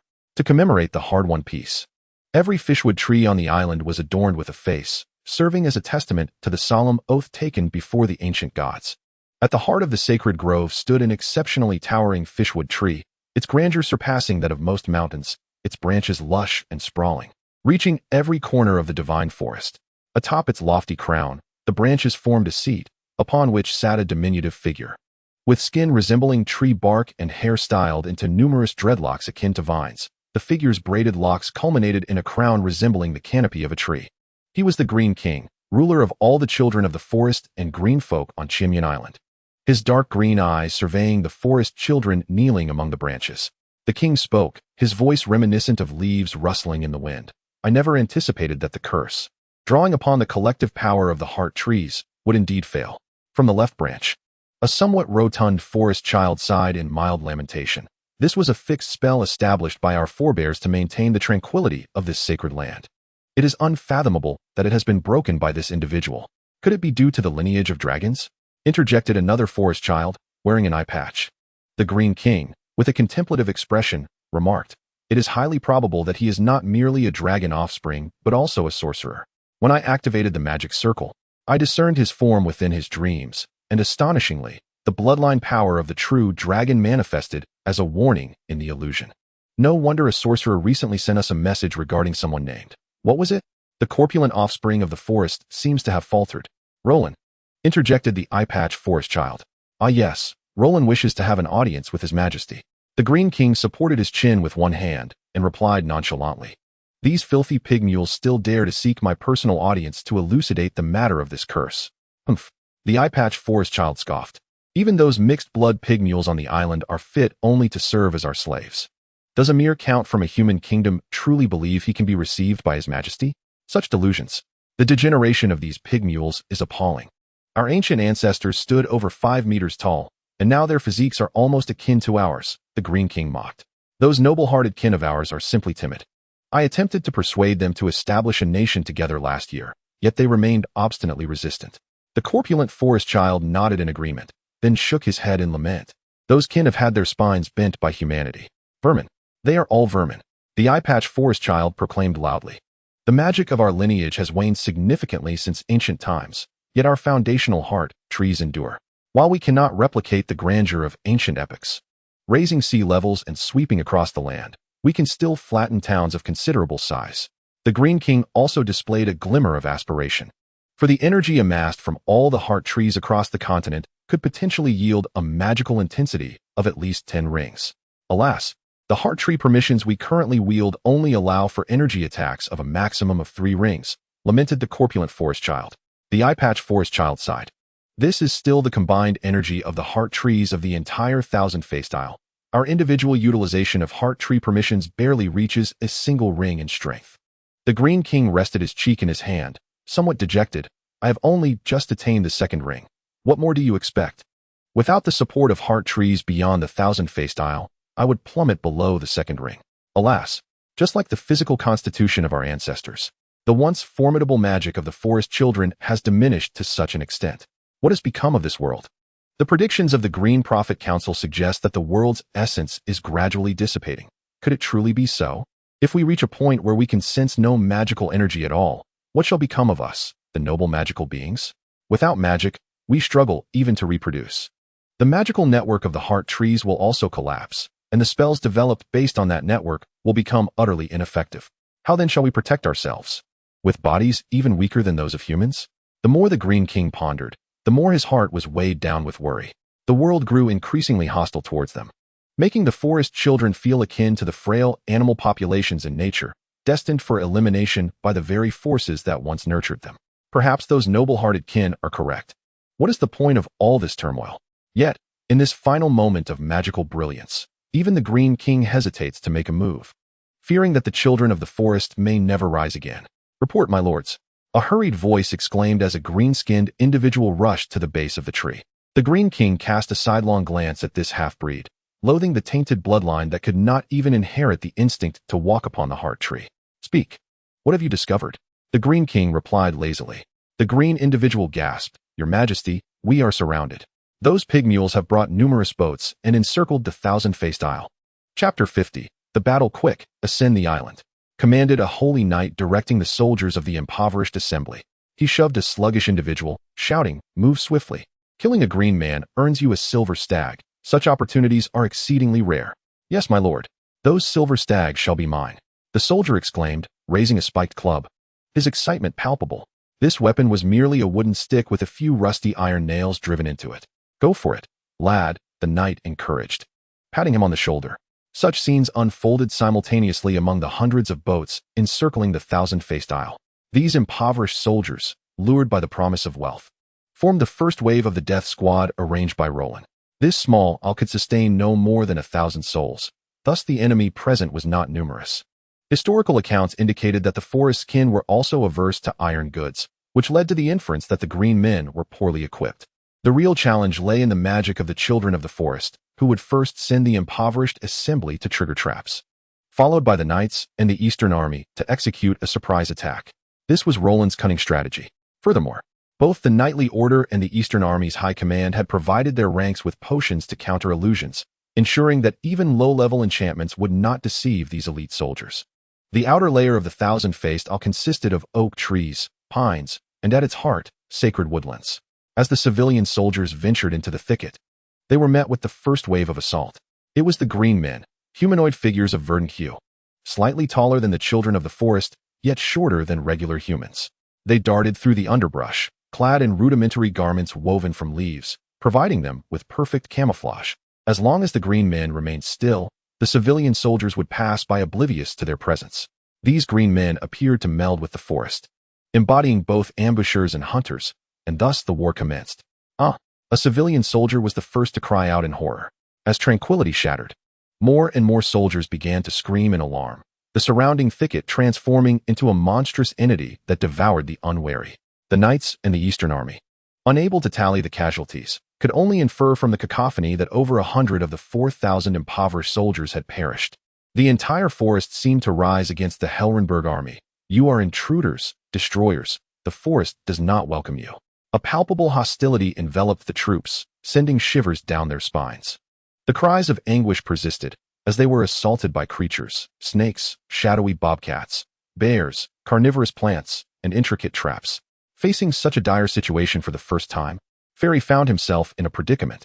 Typically, they would charge across the plains, engaging the enemy in direct combat. Now, however, the foes lay in wait, concealed like a venomous serpent, poised to strike at any moment. He turned around, his heart racing. Where had Little Brown gone? Alas, the knights were also beginning to suffer casualties. "My lord, you have underestimated the enemy. Although the impoverished rabble initially fell into traps, the true adversary is far from easy to contend with." Despite his turbulent thoughts, Ferry remained vigilant, meticulously observing his surroundings. The trunk of this tree possesses an alluring curvature. Blaming it on the tree's ample form, he executed a swift strike, eliminating a hidden greenskin. Ferry led his elite troops deeper into the fray. Meanwhile, Roland observed from above, mounted on Caesar. Witnessing the greenskins' diverse and formidable assaults, a truly enlightening experience. Poison arrows, ambushes from treetops, commanding beasts of the wild, such tactics were boundless. Yet, as the greenskins clashed with the knights of the Eastern army, casualties began to mount. The disciplined forces, armed with superior military prowess and extensive combat experience, exchanged blows with the greenskins. Nevertheless, the greenskins' territory was gradually being compressed towards the heart of the island. There lay the sacred grove, the nucleus of thousand-faced isle. Roland had already spotted several forest children encircling an ancient and towering tree, their intentions unclear. However, it was likely something arcane in nature. He couldn't help but scoff at the thought of Targaryen's magical immunity. Directing Caesar towards several merchant vessels, he noted the numerous large barrels on their decks. Caesar hovered above, grasping 2 barrels in its claws before soaring back. These barrels contained oil, a grand gift from Roland intended for the greenskins.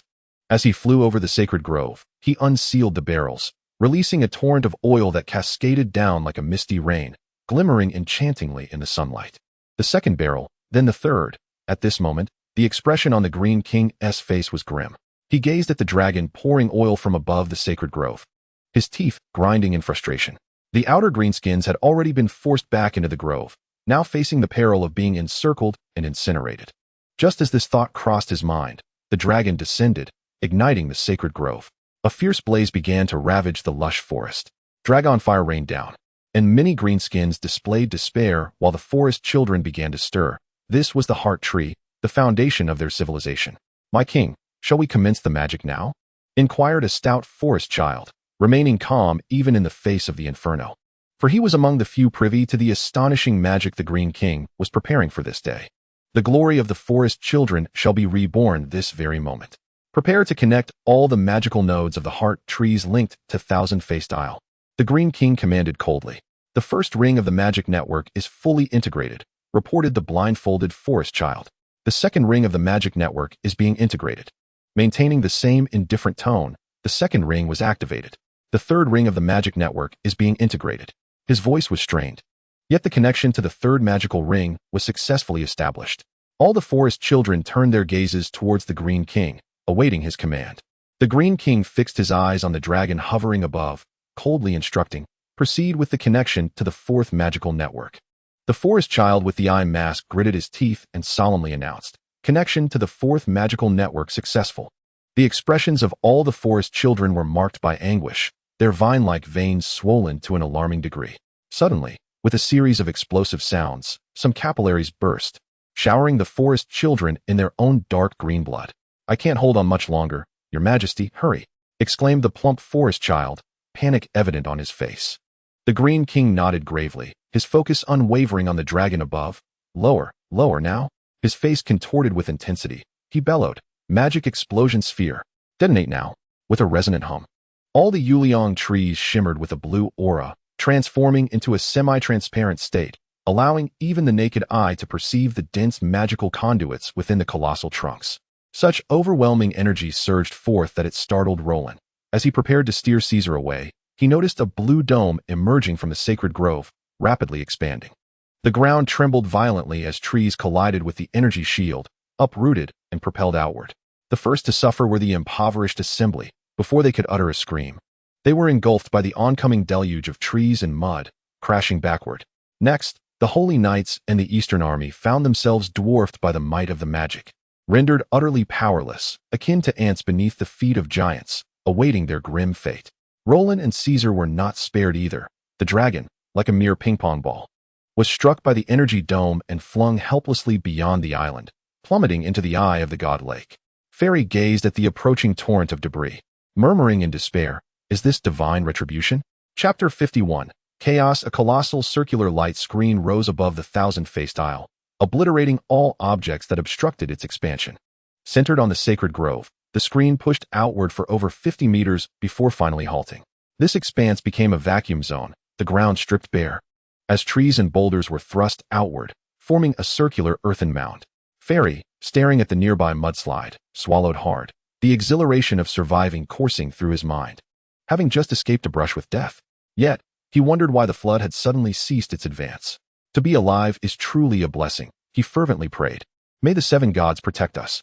The Knights and Eastern Army stood momentarily transfixed outside the earthen wall, the recent calamity causing them to hesitate in their assault. Such a natural disaster of magic was beyond human resistance. Returning to the sacred grove, a ring-shaped earthen mound separated the two faction soldiers. The green folk, witnessing this miraculous occurrence, knelt beneath the king tree, fervently exclaiming in excitement. Victory appears to be within reach. The wretched swine and mules must have perished under the weight of formidable magic. Vanquished by their masters, the illustrious children of the forest, wielding their great sorcery to obliterate the enemy.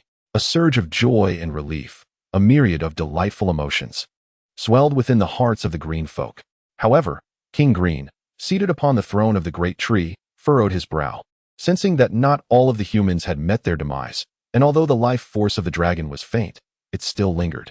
Moreover, the 15 elders of the children of the forest had suffered significant depletion of their combat abilities due to the backlash from their forced magic. He exchanged a glance with the elder of the eye patch, both discerning a shared apprehension. The situation was dire. At the shores of Thousand-Faced Isle, the lengthy form of Caesar floated upon the water, unmoving, as the surrounding lake was stained a deep crimson by dragon's blood. "Caesar, you must be unharmed." Roland swam beside the dragon, his heart aching. "You will be fine. We have endured so much suffering and emerged unscathed."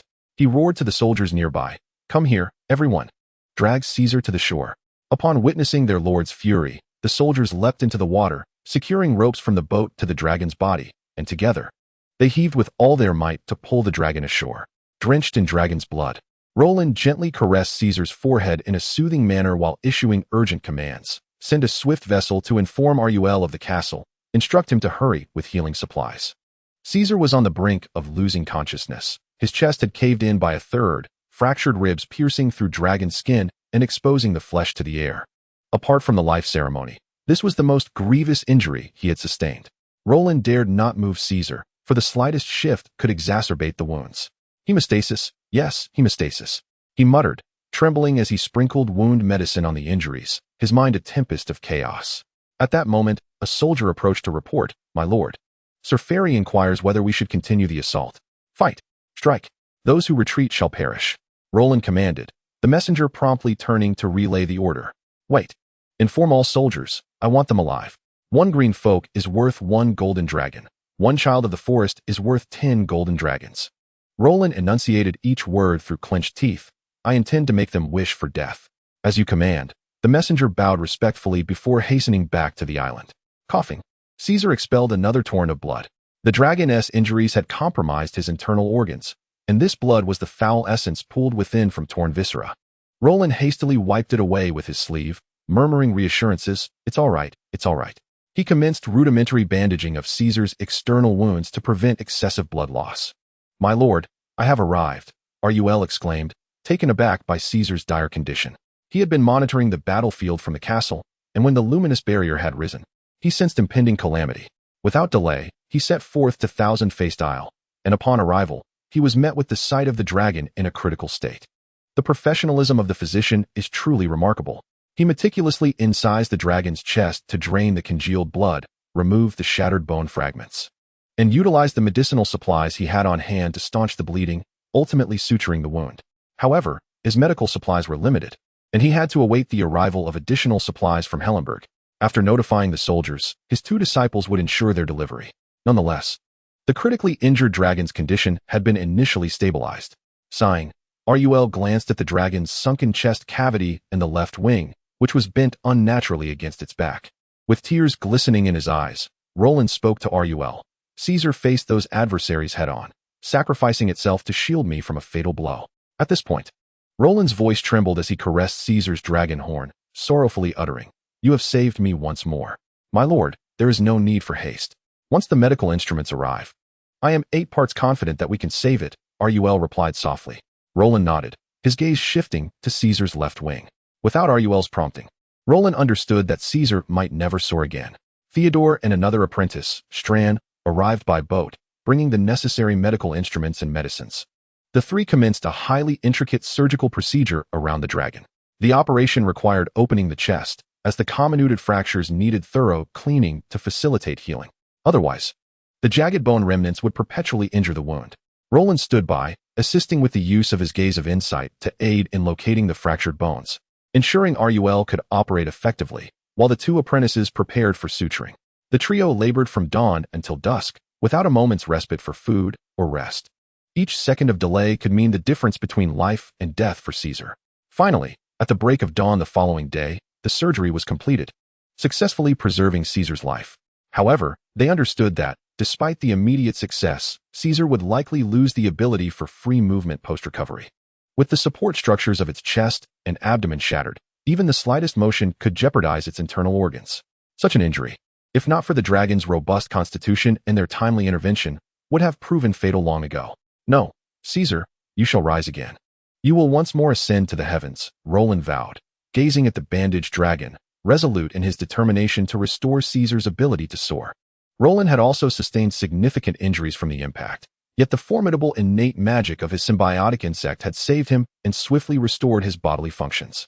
It is undeniable that the renowned Grand Sorcerer Green's symbiotic insect lived up to its reputation. The 2 nascent abilities had already helped Roland navigate multiple life-threatening crises.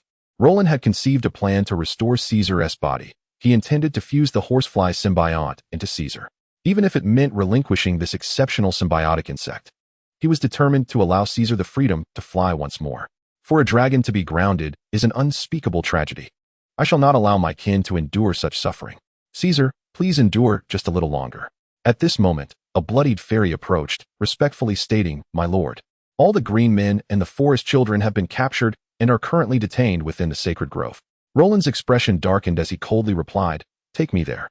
General Ove of the Eastern Army had met his demise, crushed by a debris flow due to his reckless advance, leaving Ferry to assume his position.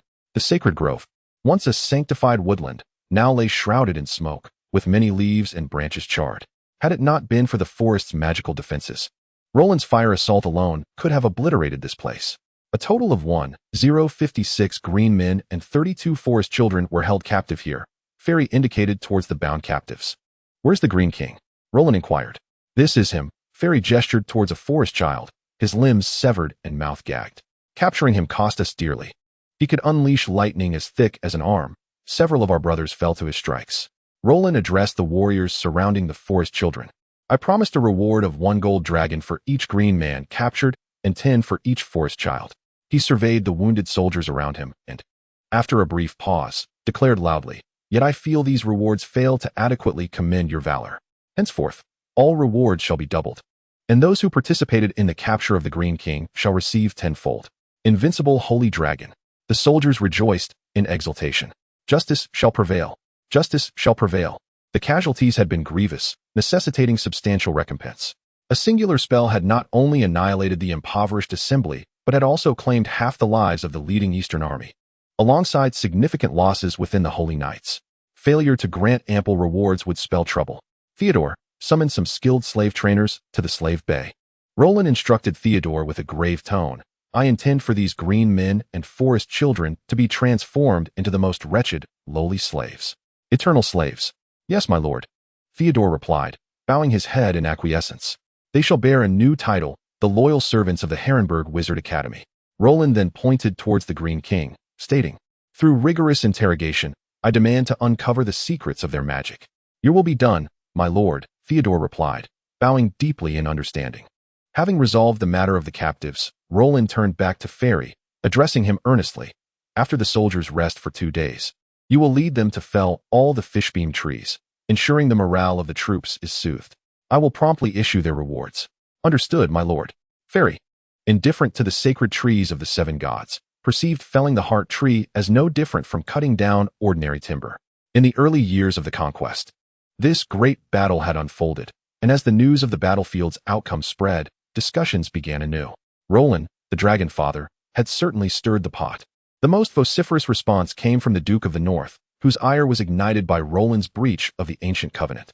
This act of treachery had incensed the northern lords, with Duke Stark declaring his intent to muster forces against the dragon. The North refers to Roland with such reverence, as the lords of the North adhere to the faith of the old gods. Their reckless felling of heart trees and the violation of the pact with the children of the forest is deemed sacrilegious by them. However, just as the formidable lords of the North were mustering their armies, a significant impediment arose. Duke Brandon Stark of Winterfell succumbed to illness within the castle. In an instant, the North found itself in mourning, preparing for a funeral and the election of a new duke to succeed him. Brandon's son, Warden, ascended as the new duke. Yet, as this newly appointed Lord of the North endeavored to continue rallying forces to fulfill his father's campaign against the dragon, another piece of grim news reached Winterfell. A sudden rebellion erupted among the Knights Watch at the Wall, with the Ice Crystal Gate and the Black Cellars under siege. The traitors largely comprised the impoverished members of the Boy King's pardon gatherings and the Sons of Warriors, led by 2 knights, Sir Olyvar Brecken and Sir Raymond Mallory, who had formerly served as Kingsguard under Maegor but had since defected to Jaehaerys. The commander of the Night's Watch foolishly appointed Brecken and Mallory to oversee those dilapidated fortifications, resulting in their self-appointment as lords. Thus, the hastily assembled army was compelled to march towards the Wall. The rebellion of Maegor's former followers at the Wall was not prolonged, as Duke Warden Stark's forces outnumbered the traitors tenfold. With the backing of Duke Stark and the northern vassals, the Black brothers reclaimed the Ice Crystal Gate, executing all oath-breakers and leaving only Sir Olyvar for Duke Stark to dispense justice with the famed Sword of Ice. The rebels of the Black Cellars fled to the lands beyond, seeking alliance with the free folk. Duke Warden pursued them, but after 2 days of heading north, his forces were ambushed by giants in the deep snow of the haunted forest. After slaying 2 giants, Warden was unseated and subsequently torn apart by others of their kind, with the remnants of Stark's army only managing to retrieve fragments of the Duke's body back to the Black Castle. Sir Raymond Mallory and the other fleeing traitors ultimately received a harsh reception from the free folk, who harbored a disdain for the Crows, regardless of their defection. Days later, Raymond's severed head was delivered to Eastwatch. When the Night's Watch inquired about the fate of the remaining deserters, the wildling chieftain laughed heartily, declaring, "We ate them." Brandon Stark's second son, Eric, became the Duke of Winterfell. After numerous tribulations, the campaign suffered considerable losses, and many northern lords, disheartened by the Stark family's repeated changes in leadership, abandoned the cause and returned to their own lands. This grand campaign against Roland ultimately declared bankruptcy. The newly appointed Duke Stark found himself compelled to exert pressure on the crown, demanding retribution against the dragon Roland. In a raven's message dispatched to King's Landing, he lamented, "Your foolish mercy has allowed Maegor's traitorous son Roland to gain influence within the realm. The pardons extended to Maegor's remnants have resulted in countless casualties at the wall. I hold my brother's death, Warden's demise, as a direct consequence of the king's amnesty, accusing him of failing to decisively execute the supporters of Maegor, instead sending them to the wall." Regardless of the circumstances, Lord Wong found himself powerless against the tumultuous events in the north. The instigator of these troubles, Jaehaerys, was still reveling on Dragonstone Island, awaiting the end of the year when he would come of age and assume governance once more. Meanwhile, the council convened by King Rhaegar faced a pressing dilemma. Finances, or rather, the dire lack thereof, constituted the royal family's most urgent challenge. The war waged by King Maegor had drained the royal coffers, leaving them nearly empty. The former Chancellor of Finance had resorted to raising taxes, with the shortfall being shouldered by the lords. Yet these measures yielded disappointing results and only intensified the nobles' disdain for Maegor. The situation did not improve upon Jaehaerys' ascension to the throne. The coronation of the young king and the golden wedding of his mother were splendid affairs that endeared them to both nobility and commoners alike. However, they also exacerbated the financial difficulties. Furthermore, the royal family faced an even greater expenditure. The Duke of Rhaegar was determined to complete the construction of the Dragon's Lair, necessitating urgent funding. Count Edwal Setiga, who had previously served as prime minister during the oppressive reign of Maegor, found himself with a second chance during the regency. Appointed as Chancellor of Finance, yet he remained woefully inept. Reluctant to offend the lords, Count Setiga opted to impose additional taxes on the citizens of King's Landing, tripling the port fees and levying taxes on the import and export of specific goods. Innkeepers and builders were also required to pay extra tributes. This strategy not only failed to bolster the royal treasury as anticipated, but also led to halted construction projects, abandoned inns, and a dismal trade environment. With merchant ships steering clear of King's Landing in favor of other ports such as Tideshead Island, Mornvale, and Maidenpool to evade taxes.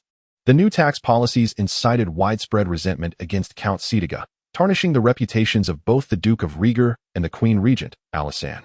The Dragon's Lair was similarly affected.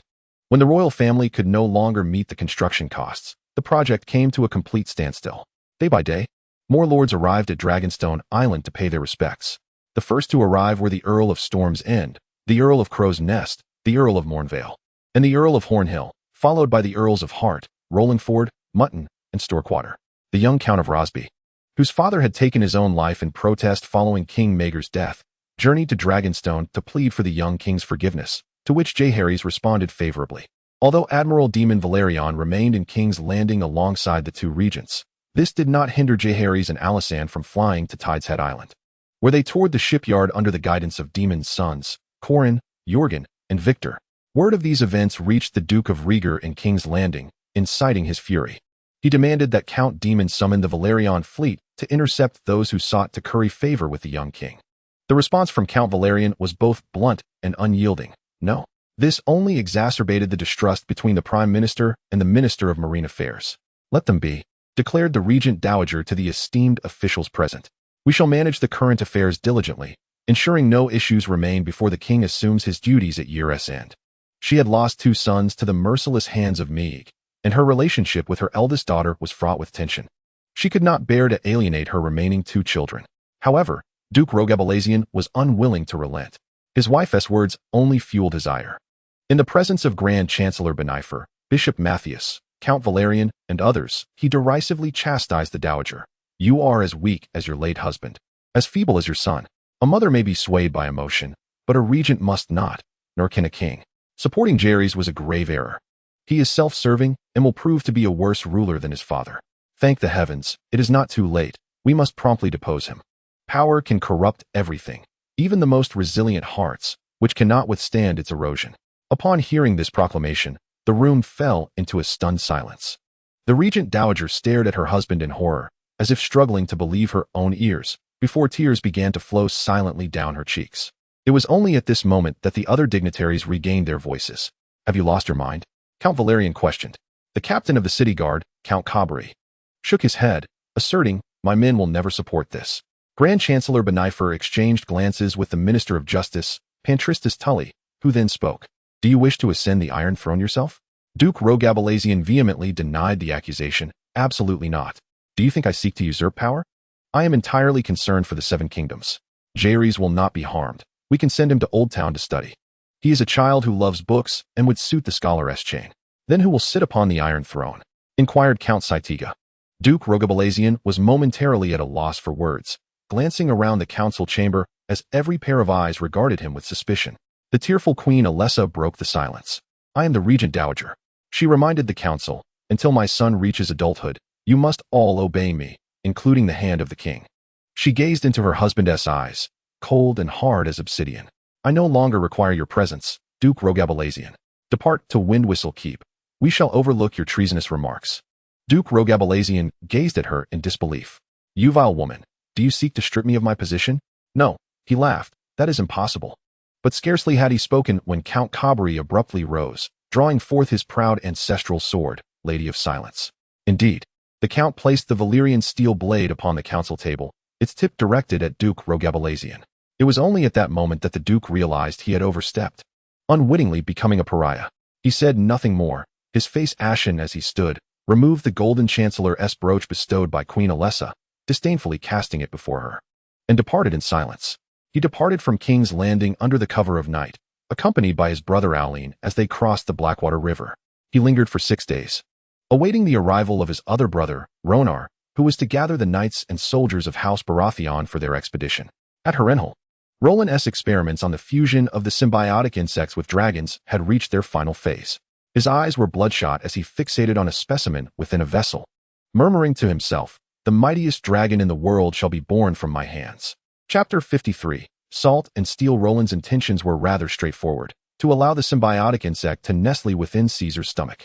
The connection between dragons and their Targaryen masters was intricate and enigmatic, yet 2 aspects of this bond could be confirmed. First, on a spiritual level, the mutual communion of minds revealed that this connection stemmed from a soul bond. Second, the bloodline energy. Dragon eggs are activated through the bloodline energy coursing within the Targaryen, enabling them to hatch. Bloodline energy differs from magical power. It lies dormant within the Targaryen and cannot be summoned at will. Roland could only unleash dragon fire by uttering the incantations in Valyrian. Dragons, unlike Targaryens, were inherently magical beings. Their dragon blood was searing hot, and that unique bloodline energy thrived within them. If Targaryens could be deemed latent, then the bloodline energy of dragons was overt. Through his experiments with Caesar's blood, Roland discovered that this domineering bloodline energy repelled and dissolved any magical force, forming the fundamental reason for the dragon's immunity to magic. The foreign magic of the children of the forest, if purely energetic, could scarcely breach Caesar's scales. Yet, these diminutive beings had evidently chosen spells with precision. The explosive force of their potent magical aura inflicted terror, even upon the gargantuan Caesar, who now lay incapacitated in his lair on Thousand-Faced Isle, being tended to and fed, having transformed into a half-plant dragon.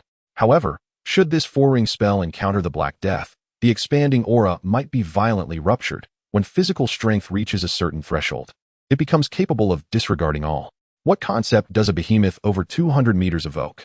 Harrenhal was on the brink of depletion. Shaking off his thoughts, Roland pricked his finger with a small knife, allowing his blood to saturate a chalice, before cautiously placing the insect within the container. The moment the insect plunged into the blood, it was as if a drop of water had been cast into a pot of boiling oil, causing the liquid to seethe. The insect writhed in agony within the blood, its torment resonating with Roland, who wiped the sweat from his brow, intently observing the insect as he meticulously recorded crucial data in his experimental notes. The symbiotic insect contained magical energy, which had been infused into it by the sorcerer during the pact, enabling the manipulation of its extraordinary abilities. To ensure the insect could survive within the dragon's stomach, the primary objective was to eradicate the magical energy within it, and the corrosive properties of dragon blood proved to be the most effective method. With Roland's protection, the insect's safety was assured. As the magical energy within the insect gradually dissipated, Roland realized he had lost a gifted sorcery. The potential for voluntary evolution had vanished. In order for Caesar to soar once more, reaching greater heights, it is imperative to proceed with precision. Extract the parasitic insect using tweezers and place it into a vessel filled with dragon's blood, Caesar's own lifeblood, which possesses a ferocity of lineage energy surpassing that of the common parasitic host. This crucial step will enable the bloodline energy to supplant magical power, thereby qualifying the insect for survival within the magical dragon's body. As the parasitic insect is submerged in the dragon's blood, it is met with excruciating pain, prompting Roland to involuntarily cry out. The veins in Roland's eyes deepen in hue, transforming his gaze into a bloodshot spectacle. He has gone too long without rest, and the current sensory onslaught is overwhelming. The golden cross in his eyes spins rapidly, magnifying his vision to 150 times. Success, he silently hopes. This precious and potent parasitic insect must not be lost here. It is a strider with infinite potential for evolution. The great wizard Green achieved unfathomable greatness through it. Roland's acquisition of it is a stroke of fortune. Another such creature may never be found again. The crimson energy permeates the strider's body, gradually tinting it a deep red. Roland, exhilarated, raises his fist in triumph. It's accomplished. Prepare the vessel. We sail for Thousand-Faced Isle. He commands the attendant outside. Hearing the commotion from the laboratory, Bachelor Rul rushed over. This is a historic moment. The first parasitic insect of a magical dragon is on the verge of birth. Moreover, with such a formidable parasite, what sort of monstrous aberration will emerge? Everyone awaits with bated breath. Aboard the vessel en route to Thousand-Faced Isle, Bachelor Rul inquires, so, has the strider been reduced to its most basic capabilities? Roland cradles the vessel in his arms and nods calmly. Only passive evolution remains, but that is sufficient for Caesar. Bachelor Rul expresses a hint of regret. It is a pity we could not witness the strider's other formidable spell, the aberration force field, which the great wizard Green once employed to slay a legendary creature. Roland remains silent. He is familiar with this spell. The strider's active evolution relies on a force field that, if harnessed by its master, can be controlled. However, if this force field is imposed upon another creature, the consequences could be terrifying. Roland has only developed the active evolution to its second stage, with a third stage yet to come. Only in the final phase can this force field be emitted externally, allowing for true mastery of the aberration force field. Alas, all is now in vain. Roland gazes towards the dragon's nest on Thousand-Faced Isle, yet it is worth it. Family holds paramount importance in Roland's heart, incomparable to any spell. With a gentle jolt, the vessel reaches the shore. We have arrived, my lord, the ferryman announces, drawing back the curtain. Indeed, Roland and Bachelor Rul proceed directly towards the dragon's nest. At that moment, Caesar lies within a wooden structure crafted from fishbeam wood, with guards stationed nearby. The wounds on its body have begun to scab, unable to move freely. The magical dragon has grown somewhat irritable, resulting in a few feeding servants sustaining bites. Caesar, upon detecting Roland's arrival, joyously attempted to rise, yet failed, tumbling heavily to the ground and emitting a series of pained roars. With no rib cage to safeguard its thorax, the fall undoubtedly injured its internal organs. Caesar, remain still, Roland urged, hastening to soothe the colossal dragon. For days, it had struggled to rise, only to collapse each time, which was the reason for Caesar's prolonged injury. A pitiful whimper escaped the dragon's lips. It yearned to move, to soar, and upon seeing its master, desired to rush forward and nuzzle Roland's face, yet found itself unable. Roland gently wiped Caesar's forehead, waiting for the dragon's emotions to settle before retrieving a bowl. Do not move, understand? Roland spoke softly. Through their mental link, Roland could directly command Caesar to remain still, without needing the Valyrian dragon incantation. And do not let your throat convulse. Do you remember the game we used to play? 1, 2, 3. As Roland gazed into Caesar's dark golden eyes, he suddenly exclaimed, statue, swiftly parting the dragon's maw. He poured the dragon's blood containing the stinging shell into Caesar's throat. At the instant Roland uttered the word, Caesar's entire body froze in stillness, leaving only its pupils darting about. When it was newly hatched, it had played this game with Arya and Roland, and its body still retained the reflexes. Roland sensed that the stinging shell had successfully crawled into the dragon's stomach, finding refuge therein. The domineering energy of the dragon's blood within the symbiotic creature would ensure its safe existence in the dragon's belly, allowing Roland to finally breathe a sigh of relief. Is it done? Rul inquired. Indeed, Roland replied with a slight nod. Due to their soul connection, Caesar could indirectly communicate with the symbiotic creature within. and the lineage energy of the creature stemmed from Caesar itself, evolving passively and perpetually. A smile graced Roland's face, and his tone turned somewhat cheerful. If Caesar's will is to walk and fly, this subconscious desire will continually prompt the stinging shell to help mend its bones and restore its broken wings. Rul scoffed. I fear this glutton may only think of eating, leading to the emergence of a second mouth. That is indeed a possibility, Roland replied with a hint of exasperation. My will is also connected to the stinging shell and will intervene in its evolution when necessary. Let us return to Harrenhal. The effects should become evident in a few days. Upon returning to Harrenhal, Roland sought out Theodore, as the steel-making techniques they had been researching needed to be put into production. Harrenhal had numerous financial demands at present. After rewarding the soldiers, Roland's purse felt considerably lighter. The abundant timber from the giant fish beams was ideal for repairing the castle, and the reconstruction of Stonecrag needed to be prioritized. That location was pivotal, impacting Roland's influence and expansion, and he required a new commodity to be produced there. He intended to produce salt. The method for obtaining sea salt was rather simple. Yet what was lacking was a suitable location. Stonecrag presented itself as an exceptional salt field. The Iron Folk hoped they would not cross paths with him, otherwise, the wrath of justice would surely descend. As I pondered along the way, I found myself, almost without realizing it, at the Tower of the Wicked Spirits. Parting ways with Master Rul, who resided at the pinnacle of the tower, I accompanied Theodore to the forge in Harrenhal, where a dozen or so enslaved blacksmiths from Bravos tirelessly hammered red-hot iron ingots, the rhythmic clanging echoing in the air. I was somewhat satisfied with the diligence of these slaves, each one perspiring profusely as they forged weapons and armor. And this month I could afford to grant them a bit more sustenance. Theodore picked up a freshly crafted short sword and handed it to Roland, standing respectfully to the side. Is this the sword-making technique of Bravos? It seems rather lacking. Do you not understand the process of heat treatment? Roland inquired. What is that? Salhan, one of the leading slave craftsmen, asked with a curious expression. Roland glanced at Theodore, who shook his head, unable to comprehend Roland's words. At that moment, a robust man with bronzed skin approached, speaking loudly. My lord, you are referring to normalizing and annealing, correct? The purpose of normalizing is to refine the steel's grain structure. In truth, every time a smith heats a portion of the blade and hammers it, not only does it alter the shape of the steel, but it also modifies the grain. When the steel is heated to a certain temperature, austenitization occurs, where iron and carbon atoms begin to intermingle. The steel is then removed from the furnace and allowed to cool naturally, which alleviates stress caused by irregularities in the blade's composition and ensures uniformity in the steel's grain throughout the blade. Annealing, on the other hand, involves allowing the steel to cool slowly, typically wrapped in insulating materials to prevent rapid cooling. This process can take several hours to a day.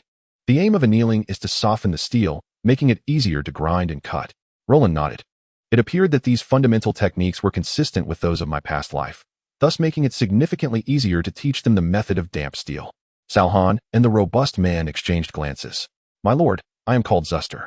Salhan, Zuster, remain here. The rest may leave, Roland commanded. Once the others had departed, he continued, Today, I shall teach you a method of steel refinement, which I have named damp steel. Hearing this, Salhan and Zuster focused intently from the previous discourse. It was evident that Roland was knowledgeable in his craft. Now, it seemed he was about to impart a more advanced forging technique, and the two blacksmiths regarded Roland with eager anticipation. Damp steel refers to the solid-state carbizing of iron blocks. Roland approached the furnace where they were smelting. Solid-state carbizing requires that the temperature not be excessively high. Modern practices dictate that it should not exceed 900 degrees Celsius, slightly below the 1000 degrees needed for iron blocks, at which temperature the steel will not melt. Utilizing Targaryen's affinity for temperature and the repeated validations in the laboratory, Roland continually added charcoal to adjust the temperature to the appropriate level. Remember this temperature. It is the ideal for the damp steel method, Roland instructed. Salhan and Huster utilized characteristic iron rods to probe the furnace, relying on the hue at the tips of these rods to ascertain the temperature. Below lies the most crucial process in the creation of tempered steel, carbonitriding. Roland spoke in a low tone. Carbon powder, bone meal, and sawdust were spread in precise ratios across the base of the crucible, followed by the insertion of the iron sword intended for carbonitriding. Roland directed the two craftsmen in the preparation of carbon powder, the grinding of bone, and the layering within the vessel. Meanwhile, Theodore stood to the side, tasked with recording the steps of the process. After placing a layer of carbon powder, bone meal, and sawdust, another layer of iron sword was added, building up in succession. The bone meal served as a catalyst for carbonitriding. At times, it would infiltrate the iron, becoming an impurity within. Future generations would discern various ratios for this process, with every 100 pounds of raw iron requiring 4 pounds of carbon powder, 20 pounds of bone meal, and 5 pounds of sawdust, a formula that Roland adopted directly. The base and top layers required a more substantial amount, while the middle layers needed to be distributed evenly. Roland continued to direct from the side. Under his guidance, the two blacksmiths layered the carbonitriding agents and iron swords, sealing the crucible with clay afterwards. This was the method of tempering steel. Naturally, another container housed the sword blanks, significantly larger than the iron swords, intended for weapon refinement. The two enslaved craftsmen placed the two clay-sealed containers into the furnace and ignited the fire. Observing Theodore's intense concentration, Roland decided to depart. The process would take several hours, and remaining there was rather tedious. He reminded Theodore to document everything before leaving. At noon, while dining with his family, Theodore excitedly approached Roland. "Master, we succeeded. We succeeded," he exclaimed, presenting a half-sword to Roland. "This is the half-sword you forged." Roland examined the somewhat darkened short sword. "Indeed, we struck this half-sword against the previous iron swords, severing 2 iron swords before it showed any damage. Ultimately, we broke 5 iron swords before this steel sword finally snapped. This is the record of our strikes," Theodore stated, holding up a piece of parchment. The admiration in Theodore's gaze was akin to reverence for a god of fire. It was beyond description. While Westeros also produced steel swords, the cost of production was exorbitant, requiring not only high-quality raw materials, but also skilled blacksmiths laboring for an entire week to yield a single finished product. The results of this simplified steelmaking method were undeniably revolutionary. In the coming days, further experiments would be conducted to forge the finest steel swords, and measures would be taken to ensure the secrecy of the technique. Leaks must be avoided, Roland declared. "Yes, master," Theodore replied enthusiastically. This was indeed a lucrative endeavor. Arms trading, regardless of world or era, remained a highly profitable industry. Chapter 54. Return. On the 20th day of the 9th month, King Aenys Targaryen finally celebrated his 16th name day, marking his transition into adulthood. According to the laws of the Seven Kingdoms, he was now entitled to rule independently, no longer requiring a regent. The nobility and common folk of Westeros awaited with bated breath to witness his future endeavors. King Aenys rode alone atop the great dragon Vhagar back to King's Landing. 5 Kingsguard had arrived 3 days prior, having made all necessary arrangements to receive him.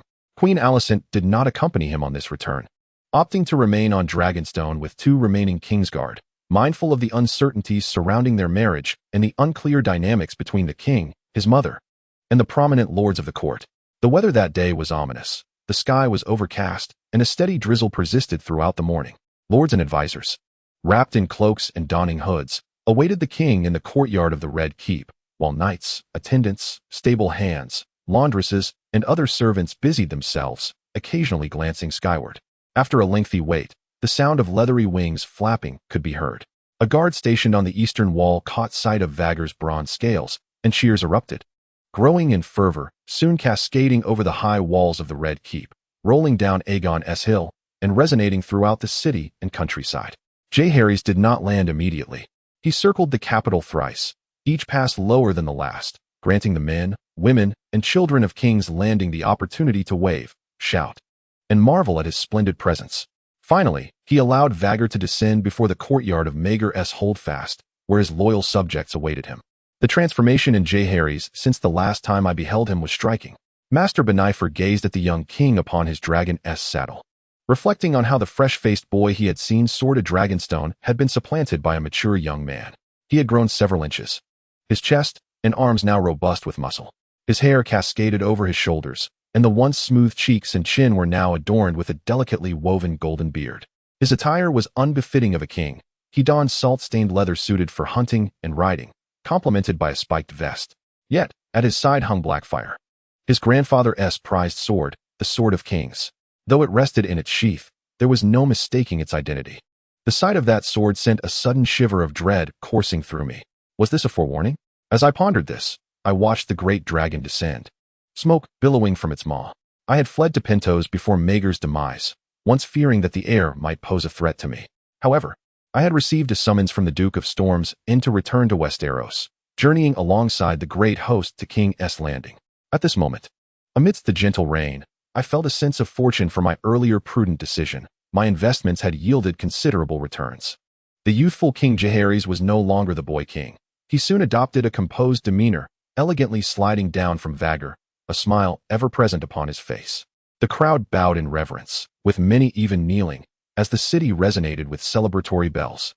Jaehaerys removed his gloves, tucked them into his sword belt, and proclaimed, "My lords, let us commence." One significant figure was absent from the courtyard to greet the king, the queen mother, Alysanne.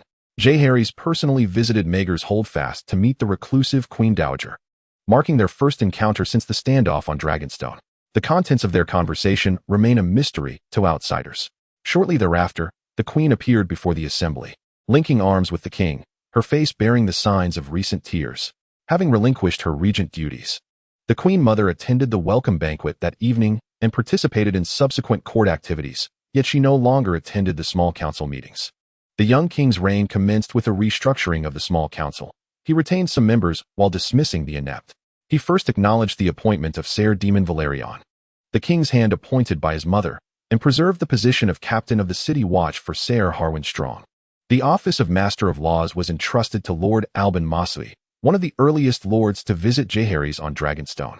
3 years prior, Masui had been diligently striving for his bachelor's chain in the citadel, only to be struck by a fever that claimed the lives of his 2 brothers and father. Though afflicted with a spinal deformity that rendered him lame, he famously quipped, "I do not stumble in reading, nor in writing." The title of Admiral and Master of Ships was conferred upon Lord Manfred Redwine of the Arbor, who brought his 3 young sons, Rob, Ricard, and Lane, into the fold as attendants.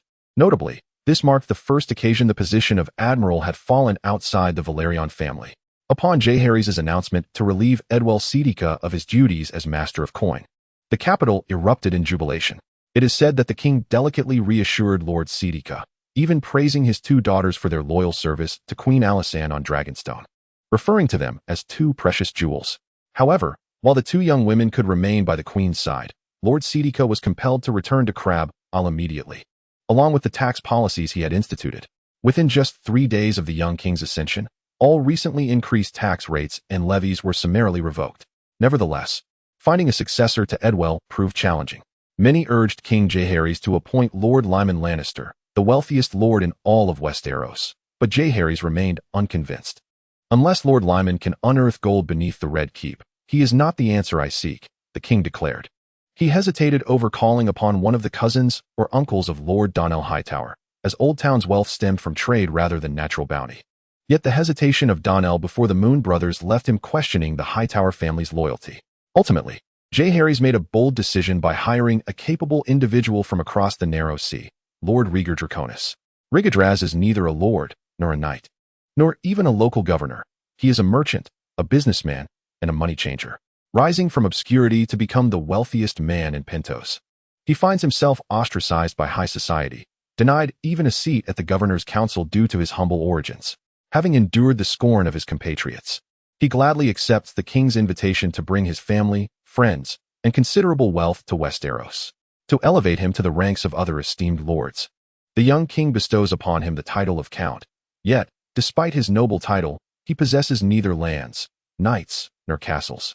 Those within the Red Keep mockingly refer to him as the Count of Air, a title the Pentoshi accept with equanimity, preferring to believe that possessing the ability to extract wealth from thin air is the true mark of nobility.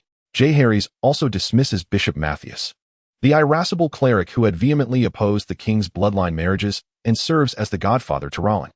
The disgraced bishop is aggrieved by his dismissal and boldly proclaims that no king can earn the trust of the church without the guidance of a monk. Jaehaerys has already formulated his response: "We are not in want of monks. Brother Oscake and sister Isabel are to remain in court, along with a young man from the high court named Base, who is designated to oversee the library of the Red Keep." The rotund bishop scoffs at the king's words, deriding Oscake as a bumbling old fool, Isabel as merely a woman, and expressing his ignorance of Brother Base. To this, Jaehaerys retorts, "Is this not your usual state?" For days after his dismissal, Bishop Matthias departs for Old Town, unable to ride a horse due to his girth, and thus must sit in a gilded carriage, escorted by 60 guards and several hundred servants. Legend has it that as he crosses the bitter bridge over the Mander River, he encounters Brother Base, who rides alone upon a shaggy donkey. The young king's administrative reforms extend beyond the Privy Council, as he thoroughly replaces dozens of subordinate officials, including the Master of Whisperers, the Grand Maester of the Red Keep and his aides, the Portmaster of King S Landing, the Royal Mint Director, the Master of Laws, the Training Master, the Beastmaster, the Steward of the Stables, and even the Ratcatcher within the castle. Once all matters are arranged and the newly appointed officials settled into their roles, Jaehaerys instructs Maester Benifer to send a raven to Storm End, summoning Duke Roga Baratheon to the capital. The king's letter incites a division among Duke Roga and his brothers. Sir Boris, typically regarded as the most combative and impetuous member of House Baratheon, exhibits an unexpected calmness. Warning, your journey is fraught with peril. You are likely to be executed by that lad. Meanwhile, his brothers, Galen and Ronar, urge their elder sibling to defy the king, asserting that Storm's End is impregnable, and if Jaehaerys wishes to take his head, he must come and do so himself. Duke Roga bursts into laughter at this notion. Impenetrable? Was Harrenhal not considered so? He retorts, no, I shall go meet Jaehaerys and speak my mind directly. The following morning, he sets forth for King S Landing, accompanied by 6 loyal knights who have followed him since childhood. The king, adorned with his crown, sat upon the Iron Throne to receive him.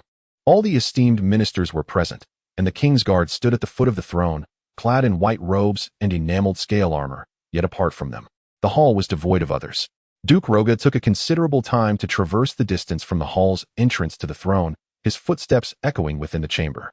Jaehaerys was acutely aware of the duke's pride and did not wish to compel him to submit before the assembled nobles, for such an act would inflict greater harm upon him. The respect Jaehaerys held for Roga ultimately led to the latter's submission. The Duke of Wind's Rest knelt on one knee, bowing his head as he placed his sword at the base of the Iron Throne. Your Majesty, he began, I have come at your summons, ready for your judgment. I beseech you to spare my brothers and the Baratheon family. All I have done has been for the sake of the kingdom you cherish.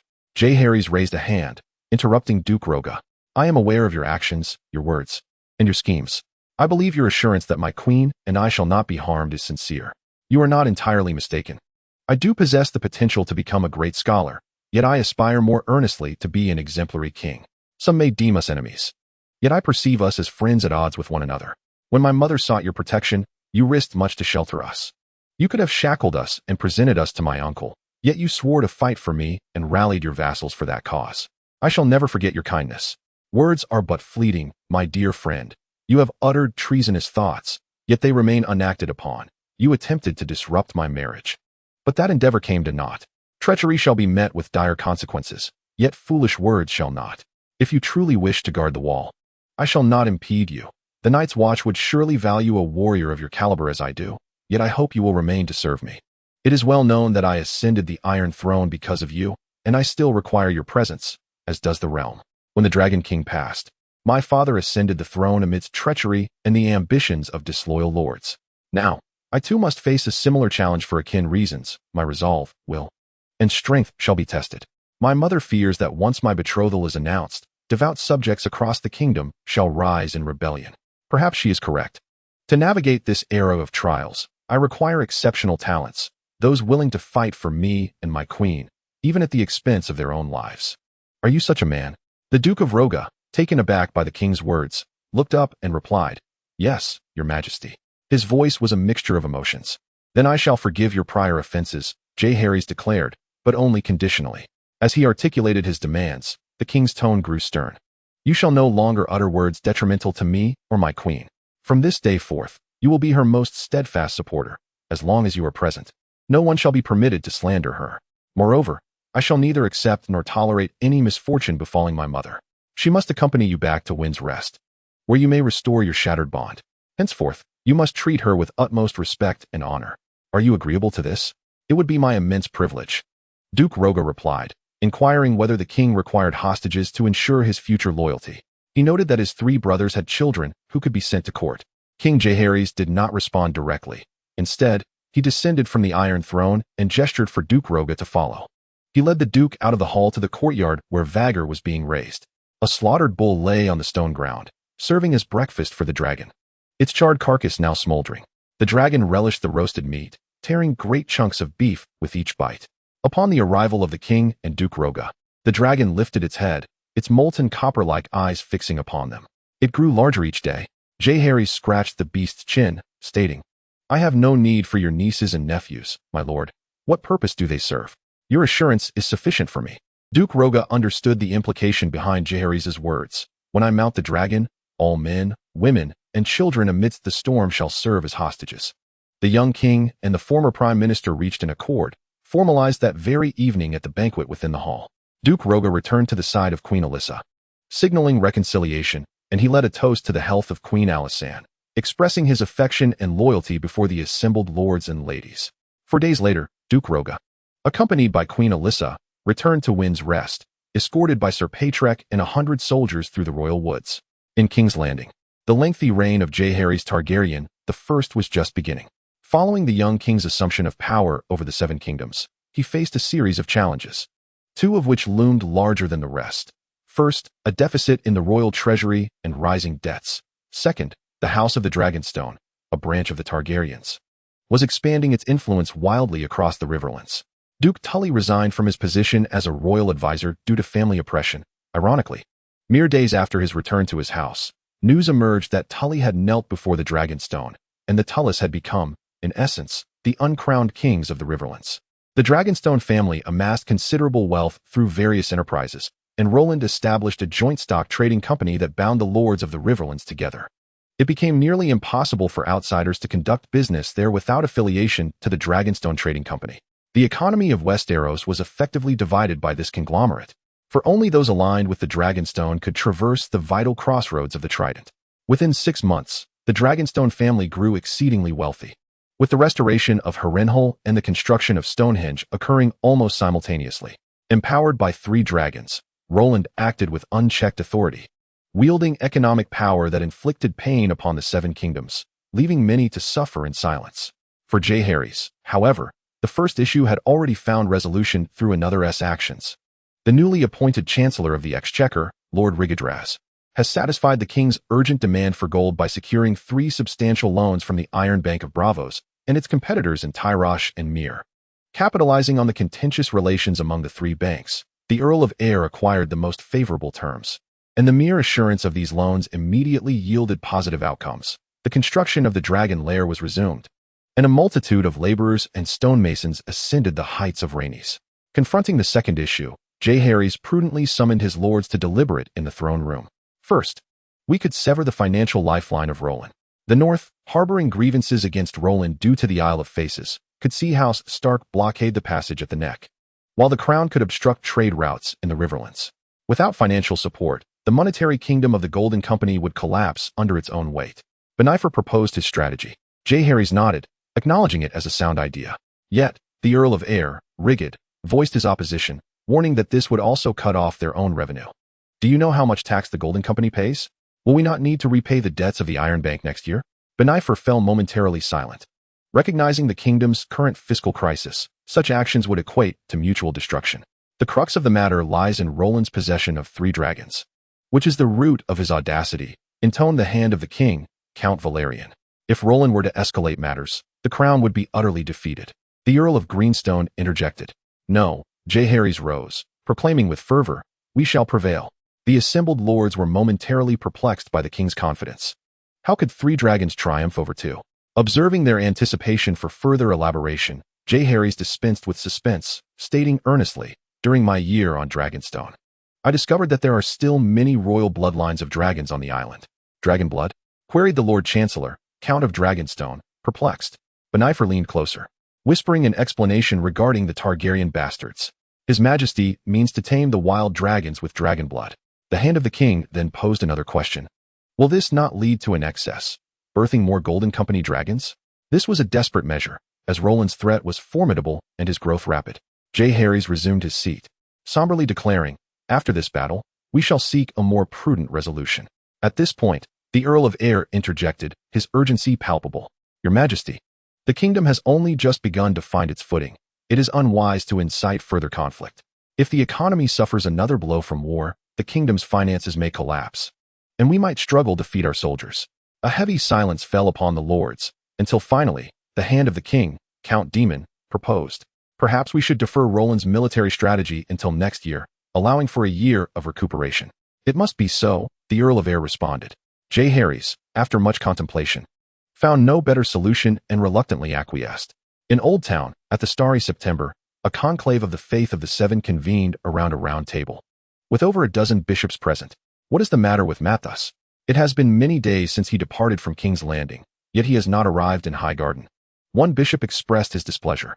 Due to the archbishop's failing health, he has been largely absent from the affairs of the cathedral, resulting in the delegation of ecclesiastical authority to the second-tier council of cardinals. The corpulent bishop, having been expelled from King's Landing by Harrenhal, finds himself embroiled in a significant matter. As the church's representative in the realm, it is not merely his dignity that is at stake, but that of the entire institution. The young king's disrespect towards the seven is palpable. After all, Matthias is one of the 7 esteemed archbishops of the church. A disgruntled bishop voiced his discontent, lamenting that Matthias has allowed the church's reputation to be so thoroughly humiliated, insisting that he must be punished upon his return to the cathedral. Indeed, punishment is warranted, but judgment is imperative. Look at the havoc wrought by his protege, rendering Westeros a veritable cesspool. The bishop, who first spoke, raised his hands to silence the assembly, declaring with authority, "Enough. We cannot reach a resolution until he returns." Yet, where could he be frolicking? It has been over a month since he departed for Highgarden. Where has the corpulent bishop gone? He has journeyed to Harrenhal. Shortly after crossing the broken bridge, the bishop's party was intercepted by Rhaenys, who had arrived on Dragonback, redirecting them back to Harrenhal. This was no mere invitation for a nostalgic reunion. Rhaenys sought to enlist the bishop in a grand endeavor. He intends to establish a new church, akin to the branch family he founded from House Targaryen. Rhaenys aims to carve out a new sect from the Faith of the Seven. The original church has been thoroughly tamed under Harrenhal's influence, nearly subservient, which is not Rhaenys' desire. While the bishop once had a voice within religious matters, Harrenhal's maneuvering has effectively quashed the archbishop's aspirations. The next election for archbishop will surely not favor the corpulent bishop, and he will likely face suppression at every turn. Hence, Rhaenys conceived a notion: why not establish my own church? Having gleaned insights from past experiences, he understands the machinations of religion. Although the corpulent bishop has been ousted from King's Landing, he retains considerable political clout within the Faith of the Seven. With this idea in mind, Rhaenys took action, promptly seeking out the corpulent bishop. Their lengthy conversation revealed significant potential for collaboration. The bishop, freshly fallen from grace and previously a candidate for the archbishopric, still commands the support of around 30 bishops. He could undoubtedly rally a faction of religious figures, thereby laying the foundation for the new church. Should this new faith succeed, the founding bishops would reap substantial rewards, not least of which would be financial prosperity, as Rhaenys' wealth is renowned throughout the 7 kingdoms. Thus, this contingent of several hundred redirected their path toward Harrenhal. There, Rhaenys initiated an expansive project, the construction of the new church's cathedral. He designated it to be built in Stonehenge, which has begun to take shape. The walls have been reconstructed, and Rhaenys personally oversaw the urban planning, including the establishment of an underground water system, commercial areas, residential zones, and administrative districts, all designed with great care. The corpulent bishop temporarily resides in Harrenhal, working on the new holy scriptures of the 7 stars, with Rhaenys participating as well, primarily offering suggestions and insights. This plan is currently being conducted covertly, yet the actions of the 7 Gods Church in poaching have already commenced. Over 30 bishops have received invitations from the corpulent bishop to convene in Harrenhal for important discussions. Most individuals who attain the rank of bishop are not devoid of intelligence. They quickly sense the peculiarity surrounding this invitation. Ultimately, out of the 30, only 13 bishops accepted the summons. Of course, once you arrive, there is no turning back. Let us join the grand biblical compilation of the Protestant faith. The exuberant voice of Caesar resonated throughout Harrenhal. Roland rubbed his bleary eyes as he emerged from the embrace of several women and approached the window. A familiar and classic scene unfolded before him. Scholar Rule was fervently pursuing a dragon over 20 meters long, shouting with abandon, "Glutton, return my crow." Scholar Rule's beard and eyebrows bristled with indignation as Caesar, puffing out his chest, galloped around Harrenhal like a great goose. The old man could no longer contend with him. Not only did Caesar's scales resemble armor, but his sheer size was also no small matter. With nothing to occupy his time, and while Roland was either engaged in state affairs or immersed in arcane studies, Caesar, feeling restless, found solace in teasing Scholar Rule each month, often running to the base of the Tower of the Burning King to call out, "Master, look, this old man cannot catch me." With a smile, Roland watched the antics of the 2 lively characters below. Run, run, how delightful. Caesar had fully recovered. The effects of the hornet shell within him had proven remarkably effective. And not long after its arrival, Caesar's injuries had completely healed, rendering him even stronger and more muscular. Even more astonishing was the transformation of Caesar's scales, which had become extraordinarily thick and broad, resembling plates of steel adorning his body, significantly enhancing his defensive capabilities. Particularly notable were the armored plates on the dragon's chest and abdomen, each as wide as a door. The experience of his previous injury had evidently left a lasting impression on Caesar. After giving Caesar an encouraging glance, Roland returned to his slumber. Time flowed continuously in this bustling manner. He dealt with the commercial disputes, attended to the castle's affairs, inspected the operations of various factories, and secretly organized the Protestant initiatives. As the 50-year conquest drew near its end, two significant events unfolded in Harrenhal. Rhaenia gave birth to a son for Roland, who he named Rogan the Holy Dragon. Although he did not grant Rhaenia the title of Holy Dragon Lady, the choice of name for the child clearly indicated Roland's intent for him to be the heir, as evidenced by his surname. With the year drawing to a close, Harrenhal's intelligence department also discovered that both the northern territories and the royal domain were amassing heavy troops near the riverlands. Most intriguingly, it was reported that the reclusive Empress Rhaenyra, residing in the Widow's Tower, had also given birth to a male infant around the year's end, allegedly fathered by a wandering poet from Essos. Roland sternly condemned the irresponsibility of this nameless poet, yet acknowledged the child's innocence, stating that he would raise the boy himself. The child was named Roland the Holy Dragon by his brother. Chapter 56. The Dragon Son's Riverlands, the Kneeling Dock. At a tavern table, several mercenaries gnawed on bread while discussing the significant affairs of the Seven Kingdoms. It was reported that the barbaric tribes of the north had set up checkpoints at the neck, imposing heavy taxes on the Sacred Dragon Trading Company. The speaker, a bearded man seated at the head of the table, remarked, "Indeed, the lords of the north are entrenched there. I sense that war will once again ignite in the Riverlands within the next year or two." The bearded man continued, "Most intriguing is the Tully family, recently having knelt before the sacred dragon, only to turn their backs on them in favor of the crown." He scoffed, "What a disgraceful family, utterly devoid of integrity." When the Undulls invaded Westeros, Aesir Tully, the head of the Tully family, betrayed his ancestors, aligning himself with the Undull warlord Amistad Vance, assisting his new master in vanquishing the old lord, House Mud. Clearly a native of the Riverlands with a deep understanding of history, the bearded man elaborated. The Storm King incorporated the Riverlands into his realm. During the rule of House Targaryen, the Tullys became their most loyal lackeys. When the conqueror Aegon and House Hightower waged war in the Riverlands, witnessing the formidable House Hightower suffer significant losses in two battles near the God's Eye, Edmure Tully raised the banner of the three-headed dragon. During the reign of Maegor, Prince Aegon, son of Aegon I, rose against Maegor to fight for his rightful claim. At that time, Maegor was powerful, and the Tully family chose to fight for him. Yet soon, as Maegor found himself besieged, they abandoned their support and allied with his enemies. The bearded man, feeling parched, smacked his lips and took a hearty swig of ale. His companions nodded in agreement, stating, "In terms of strength, they are inferior to the Blackwoods and Brackens. In terms of lineage, they cannot compare to the Targaryens. The Tullys are utterly unworthy of the governor's position." Just then, the tavern door was violently thrust open. A contingent of knights clad in steel chain mail entered, flanking several elegantly attired men, followed by noble women holding a child. Each bore a golden oak tree emblazoned upon their chests or shields, exuding an imposing presence. "Did you see their armor? It is forged from the sacred steel sold by the Sacred Dragon Trading Company," the bearded man whispered. "Their house insignia belongs to House Rowan of the Riverlands." "What brings them to the Riverlands?"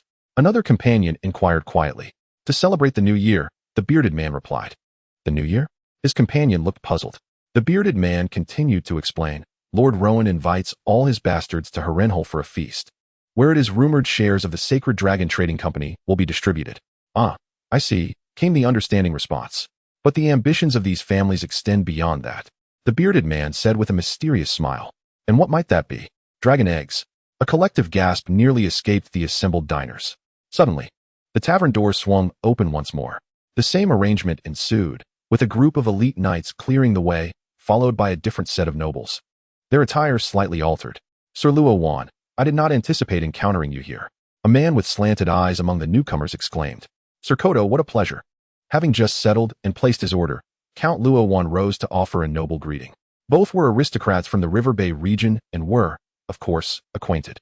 Please, come and sit. I have already ordered the food. Sir Kodo nodded and stepped forward to embrace his counterpart, taking a seat opposite the dining table. He glanced at the young child cradled in the nurse's arms beside him and smiled. This must be the child of Miss Luo Wan and the dragon father. The guests invited this time were all families who had borne illegitimate children with Roland, and Sir Kodo sought this topic to lighten the mood. Count Luo Wan awkwardly tugged at the corner of his mouth, responding brightly, "This child belongs to my lady." Taken aback by such a reply, the atmosphere grew somewhat tense. Prompting Sir Kodo to reassure Count Luo Wan, "The dragon son of the Tyranny family is also born of your lady. There is nothing to be embarrassed about." Count Luo Wan nodded slightly, extending his hand to gently brush aside the child's platinum bangs, his gaze softening like water upon the child. He had not anticipated that. Initially intending only to send his daughter, Lady Luo Wan would become entangled in the affairs, resulting in her pregnancy. And yet it was this child who brought prosperity and abundance to the Luo family.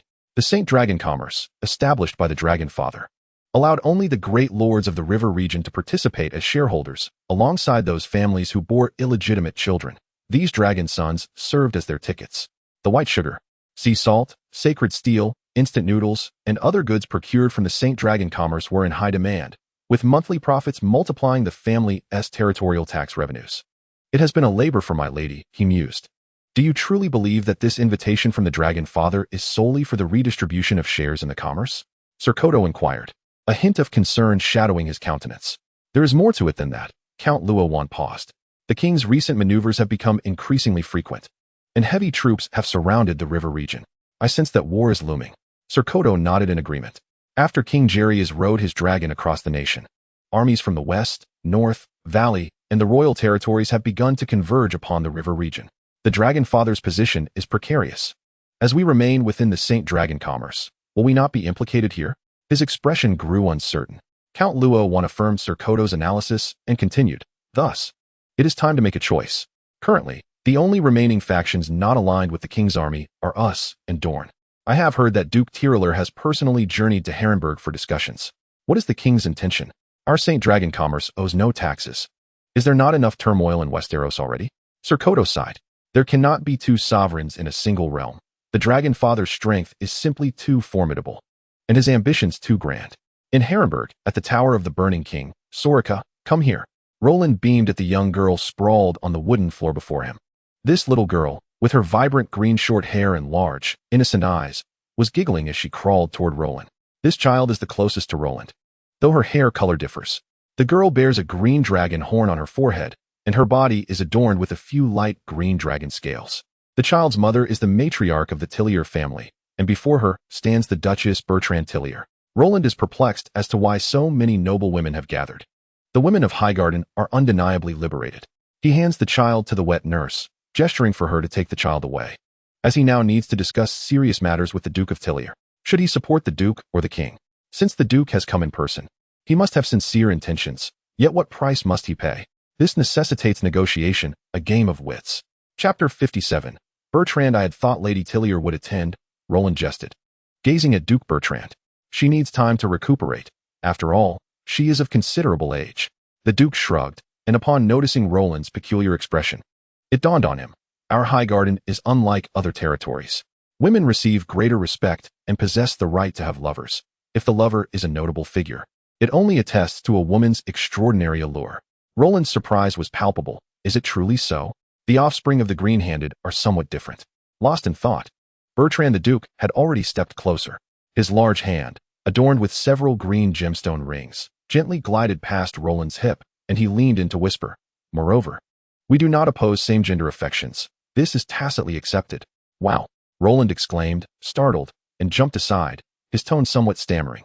"Let us stop. We should discuss serious matters." Serious matters.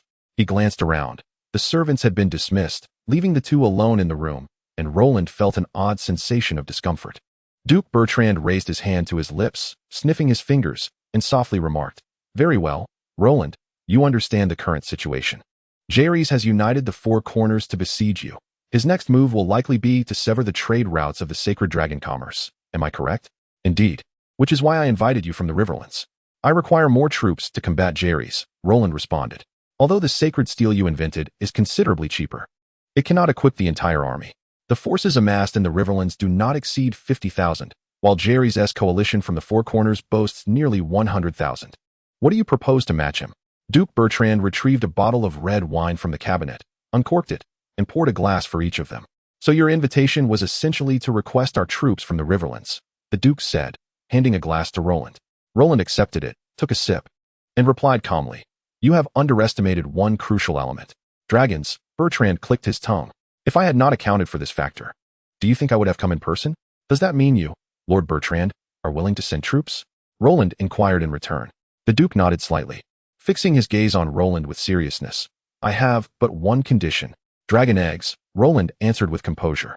The Duke of Bertrand snapped his fingers and took a generous sip of red wine. Roland did not respond directly. Instead, he savored the wine while contemplating. During his stay at Highgarden with Rhaenyra, the lords of the Reach had already discerned that he possessed 2 dragon eggs. Moreover, their wives and daughters had sent letters, imploring Roland to bestow upon them the precious eggs. It was absurd to think that he would part with something so rare and valuable, especially when the children of Harrenhal had yet to attempt hatching them. Initially, he intended to use his shares in the Sacred Dragon Trading Company to win their favor. But it seemed that the Duke of Bertrand would not mobilize his forces without securing the dragon eggs. "Is this your will, or that of the Lords of the Reach?" Roland inquired, his gaze flickering. The Duke of Bertrand replied with a smile, "I am indeed the liege lord of the Reach."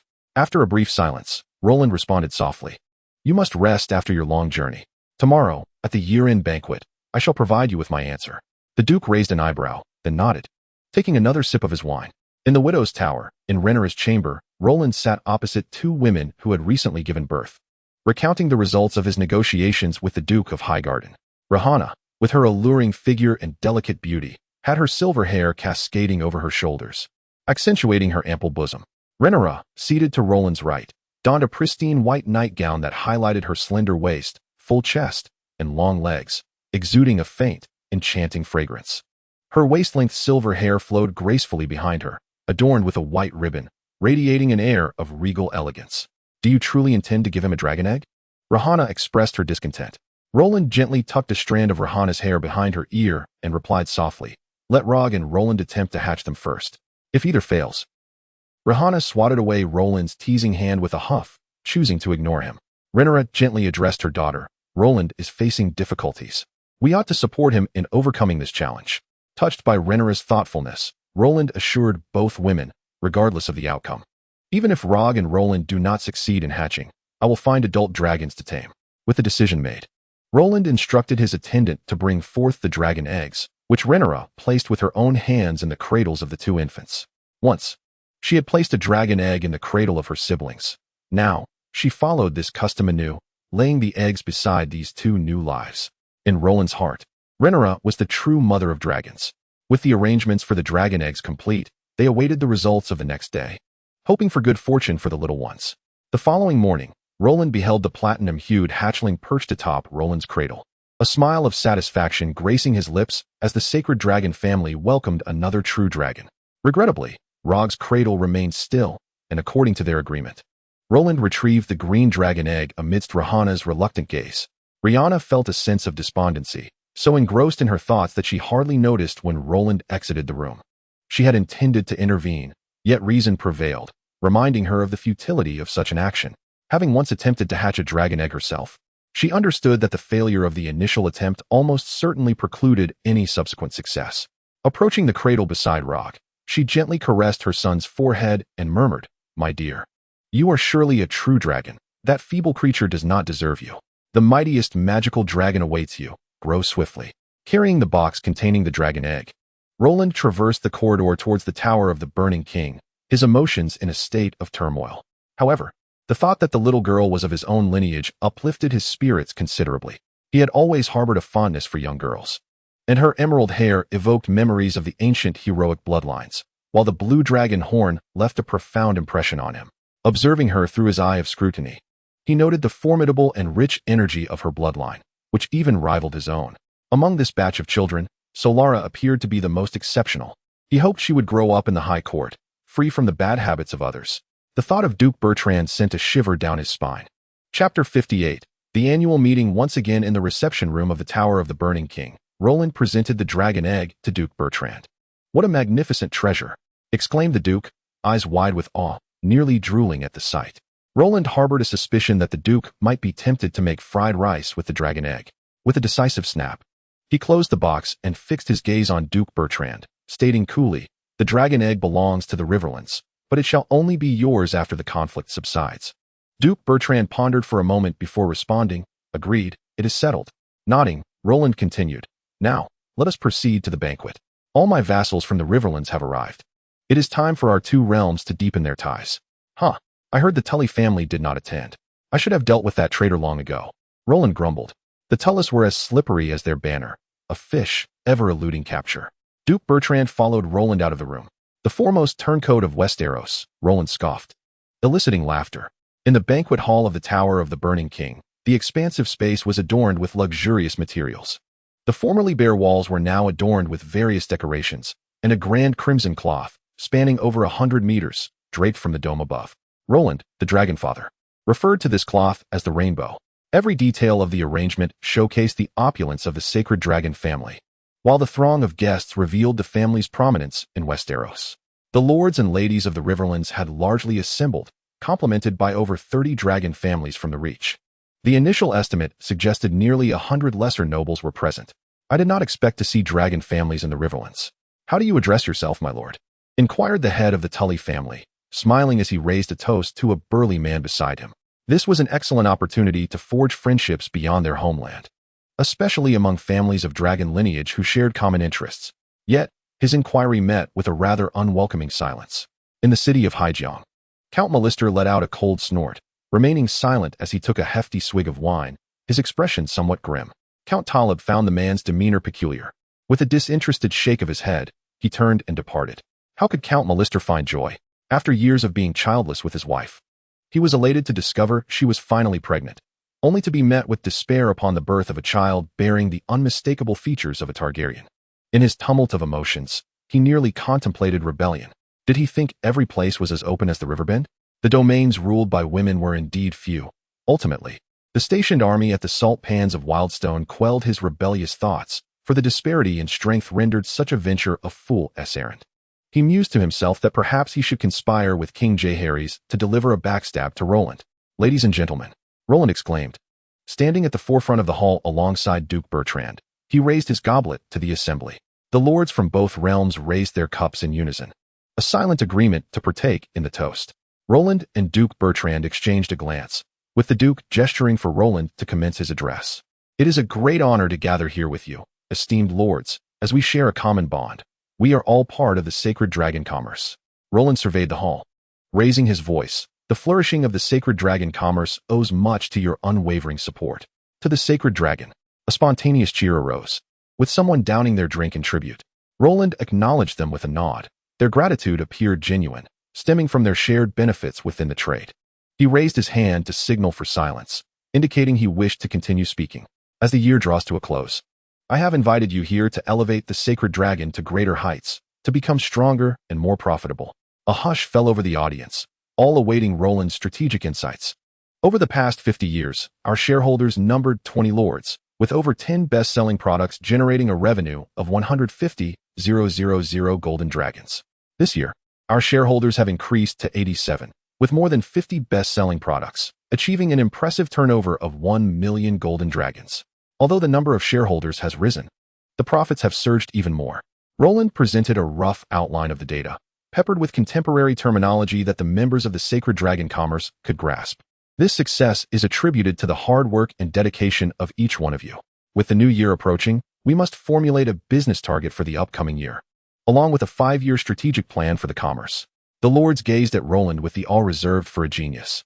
Such figures of revenue and explosive growth were the result of his singular efforts, earning their respect. "Through meticulous calculations, I project that our revenue will quintuple next year," Roland stated with an air of nonchalance. A collective gasp echoed through the hall, as the temperature seemed to shift. Quintuple.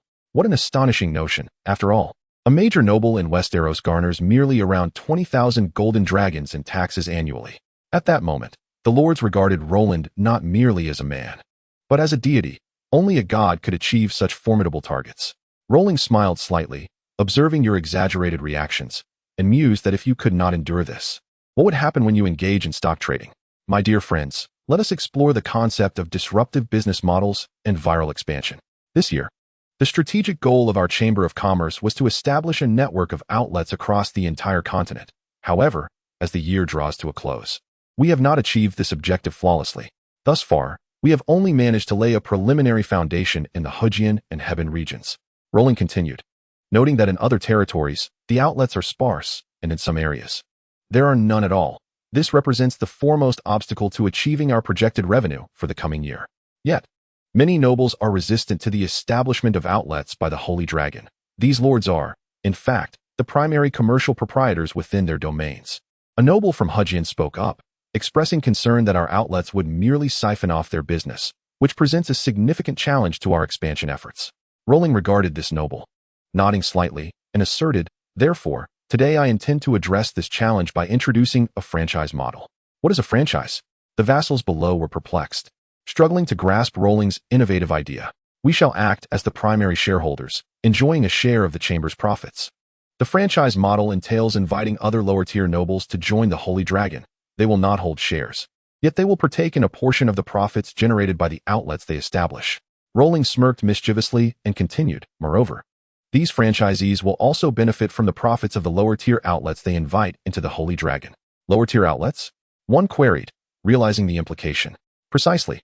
These are the outlets established by individuals invited by the franchisees. As understanding dawned, Rolin added, for lords like the Count of Qingting Island, who possess unique products, I will personally extend an invitation, granting them shareholder status, while other lords will be considered franchisees. That sounds promising. It will enhance the product offerings of the chamber, which is advantageous. Support arose immediately.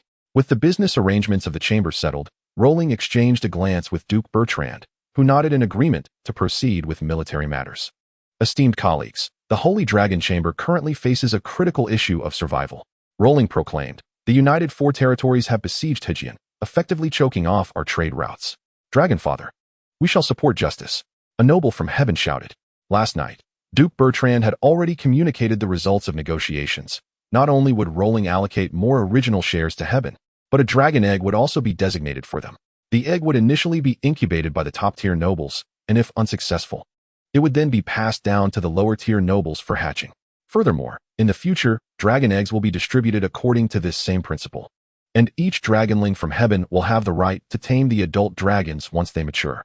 Today, Duke Bertrand and Rolin stand united on the stage, signifying that this agreement has been successfully negotiated.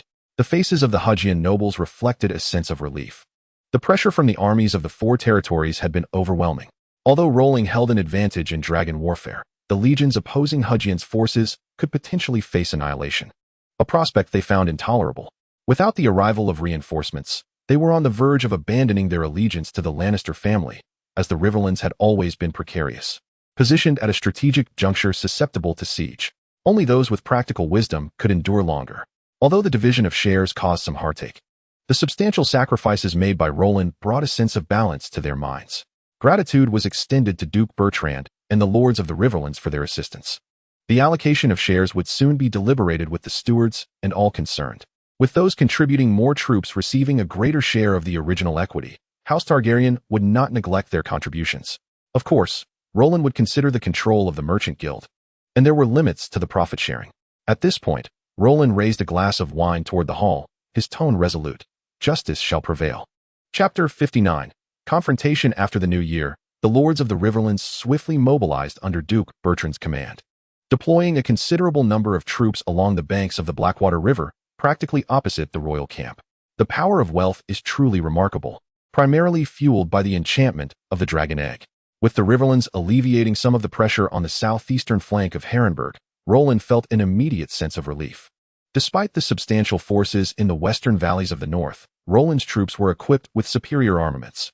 Early skirmishes revealed that the Riverlands army had more victories than defeats, bolstered by the presence of dragons and their advantage of fighting on home soil, creating a temporary equilibrium in military strength between both sides. The current situation in Westeros resembles the Cold War of Roland's previous life, characterized by a bipolar confrontation across the continent.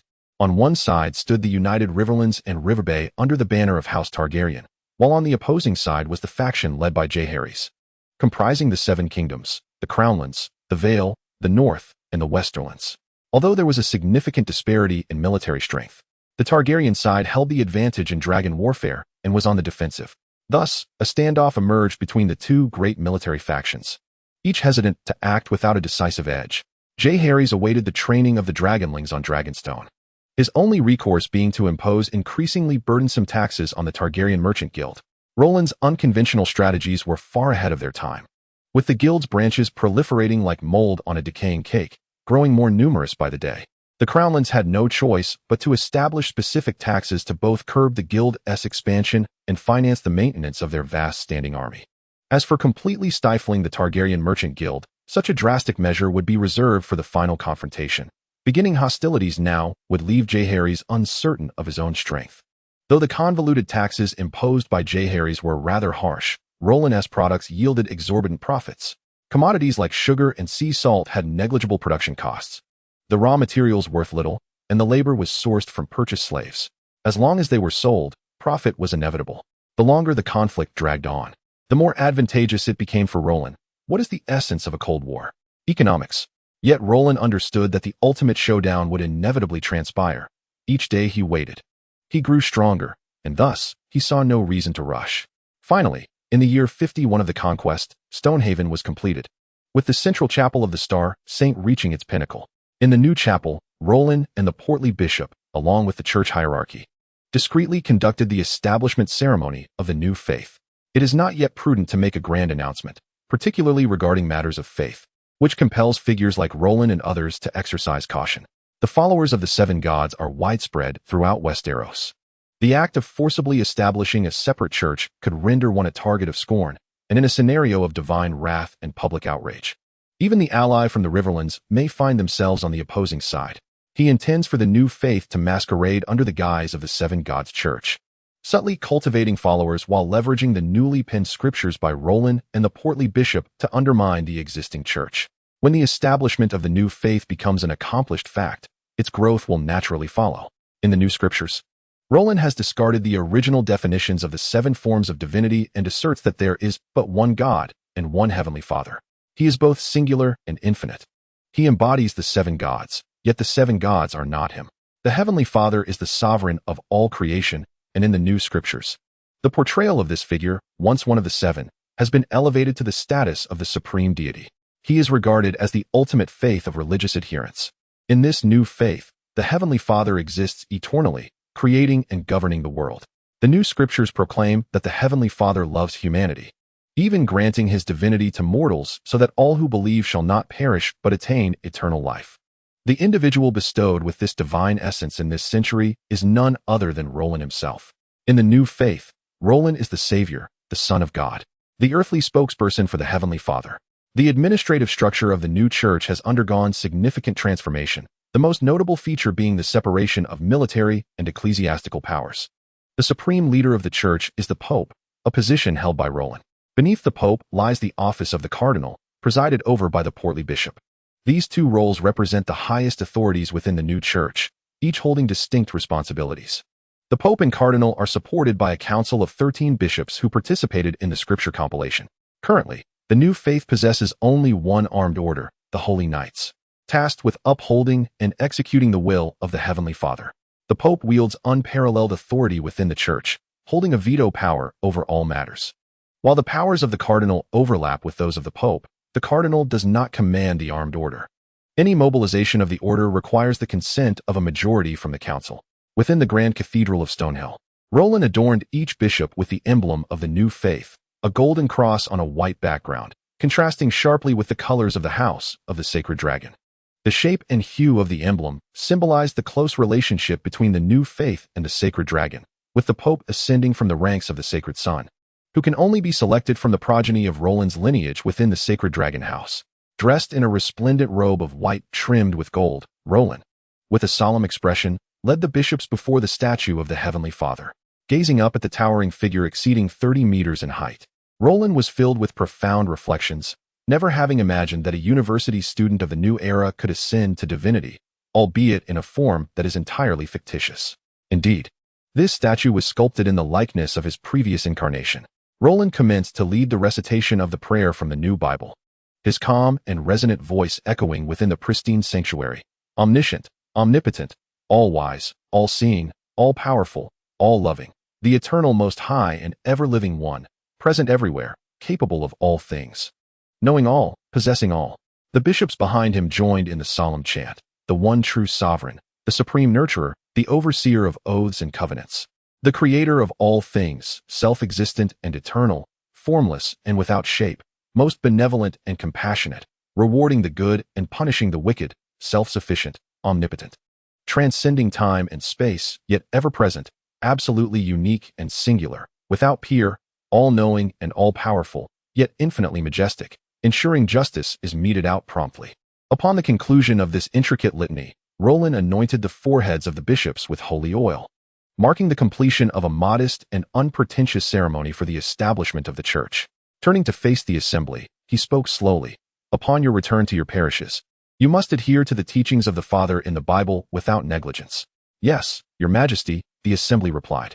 These bishops would return to their original diocese today. And Roland continued to exhort them. Each morning, distribute a measured portion of bread to the faithful, and every 7 days gather the congregation in the church for worship. You must strictly observe the sacraments and remind the faithful that belief in the Father is the path to eternal life. Disbelief leads to torment and despair. All must be executed according to the 20th edition of the sermon guide I have composed. Do you understand? All is understood, Your Holiness, came the reply. You are the earthly representative of the divine, and such an ingenious method of transmission will surely lead to the flourishing of the new faith, the diminutive bishop replied respectfully. Roland nodded with satisfaction. This individual was a trusted confidant of the corpulent bishop and had made significant contributions to the composition of the new Bible. Do not concern yourself with the depletion of resources. Should you require funds, report directly to me, as long as it is for the propagation of the Father's faith. I shall generally acquiesce. You are as generous as the Father, the bishop responded. The faithful are like a flock of sheep, and we are the shepherds of the Father. The larger the flock, the more pleased the Father is. Prioritize the development of new believers. For this year, the diocese with the most new adherents will receive substantial rewards. Roland continued tirelessly. The bishops nodded in agreement, indicating their understanding. After meticulously reiterating all necessary details and precautions, Roland and the corpulent bishop personally bade farewell to the bishops. All of this is an investment. Roland has exerted great effort for this new faith, hoping that the future returns will justify the present sacrifices. Chapter 60 completed. This is an expansive chamber, adorned with opulent decorations that reveal its owner's immense wealth. A comfortable four-poster bed is centrally placed within the room, where Roland is enveloped in thick bedding crafted from satin, silk, and velvet, lying as if suspended among the clouds, feeling utterly weightless. The spacious room is cluttered, filled with an array of adult amusements. The small whip with a dragon tooth handle, the oversized bathtub, the 8-legged pleasure chair, the rotating glass candle, and the hollowed-out fishbeam wooden stool create a suffocating atmosphere. Adjacent to the room, several dimly lit side chambers resemble small prisons. Within one, a voluptuous woman, marked with traces of bondage, appears to be in slumber. In a classroom-like side chamber nearby, 2 women, one large and one small, embrace each other in sleep, seemingly having just completed a study session. Numerous exquisite garments are strewn across the floor, fragments of luxurious silk and brocade, adorned with buttons of gold, pearls, and gemstones. Yet it seems their owner has been rather miserly with the materials. These props and garments are stained, as if they have endured a fierce battle. At that moment, a hazy blue light emanates from Roland's eyes. After losing his companion insect, Roland's magical organs are activated, and his magical power surges.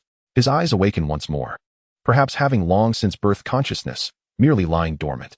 With a pop, a pair of cross-shaped golden pupils, flecked with a hint of blood-red nerves, float above Roland's head. Brain, we have endured for months. This time, you will not vanquish us, it cackles.